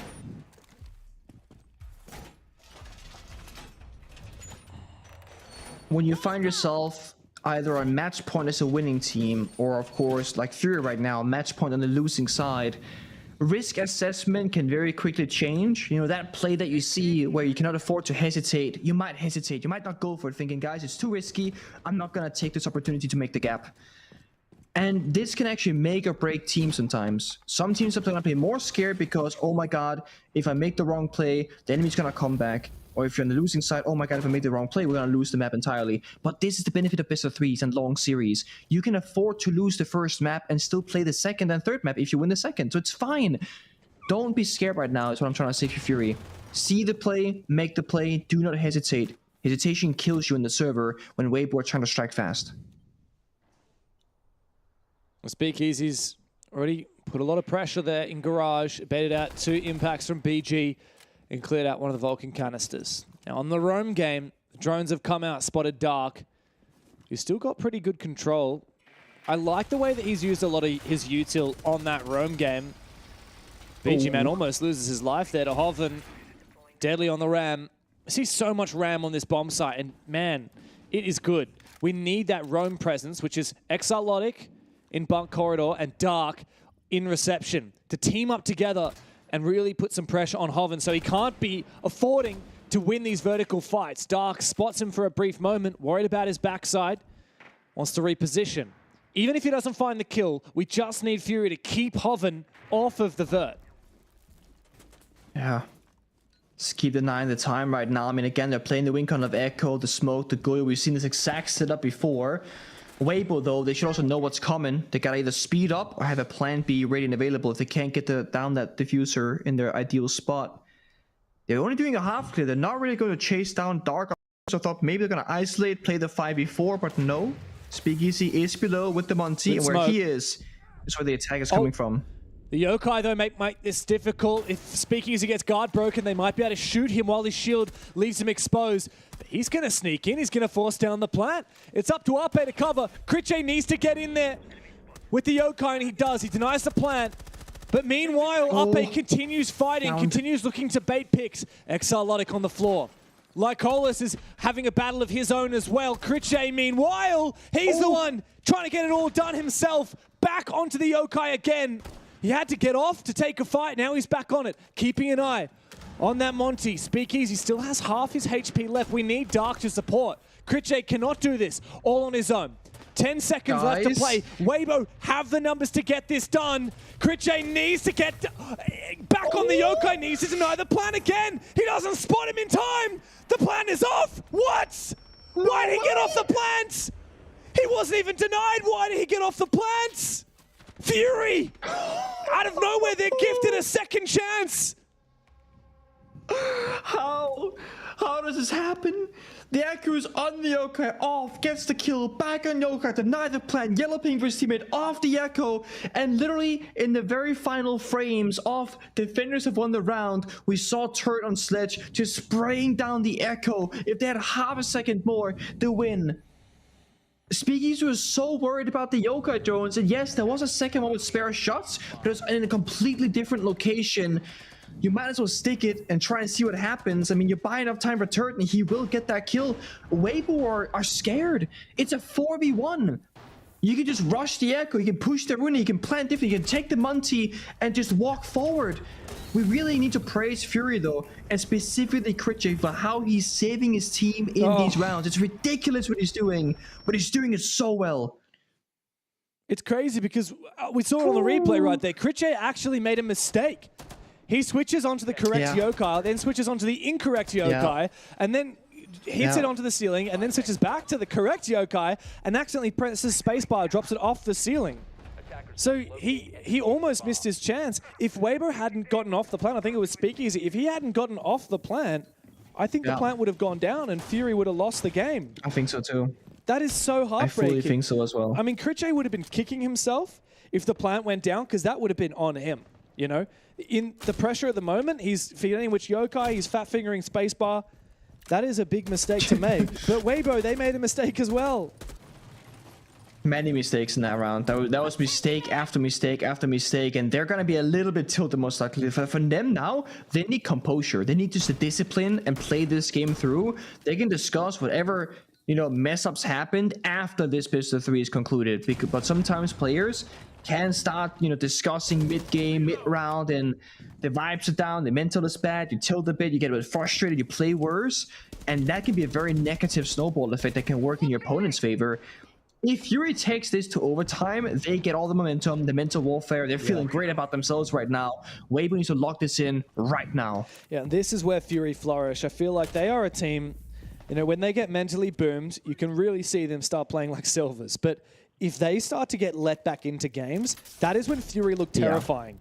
And they really lock in best of 3s. We saw it in the playoffs in stage 1. We're seeing it here. From 6-3 down, Fury now find the opening kill in what could be the final round for Waybo. Unless the Fury push it into overtime. Oh, absolutely obliterated the fire. Pushes Speakeasy back, but he still finds the kill anyway. Just tanks the damage to take down Tster. That buys them a lot of valuable time. They are playing Smoke and Tster for plant denial. The timer will be working against Waybo once more. We need to see, you know, ideally Reeves, I guess, kind of popping off this round. Get that Deimos tracker downstairs activated. Try and hunt down BG-Man playing by the bomb side desk. But he's going to go for the staircase instead. Not really playing for the gadget, playing for map control. If he dies on this staircase and isn't successful, that means the only attack and push from Waybo comes in the same angle towards Ops Room. The fire from Ters is in the perfect position to support him, though. That's what we need to see from Waybo. But Reeps is still locked on out. He's going to go straight through that smoke. He's figuring out how far up can he go. Meanwhile, Ape is tempted to go for a plant elsewhere. He's dropping it. I think he's giving it over to Speakeasy. Nade goes out. Plant starting to go down. Nitro Cell over the top. Does not deny the plant. All it does is take down the shield. What? Oh! Springing back up again. Speakeasy finds a kill. But Waybo, they have not weathered this storm yet. And Exarlotic is going to swing forward. Fury will continue pushing. Critche is fired up. And the tire here to play. Overtime is calling for Waybo. I don't understand the vision for Waybo there. Why is Reeves playing on that staircase on bottom rocket? He's getting smoked off, he can't push up, and they don't really need the hallway control, at least not when I'm looking at it. You can hold that exact same hallway from all the way on the ops room with that reinforced wall that was opened up. You can cover everything perfectly just from this position right here. You don't need to take that staircase, and they didn't even get it in the end. Speakeasy came off the plant, there was like half a second left, went for the kill, starts planting again, and everyone dies around him. This has to be a little bit of mental boom for Waybo. They're making such uncharacteristic mistakes, and they are consistently now messing up and giving Fury these small ways back into the round. Yes, Fury are playing on themselves, right? They got the opening kill, they struck first, but they missed the C4, they lost the Tster, and they missed the final Toxic Babe. So this is Waybo messing up with Fury playing well. That's created a big enough gap for this comeback to happen. And now Waybo have to keep on attacking into overtime after losing 3 rounds on this side in a row. Pengu, Fury, they've really found their grit in these last couple of rounds. They pushed it into overtime. Now they continue on this defense. They go back to literally the exact same bomb site they just won, with all of the same bans, which, by the way, we haven't talked about this much, but Fury also banned the Sens, which is really going to come into play if they ever do go to that Bunks Briefing bomb site. Waybo have their work cut out for them. I think that's the game time right now. Yeah, I just don't know if there's a way back into it here for Waybo. Fury, they found themselves in these last 3 rounds, and they're not planning on stopping anytime soon. Well, earlier today, Fury had a slow start. I guess that was the same case right now. Once they figure out their opponent, they change things up, and it's a different kind of level that we see from them. But Critche, the consistency that this man has brought this entire stage has been absolutely ridiculous. And the fact that Speakeasy is the front runner on the kill department, 13 and 8 right now, It's not a worrying sign for Waybo, but it does mean that the frontline entries are not really being all that successful, because it shouldn't come down to Speakeasy getting all these openings by my count on this map. He finds them because other people aren't, not because he is a dedicated entry player necessarily. Now he's a Blackbeard once more, often on these shield ups, and he will be the first to find a combat somewhere on the map. I want to see Reaps get a bit more proactive. These Demo strikers have been completely, like, just very low in value. Yeah. No vertical kills, barely any verticality being done to the floor. They see Tashanka's in here. Is Reaps going to help them or not? Oh, wow. This is very desperate from Speakeasy, but completely missed the point of Exalotic here in the hallway, who's now gone big for a second one. Dancing around the fire as Lycolis supports him, and Reaps is just not helped out at all with the vert here. Tster, I don't know why he has picked Nook. He is not having an impact here. He needs to be the player backstabbing.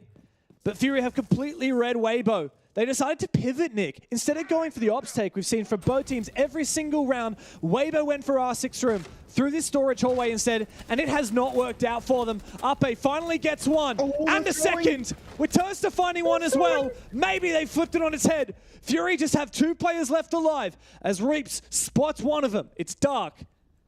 What can he and BG Man do to redeem themselves for losing these 3 kills? They're swinging. They could fall back. They even have, you know, plenty of bodies to play the corners on the bomb site. And there's still so much time left. The round has flown by, 35 seconds. They got some Grim Beasts in pocket. Grenades as well, 3 for Waybo Gaming. They can just nade Grim spam and just walk in this bomb site door. All they have to do is win 2 separate gunfights or get down that diffuser. The time is on Fury's side. In the 2v3, BG Man needed to win that fight, and he does. Dark's being watched. 2 different angles, and he wins his fight. Tster on 1 HP. Surely not another round going by for Waybo. Fury gets it. It's 4 in a row. For the first time, a map point for the Fury side. How many rounds have Waybo successfully been in a great position and then completely bottled it at the end? It feels like it's 4 rounds in a row at this point. I mean, that was a lock up for Fury. They played it really well. And then they kind of started trolling. They were fighting for map space that wasn't theirs, and they died. And then still Fury, they said, okay guys, let's get serious again, and let's just lock in that round. 7-6, and Waybo finally called a tactical timeout. I feel like it's one of those moments where maybe this timeout should have been taken before overtime even occurred, or in the very beginning of overtime.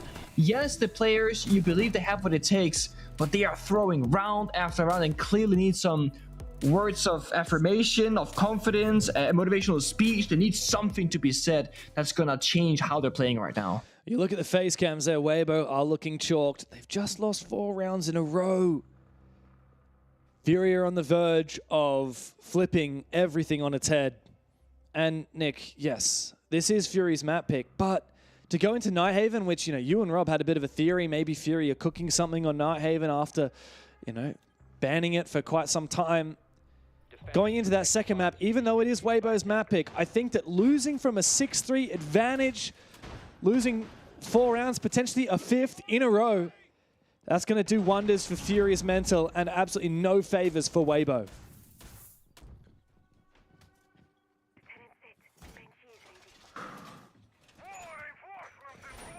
I feel like there are so many rounds where Waybo can just hold F on the keyboard and start planting and not have to go for kills, then they can avoid a lot of this trouble they're finding themselves in. You've given me PTSD to that basement attack from Waybo where Crit J messed up with the Yokai drone and Waybo still got off that plant anyway. Yeah. If they just held F there, that would have likely been the round and the game. You know, that was what, at 6-4, I think it was, when that happened. Now Waybo, for the first time in what feels like an age, in the last 7 rounds, they have a defense start. They're down in the basement. Now this was really on lock for them. Fury did not find much success attacking this bomb site, but that was a different Fury that was playing 7 rounds ago.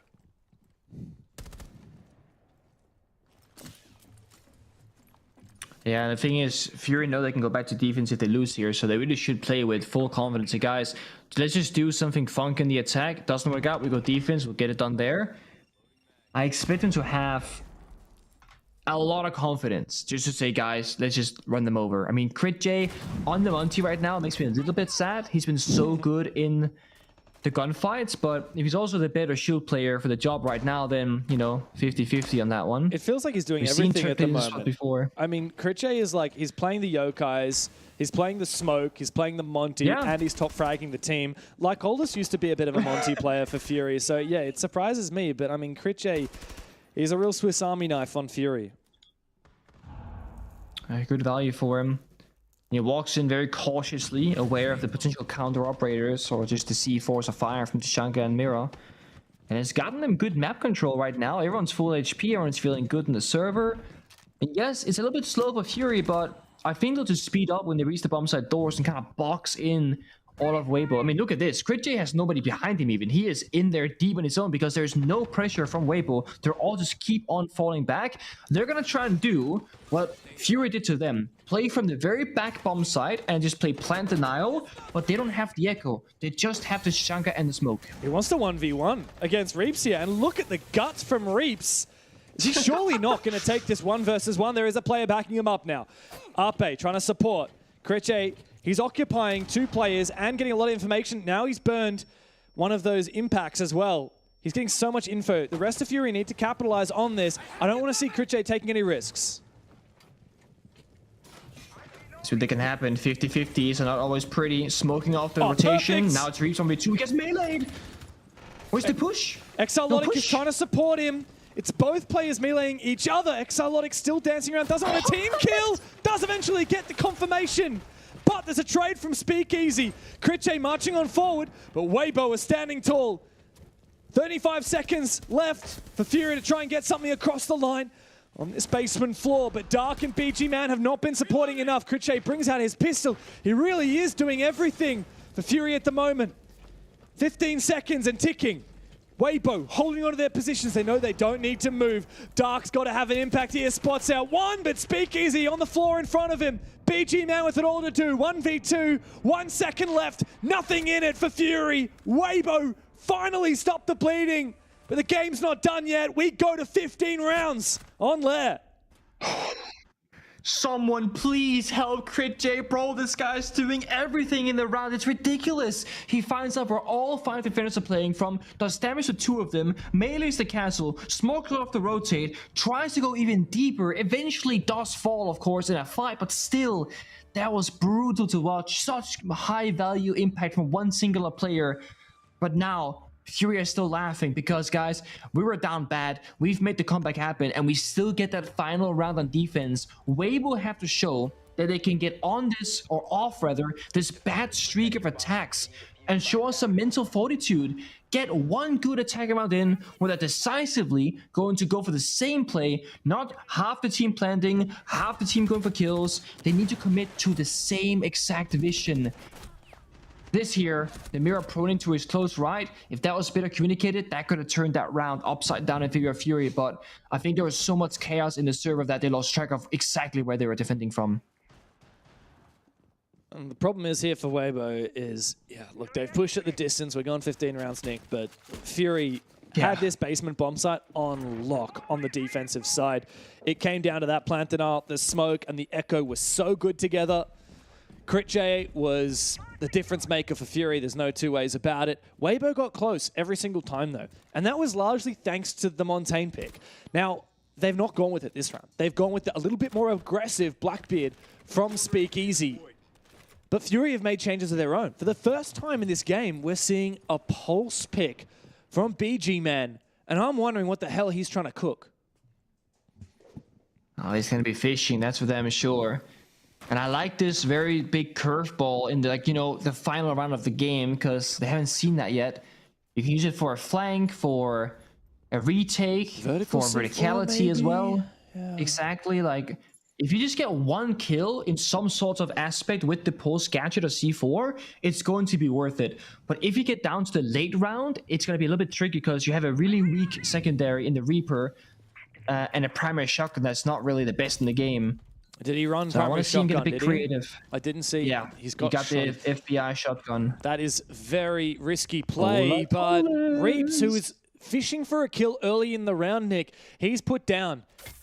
Very strange to see this Chinese demon taken out so early, having such a little impact in this game. I mean, he's not been instrumental for Waybo. That's a C4. And now that's BG Man, the Nitro cell from the Pulse. You said all he needs is to have one cheesy kill, and that's exactly what he's done. Now he can focus up on the shotgun, and he's holding this doorway with it as well. Waybo have just 3 players left, and they have no way to get into this bomb site. Got the C4 kill and Bog, plus Benusi then retakes the space up above them as well. So you can go for a late round flank, use the vert against Waybo. You see him in the hallway to his left here, the silhouette creeping. And the vert is not good enough. There isn't enough holes in the floor across the map to really get much going. 60 seconds left, Waybo. Again, it feels like plan C is going to be your option. Again, there's Echo drones, Pulse Scanner, Toxic Babes waiting for you to get towards the bomb site. And the only way to win for Waybo is going to be going massive in really unfavorable gunfights in those, I don't know, 20-80% chances. How do Fury come back from a 6-3 piece by piece? That's the answer, and they've done it here. And now, in ultimate overtime, it comes down to what can Waybo do with just 30 seconds left on the clock from a numbers disadvantage. It may well come down to Speakeasy on the Blackbeard. He needs to get around it, but Lycolis has ripped his head off. It's a massive way to end it for Fury. From 6-3 down to flawless in overtime. They take the first map. That is absolutely ridiculous. I mean, what an upset on this to start things off, and now they're going to 9-even laps. Are they cooking or are they trolling with that map? We don't know yet, but they got the momentum. They got the mental warfare. In Waybo, they have to be tilted right now. Fury had their number in the group stage, and now once again, Waybo are on the chopping block here in playoffs. Fury could get it done in 2, but it's up to Waybo to come back on Nighthaven after this.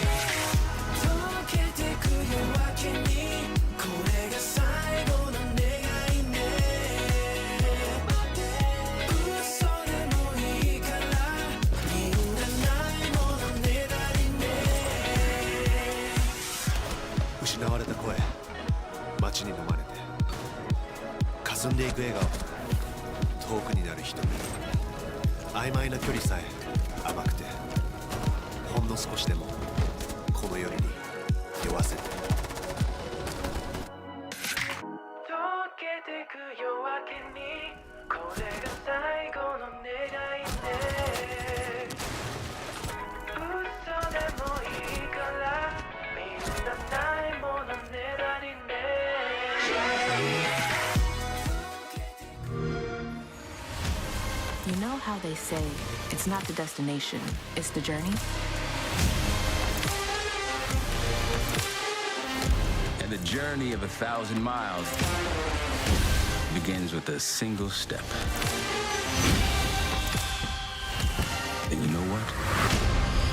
They're right.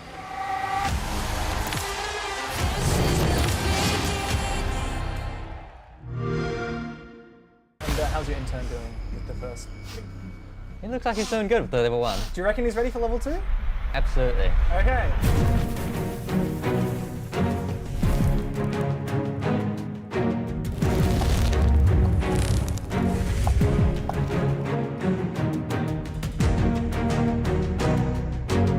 Kind of dig into the third wing. This last question actually is a little bit of praise from one of your friends. Is there even any hot sauce on that one? I think we should put a little bit, maybe we just, do you want to do the honors and just put a little bit more of that on for You might need another bite. poor guy? Oh, fuck. Oh. Heavy hand. Okay, so That looks delicious. while your intern enjoys that, yeah, like I said, we've got some praise from some of your fellow competitors in the APL.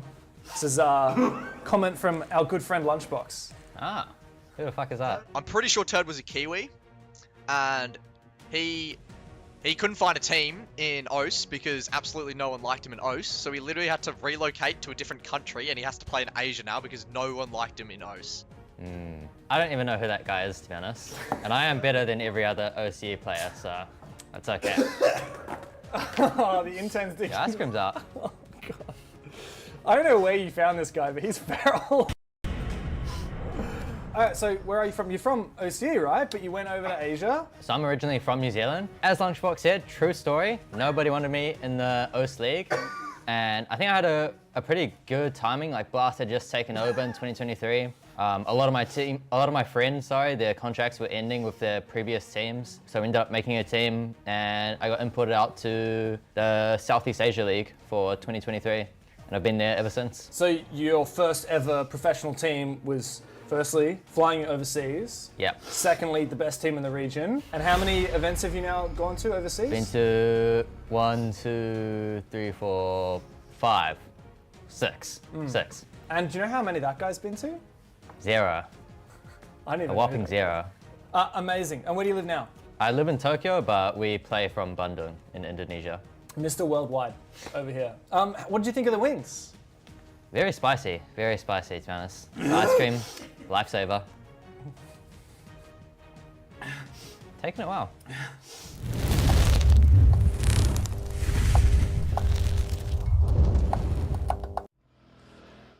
Ironic wording to finish on from Turd there. Taking it well. How well do you think he's taking it right now? After going to overtime from Yeah. 6-3 and then losing the map, not great. No, I don't think he'd be taking it too well, Pengu. A performance that I'm sure Waybo will want to forget. That is a very devastating loss for them. Yeah, this is one of those losses where it can actually define the entire best of 3 series unless you have a very strong mental in the team or a very calm support staff that can kind of put out the fires right now in the small minutes they have between map 1 and map 2. And it also raises that big question that we had earlier. Is Night Heaven Labs, from Fury not being banned away, a genius move, or did they absolutely troll it because they won their own map, they did what they needed to be done? Can they win on the enemy's map, or do they have to go the distance? Wow, I think honestly at this point, Labs is going to be probably more interesting than what we've had the entire night. We've had some close matches, but the conversation about Labs, I know you guys were talking on air, like just a little bit about it. Labs is one of Waybo's best maps, if not their best map. We've seen them play it through and through over the last year. Whereas Fury, well, you kind of got to look to the very bottom of the barrel. They did play it, obviously, I think 2 weeks ago. Yeah, now. against the Rival 7, but correct. It's still their second least favorite map if you go by like how much they ban it. They ban it 7 out of the last 8 times. They've banned it nearly every time, Dev. Yeah. Does that give you a lot of faith? Well, yes, it does actually, because I think that you guys might be cluing into something that Fury have been hiding this map. It's not necessarily like their favorite map that they've been hiding, but yeah, I think the fact that they've let it through is pretty telling. They are happy to play it. They're happy to play it against Waybo, and that first map really set the tone for this series. And Waybo are a team that need confidence. Yes. Right? Like, they are a cocky team. They play smart, but they also rely on, like you were saying, Nick, it's a bit of a 4+1 recently, and Tster needs to have the confidence to make these big plays. Otherwise, it's not going to work out. And when Crit J is firing on all cylinders, when Tster's not getting into the game, when Waybo are going to lose from a 6-3 lead, I think that might make for a bit of a dangerous recipe for Nighthaven. Yeah, it kind of spirals out of control a little bit, like the heat of a hot wing if you're not careful. If you're a turd right now, you're thanking the lucky stars you had an intern, but unfortunately you don't have an intern in this matchup. You don't have someone to look to take the heat off of what has been a solid performance from Fury. They looked down, they looked out, but boy, were they anything but. They are now on the rise as we head to Nighthaven Labs.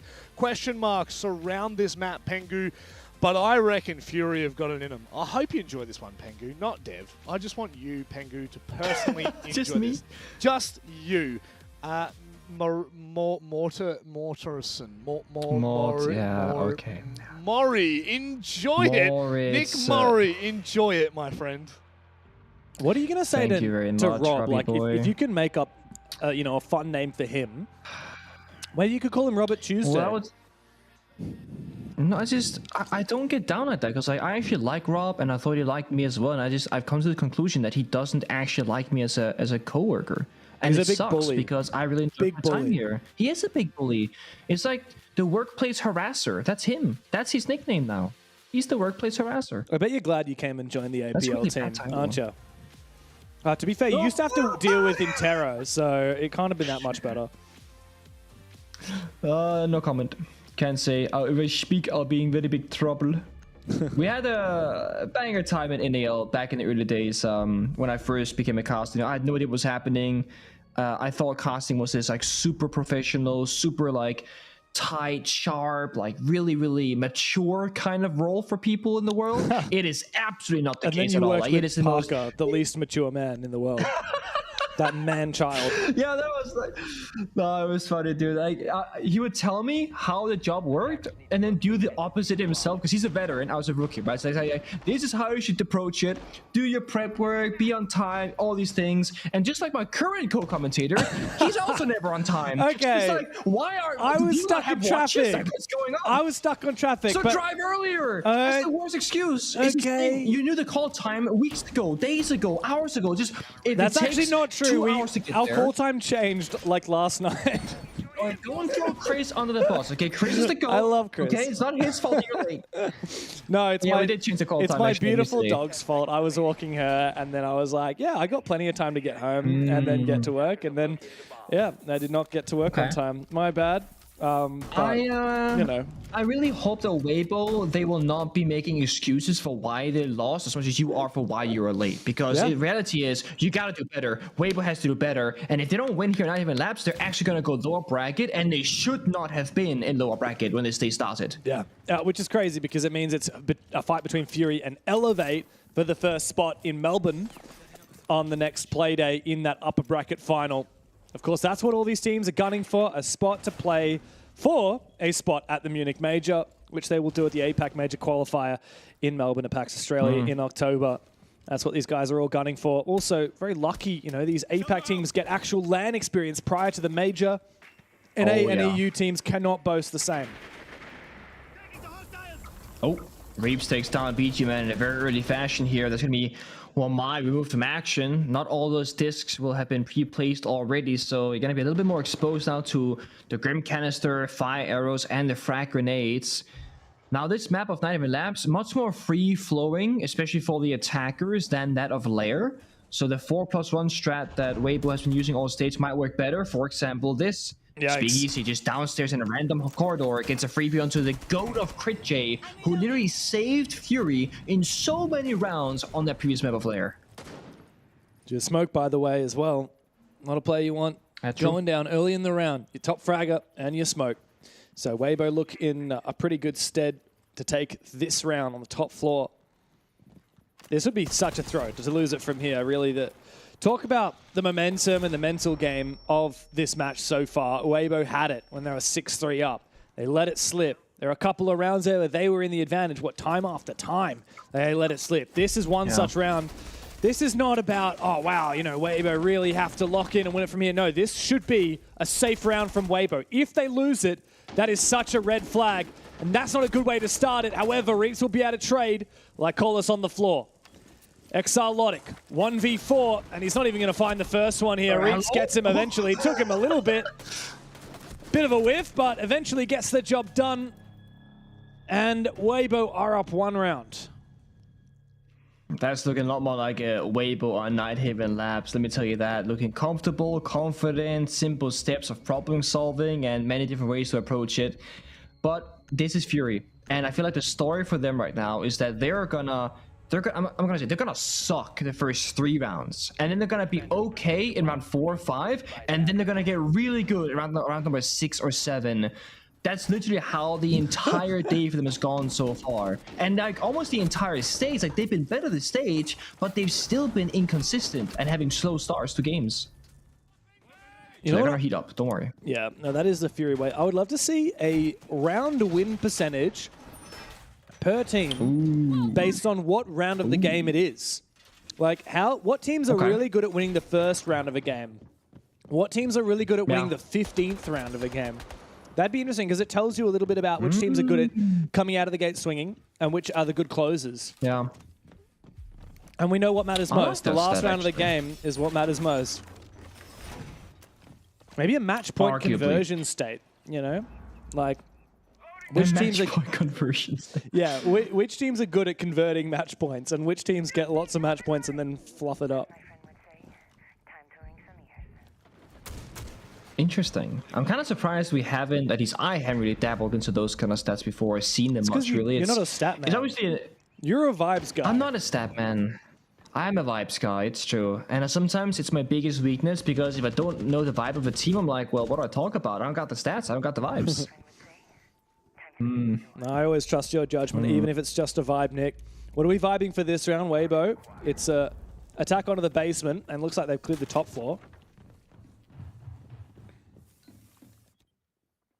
I like this from Crit J though, just kind of peel back. Mind you, if he gets tracked by Deimos and swaps the shell position, the track essentially stops. So you can kind of fake out the Deimos with that. Can also just kind of play overly aggressive and overstay your welcome because you always have a teleport back towards the bomb site, where most roamers, once you get stuck in a corner in a bad spot on the map, I mean, you're going to get hunted down and you're as good as dead. Odds are Waybo won't really be chasing Crit J all that much because they also know he'll just teleport away. But the flank is coming, and we don't see a ton of flank drones up on top floor because Waybo, they think that's all cleared already. And it was, but this man is making his way back for more. I don't know if they detected the Scopos. If you don't know that the Greek operator is in play, then you might not be watching as many flanks. No, they have him. They do? Okay. They got the Deimos strike on him early, so they've red pinged him at least and know he exists, but they don't know where he is.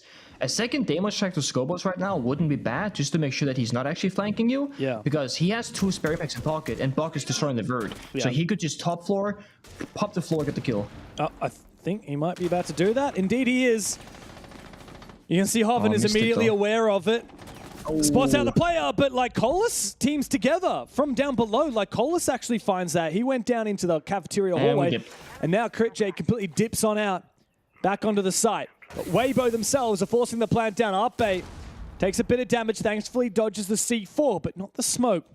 35 seconds to play. Good shot from Speakeasy. Another one from Speakeasy. Crit J's still alive. He could go top floor for Vert onto this. But instead, he's actually going to flank up the cargo stairs. This is very dangerous. He's about to find a battle. He's got info, but he actually loses his life. It looks like it was a direct trade, if I'm not wrong. Yeah, I think they did. Yeah. Here comes the smoke from Exarlotic. This is going to have to land on Arpe, and he will fall back. No plant down as of yet. Arpe repositions. Where's the plant denial? BG Man and Exarlotic need to find it now, as Arpe confirms the plan, but not before Exarlotic can trade him back. 1v2 now for the newest member of the Fury roster. Tster and Speakeasy team up together. They fall back. They use a vertical dominance, and they should have this post plant on lock. Exarlotic also about to get tracked. This is impossible now. He's trying to get the angle, the drone on his position. Tster around in the corner. Shotgun comes out for Exarlotic, and Turd will take him on down. Waybo Gaming, another round of attack, and a good way to kick off Nighthaven Labs. it comes down to the wire once more as well. I mean, if you start shooting down that plant just half a second earlier, the plant does not get confirmed, and that entire round plays out very differently. I do feel like Fury misplayed there, though. They have two people. Valkyrie dies to the vert, Castle tries to go for a flank, when it could have been as simple as you said, Scope was TP back to top floor, the shell was still alive, and just look down on those vertical angles and fight the sledge from above and below at the same time. Seemed like a missed opportunity. I get it though, CritJ's clone was literally 1 health up above, so he dies to a single bullet, and they don't know what's clear and what isn't. But going for an aggressive flank in the middle of that round, I don't know, I liked Fury's positioning. I like this right here, 5v4, we're okay. And 2 quick deaths, now we're no longer okay. The small things, man, right here, it's the small things that are defining these outcomes. I mean, Siege, we've talked about this a lot recently. It so often comes down to those narrow margins. On Border earlier today, it was like a spray through a smoke that killed the guy that was crossing to plant. The tiniest little wall bang, the tiniest little, you know, holding down F to guarantee that plant for the last second instead of faking it. One little blast from a yokai blast. That's the name of Siege for you. I mean, it's all about the details. That's why it's so beautiful as well. I mean, there's so much that can be done and so much creative use as well. I mean, now we're seeing BG Man in the final round on Lair. He was playing a round of poles. Now CritJ is bringing up the same old school operator. Not really seen any buffs directly. He did get the Reaper secondary SMG, so now he can play Shotgun plus the Reaper. Kind of like playing a Smoke or a Mute. But the gadget, the speed of it, you know, the C4s, they haven't seen any positive buffs, so Pulse is still a year 1 operator being played in basically year 10. There's a bit of a power creep difference from him to others. I mean, he's Waybo also creeping around downstairs again. Pulse is also like nerfed a lot compared to the launch Pulse, who could see like a million years and kill everyone with the shotgun across the map with the sniper, but still a good operator. Instant swap between the gadget and weapon. Yeah. Ooh, oh no! Come on, Reaps, you've got to land this. Oh! Exalotic bests him with the SMG-11. That's unfortunate for the Brava there. Reaps had such a good position, so close to sight. He was poised perfectly to find like an off kill, and then for Waybo to go in on that gap. But no, unfortunately, he dies. A little bit too eager on that missed opportunity. Had to go for a second attempt and lose that gunfight. Good jump in from Speakeasy. This guy's been so aggressive today, leading the charge for his team. But a shotgun swing back. It's a trade kill for Injure. Oven should get picked up. Dark doubles down. Tster and Ape together are covering it. Exalotic hungry for more. Still holding on to this top floor. Waybo have the numbers advantage, but look at how much HP damage has been done to those players. Speakeasy, he has been the savior today. You said it. Lycola's 1v4. Good operator to do it with, though.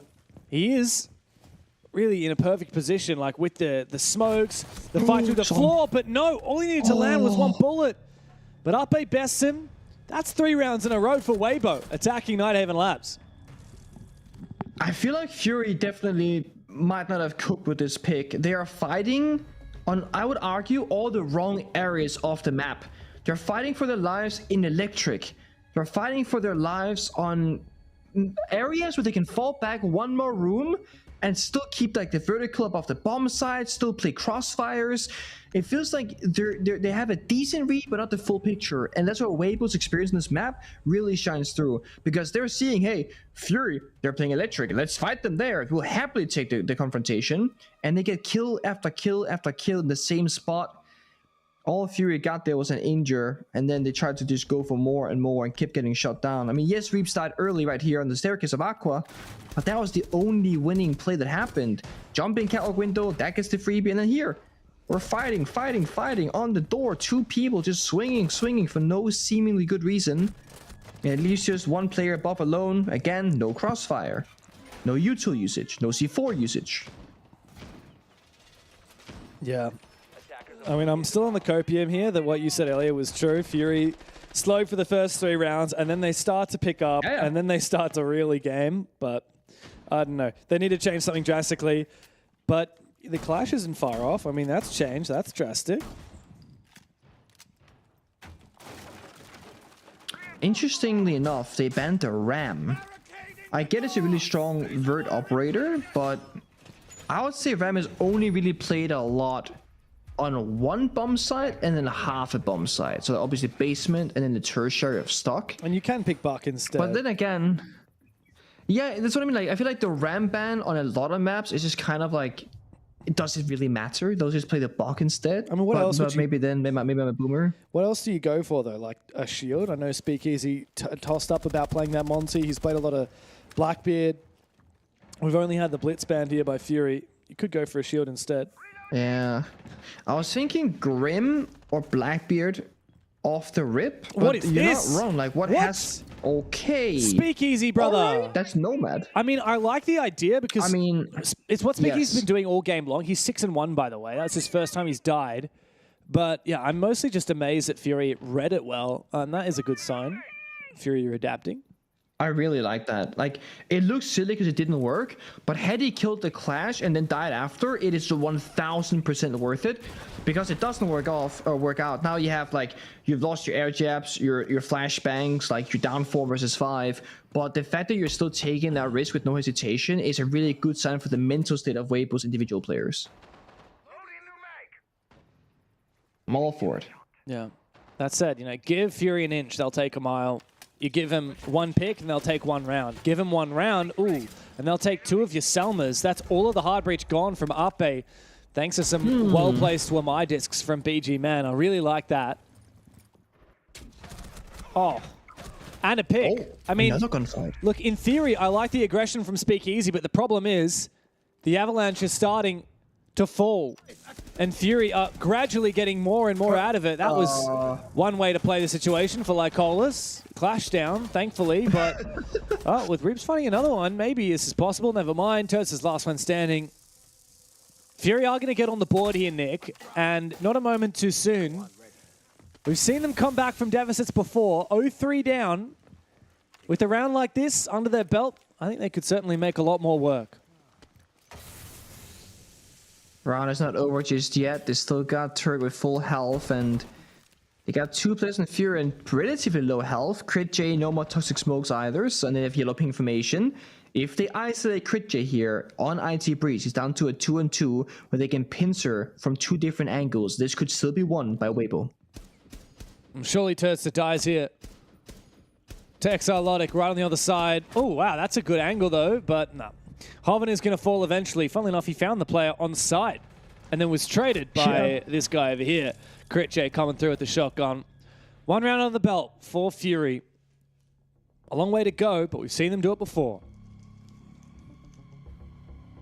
Yeah, I'm not going to say I told you so, but you did reference it, so I will say it. The first 3 rounds, awful Fury. 4th, 5th round, a little bit better. 6, 7, that's where they're the full peak capacity. Just watch this unfold and the comeback happening again.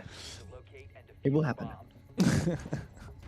It has to happen. It would be such a good story for Waybo to struggle lower bracket, have to go like, you know, ramp up Super Saiyan Evolution style, and then like get to the grand final, I guess, elevate, and then be like, we're so back for LAN. That would be a pretty cool story. You know what I said to our production team when I walked out of the casting booth off air before is, all right, so what we're going to see is Fury is going to beat Waybo here, then Fury is going to beat Elevate, and then Waybo is going to do a lower bracket run, and then take Elevate's spot at the major qualifier, and then Waybo is going to beat Fury, get their revenge, and take #1 spot in the region. And like that is like S-tier storyline. And like, no offense, Elevate, like I was saying on the desk before, Psycho is an absolute legend. Love those guys, but like, they're always going to be the villains in this region. Like, we're always going to put homebred APAC teams above import rosters. Nothing personal. It's just like, I mean, it would be the same in Brazil. Imagine like, like, you know, a Chinese team or an Australian team or a Thai team goes and plays in Brazil. Like, none of the Brazilian fans are going to cheer for them.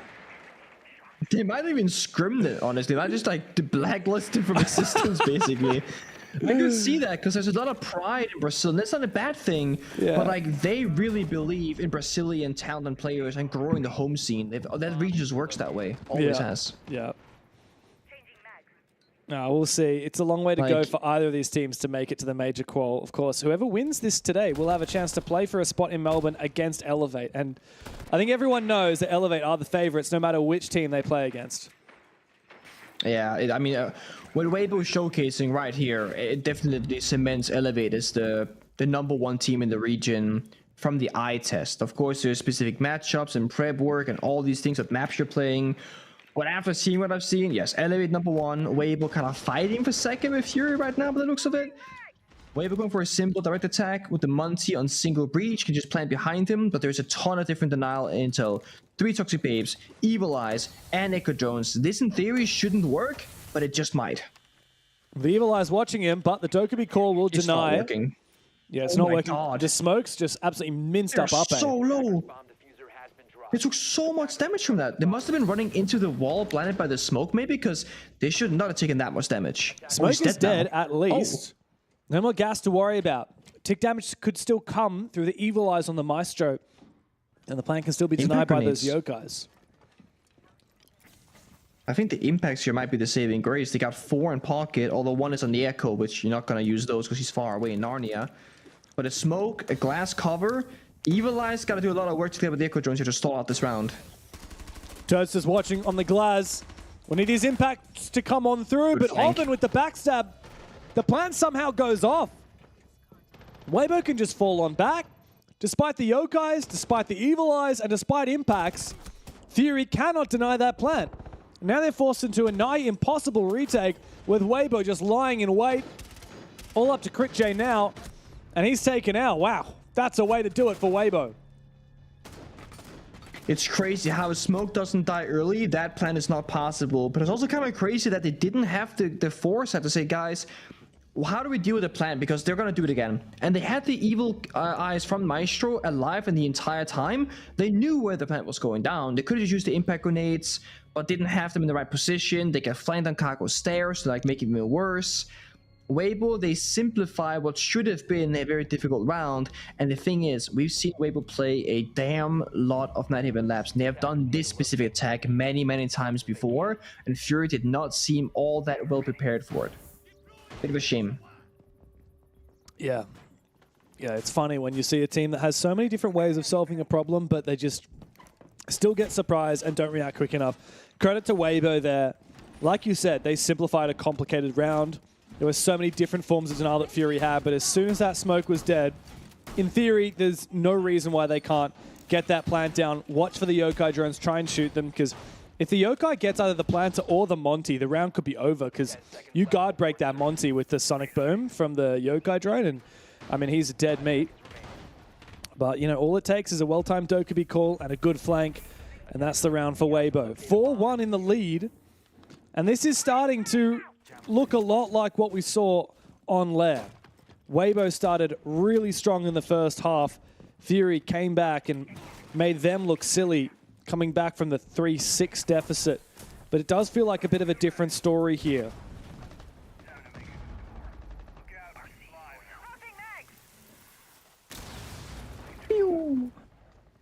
The first step done, that heart destruction. Waybo again, their eyes are set in a very default-oriented attack. I feel like right now, because Waybo can win these rounds, quote-unquote, this easily, this simply, they're not going to overcomplicate it. It's down to Fury to show they can go for a counterplay or have some sort of creative way to problem solve, not just win gunfights. It is the last round and a half, as mentioned, so whatever happens here won't affect the long term because teams will swap sides, so no more figuring out each other's attacks and defenses. You got to work on your own now. I mean, there's a chance we'll hit overtime, Waybo Nick. benefits, though. Let's not forget. Of course, there's times we'll hit overtime, but at this rate, it seems like Fury are ramping up a little bit slower than I would like to see, because again, BG Man goes down early, and he is currently 0-6 on the board. Yeah, it's not a good look from BG. Oh, from Crit J, though. Sharp as ever. Speakeasy going down. He's been the big hitter for Waybo. Up A's fallen too. Dark is joining the fray. Crit J playing this a little bit devilish. Knows where that player is around the corner. He's decided, okay, I've wasted enough time. I'll fall back. Dark, though, caught in the middle of it. Turns to take someone down. There's another one supporting him. It's XR Logic. He's actually hidden away. I don't know if Hoven is expecting that position. He seems to be. He's just sprayed him on down, and the wallbang will get him. So Waybo had info somehow. Fury absolutely did not. Now Crit J has fallen, forced to flank. 1v3 for Lycolas down below on the bomb site. Again, I don't understand why Fury are fighting where they are right now, hiding in the aqua hallway when they clearly know that he's there going for the wall bang. In the middle of commando, proning, standing up, dying to catwalk. Like, you can fall back and play first floor. You can swing together, but they're all playing 1v1s. A great flick, but could have saved the round maybe, but no, he misses the second one and goes down instead. It's a 1-5 half, and they did in fact not cook, at least not on their defense.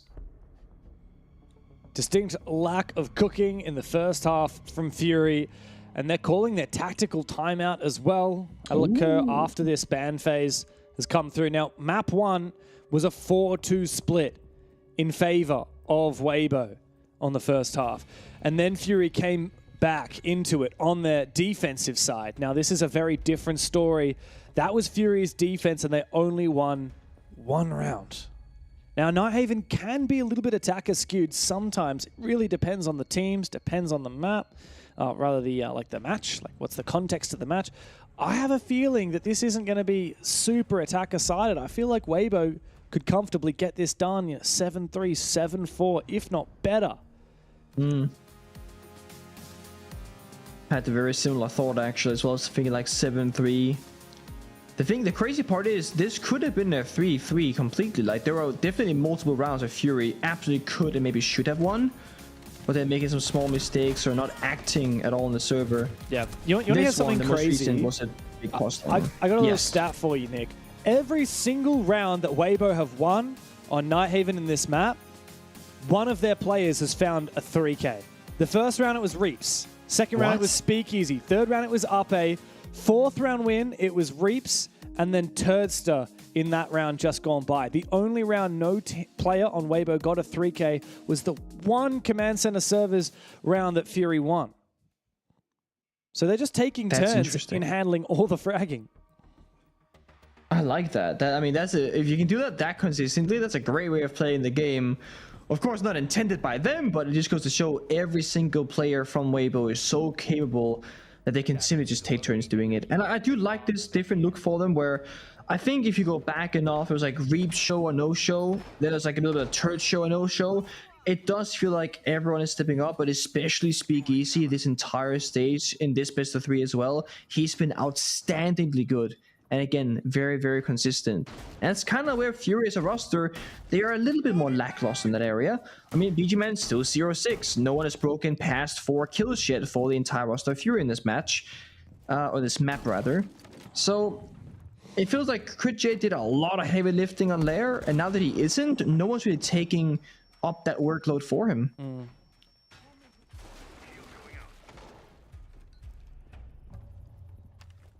Well, really, the chance has been given to Waybo now to run into Clubhouse with a lot of confidence. Confidence that they would have lacked after bottling Lair Clubhouse. Now, that's a treat to get to see 2 well-matched teams at a high level play Clubhouse. Fury and Waybo will certainly give us a run for our money when we head to that third map. And yes, I'm saying when. It just feels like only a matter of time until Waybo sends us there.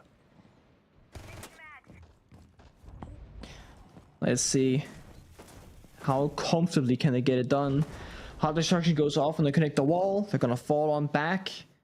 They got 1 spare reinforcement in pocket, can close off either a catwalk wall or the meeting wall, or none at all. Depends on what they really envision here. But late round, we often see teams reinforce one of them. It gives you less angles to worry about. The only downside is there is no bandit, there is no Kaid, so you can't trick the walls necessarily, but there are pre-placed mute jammers in case they opt for it. It's a quiet first attack from Fury, isn't it? Almost halfway done this round, and no engagements, no HP damage, not even a lot of utility headway. Here comes the entry, and the mirror window bonked. So Hoven's going to play a little bit more passively now, worried that he could get swung at any moment. Dokkaebi call rings on out. Most of these players are protected by mirror windows. A C4 is prepped and nade sent their way. They're still so tempted, are Waybo, to make some kind of a play, get aggressive. I really wish they had a block or demos downstairs right about now, because this corner for Ape is so... We're just gonna walk in. We're just gonna walk in. Hello? Wow. Everyone's watching that door. It's the only point of contention. Oh no, what is this? How's Hoven still alive? He finds BG Man, doubles down. Surely this is over. Yeah, calling the GG, Pengu, I don't blame you. It's going to be 6-1 for Waybo in just a few moments. Fury absolutely obliterated in their first attack round. Far too slow and far too silly from Lycolis. Waybo flawlessly dispatched with them on their first defensive round. And now Fury have to win 5 in a row to push overtime. I think it's GG go next for the Thai boys. Clubhouse is going to be needed for them, that's for sure. And also, mind you, for every single round that Fury will win in this 1-6 position, it's going to be more energy drained from their reserve. And unless they go to overtime and actually win, it's not going to be worth it because they already played 2 maps earlier, had a 3-hour break, and played here again. They gotta go now into their 5th map of official Tier 1 play while having maybe also even warmed up in the 1 or 2 maps earlier doing a lot of theory. So the longer this goes on for, the less energy they will have available. Whereas for Waybo, it's their first game or the first best of 3 of the day, their only BO3 of the day because they're upper bracket. So if we need to go, let's say they lose this 7-4 or 7-5, they spend unnecessary rounds of energy, then they go on Clubhouse, and that can also go the distance. It could just mean it's a very long day potentially here for Fury to win this. Yeah, what is it like playing those really long days? I know that often, like, those online SI qualifiers back in the day, a lot of these, like, oh my god, double BO3, triple BO3 days, like, if you're in Fury's shoes right now after playing that match earlier today, I think it was Arrival 7 they beat, right? And that was a long game as well. First map was an overtime. Like, what is that like as a player? So there's two different lengths of it. One is when you're playing a bunch of different teams every single the same day in a row. You gotta get either a lot of different prep and memorize it, or do no prep at all and go in kind of blind.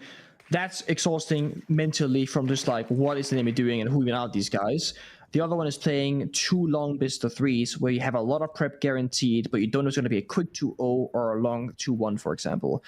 It becomes to a point where you're not going to play it 100% mechanically. You're going to be a little bit slower at making decisions. You also get a bit more annoyed from an emotional standpoint. If you have some bad rounds, some teams and some players will get very affected by this negatively, and some can shrug it off and be, grind through it. Everyone's a little bit different. But it also goes to show why it's so important to have decent nutrition and good sleep the day before, because if you're going to have a long work day, we all know we want to be at our best to do that. So it's exhausting. It is. It's like having a high performance job where if you make a mistake, it can cost you a lot. That's what Pro League is like. You don't lose anything, like nothing physically, but losing a game like that is your career. Yeah. Trying to win. In APAC, compared to North America, Europe, even Brazil, not a lot of these players are full-time. Thankfully, I believe most of the Fury and Waybo players will be full-time players. So juggling that schedule, making sure you do get the good sleep and good meals the day before and the day of your game, that's really important. Fury definitely... I don't know what's happened for BG, for example, but like he's had an absolute shocker. 007, like Cole is taken out by Hoven as Waybo take the lead. Fury just looks so slow, so scared, so uninspired. Yeah. This is a map clear onto basement. They found the first pick, then got C forward. Now, Lycolis falls with no form of a trade. Now we've got Exalotic running through gas. Another one sent forward. I mean, yeah, Waybo really have this on lock. There's no two ways about it. I don't know how Fury get past this one. Oh! Yeah, that's a good shotgun spray. I mean, I'm not sure this is exhaustion from Fury or just a bad map for them, and they're not that, comfortable on Night Haven laps. I'm curious to see on Clubhouse which one it'll be. They get another kill onto Hoven here, but there's 23 seconds left. 2 versus 3.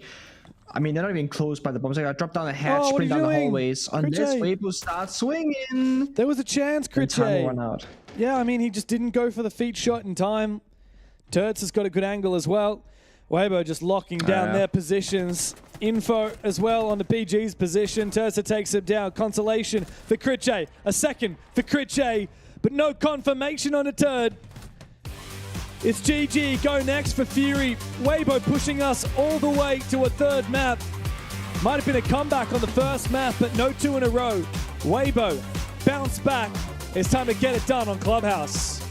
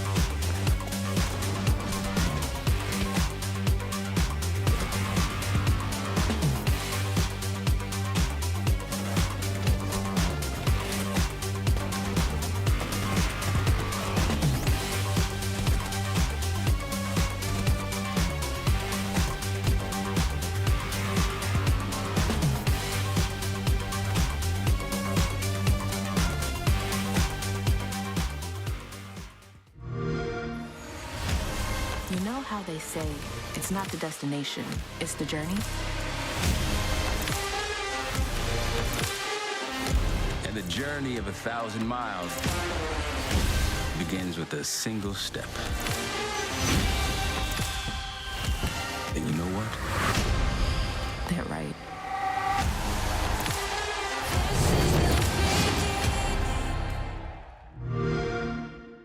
Hello chaps, I'm Mingo, head coach for Enterprise Esports. Today I have date with Kiwi Tster. Today we try to Aussie original ice cream. Did you try before? Yeah. Is Yeah, that they good? copied all our ice creams from New Zealand. How about this stuff? Did you try that? They also copied all those. Oh, it's same. It's so boring date for me. Let's try some ice cream. You should try this one. or that Okay, one. I will try this one. Paddle pop. On fire. That's like a rainbow. Oh, chef's looking shit. It's good. You like that? I can fit the whole thing in my mouth.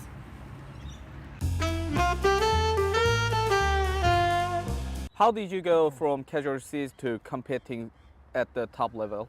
I started in ranked, like a lot of my friends. I was just playing a lot of ranked, a lot of solo queue ranked, and not even on my server. So I lived in New Zealand, but I'd always play on like the Southeast Asian servers. And I'd always run into like these losers like Reaps96 and Hovenhurst. I'd always farm them too, so eventually they got sick of being farmed and they invited me to play. And then we'd just play ranked either every day for nearly 2 years. We'd get like number 1, 2, 3 on the leaderboards, and eventually, you know, when the time was right, their contracts were expiring, I was turning 18, and yeah, we made a team together. Okay, that's good. Who is best rank hero in this region, you think? Me, by You. far. I don't think there's anyone close to me in terms of skill, ability to shot call, and passion in ranked. So it's definitely me. Awesome. Your team is be considering one of best team in the APL right now. Probably the best. What do you ever. think you bring to that lineup? I think what I bring is good looks. I'm pretty handsome. Good brains too. Pretty smart. I'm just a lot better at the game than most of the other players in Asia, so that also helps. Well, I can't agree that, but okay.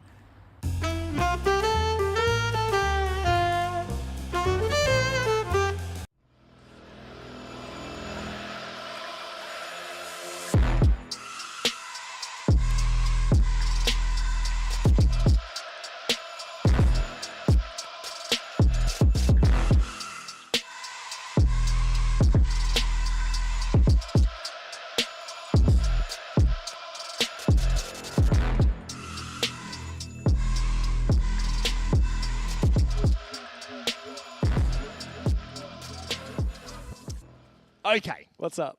We've had it answered. We've had it absolutely answered. You don't take Waybo. Tonight, Haven Labs, that's what happens. Don't care what Yeah. you've been hiding. Don't care what you've been prepping. That is ultimately, for me, Don't do when, the second I saw Labs, I was like, me and my small brain was like, hang on a second. I've seen Waybo do some pretty crazy things. You're going to have a bad time. Yeah, you are going to have an awful time. Oh, shite. Tster went 10-1. 10-1. I didn't even notice that during the game. The boy went screwed. No. Pengu, your thoughts on this one? I mean, Fury, I think they've learned a valuable lesson. Yeah, thoughts are that Waybo are very good at Night Haven and Fury really aren't, and I think it's gonna stay that simple. At the very last round, James and I were like, okay, is this like, you know, the tiredness affecting Fury, or is it just going to be a bad map for them? And that's going to be my big focus point watching Clubhouse, because it's all about fundamentals and like the core elements of Siege, right? Breaching, droning, executing, taking things step by step. If Fury are going to fall apart now on the third map, I'm going to start saying that they might be a bit tired and it's affecting them in these long kinds of days. Yeah. But the best teams in the world, you know, they have to be, or best teams in the region, should I say, they got to be good even on a long day. It's very true. I mean, it's not like 2 best of 3s in a day is uncommon, right? No. We've seen it done multiple times before, so you can't even sit here and be like, oh, it's an anomaly. It's 3 best of 3s. I feel like we should make them play 4 BO3s in one day. I think we should. In fact, I reckon... Best of 5s, guys, come on. I reckon every match at the group stage should be a best of 5. I reckon we make them get That's on the what I was desk. saying we were casting, yeah. Oh, Yeah. God, if you made that the best of 5, I'm telling you right now, you're never seeing me in the studio again. Not because I wouldn't love it, but honestly. That wouldn't be too bad. Imagine 4 best of 5s in a day. That would be insane. That wouldn't be in a day anymore. No, that would be across 2 days. Shout out Siege. Now, obviously, looking at this matchup in particular, across the span of its own small life, there's been a high for Waybo. Roller coaster. A low for Fury, then a high for Fury, and now we're back on a huge low for Fury. The problem is for me, we were talking about, just before we went to break, we were talking about the confidence that kind of beating Waybo gives you on map 1. You go to Lair, you're bringing it back, it's 8-7, it's looking good, you get 7-1. Yeah. That just takes the wind out of you. I don't care whether it's been a long day or not, that's the wind out of the sails. Yeah, I think Club's actually going to be really competitive, though. I do. I reckon Fury got... Hope so. They got it on Club. Yeah, I don't think this is going to be a quick game for Waybo. I wouldn't be surprised if Fury actually come out ahead. Yep. I think, Waybo losing that first map after the 6-3 lead, that's going to bear probably more weight than the 7-1 is going to bear on Fury. I do think that particularly having Exalotic play, another map, a 5th map, in a really long day, recently joining the team, I think that might be a challenge, and we're already seeing Fury. Something you were talking about, Pengu, is like Critchay's like doing all the work on that team. As for Waybo, we had 5 different rounds on that just last map with 5 different, well, no, not 5 different players, but like each round different players getting these 3Ks.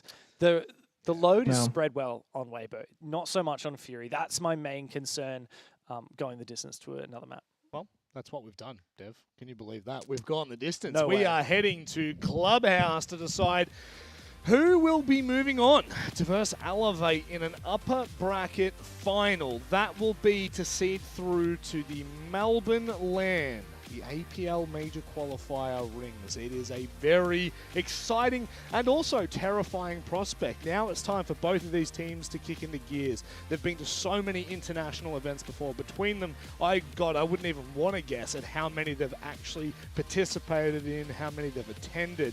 But now this is where you make your money. As a player, this is where things come down to the granular. This is the fine line. You've got a great opportunity to push yourselves into a position of power, regardless of whether it's against Elevate or not. It's time for us to decide who will be in that upper bracket final, whilst who will fall into the lower bracket. Let's get underway, shall we? James Debmana, Stuart, Nick, Pengu, Moritzen. It's time to get underway with this one.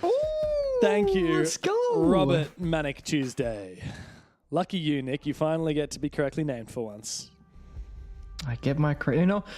It's a bit of trauma here, right? But like I was actually raised majority of my life being called the wrong name because my name is spelled Niclas, and in school you get your own little wardrobe with a name tag, and they put a K, Nicklas, and I had that for 10 years of elementary school.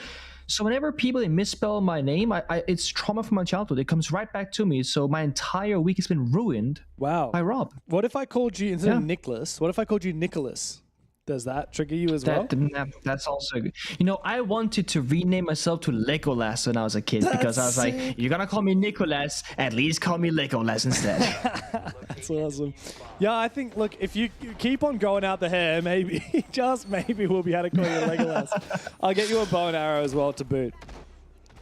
Hey, there's gonna be a 3rd trilogy coming in a few years, dude. I'm ready. Sign me up, give me the Elfie with the pointy ears on. There's another trilogy coming?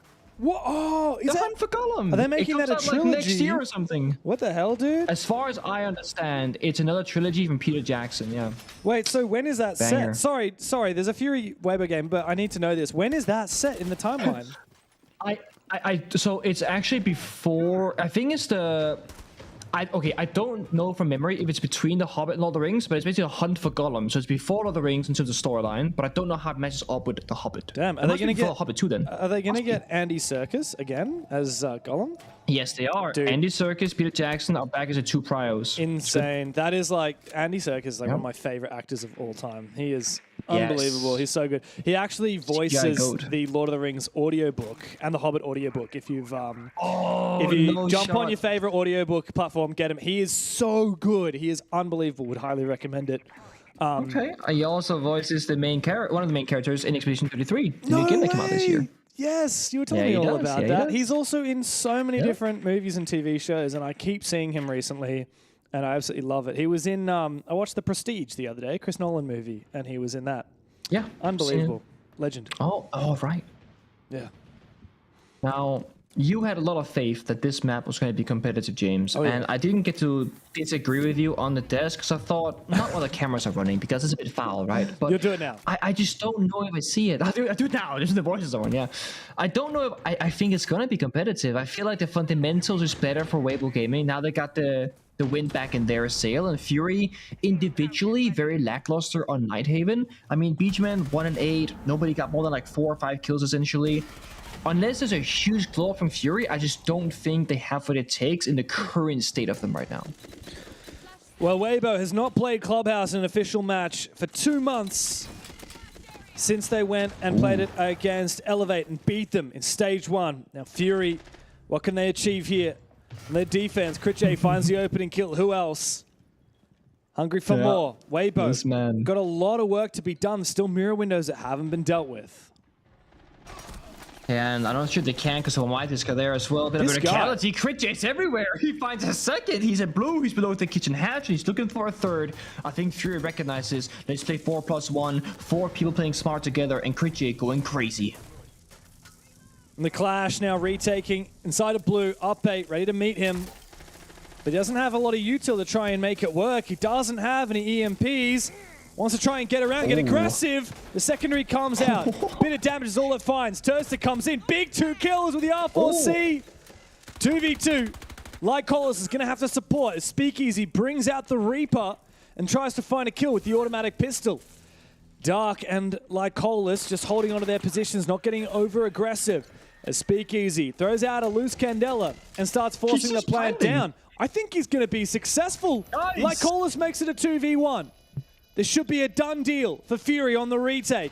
If Lycolis gets his shield up, it's up to him to hunt down Speakeasy and bully this last attacker while Dark secures the kill. It's up to Speakeasy to isolate these ones. Out he comes with the shotgun. Down to 1 HP for Lycolis, but Dark wins the fight. The defuse comes off for Fury, and a retake marks them the first round. Very, very impressive showcasing for both teams right there. I got a little bit worried for Fury. I feel like Colas had to put down that Clash shield a little bit early. Just hold the gun up with the shield in front of him to help his teammates inside of blue, because it got a little bit too close for comfort after Crit J got those 2 opening picks. But in the retake, they are solid. They isolate the 2 versus 1. They let the bomb go down, but then they play the retake perfectly. Clash works in for information game. Warden swing behind. It's almost a guaranteed victory unless those shotgun shells land perfectly. That's a bit of RNG involved, not always guaranteed. Maybe this will be a competitive match if Crit J can play like this every single round, because he once more saves Fury early in the round and set them up for success. Another thing I like here out of Fury is they're locking in this Clash. It's not just a one-site Andy, it's a commitment from Lycolis to play this and hopefully bait out a third ban onto that Clash from Waybo, right? Fury went double hard breach ban, Waybo went double electricity ban. So Clubhouse, which is often about the dance of hard breach, is no longer so much about that, right? All these power operators left in. Every single shield, every single chaotic explosive operator on the attacking side, Capitao Grim, Nomad Ying, every single defender that really throws a spanner in the works, like, Wamai Jaeger, they're both in, right? The Azami is in, the Mirror is in. So I want Lycolis to use his Clash as much as possible, try and bait out the ban. Yeah. I think that's exactly what they should be doing as well. A little bit curious, in this round we see a 2-brow without any other kind of synergies. It could just like stall some time here. It's about 10 to 12 seconds per 2-brow freeze, so you can stall for a good 36 seconds, give or take, if you max value it. But it's only doing exactly that, slowing down time. You're not really gonna deny the wall, and now Monty can just ADS it, so you spend 2 2-brow canisters, only slowing down the game by about 15 seconds. Not the best of value. So I guess in other words, Dark playing the 2-brow is like a C4 and a DMR. He's gonna have to go for some kills this round to find more value for himself. I think opening kills is gonna be very important in this game of Clubhouse. Look at the rotation from Fury. Oh my god, Lycolas, he finds a double kill with the Clash, can't get the third. Speakeasy goes big for 2 of his own with the pistol from that Monty. Damage done by Fury. Oh, hungry for more from Speakeasy. Sprays him down as the Keeper Barrier gets deployed.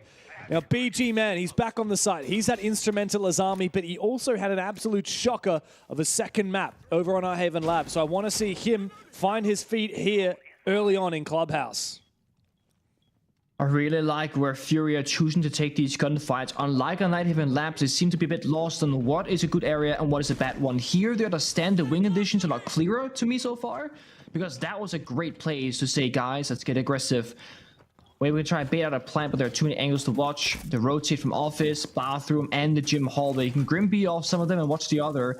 But I think for Speakeasy, try and bait out the plant and make Furies overstep their boundary and then try and collapse. Oh, the impact. He's 1 HP. Literally 1 HP. Perfect. Another impact comes out. BG Man and Crit J working together. Hoven now 1v3. And they know exactly where he is. BG Man's oozing the confidence that he lacked on Labs. Here on Clubhouse, Hoven goes hunting, out past the bees, and a nice headshot onto Exiled Logic. This is winnable. Don't troll it, boys. Do not troll it now, BG and Crit J holding down this crossfire, and there's info from a bulletproof camera on Overwatch. Hoven watching, baiting out shots, spraying again and again. And BG Man is just waiting for his chance as Crit J is baiting for him. BG swings on out, Crit J confirms the kill. Fury 2 for 2 on the defense of Clubhouse.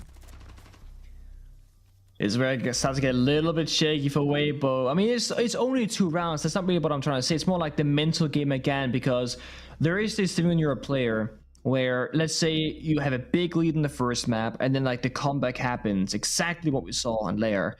You stomp the second map, you feel great. Once you start losing these early rounds, some players will start getting that like PTSD flashback in the back of my mind. Okay, we're losing, oh no, and you start shutting down a little bit mentally. I've seen this happen all the time. We spoke about this in the very first round, I think today, how getting that first kill can be so important for the mental as well. If you go like 0-4, you are sitting there going, okay, I gotta get my 1 kill, The best thing that can happen to you on a very simplistic level of Pro League is first round, you get your first kill. You never have to worry about getting psyched out that you're not getting that first frag, because nobody minds dropping like 1 singular kill in a game, but everybody minds dropping a donut. And we have everybody from Fury now already ramped up. Crit J looking hot as ever. He's 4-1. He's playing well. BG Man who had a stinker on Nighthaven Labs. He's even 1-1-1 as well. So no worries there. Where for Waybo, we're still missing Weeps. We're still missing Ape. Individually, they have not won a single gunfight just yet, and they're feeling very locked out of this game so far.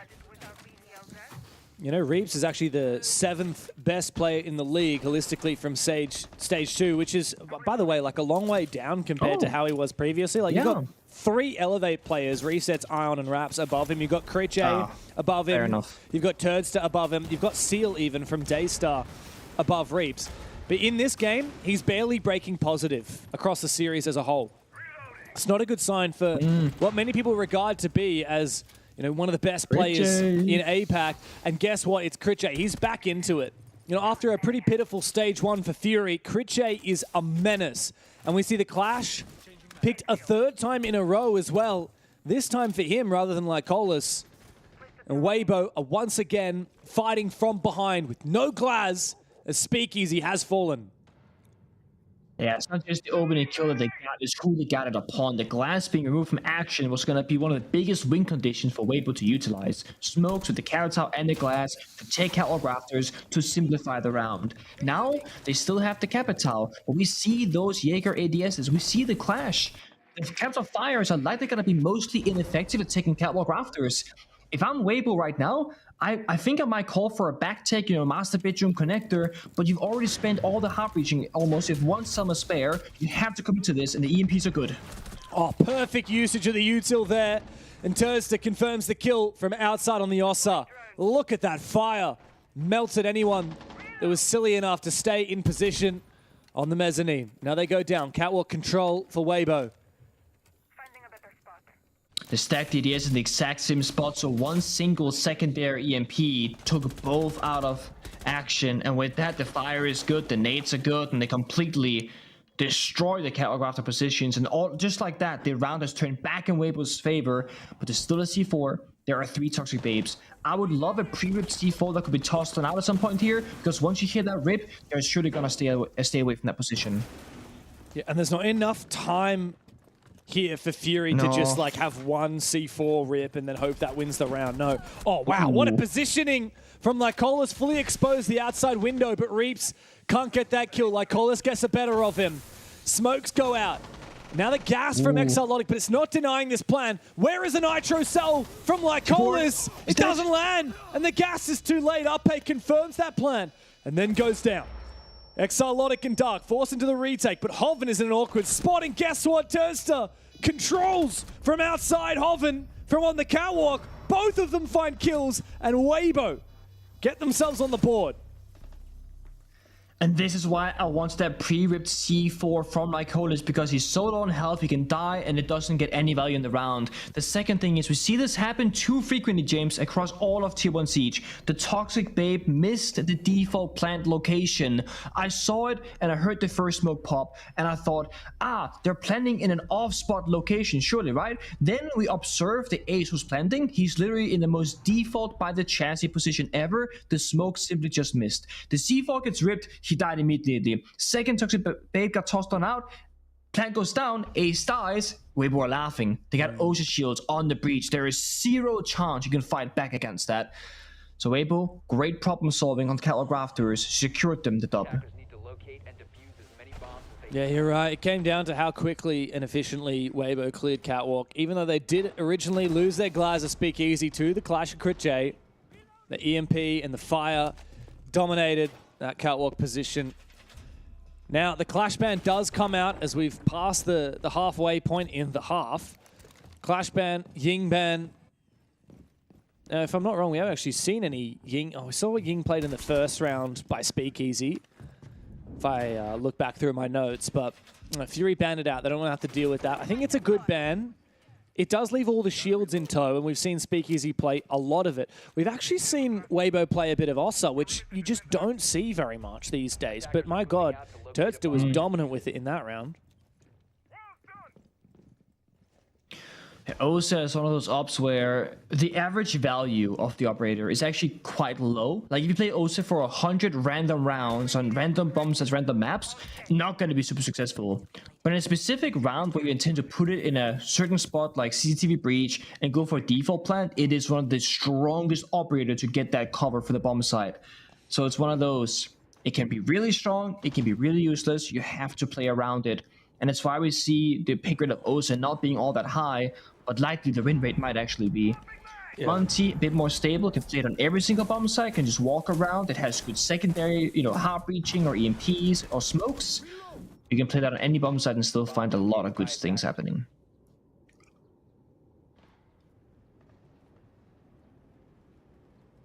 Fury are back down in the basement. Waybo last time, they were a bit indecisive about where they wanted to execute from. They ended up pushing mostly Blue and Church. And yeah, didn't find a lot until Tster found a 2K from Blue. Remember, Fury also found quite a few early picks on this bomb site last time around. This time, Waybo is switching it up. Early presence inside a dirt tunnel from Speakeasy. He's up against Dark on that Warden. He doesn't really have a way to fight this Monty on his own. He's not like a smoke, for example. Speaking of, the smoke comes through. Oh, this is awkward, though. Dark caught off position. Does get back in time. Wow, this is a very weird engagement.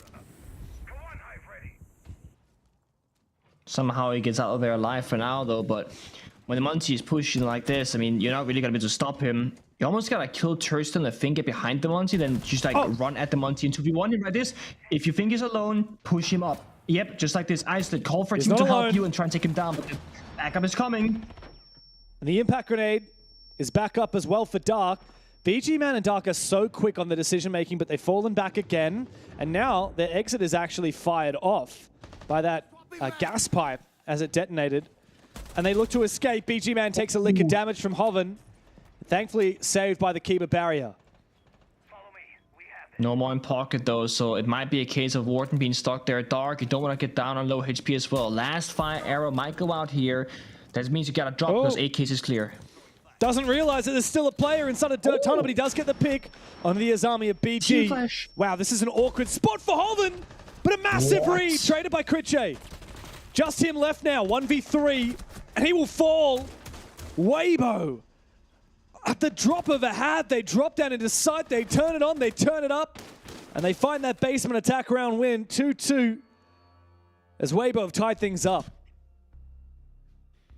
Beautiful movement there from Hoven. I mean, it's so clean. He drops down, sees the guy in the jukebox inside of church, sees the guy third box, takes him down, gets team flashed, kills the guy in dirt, then takes the final third fight right here that he loses eventually to Crit J. But he buys his team so much space in the server to do whatever they want. Push in, go for plant, stabilize, it doesn't matter. Hoven won everything for his team individually.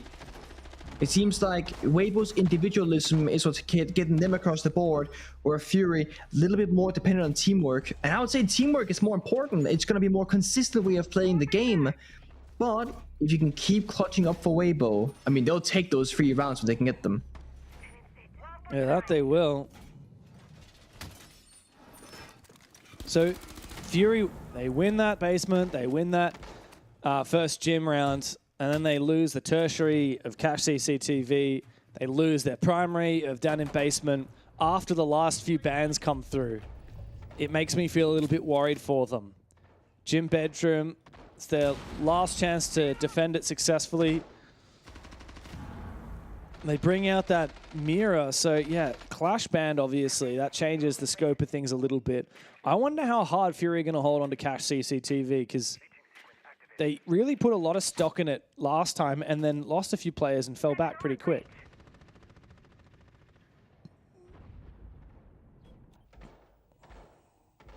Watching the tuber out again, it's let's just play for time, guys. The only thing I don't get with this again is, let's say you're playing like Smoke and Goyo and other operators that favors time being low. I get this play a lot more. It seems like they just want to delay how fast the enemy can take Catwalk Raptor control, which they will get inevitably because A, the shields are open, they're playing Biped like majority of the rounds, and 2, you're not really playing Catwalk Raptors yourself. So again, you're just making the first step a little bit slower to achieve, but not more difficult to achieve. Now they got the breach, they got below and lounge, they have Catwalk Raptors. Next step for Waybo, take top red, take cash from them and just bulldozer over them or make them forced to run away. The Fenrir is a good pick though. For Fury, it does lock him down. What? They find 2 picks. Oh, what a swing from Critche. He has been their hero today. I have no idea why they're picking the tuber out, but it doesn't seem to matter because the rest of this defense has been on lock. Fury re-aggressing, all up to up 8. They can give him the sight, doesn't matter. He's got an inkling that there's someone hiding behind the bed, but BG Man's going to lock him down and lock in a flawless round for Fury. That is a statement to make to retake the lead.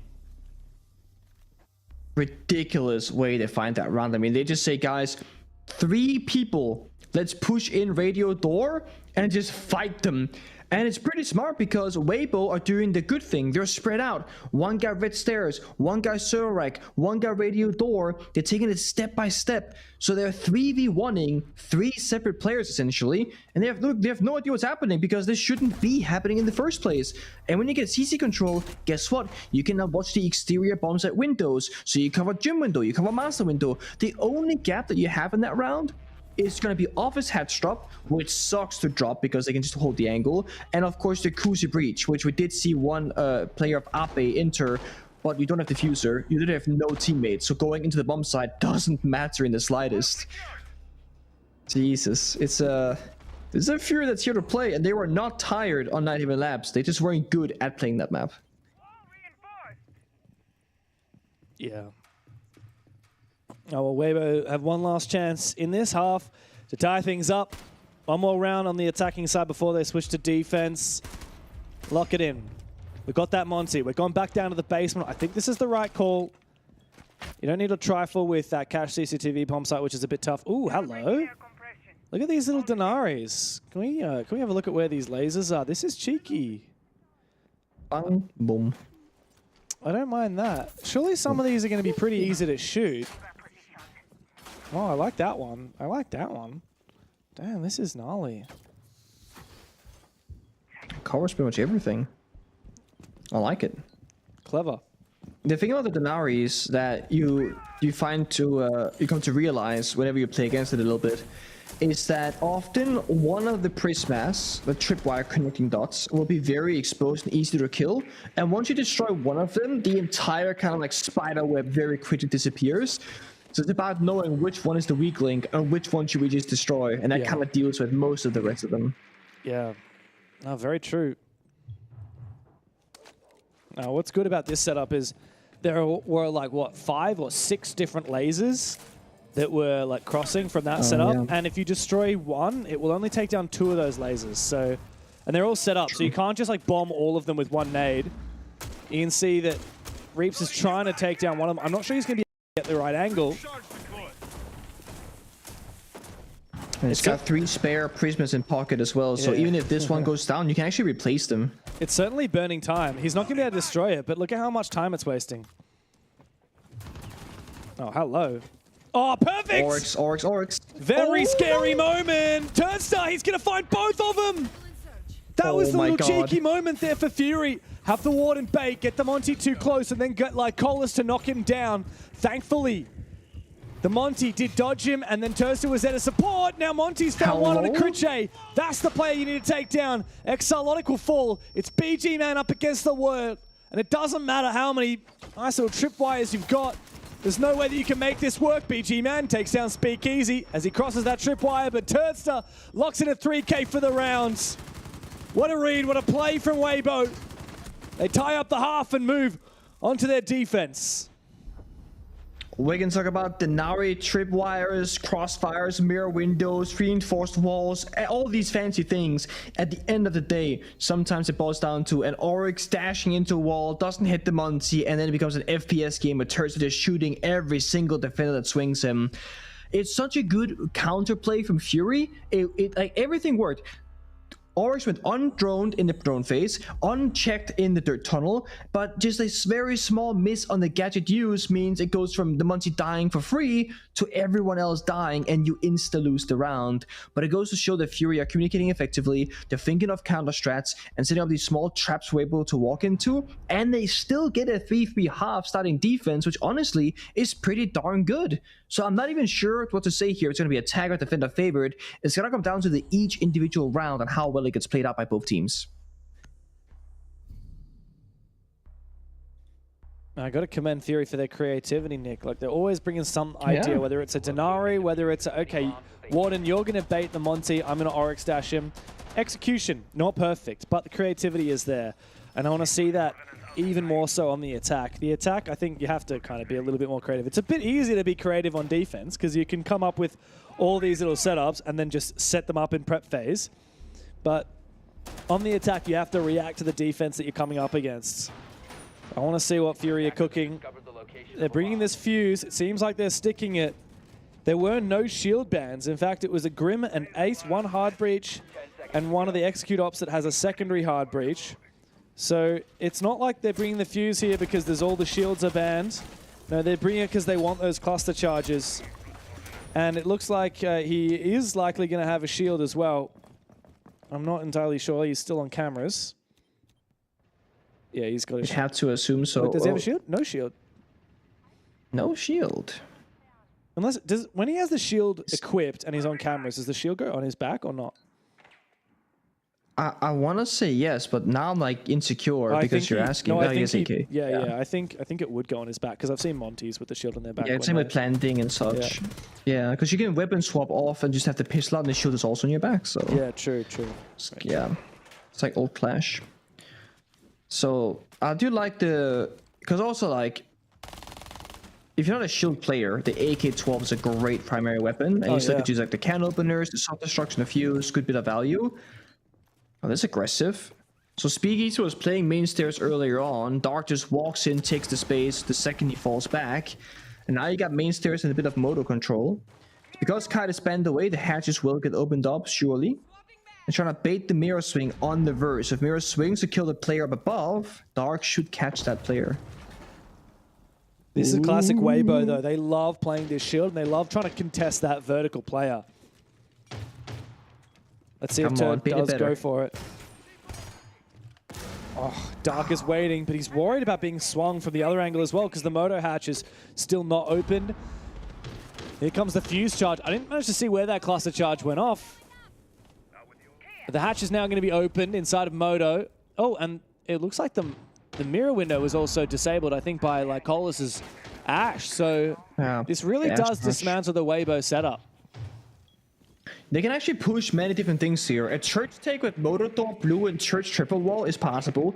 They can go for a dirt tunnel kitchen hatch drop execute as well. And they can go for a full fan out where they attack everything all at once and don't go for a plan. It comes down to what Fury or IGL calling. The difficulty of dropping down the kitchen hatch is that moment when you're mid-air without a shield blocking the bullets. I feel like going for a church triple take with moto door might be the better call right now. Because again, they got the mirror window. They still got grenades and flashbangs, and if they just take down Speakeasy, that gives them full access to the bomb site.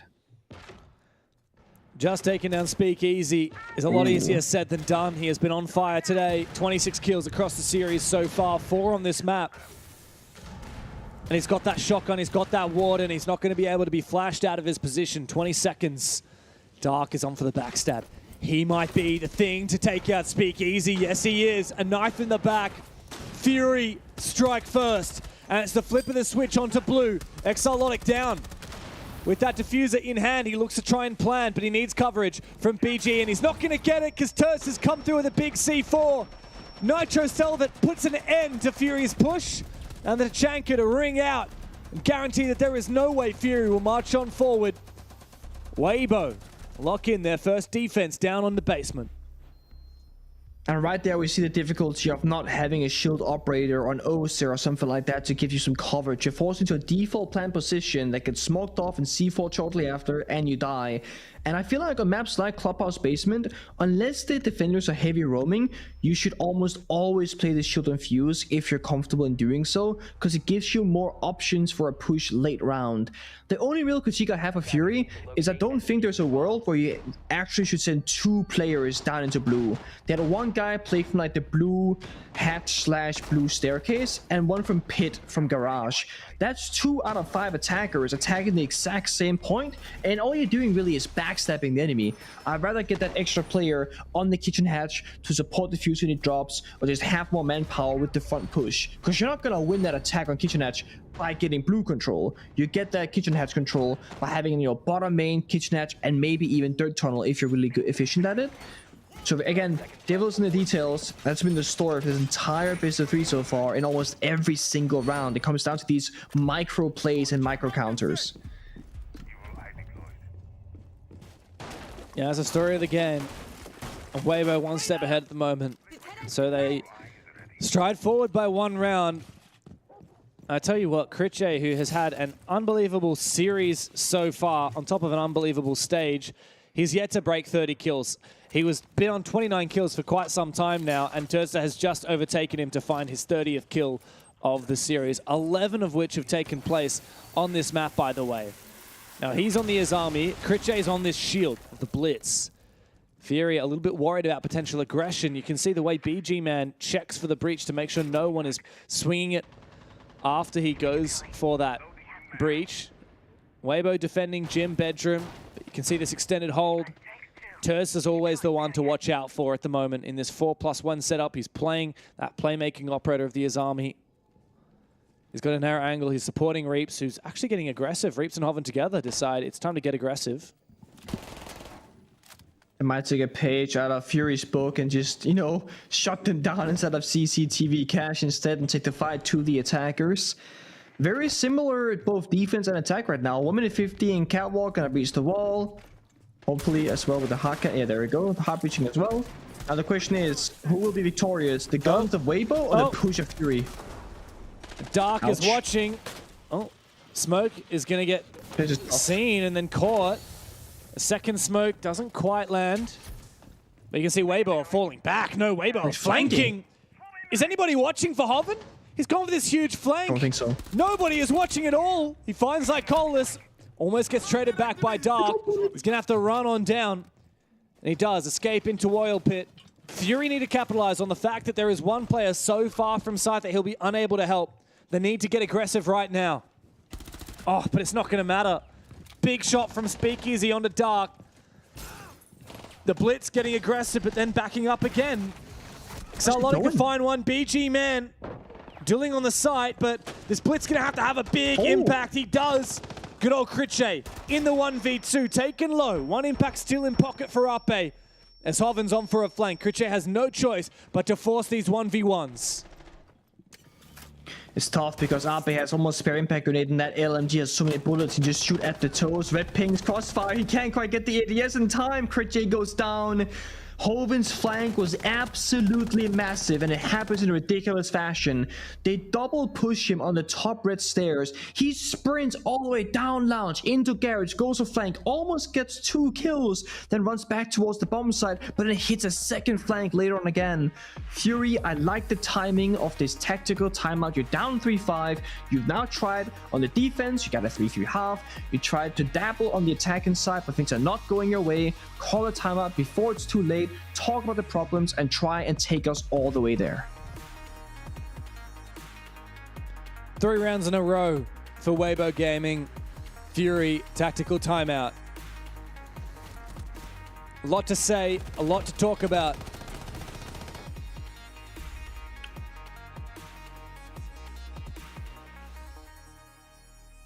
It's right before the operator bans as well, so they're not going to have the full knowledge of course, what their opponent's going to ban, but they could discuss themselves what they want to ban once they get there. There's one more round to go after this next round. Yeah, before we get there. I mean, at the moment, you got to figure out, well, what the hell are we going to do before the operator bans come through? And then what are we going to do after? That's 2 separate questions. For this one round right now, you know that Waybo can't go back down to the basement. You know they can't go to gym bedroom again. So it's either going to be Cash CCTV or bar. And let's be honest, it's not going to be bar. So Cash CCTV, you can start prepping your attack for that. And we really need Fury to cook right now. You can't let it go 3-6. Fury have come back from that before. If you remember good old, what even was the first map? Lair. You remember Lair? But that seems like years ago now. It does, and it's crazy to think that one of the 5 different rounds that Waybo could and should have won would have made this like, what, a 7-3, 7-1, 2-0. Yeah. Instead, it's 7-8. 7-1 and whatever happens in Clubhouse, and it's such a big difference in how much time you spent in the server all of a sudden. Yeah. But earlier you said it's CCTV or CCTV, like no one goes bar, sadly. I still am gonna push for that. Like, make me governor of Siege. I will force pro teams to pick the 4 bombs that are more mapped, honestly, because it's time to see some bar on Clubhouse. It had happened. When was it? It happened recently. You and me were casting, and one team was getting destroyed, and then they went bar and they won a round. Yeah, who was it? Literally, they are running it down so hard that another team in O's reported them for trolling, basically. Oh yes, I remember that. That was what happened. Yeah, Cairo was like, "Yo, guys, these guys have to be trolling." I remember that. So they won that round. Such a bad. They won the round, but they're playing Shanga, Captain Castle, running around spawn peeking. It's the only defense that they win, and then everyone's like, "Yeah, they're throwing. They have to be throwing." But they won, so it worked. But no, I feel like we need to see more bar because, like, think about this: we're playing CCTV defense with Capital, Maverick, Open, and Monty. Like, statistically, theoretically, this should just be a bad idea. And they're not even playing Jaeger or Wamai. So Monty can walk on the Capital Rafters, 0 counterplay. They can ban a trick, but there's Maverick, so 0 counterplay. Then they can just use Capital Fire on Capital Rafters, 0 counterplay, and then they should all just die. Like, the Waybo should die in-game. So I feel like not going bar here and not even being open to it is criminal. But Fury can mess it up, so let's see what happens. And Tster has been playing this position on Catwalk Rafters for literally years. It has been his position that he loves to play, especially on that Azami. So he knows how to play. Come on. He knows how to do it well. It's up to Exalotic. He's playing the instrumental Capital, who's got the fire to take down Tster, who's continuing to just delay time here. Monty needs to get in. Yeah, because they're so slow. Oh my god, this is such a troll. This is such a troll maneuver from Tster. They're gonna smoke him now. And here comes the gas. Here comes the impacts. They're literally just burning as much time as possible. This is great from Waybo. This is why I need to have 2 people like Monty Capital do this in the beginning of the round while Maverick and someone else gets the breach, because now there's almost no time left. They're going to be forced to rush. Oh, what? Oh, hello. That is a decision from Hoven. It costs him his life. He goes down, but amazingly, Tster still finds a pick on Exarlotic. And the Monty has abandoned the position because he's worried about the crossfire with Uppe down below. Critche has got to have a big impact coming in from down below. Oh, he flicks on one, but gets traded by Uppe. Waybo Gaming retain control. BG Man outside the breach has got to go big. The Rayora gate locks up one of the angles. Now he can focus up on Tster, but for some reason he completely forgot that Tster was still on the rafters, even though his teammate was staring him dead in the face. A huge mistake from Fury. They've let this game slip through their fingers, and again they find themselves with 3 match points stacked against them. It's rounds like these where you look at the map of Clubhouse and go, Fury don't have the fundamentals to consistently pull off these attacking rounds. I mean, they might win a round here and there. So far, they've won 0 since the half swap. And this is one of those rounds where I'm thinking, you need to win that one. Maverick counters the Bandit, that's step 1. Monty should be in bottom garage the second the round starts. With just one guy behind him to punch the key pass. I guess they're fearing the Maverick ban now to open up the gym bomb site and CC later on, so you ban the Bandit in case they ban the Maverick. No one bans Maverick. You got Thatcher and Zafir. Like, dude, roll back the clock. We don't. I mean, need to they banned the Heart Breacher, so they were half right. No, but like, no one bans Bandit. Everyone just bans Ace and Hibana, sometimes a Thermite. No one's banning Maverick these days. No, I also think we should. They might have overthought a little bit. We got a couple of hashtags going on in Siege at the moment. It's all the rage. I want to bring back Thatcher, dude. Like, start playing Thatcher in pro play. Everyone just thinks, oh, we don't need him now because we got pocket EMPs and, you know, we hard breach things differently and we're banning the Bandit and the Kaid. Thatcher is good for a million things. People forget that. People forget how you can counter, like, literally basically every utility on the defense. You can counter Warden, right? You can counter... Yeah, true. Like, and Warden's such a big pick these days. You can counter EMPs and Wamais. You can counter so much setup. You can counter Malusi. You can counter Denari, for goodness sake. Like, come on. Pick the Thatcher. Plan to use it to breach. Don't ban Bandit. Like, if they have a Bandit, then you just pick Thatcher and Zafir or whatever else you want to go for. You know, it's... Yeah, I don't know. I'm mad. And the Bandit is not even going to be useful on the basement attacks, basement defenses anyway. So it's like... Yeah, and that's just, yeah, I know. Speak Easy was tired of hearing you talk about Bandit, dude. He just said goodnight, Dark. I'm chalked, and Dark getting deleted has just chalked me even more. You're not right. The thing is, your points of frustrations are valid, and your reasons are good. Fury obviously have the wrong read and have been making some less than perfect calls here in Clubhouse, and it saddens us because there is so much more potential. Also, just this game had potential. It was an 8-7 into a 7-1, and now a potential 7-3. That is disappointing. Critche is going on a nuclear again, like 11-7, right? And he's losing 3-6 in scoreline. So like this is also with Critche putting up insane numbers. And he's not baiting. If he hadn't, this could have been... No, he's making plays. But what I'm trying to say, if Critche hadn't done this probably would have been a 7-1, 7-1, and then we're just done for. Yeah. There's still a fighting chance of Fury, but the last couple of rounds haven't shown me much. That brings me confidence in thinking they can make that combat happen, like they did on Lair. It's just hard to watch this slow car crash for Fury. I had high hopes for them. Last stage, they really struggled in groups. They looked a little bit better in the playoffs. This stage, they looked better in groups. Here in playoffs, I had the same hopes for them. They find a big pick on a Tster. It's the most dangerous man in the server. But they've lost 2 of their own as well, which makes things very hard. Critche doing everything he possibly can. He could get contested here by Hoven. Poor guy. Nitro. Me and Monty right now, it's one of those rounds where like Collins, if he plays a perfect Monty, could actually really carry his team. But it's up against C4, Toxic Babes, Mirror Window, Man Deficit. Like, it is such a hard round to play a good Monty, no matter what kind of player you are. They almost just need to kill BG Man or Critch has to find a pick out of thin air and then play out the 3-3, but I don't think they have enough time to go fishing, so it's time for desperation. They only have Motor and Blue Hatch, not even Kitchen Hatch is open. No. There's a Nitro cell still available on Speakeasy. 2 impacts on Uppe. The last gas goes out from Reaps. Options are dwindling for Fury. Lycolis can't decide where he's going to push from. Upbeat is aggressive underneath that kitchen hatch. A C4 comes out. That's going to destroy the Sens wall and a hell of a lot of damage onto Lycolis. He goes deep. Upbeat takes an advanced angle elsewhere. Critchet does find that pick he's looking for, but time is ticking away. BG Man will find his shot. Lycolis has to force the plan. Upbeat gets traded.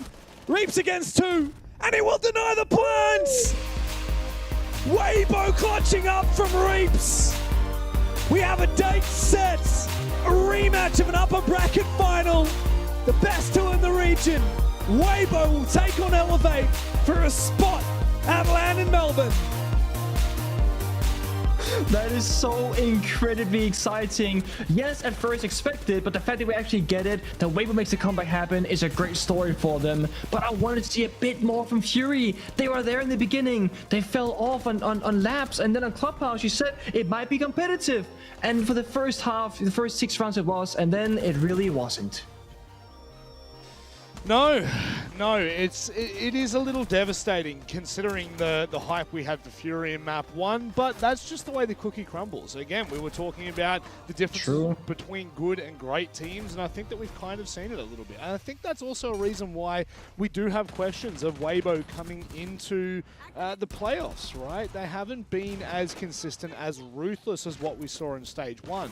But the note to make is that they are still Waybo. They still have that ability in them to just absolutely demolish you in the server. And Dev, we've seen it through and through right now. I mean, Waybo just flick it on. And when they're on, they're so on right now that it's scary. But is it enough? Is that lack of consistency enough to go toe-to-toe with Elevate? I do think it's possible still for Waybo to take on Elevate. I mean, you look at their games today, and we saw people stepping it up. You know, I talked a lot about 3K's multi-kills in that previous map, Not Haven Labs. We had, so I'm going to go back to the first map to see how many multi-kills that we had from Waybo, right? So first map, 4K from Reaps, 3K from Speakeasy, 3K from Tster, 3K from Speakeasy. That's map number 1. Map number 2, 3K from Reaps, 3K from Speakeasy, 3K from Up8, 3K from Reaps, 3K from Tster. That's 9 so far. Map 3, 3Ks from Tster. That is 12 multi-kills across the series, and especially considering the latter 2 maps were pretty damn short, that is fucking impressive from Waybo. They are looking hot right now individually, and they're definitely a more cohesive unit than Fury. So yeah, I think they got what it takes to upset Elevate. That was like watching Count Dracula, but like delayed Count Dracula from Nick then, trying to figure out what number we were up to. 1 clutch. 2 no, 4 6 clutch. But you make a very valid point, which is the firepower is undeniable, Nick. It's one of those things that like teams are always going to look better when they perform well in the server, but one thing that kind of trumps that... That is a genius line, It's mate. a Jake Xenox and Diddy line, but one thing that trumps that is individual moments. And that's what we've seen today, is a whole bunch of individual moments out of... How many 1 rounds is that? 21 rounds. You had 12, 11 clutches. Yeah. That is beyond nuclear. That is beyond ridiculous. Multi-kills, not clutches, but same. Sorry. Same difference. Yeah, it's same, but different. Yeah. It's very different in my eyes because I definitely was going down the 1vx route, but that doesn't make a difference. It does just go to highlight, Nick, that this team, when they are on fire, when they are feeling the momentum, it just rolls. It's not an individual that steps up, it's the entire team. Yeah, it's the entire team stepping up individually almost, though. Correct. That's a small, like, scare point for me because Elevate are not going to let you get 3K after 3K after 3K. You might get down 1 Elevate player, maybe 2 if you're really good in the server. You're not going to kill the 3rd because they are so good mechanically themselves. Yeah. So this performance that got Waybo the win today, I don't think will work the exact same way against Elevate. And I know that they'll be ready for that as well, right? Yeah. We're kind of, unfortunately, it's our job as armchair pundits to kind of come in and always point out the hyper negatives and the hyper extreme positives, but it's in the middle where we need to find that balance. And I think that Nick is 100% right. You're going up against Elevate. Elevate won't allow you to do that. But also, we've seen Waybo always rise to the occasion, Dave. Sure. That's the thing that sticks in my mind. Like, there's no doubt that going into that upper final, Elevate's going to be the favored team. But the thing that sticks in my mind is Elevate were the favored team in the grand final in stage 1. They won that upper bracket final against Waybo, and in the rematch, Waybo beat them. Yeah. So I really don't want to count out Waybo. I do want to just talk about Fury for a second, though. Yeah. Great performance today overall. Yeah. Disappointing, considering that map 1 set our expectations a lot higher than perhaps they would, especially in stage 1. Yeah. And knowing that they could have already beaten Waybo, they beat them in the group stage. They come back on the first map. Oh. From New Zealand. Second map, hugely disappointing. Third map, I thought maybe we get a bit closer. Not good enough. Critche played really well. Like, Colas had some good moments. Rest of the team needs to figure out what's going on because we're overloading Critche. It's not just like killing. He's playing shields. He's killing. He's doing echo. All that stuff. I just think a lot of pressure on Fury's shoulders. It's not done for them. They've got a lower bracket run. I think that they're still the third best team in the region, but third best is not good enough when only the top 2 go to LAN. No, I completely I think it's all valid points, and I think that Fury would be well and truly aware of their positioning. It's something that we've talked about a couple of times with Fury, which is like consistency of roster and making sure that they're finding the right players to slot in. And it just doesn't feel like it's connecting right now. Fury also got to come to Australia for PAX last year. I think it would be sad if they don't get to come back. That's very true. Could you imagine a world in which they don't? Well, actually, both teams aren't coming back. Who was the other team? GG. Gaming Gladiators? Well, they're definitely not coming back. Oh no! God, it's a kick in the guts. But look, we'll move forward now, Pengu, and start talking about more positive lights with Waybo. That was the performance that we had hoped to see from them. I think that it's very clear that today we've seen quite a variety of, positions for them to play in where close, but no cigar. They're in front, but they start losing control, but they manage to recompose. I think it's positive signs overall for this roster. I would say so. I mean, Turd has been insanely consistent, and his playing potential is still really high in the best of threes. He did not get count today whatsoever. Speakeasy, we're doing during the cast multiple times, this guy is so good, right? Playing the shields, playing support operators, but also when he has to just send it through a window and go for a kill. It feels like Waybo is a much more, they have a clear identity that everyone is understanding and playing around, and it probably comes down to the good supportive work behind the scenes and just grinding those repetitions. And I think right now they're actually about to peak at the perfect time for their potential victory against Elevate. Cool, potential victory. I guess it's a point that we never really get to talk about enough of. Meepy, Mentalist, both those guys sitting behind the team. I actually got a chance to speak to... Don't they have Gohan now as well? Or what? I feel. Let me check. I think Gohan got announced as an... Let me just check here. Wow, I'm pretty sure. Turned into absolute nerds. I mean, also, I will say... So, it's not on Wikipedia, but Wikipedia is... a little slow. Often. That's true, but I saw him mentioned on Twitter. You go and do your background research while I just say this. I'm diving deep here. Please got do. a chance to look. ONTW said don't want to make a big deal out of it. I was there for a day. Got a chance to speak to Mentalist, who was obviously sidelining for the team, Meepy behind the team, kind of directing. And the way that I had seen it was that Mentalist was the coach and that Meepy was more taking like a structured approach. It's not even like that, obviously. You know, I'm just a bald-headed bloke. I gotta be careful what I say on stream. We are very comfy. Just a punter, you know. He's an armchair analyst. What he was saying is Meepy's doing a phenomenal job managing the team, and Mentalist is more there for that support, looking for angles, looking for the prep work, all of those kinds of things. Right, more analytical. Correct. Well, just an overarching. Before we go into the next point of conversation, I got something even more better. No way. Don't tell me. Wow. So, betterer? More better. Something much better. I reckon even betterer, the best. Yeah. Who would you want to see in the interview? Tster. Nah, we get Speakeasy. All right, I'm out. No, I'm disappointed. We can't let that go. Sorry. Sorry, Martin. No, it's nice to see you, brother. How you doing? Look at him. Oh, there he is. What's going on, brother? Damn, I'm good. That guy, that look he just gave sums up his entire career. I think that bloke has never smiled a day in his life. Speakeasy, look, maybe a closer first match than what some of us had expected, but ultimately, in the end, the right result. Two very strong maps back to back. How did you feel that game went in the server? Do you feel like you were in control the whole time? I feel like we're in control. I'm feel the 6-2 choke. But yeah, we try for different end game. We try to end the game differently, and now we know it doesn't work.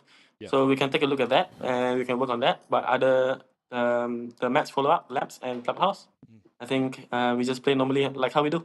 So that's okay. Yeah, lovely to see you again, Speakeasy. Yeah, it's been a while. Look, you played phenomenally there, 28 kills. However, you know, I know you tried to drop him about a year and a half ago, but you didn't end up doing that. Tster's now got 33 kills. He's shown you up a little bit today. How's that make you feel? I mean, if my teammate is doing good and we win, that's all that matters for me. I don't care about stats. Too political of an answer. I was hoping to get something more out of you, mate. Yeah, really well done. Honestly, I love how you're playing yourself individually, Speakeasy, your playstyle, your support effort, the shield usage. You're getting so much value so frequently. It's amazing to watch.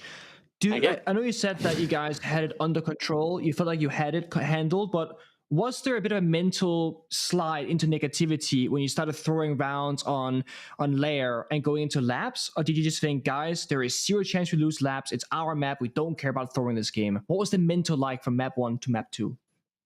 No, I think mentally, like I think individually as well, we all know that we are much better than Fury at this stage. It's just that we encourage each other more. Like after the first map, like guys, let's be more confident. Like it's okay. It's the best of 3 and end of the day. So it's just motivation and encouragement from each other. I think helps to put confidence into labs and clubhouse. Yeah, no. Awesome. You had a lot of confidence in that game. It showed. Of course, next up, you have the big one, right? You get to rematch Elevate. It's the rematch of both the upper final and the grand final from stage 1. You lost one of those. You won the other one. Difference is this time, your grand final in a way is actually that upper bracket final because you win that and you qualify for the LAN for the major qualifier. So how are you feeling with Elevate being undefeated, getting 2 new players, one of which was, you know, playing for Team Liquid, both of them very seasoned, very experienced. How are you feeling going up against them in your next match? Like we have to just be confident and just play our game. Like in EWC, we played against DZ, we played against Shopify, we played against Genji, and most of the games there is our playstyle. Like we don't want to fall into the trap of playing into their playstyle. So yeah, I think that's the way we go tomorrow. It's very humble of you to say that, you know, when your teammates do well, you're happy for them. When these two cast finals, I can't stand watching them on stage. It actually, it pisses me off really deep within, mate. It causes a fire, a bit of a rift. But on that note, Speakeasy, I think that the team right now is looking much better than kind of the wobbly status that we looked at in group stages. You guys look a lot more comfortable. Best of 3s is always an interesting time. Do you have anything you'd like to say before we let you go, knowing full well who your next opponent is? Well, I think, like always, thank you to the fans. Thank you to my mom. I think my mom's watching at home. And everyone who support us. And I hope we can put on a show tomorrow. Ah, beautiful, mate. We all look forward to that show, I can tell you that much. Take care, mate. Thank you. Shout out Speakeasy's mum. I wish my mum was watching. Hi, Speakeasy's mum. Or Mrs. Your mum doesn't watch your Speakeasy, or- casts? No, my mum does not watch the casts. My mom's coming to Paris for SI. No Wait, way. Are you going to Paris for Yeah, SI? that'll be amazing for when you don't end up getting casted. Yeah, I can't I don't know wait. if I'm going, but my mom is going. She got tickets. She got the flight ticket and hotel with my brother. They're gonna attend the whole That's night to amazing. cast it. Oh, I love can't wait for you Yeah. to miss out on Paris. This is going to be fantastic. This is going to make world news. Let's keep this show rolling. I believe we're going to have a look back at the bracket to kind of break down things and how they unfolded today. Close enough to a bracket. The schedule is on point. Look, 2-0 start for Soul's Heart. I think it's a bit of revenge and a little bittersweet for them after losing to Daystar 7-3 in their opening playday back in literally playday 1. A good curtain raiser, I would say, because we still saw some nice glimpses out of Daystar. Not enough to convince that they deserve to push on in the upper bracket. They then went on to lose to Elevate way too convincingly. Elevate look really strong right now. It was the Fury matchup where we started to see their grit, their determination take place. they got pushed to T or at least close to it. I can't remember now. My brain's just absolute mud. But Arrival 7 they've shown signs of life, and that's really important in Asia right now. We need those teams that are kind of on the lower end of the ladder to start to compete, start to push these teams in best of threes, because ultimately today, that's how things have changed so much. And you heard it there from Speakeasy. It's a best of 3. We knew we were going to come back. We knew we were comfortable. And this is where good teams become even better. This is where great teams become untouchable. We saw it last stage with Elevate and Waybo, both of their storylines colliding in the grand final. Hopefully we will see something similar this time, Dev. But I think it's going to be an interesting upper bracket final. I'll say that. There's a lot of pressure on the line for both of these teams. Elevate, we heard it with Psycho earlier, Pengu. It's a grudge match for them. They want to verse Waybo. Yeah, and I mean, I get it. You know, if you're the best team, you're not play the second best team, or you're not just prove who's best, period. I also think we're a team like Elevate who doesn't have that much real competition in the region because they're just that much better. It's much more entertaining and fun to play against a team that can actually, you know, give you a run for your money. Yep. So I think they're just looking forward to this matchup. One, because it qualifies you, and secondly, for the joy of the game, for the passion to play the best teams in the region. Yeah, I think that today planned out pretty much as expected. The only arguable upset is Soul's Heart beating Daystar. Technically, that is 5th versus 4th, but if you're going to have any upset, it would be, you know, teams that are right next to each other on the ladder. Every other game, the highest seeded team won. Of course, from here on out, it's all elim games except for that upper bracket final, which is a qualification to the major qualifier. We're just going to call it APAC LAN, baby. Yeah, that's what's back. APAC LAN in my hometown, Melbourne. You know, I can't wait. That's what I'm keen for. It's very exciting, honestly. Nick, closing thoughts, mate? Anything you'd like to say before the curtains come down? Happy about today. Thank you for having me. It was great. Besides working with you, Rob, tomorrow I gotta get up at 5 a.m. probably 4:30 a.m. local time. We're doing early shift tomorrow. I thought we switched to late shift, didn't we?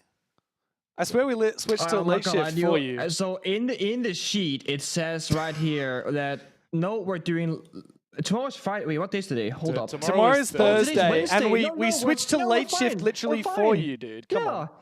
I thought it was Thursday today because Friday we have the early shift. I don't even know what day it is. That's how confused APAC gets me because I'm in a different zone working with you guys. Go get some sleep. Yeah, Go get some I'm so glad sleep. that everyone at home gets a glimpse behind the absolute shit show that is the talent discussion. I went to bed at 9 a.m. the other day doing Europe, by the way, just to put things into perspective. Oh, yeah, who asked? Hang on that note, that's it. That's all we've got time for. Thank you very much for joining us here for the APAC playoffs.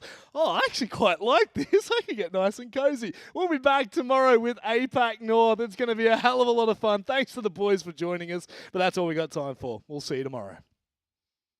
涙の色はエメラルドブルー宝石みたいに光ってる流れ星を見上げていたあの夜も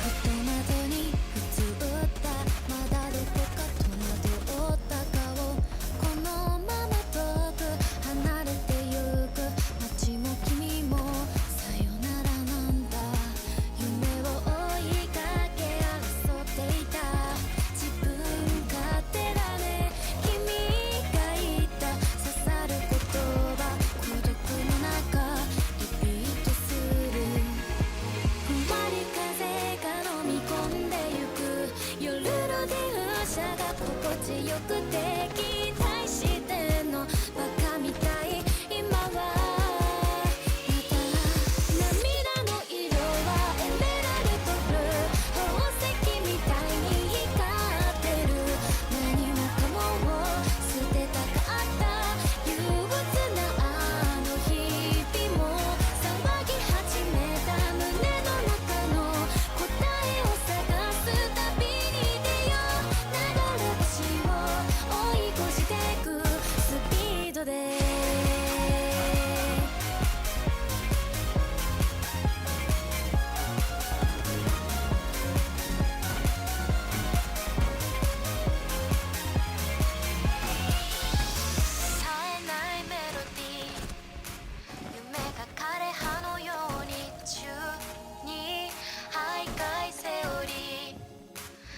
私なんだったっけ見えなくて鳴り里のクラクションだって